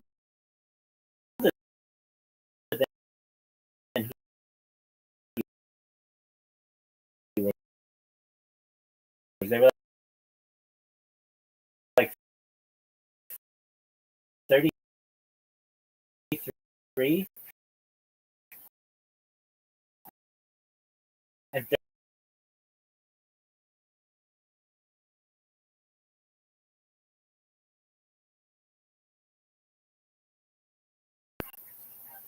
why he wanted the job, these kinds of things. So, but that's really what he needs. He just needs a job. He is just going to drive himself really proud of him.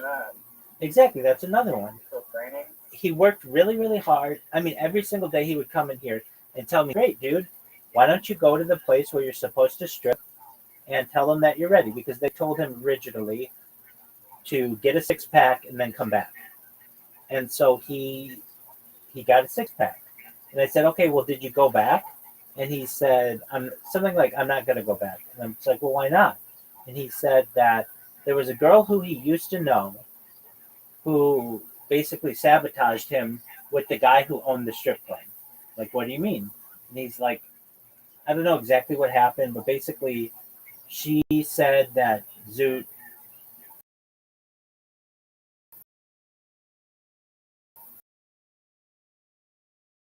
was just not a good. Well, that's not the only strip club where you could work, or you could work as a private stripper, a private dancer, whatever. There's like a bunch of things you can do if you have a really good body, and don't get down on yourself. Continue to work and A fitness instructor. exactly, exactly, all of those things. And he started to bulk up in, instead of being like really thin or whatever, having a six pack. So he doesn't have it anymore. But it's not like he couldn't work for another month and get it back. But I feel sorry for him because he keeps getting derailed by things, and it's just unfortunate that these things happen. But it is what it is. Um, okay, so anything else about Zoot? I was really proud of him though for a few things, for doing the stand up comedy, and then also telling that boss guy to shove it and telling his girlfriend or whatever. And I thought that was really cool. And um, he wants to be on the show, and I want him to be on the show. Okay, with that being said, you want to hear how life's going in Rabbiville?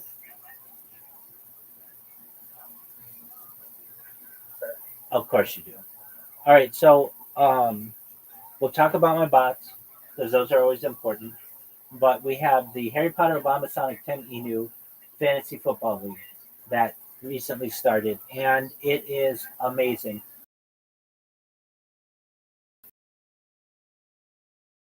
Riser, I cannot tell, like I'm not, it is so much fun. It like normally I don't tell that much. It's just like not. I think a lot of it's rigged and all these other things. However, Oh, yo. I sent you this thing. There's a BitChute video I saw a few days, like literally yesterday, I think. It was shot, it was like an NFL game, and the guy was saying that there's like these magnetic gloves. And they literally showed the footage, and this guy's hand is on the ball, and he's trying to rip off the ball, and it's literally stuck to the glove. So I'm going to forward it to you. yeah, Or sure. have you seen it? No, they used to make a.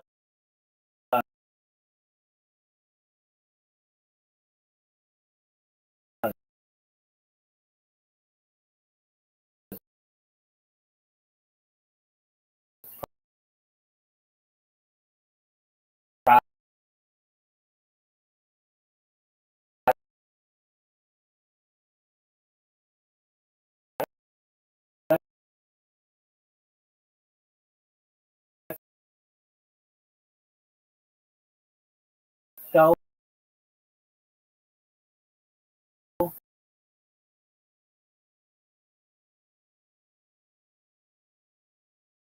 game, so it could be that as well. Um, but I'm always They're saying like magnet. right. I sent you a link. I get that. Okay, I'll watch it just for you. I'll watch it right now.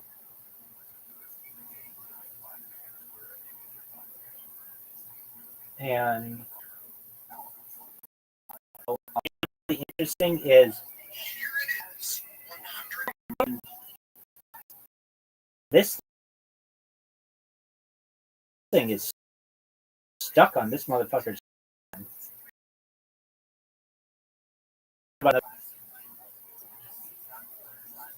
Are you talking about? Yeah, I'm in here. I'm just listening. I'm asleep. That's okay. No, you don't even know my friend Riser. Riser, this is Brandon. Brandon, this is Riser, but Riser doesn't know anything about you. We're talking about another friend of ours, Zoot. You'll meet. He's a very nice guy and a comedian. He also wants to be a bunch of things, and we were not talking about you, Brandon. Hello, Riser. What's up, Riser? What are we with? I'm going to sleep. Sweet dreams. Big dog.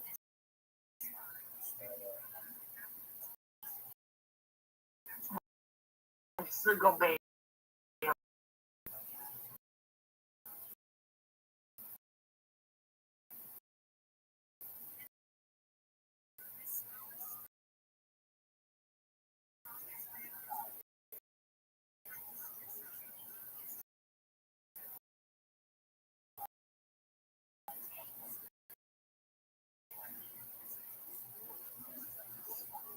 Yes.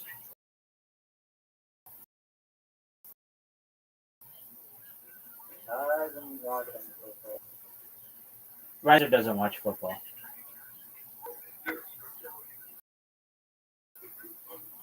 And the Cincinnati Minnesota Vikings are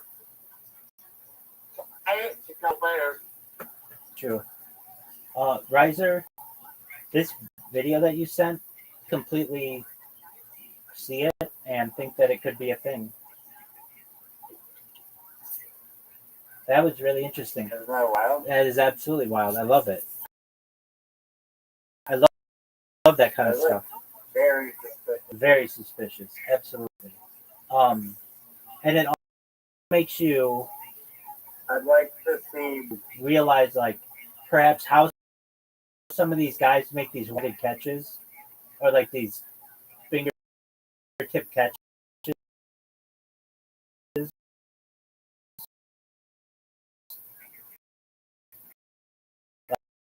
Like,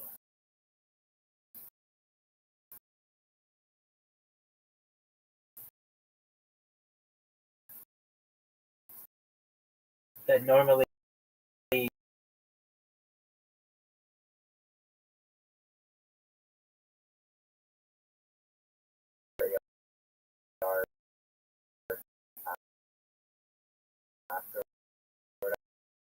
whatever, like a ball has a energy behind it. Footballs are pretty inflated. Trying to catch one of those, I mean, I guess that there's like a glove, but it seems like there's a possibility of it just bouncing off. with the New England Patriots under Tom Brady and Rob Gronkowski, where they would deflate the balls to make them easier to catch.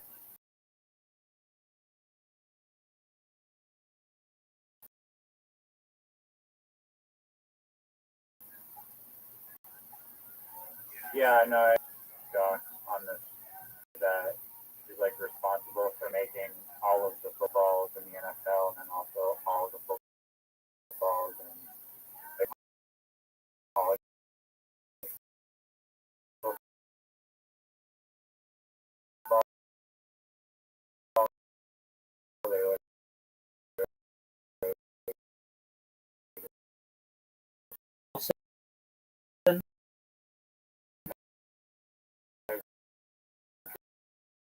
Different types of leather.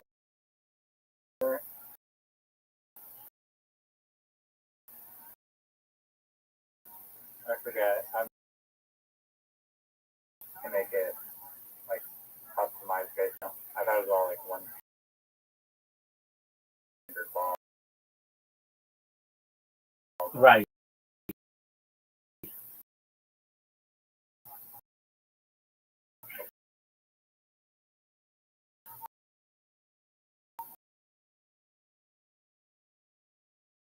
Yeah, no, they're different. And there have been theories in the NBA that there are magnets that are sometimes put in basketballs, and they can turn the magnet, the rim is metal. So like if they want these crazy shots to go in. No, no way. Well, I don't know if that. Yeah,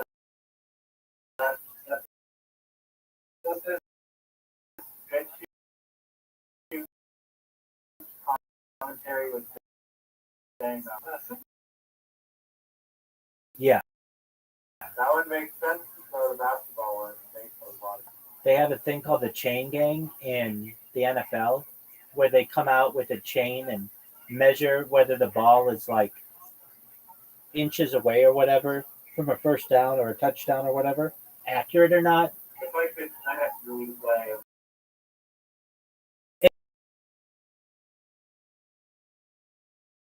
It is just like the tennis replay or the soccer offside at the NFL headquarters, who just says that the thing is 2 inches short and types in 2 inches and then it's 2 inches short. Does that make sense?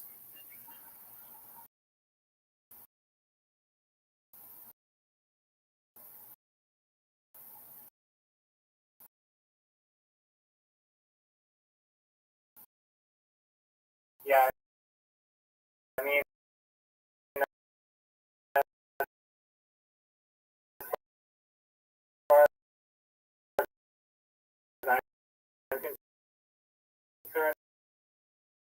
there's no like But that was a go. And these games can just be rigged.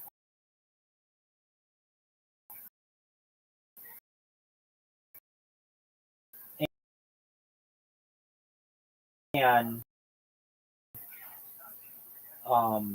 2017, 2018.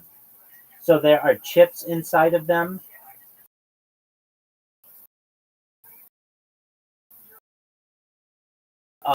Um,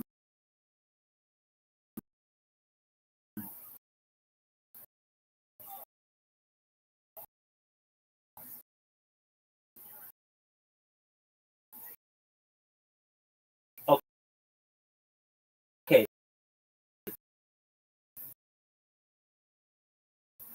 So with the players knowledge,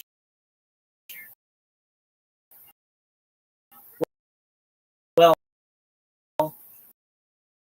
like look at the Tom Brady inflate gate New England Patriots had called Spygate. So when I say the Canadian soccer team, one of the trainers was caught recording another soccer team thrown at the Olympics, and it was not great. Right.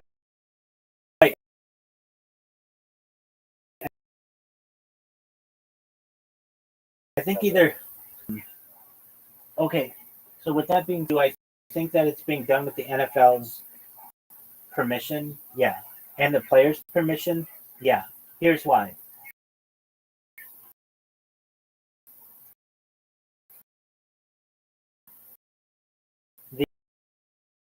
The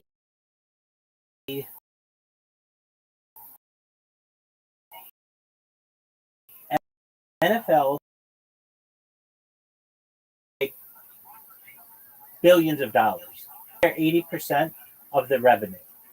So let's say you have a bad team, your team, the owner of, let's say, the whatever team you have. And we say to you, look, the Dallas Cowboys, we want them to win this year. If they win, we're all going to make more money. You're going to shut your mouth because it's going to make you richer than if your crappy little team. Does that make sense? Wouldn't the New York Giants little dog shit every year if that was true? Well, like, and also, is that true across other sports? Because the New York Yankees are usually stacked. Yeah, so that one's different. I don't know. Baseball's different. There's got to be a connection between like the wealth of cities and like the performance of the Hold on. They're in revenue sharing. So the other owners know that when the Yankees are good, they all make more money. So it's in their best interest to allow the Yankees to do really well. Now, with the Jets and the Giants, there are multiple teams in the New York area, which waters down their fan base. Now, that isn't to say there aren't multiple teams in the New York area in baseball, but the Mets aren't just as big as a draw as the Yankees are. And thus, you get these really powerful teams. Like now, you've got the Dodgers. The Yankees aren't as good anymore. Well, they're still good, but they're not like the Dodgers. When the Dodgers do well, all of the owners make a lot more money than if the Tampa Bay Rays win.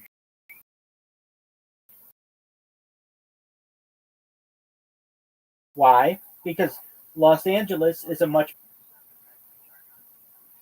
so the LA Angels suck, don't they? yeah, but they don't have as big of a draw, and they're really Orange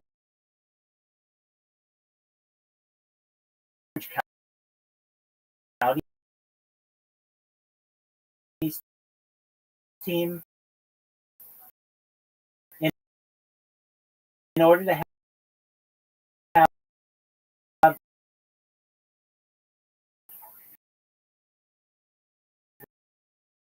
the city of Anaheim built them a stadium,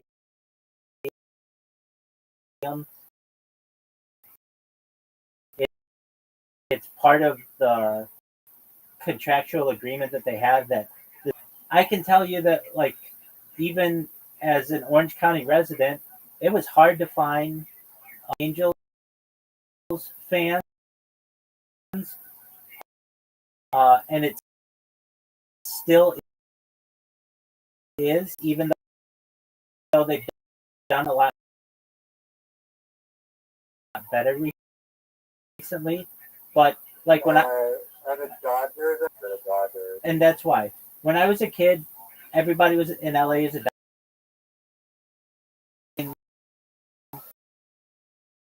even in Orange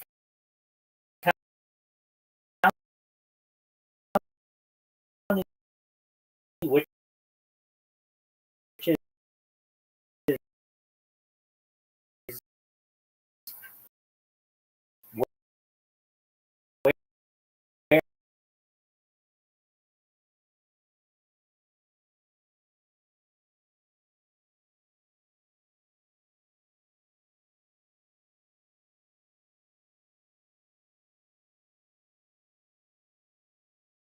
Los Angeles County.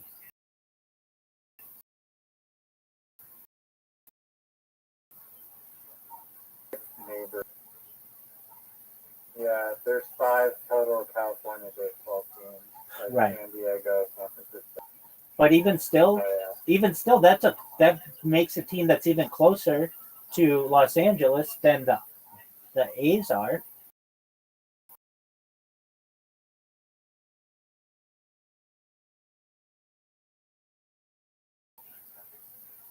Within a 3-hour drive. San Francisco and Oakland aren't very. Right, but I mean, I'm saying like within a 3-hour drive, I could basically go to 4 different baseball teams.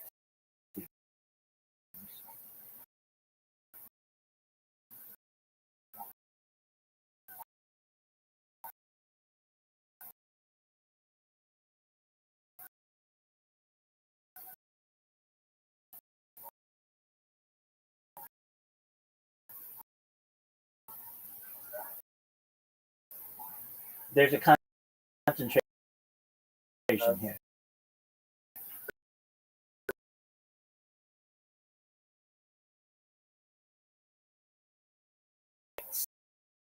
St. Louis, which isn't that big of a city, but because there aren't a lot of teams in the central part of the United States, St. St. Louis covers a lot of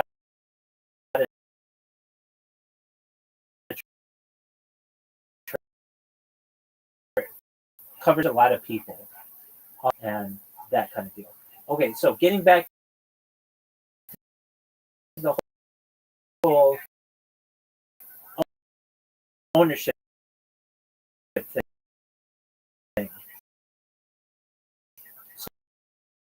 So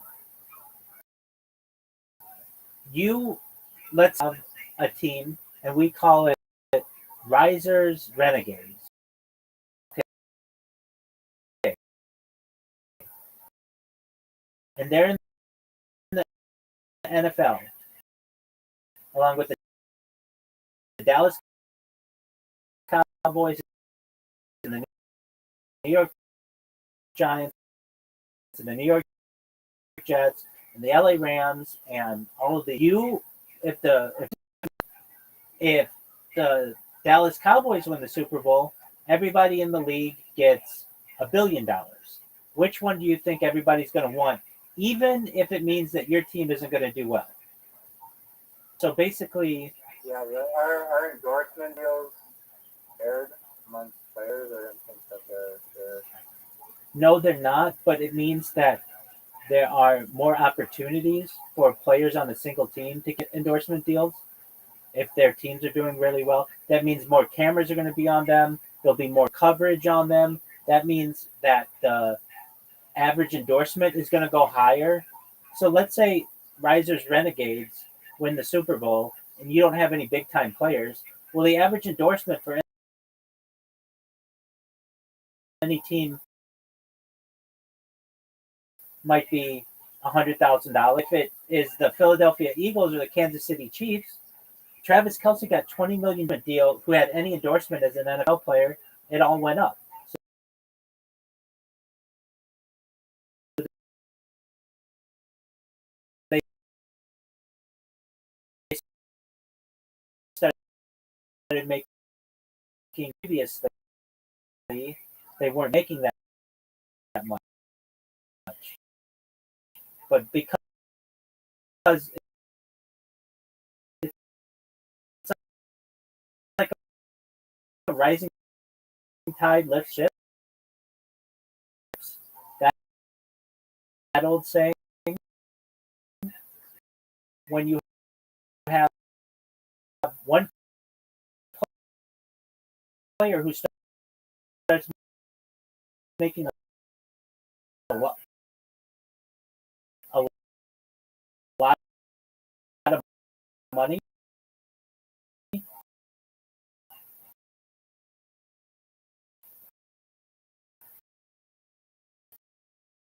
everybody starts making a lot more money. So anyway, do I think that the players are involved to some extent? Yeah. Now here's another issue that occurred. Brought down the integrity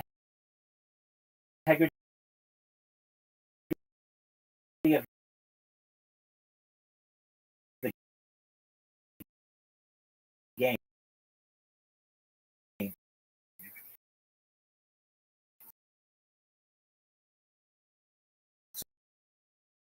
So when people started to rig,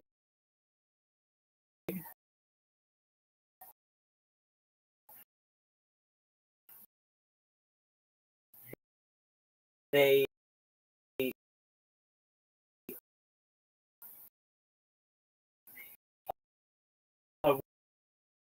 when people started to doubt the game and think that the results were rigged, who says why this, and they're a former referee, and they say not enough evidence to overturn the call. This is the right call, and then it's to convince the masses that are watching it.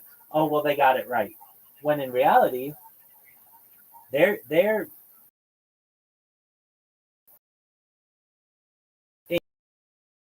in cahoots with the front office of New York of to toe the line. There's another thing that they do, and I didn't know a lot of this, but it's in a book called "The Fix Is In" by Brian Toohey, and he is basically made a career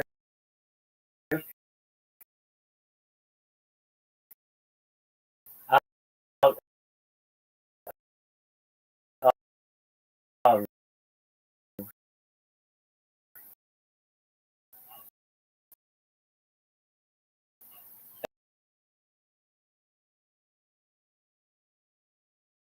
is let's say we want this time we want risers renegades to do really well. So it's your year. Basically, all of the big teams have won. Now we want you to do well, like allowing you to do more holding, or maybe show it to the referees. And while they don't say that they tell the referee, if the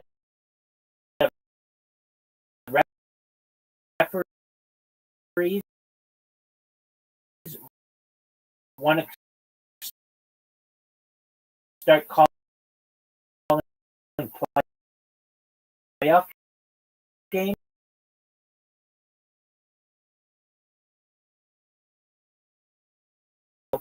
get to do playoff games and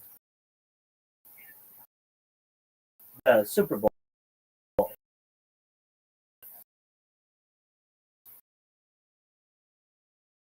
And so they all want to get as good a scores as they can. Does that make sense?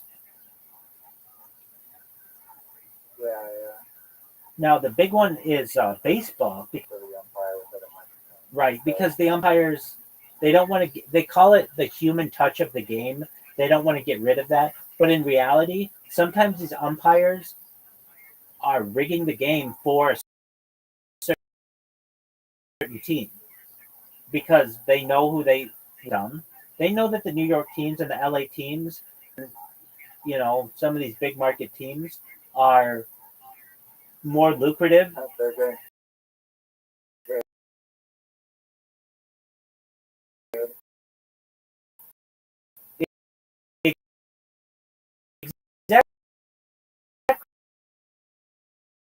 Exactly.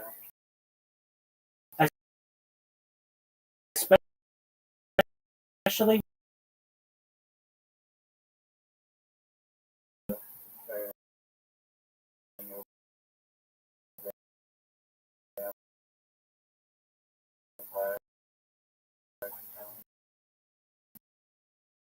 well, they do that too.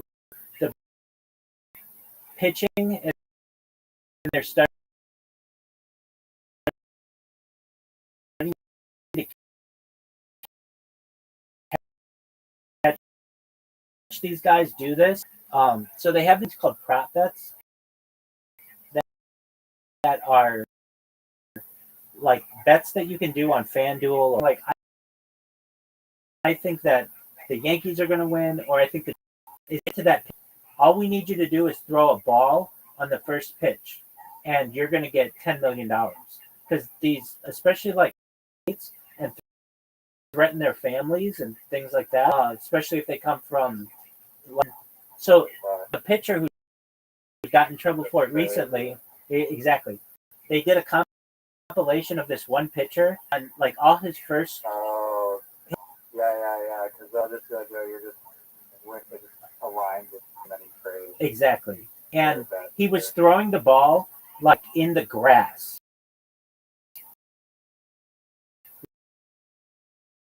Like on his first pitch. And the reason why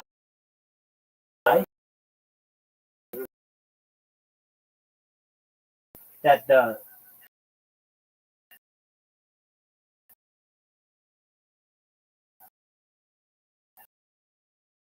that it's a ball, he throws it. A batter.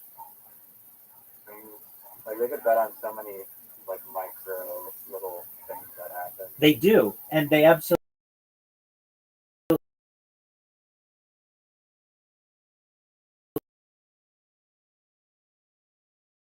do. And this goes into there's something risers, renegades, and you guys know that you're a better team. So what we say to you guys is, look, you guys know you're going to win.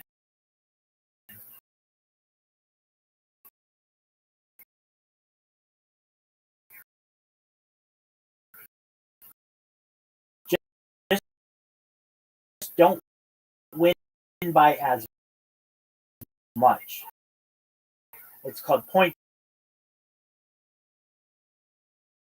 There's some clip I saw of a basketball player who is like, I think exactly that case for like the star player was like shooting like trying to get like a 3-point. I could be wrong, but like he needed more points as an individual. They do more. There's something like that. But yeah, so there have I'm like the first pitch thing though, with like the cards to be fires on the opposite end on the first pitch. Yeah, so really that amount, like that many people, like millions of dollars are betting on this strike. Yeah, so what they do is if the numbers aren't a bunch, let's say it's 10-1, people who think that the strike is going to be the first pitch, 10 people to every one person, well, that means it's really attractive for anyone who thinks that if they just bet $1 and it's a ball. Does that make sense? So they look that if the Vikings won, he would win 4-1, and he bet on it and he won. Damn. So here's how the casinos make money.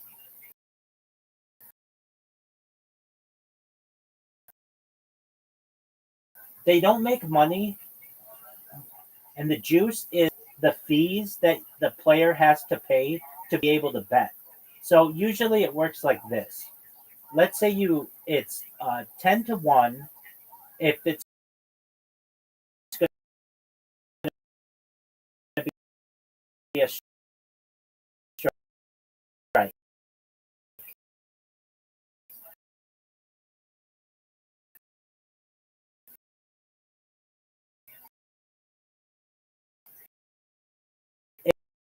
It will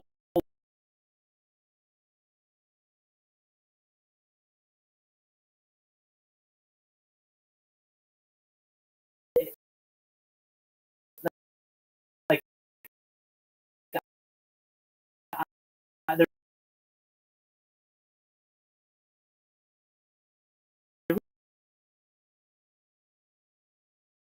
real odds are 10-1. You have to bet $10 to win $1. And if you win, you want to make that 10-1 bet, you really have to make a little bit bigger of a bet. So instead of betting $100 to win $10,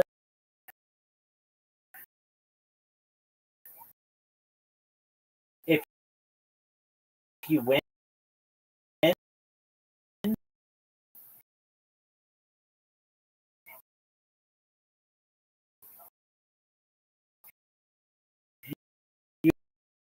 you win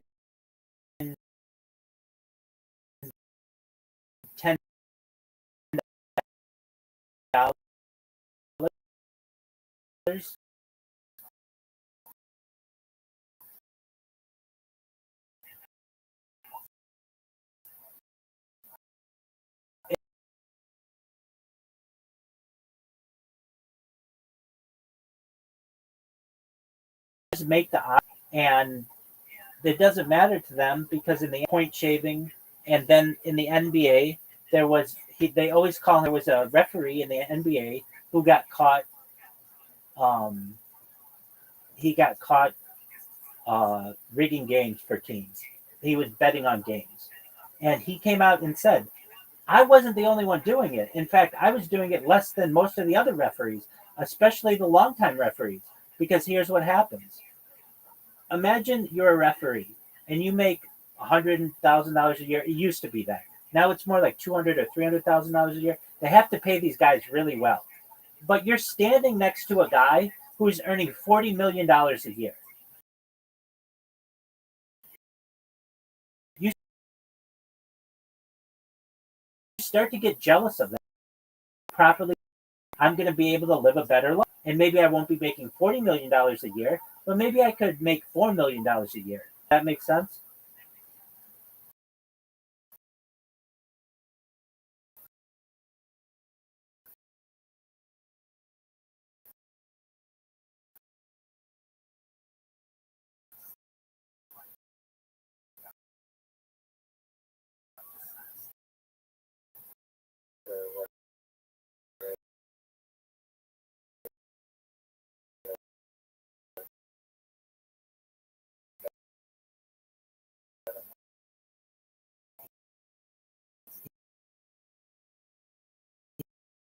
Yeah. So what they do is,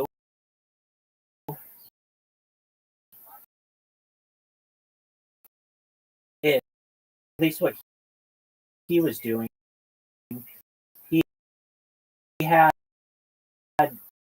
um, a bookie. Basically, he was working.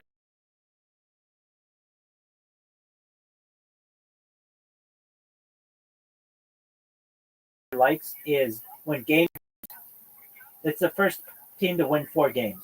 Well, if they sweep the first 4, that means that there are only advertisements that are shown for 4 games.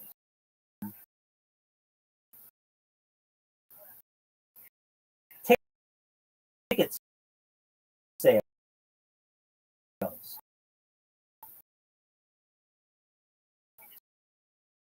So let's say you're a referee.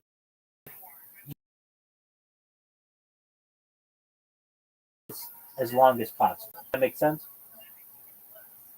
Statistics, though, I believe, like in hockey,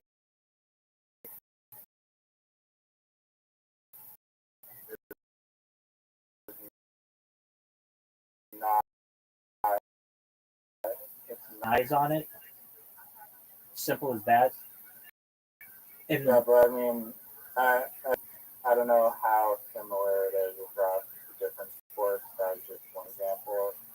You know, like how many, is it like an outlier percentage of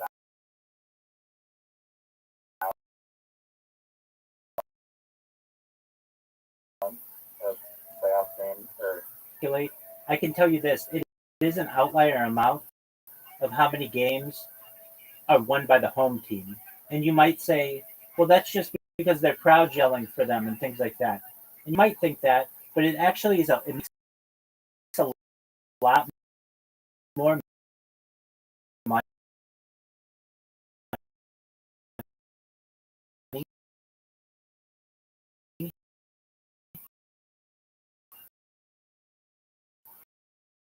when a home team wins because of the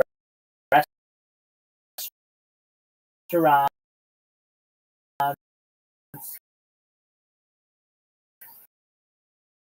and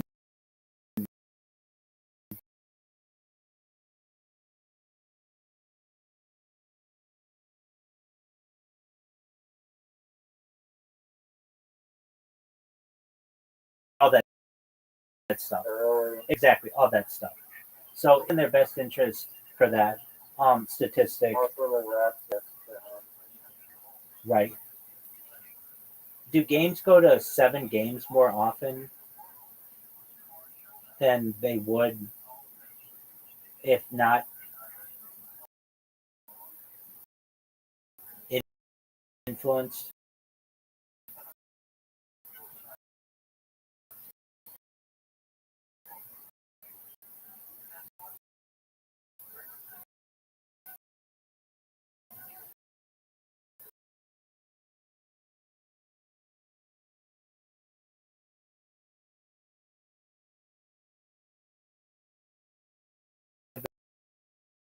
Been played.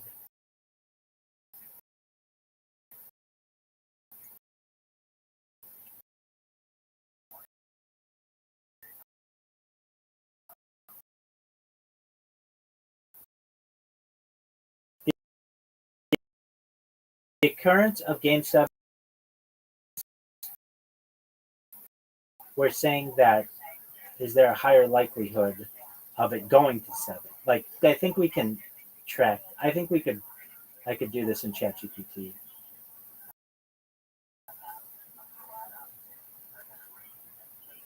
Yo, Doug, in the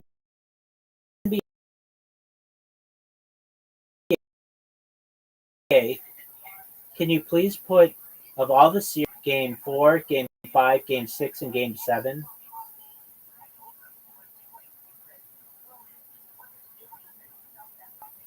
I love how fast AI is. Like, this would take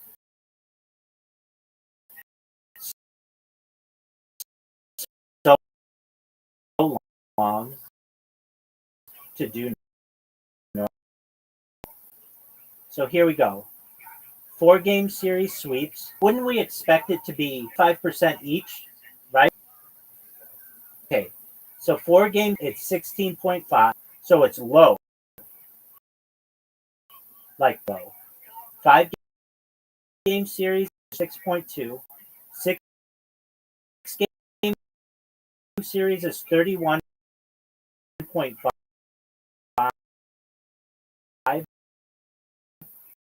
And 7-game series is 25.7. Now, there's with this. If the other team has a bad night. So just getting it to 6 games is really important for the NBA. It's extra money. So for me to see that at 30, yeah. So it does look like it's a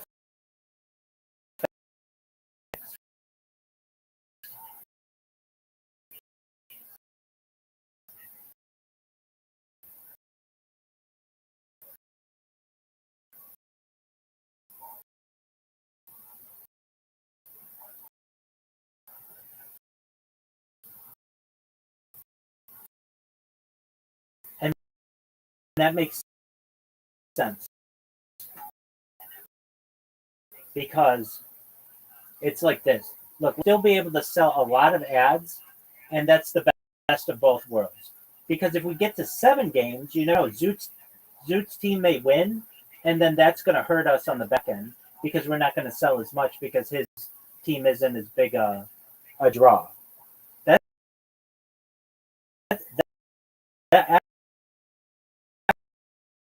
actually, the big number is 10% higher than we should have expected. And the other thing that's in is that Game 4s are 16.5. That's almost 10% less than we would have expected. It's 8.5% less.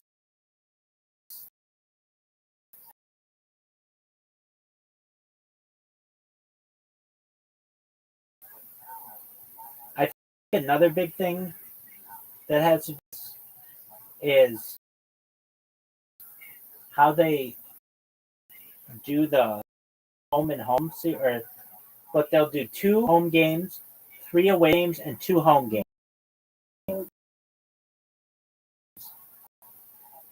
Does that make 3-2-2? no 2-3-2? Oh. So basically, game 6 means that we'll settle a lot of ads, that we don't have to risk a game 7 of like losing, and we have team win.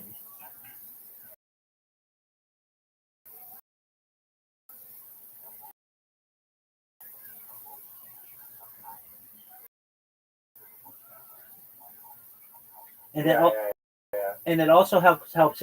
Usually, that team, if they're going to sweep on the road. It's not as big of a celebration if they road than it is if they win at home. Nobody wants to win the championship when their team's not in town. They want their team to win in town. They can celebrate. The bar will be big. The mascot, the whole thing. It's worked that way, but a lot of times. I'm curious. I mean, it seems like I'm just wondering, like, just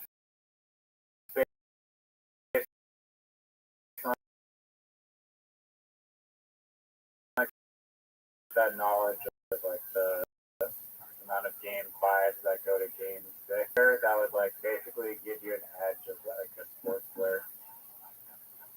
I would love to deep dive into this with you. Can you just give me a moment?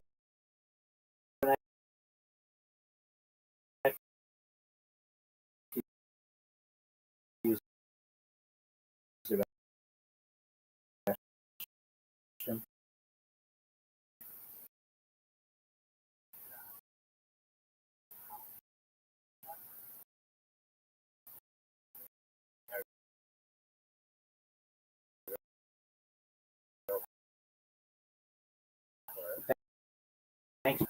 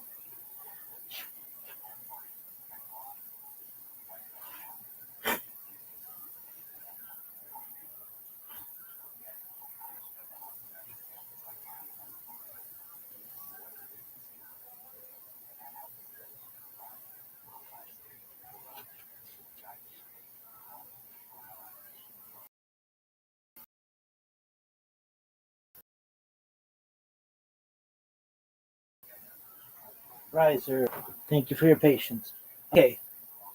No problem. You gave me a little query to mention deflate gate, and there's like a gate, and then like oh like pizza gate, and I was like, what's up with this like suffix of gate? Where did that even Watergate. originate from? And yes, you knew the answer. Oh, so, for sure. Explain to me what the fuck Watergate was. Yeah, so Watergate is the name of a hotel complex in the Washington, D.C. corridor. And during the 19th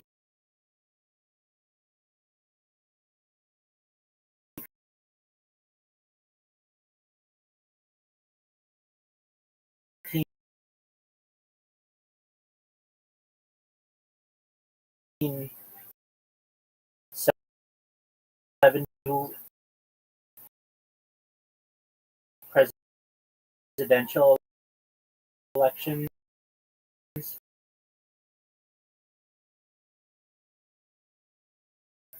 and Nixon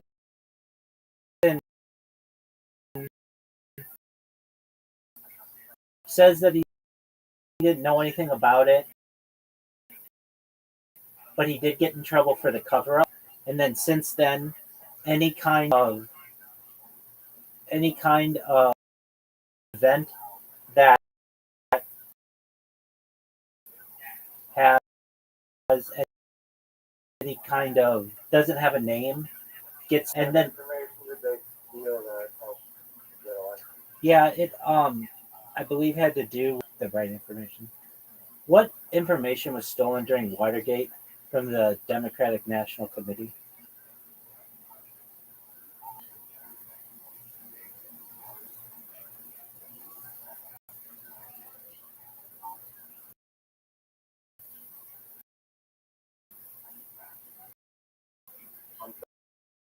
I gotta refresh the screen.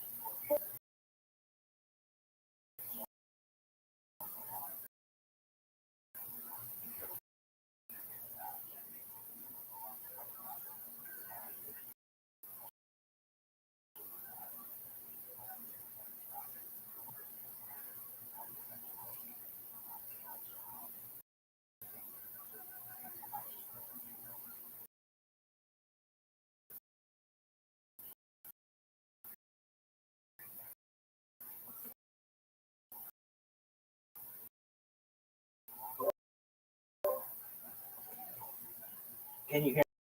There's political strategy and opposition research.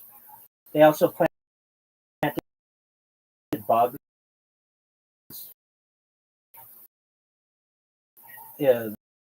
listening device. Does that answer your question? Yes, it does. Excellent. What other gates are you aware of? Grand gate. Yeah, I mean, yeah, if you want to, that one's normally known as Iran Contra. There was where under the Reagan administration, basically, there was an agreement to arm what are called the Sandinistas in Latin America. They were like a guerrilla opposition force in exchange for also arming the Iranians and uh, there was also arguably a lot that was being done at the same time. How it really went down was the Latin American countries sell or like give the United States cocaine. The United States would give to those Latin countries to Iran as well in the years after the Iranian Revolution.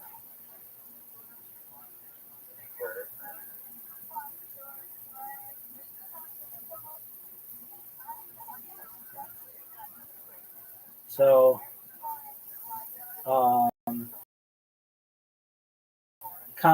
Congress had banned Nicaraguan Contras, anti-fighting the leftist Sandinista government. Okay, so they gave to the Contras. They're fighting the Sandinistas through the Bolin Amendment. So it was arms for hostages. Senior U.S. officials secretly sue Iran through intermediaries. The idea Iran would pressure Hezbollah hostages in Lebanon. Profits from arms sales were not fully accounted for and became the funding source of the second operation. And then because Congress banned the Contras, the Reagan administration officials ran arms sales to secretly finance the Contras.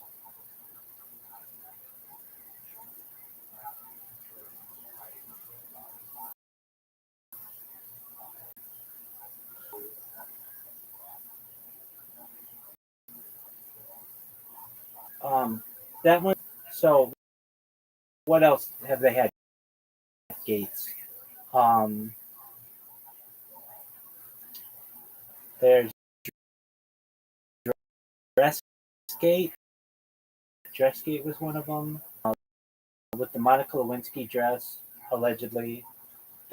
There was the media to use it for like things that aren't that serious, but sometimes they'll blow them up to be serious. Like Spygate's a perfect example. Spygate sounds like something having to do with real spies. No, it had to do with a football team. What else? There was. Did this get called a gate? Okay, so there was one. I don't know what it was called. What was the issue that happened with the New Orleans Saints, who were tapping into their opponents' headsets? What was that called? Bounty Gate. Oh yeah, Bounty Gate. So, Bounty Gate was when the New Orleans Saints were caught running a bounty program, injuring opposing players and knocking them out of games. Scandal the Saints are infamous for. They also did they tapped their opponents' headsets as well. So here we go. The Saints have had allegations of equipment and communication misconduct, but there's no major proven scandal. Though at the time there was. I mean, I wouldn't know about it if there wasn't something. They were caught intercepting opponents' headsets in the same way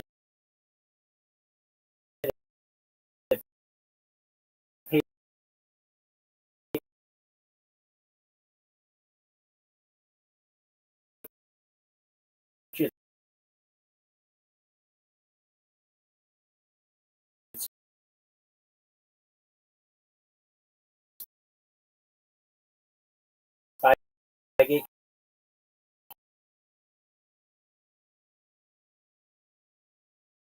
and also to tap in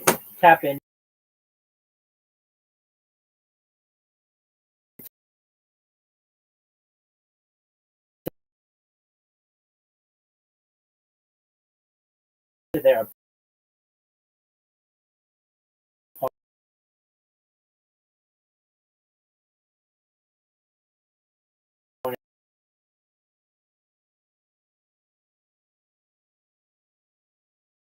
opponents' headsets. That was the big thing, and they won the.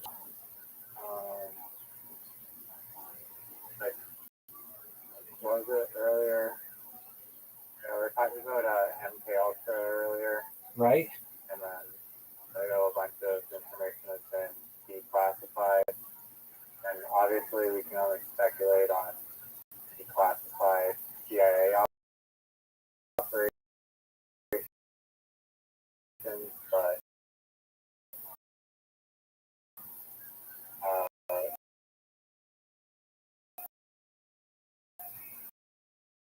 what even on by CIA operations? The big ones are the ones that are still still classified. But Mockingbird, the media and like the brainwashing of the masses through the mass media. That's also by like integrating CIA operatives in Hollywood and in news to make the media a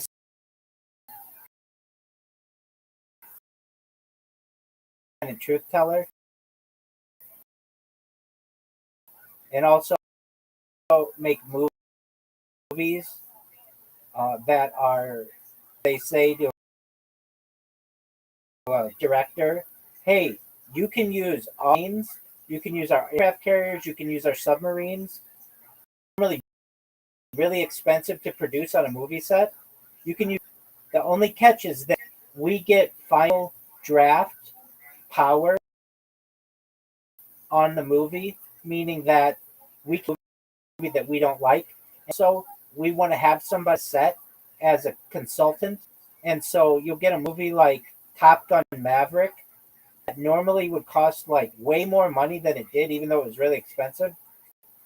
But in exchange, the U.S. government is on it, and they make everything look really cool. This was done for the movie Top Gun, and specifically, it was done a lot. It was done on Independence Day. It's generally they had to get that from somewhere. It's from the United States government, and so that's a big part of it. Another thing with like Disney movies and Project Mockingbird, Fat, and that's kind of. Have you ever seen the movie Aladdin? Yeah. Well, it's like you exactly. Well, yeah, Magic Carpet and all that, but like Jafar looks very much like Osama bin Laden, even though they were in separate times. It's very easy to like make somebody look like that kind of villain, and um, you, yeah, it's a cartoon. You have an invitation? Are you going to accept it? Or are you just going to J your?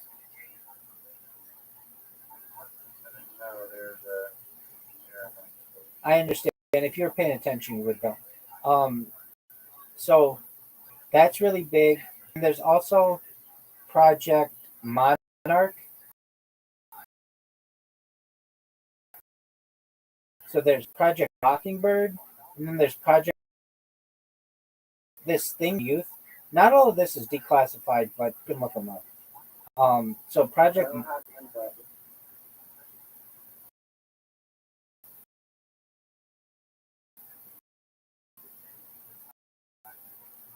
Are you sure? I just sent it 3 times. I've sent it 3 times. You don't have any of them?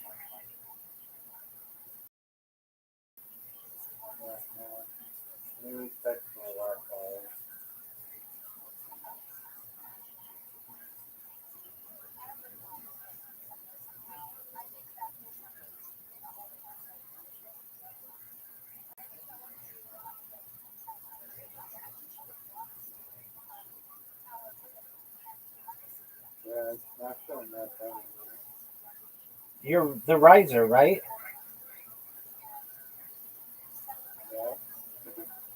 Okay, let me try another one. Just a moment. I'll try a new game. Random. Do you want to play classic or freestyle? Classic. All right. Do you have an invitation now? Okay. So then there's this thing called Project Monarch, which is like based on like 1960s knowledge of the monarch butterfly, and it like specifically affects the youth of America through symbolism. So like there's this plan to make women very cat-like using like leopard print and like cheetah print and um it sexualizes them basically.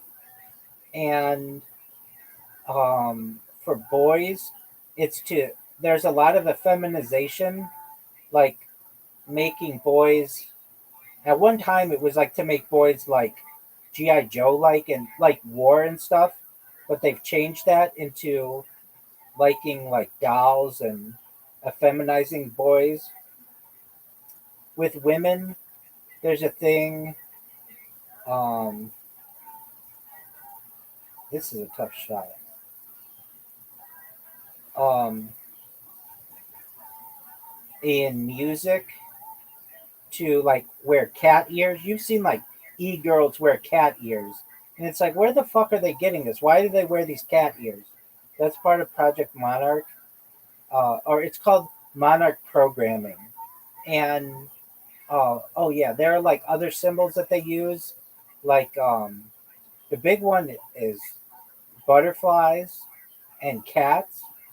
And like it's on all kinds of little girls like toys and stuff.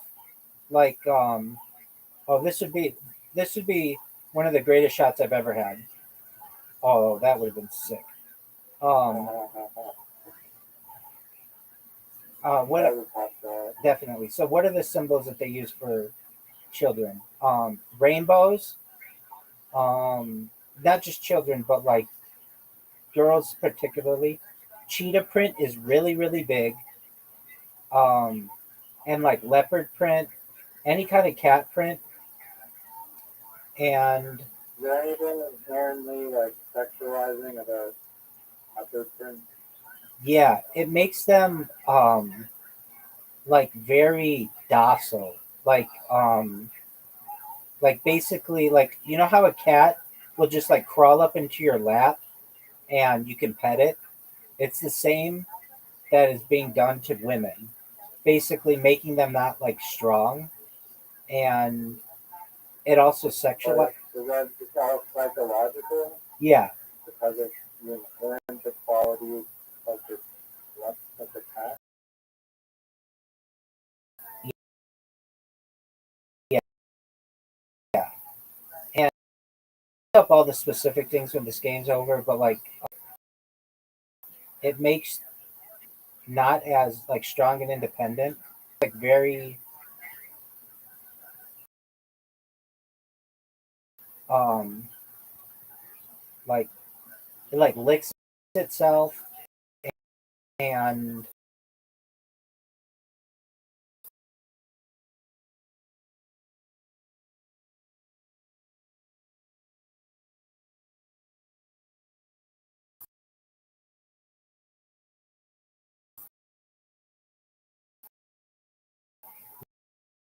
need it is like it'll sit in your lap, want you to pet it, and it's like you want women to be strong, independent people. They shouldn't be animals. They're not.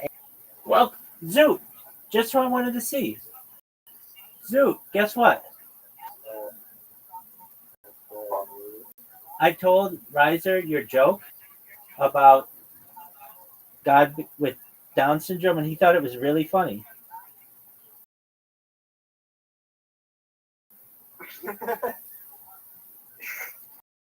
Syndrome would be more funny because it's just that like it'd be like holy shit, if you had Down syndrome it'd be like the biggest plot twist. You die, you go to heaven, God has Down syndrome, you'd be like, oh, I wasn't expecting that. But if you die and he has autism, you'd be like, oh yeah, fuck. I mean that they're them for one. Like that's cool shooter vibes. And what was your Kanye West joke? Oh, Kanye, what? What about it? You had a Kanye West joke.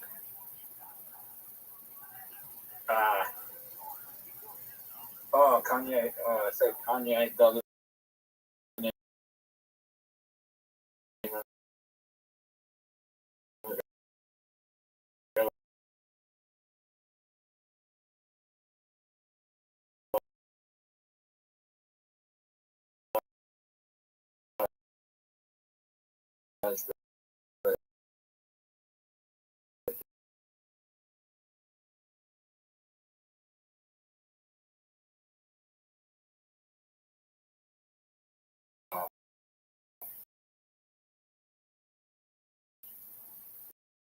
He picked the one year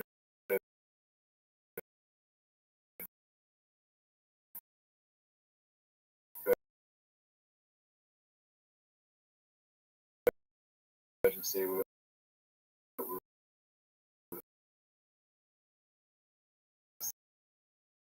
first off Jewish people. That's what it was.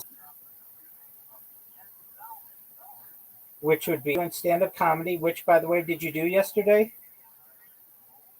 Like, I tried to make you look good in them. I told your story. I told your story about when you, the other day, where you saw your boss and you told him off, that guy who owned that company, and you told his girlfriend that he's in a bad relationship, all that stuff.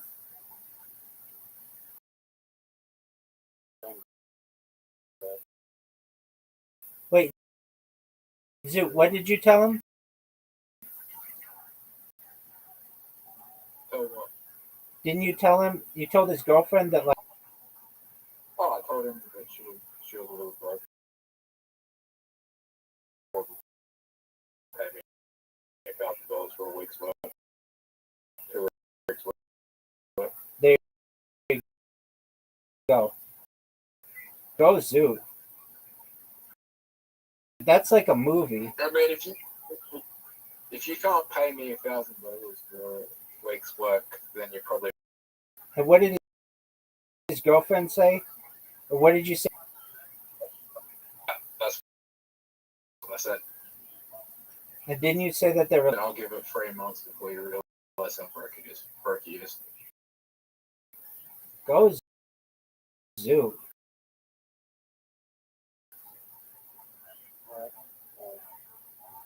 Back here, he has money. Right. Which is a good question.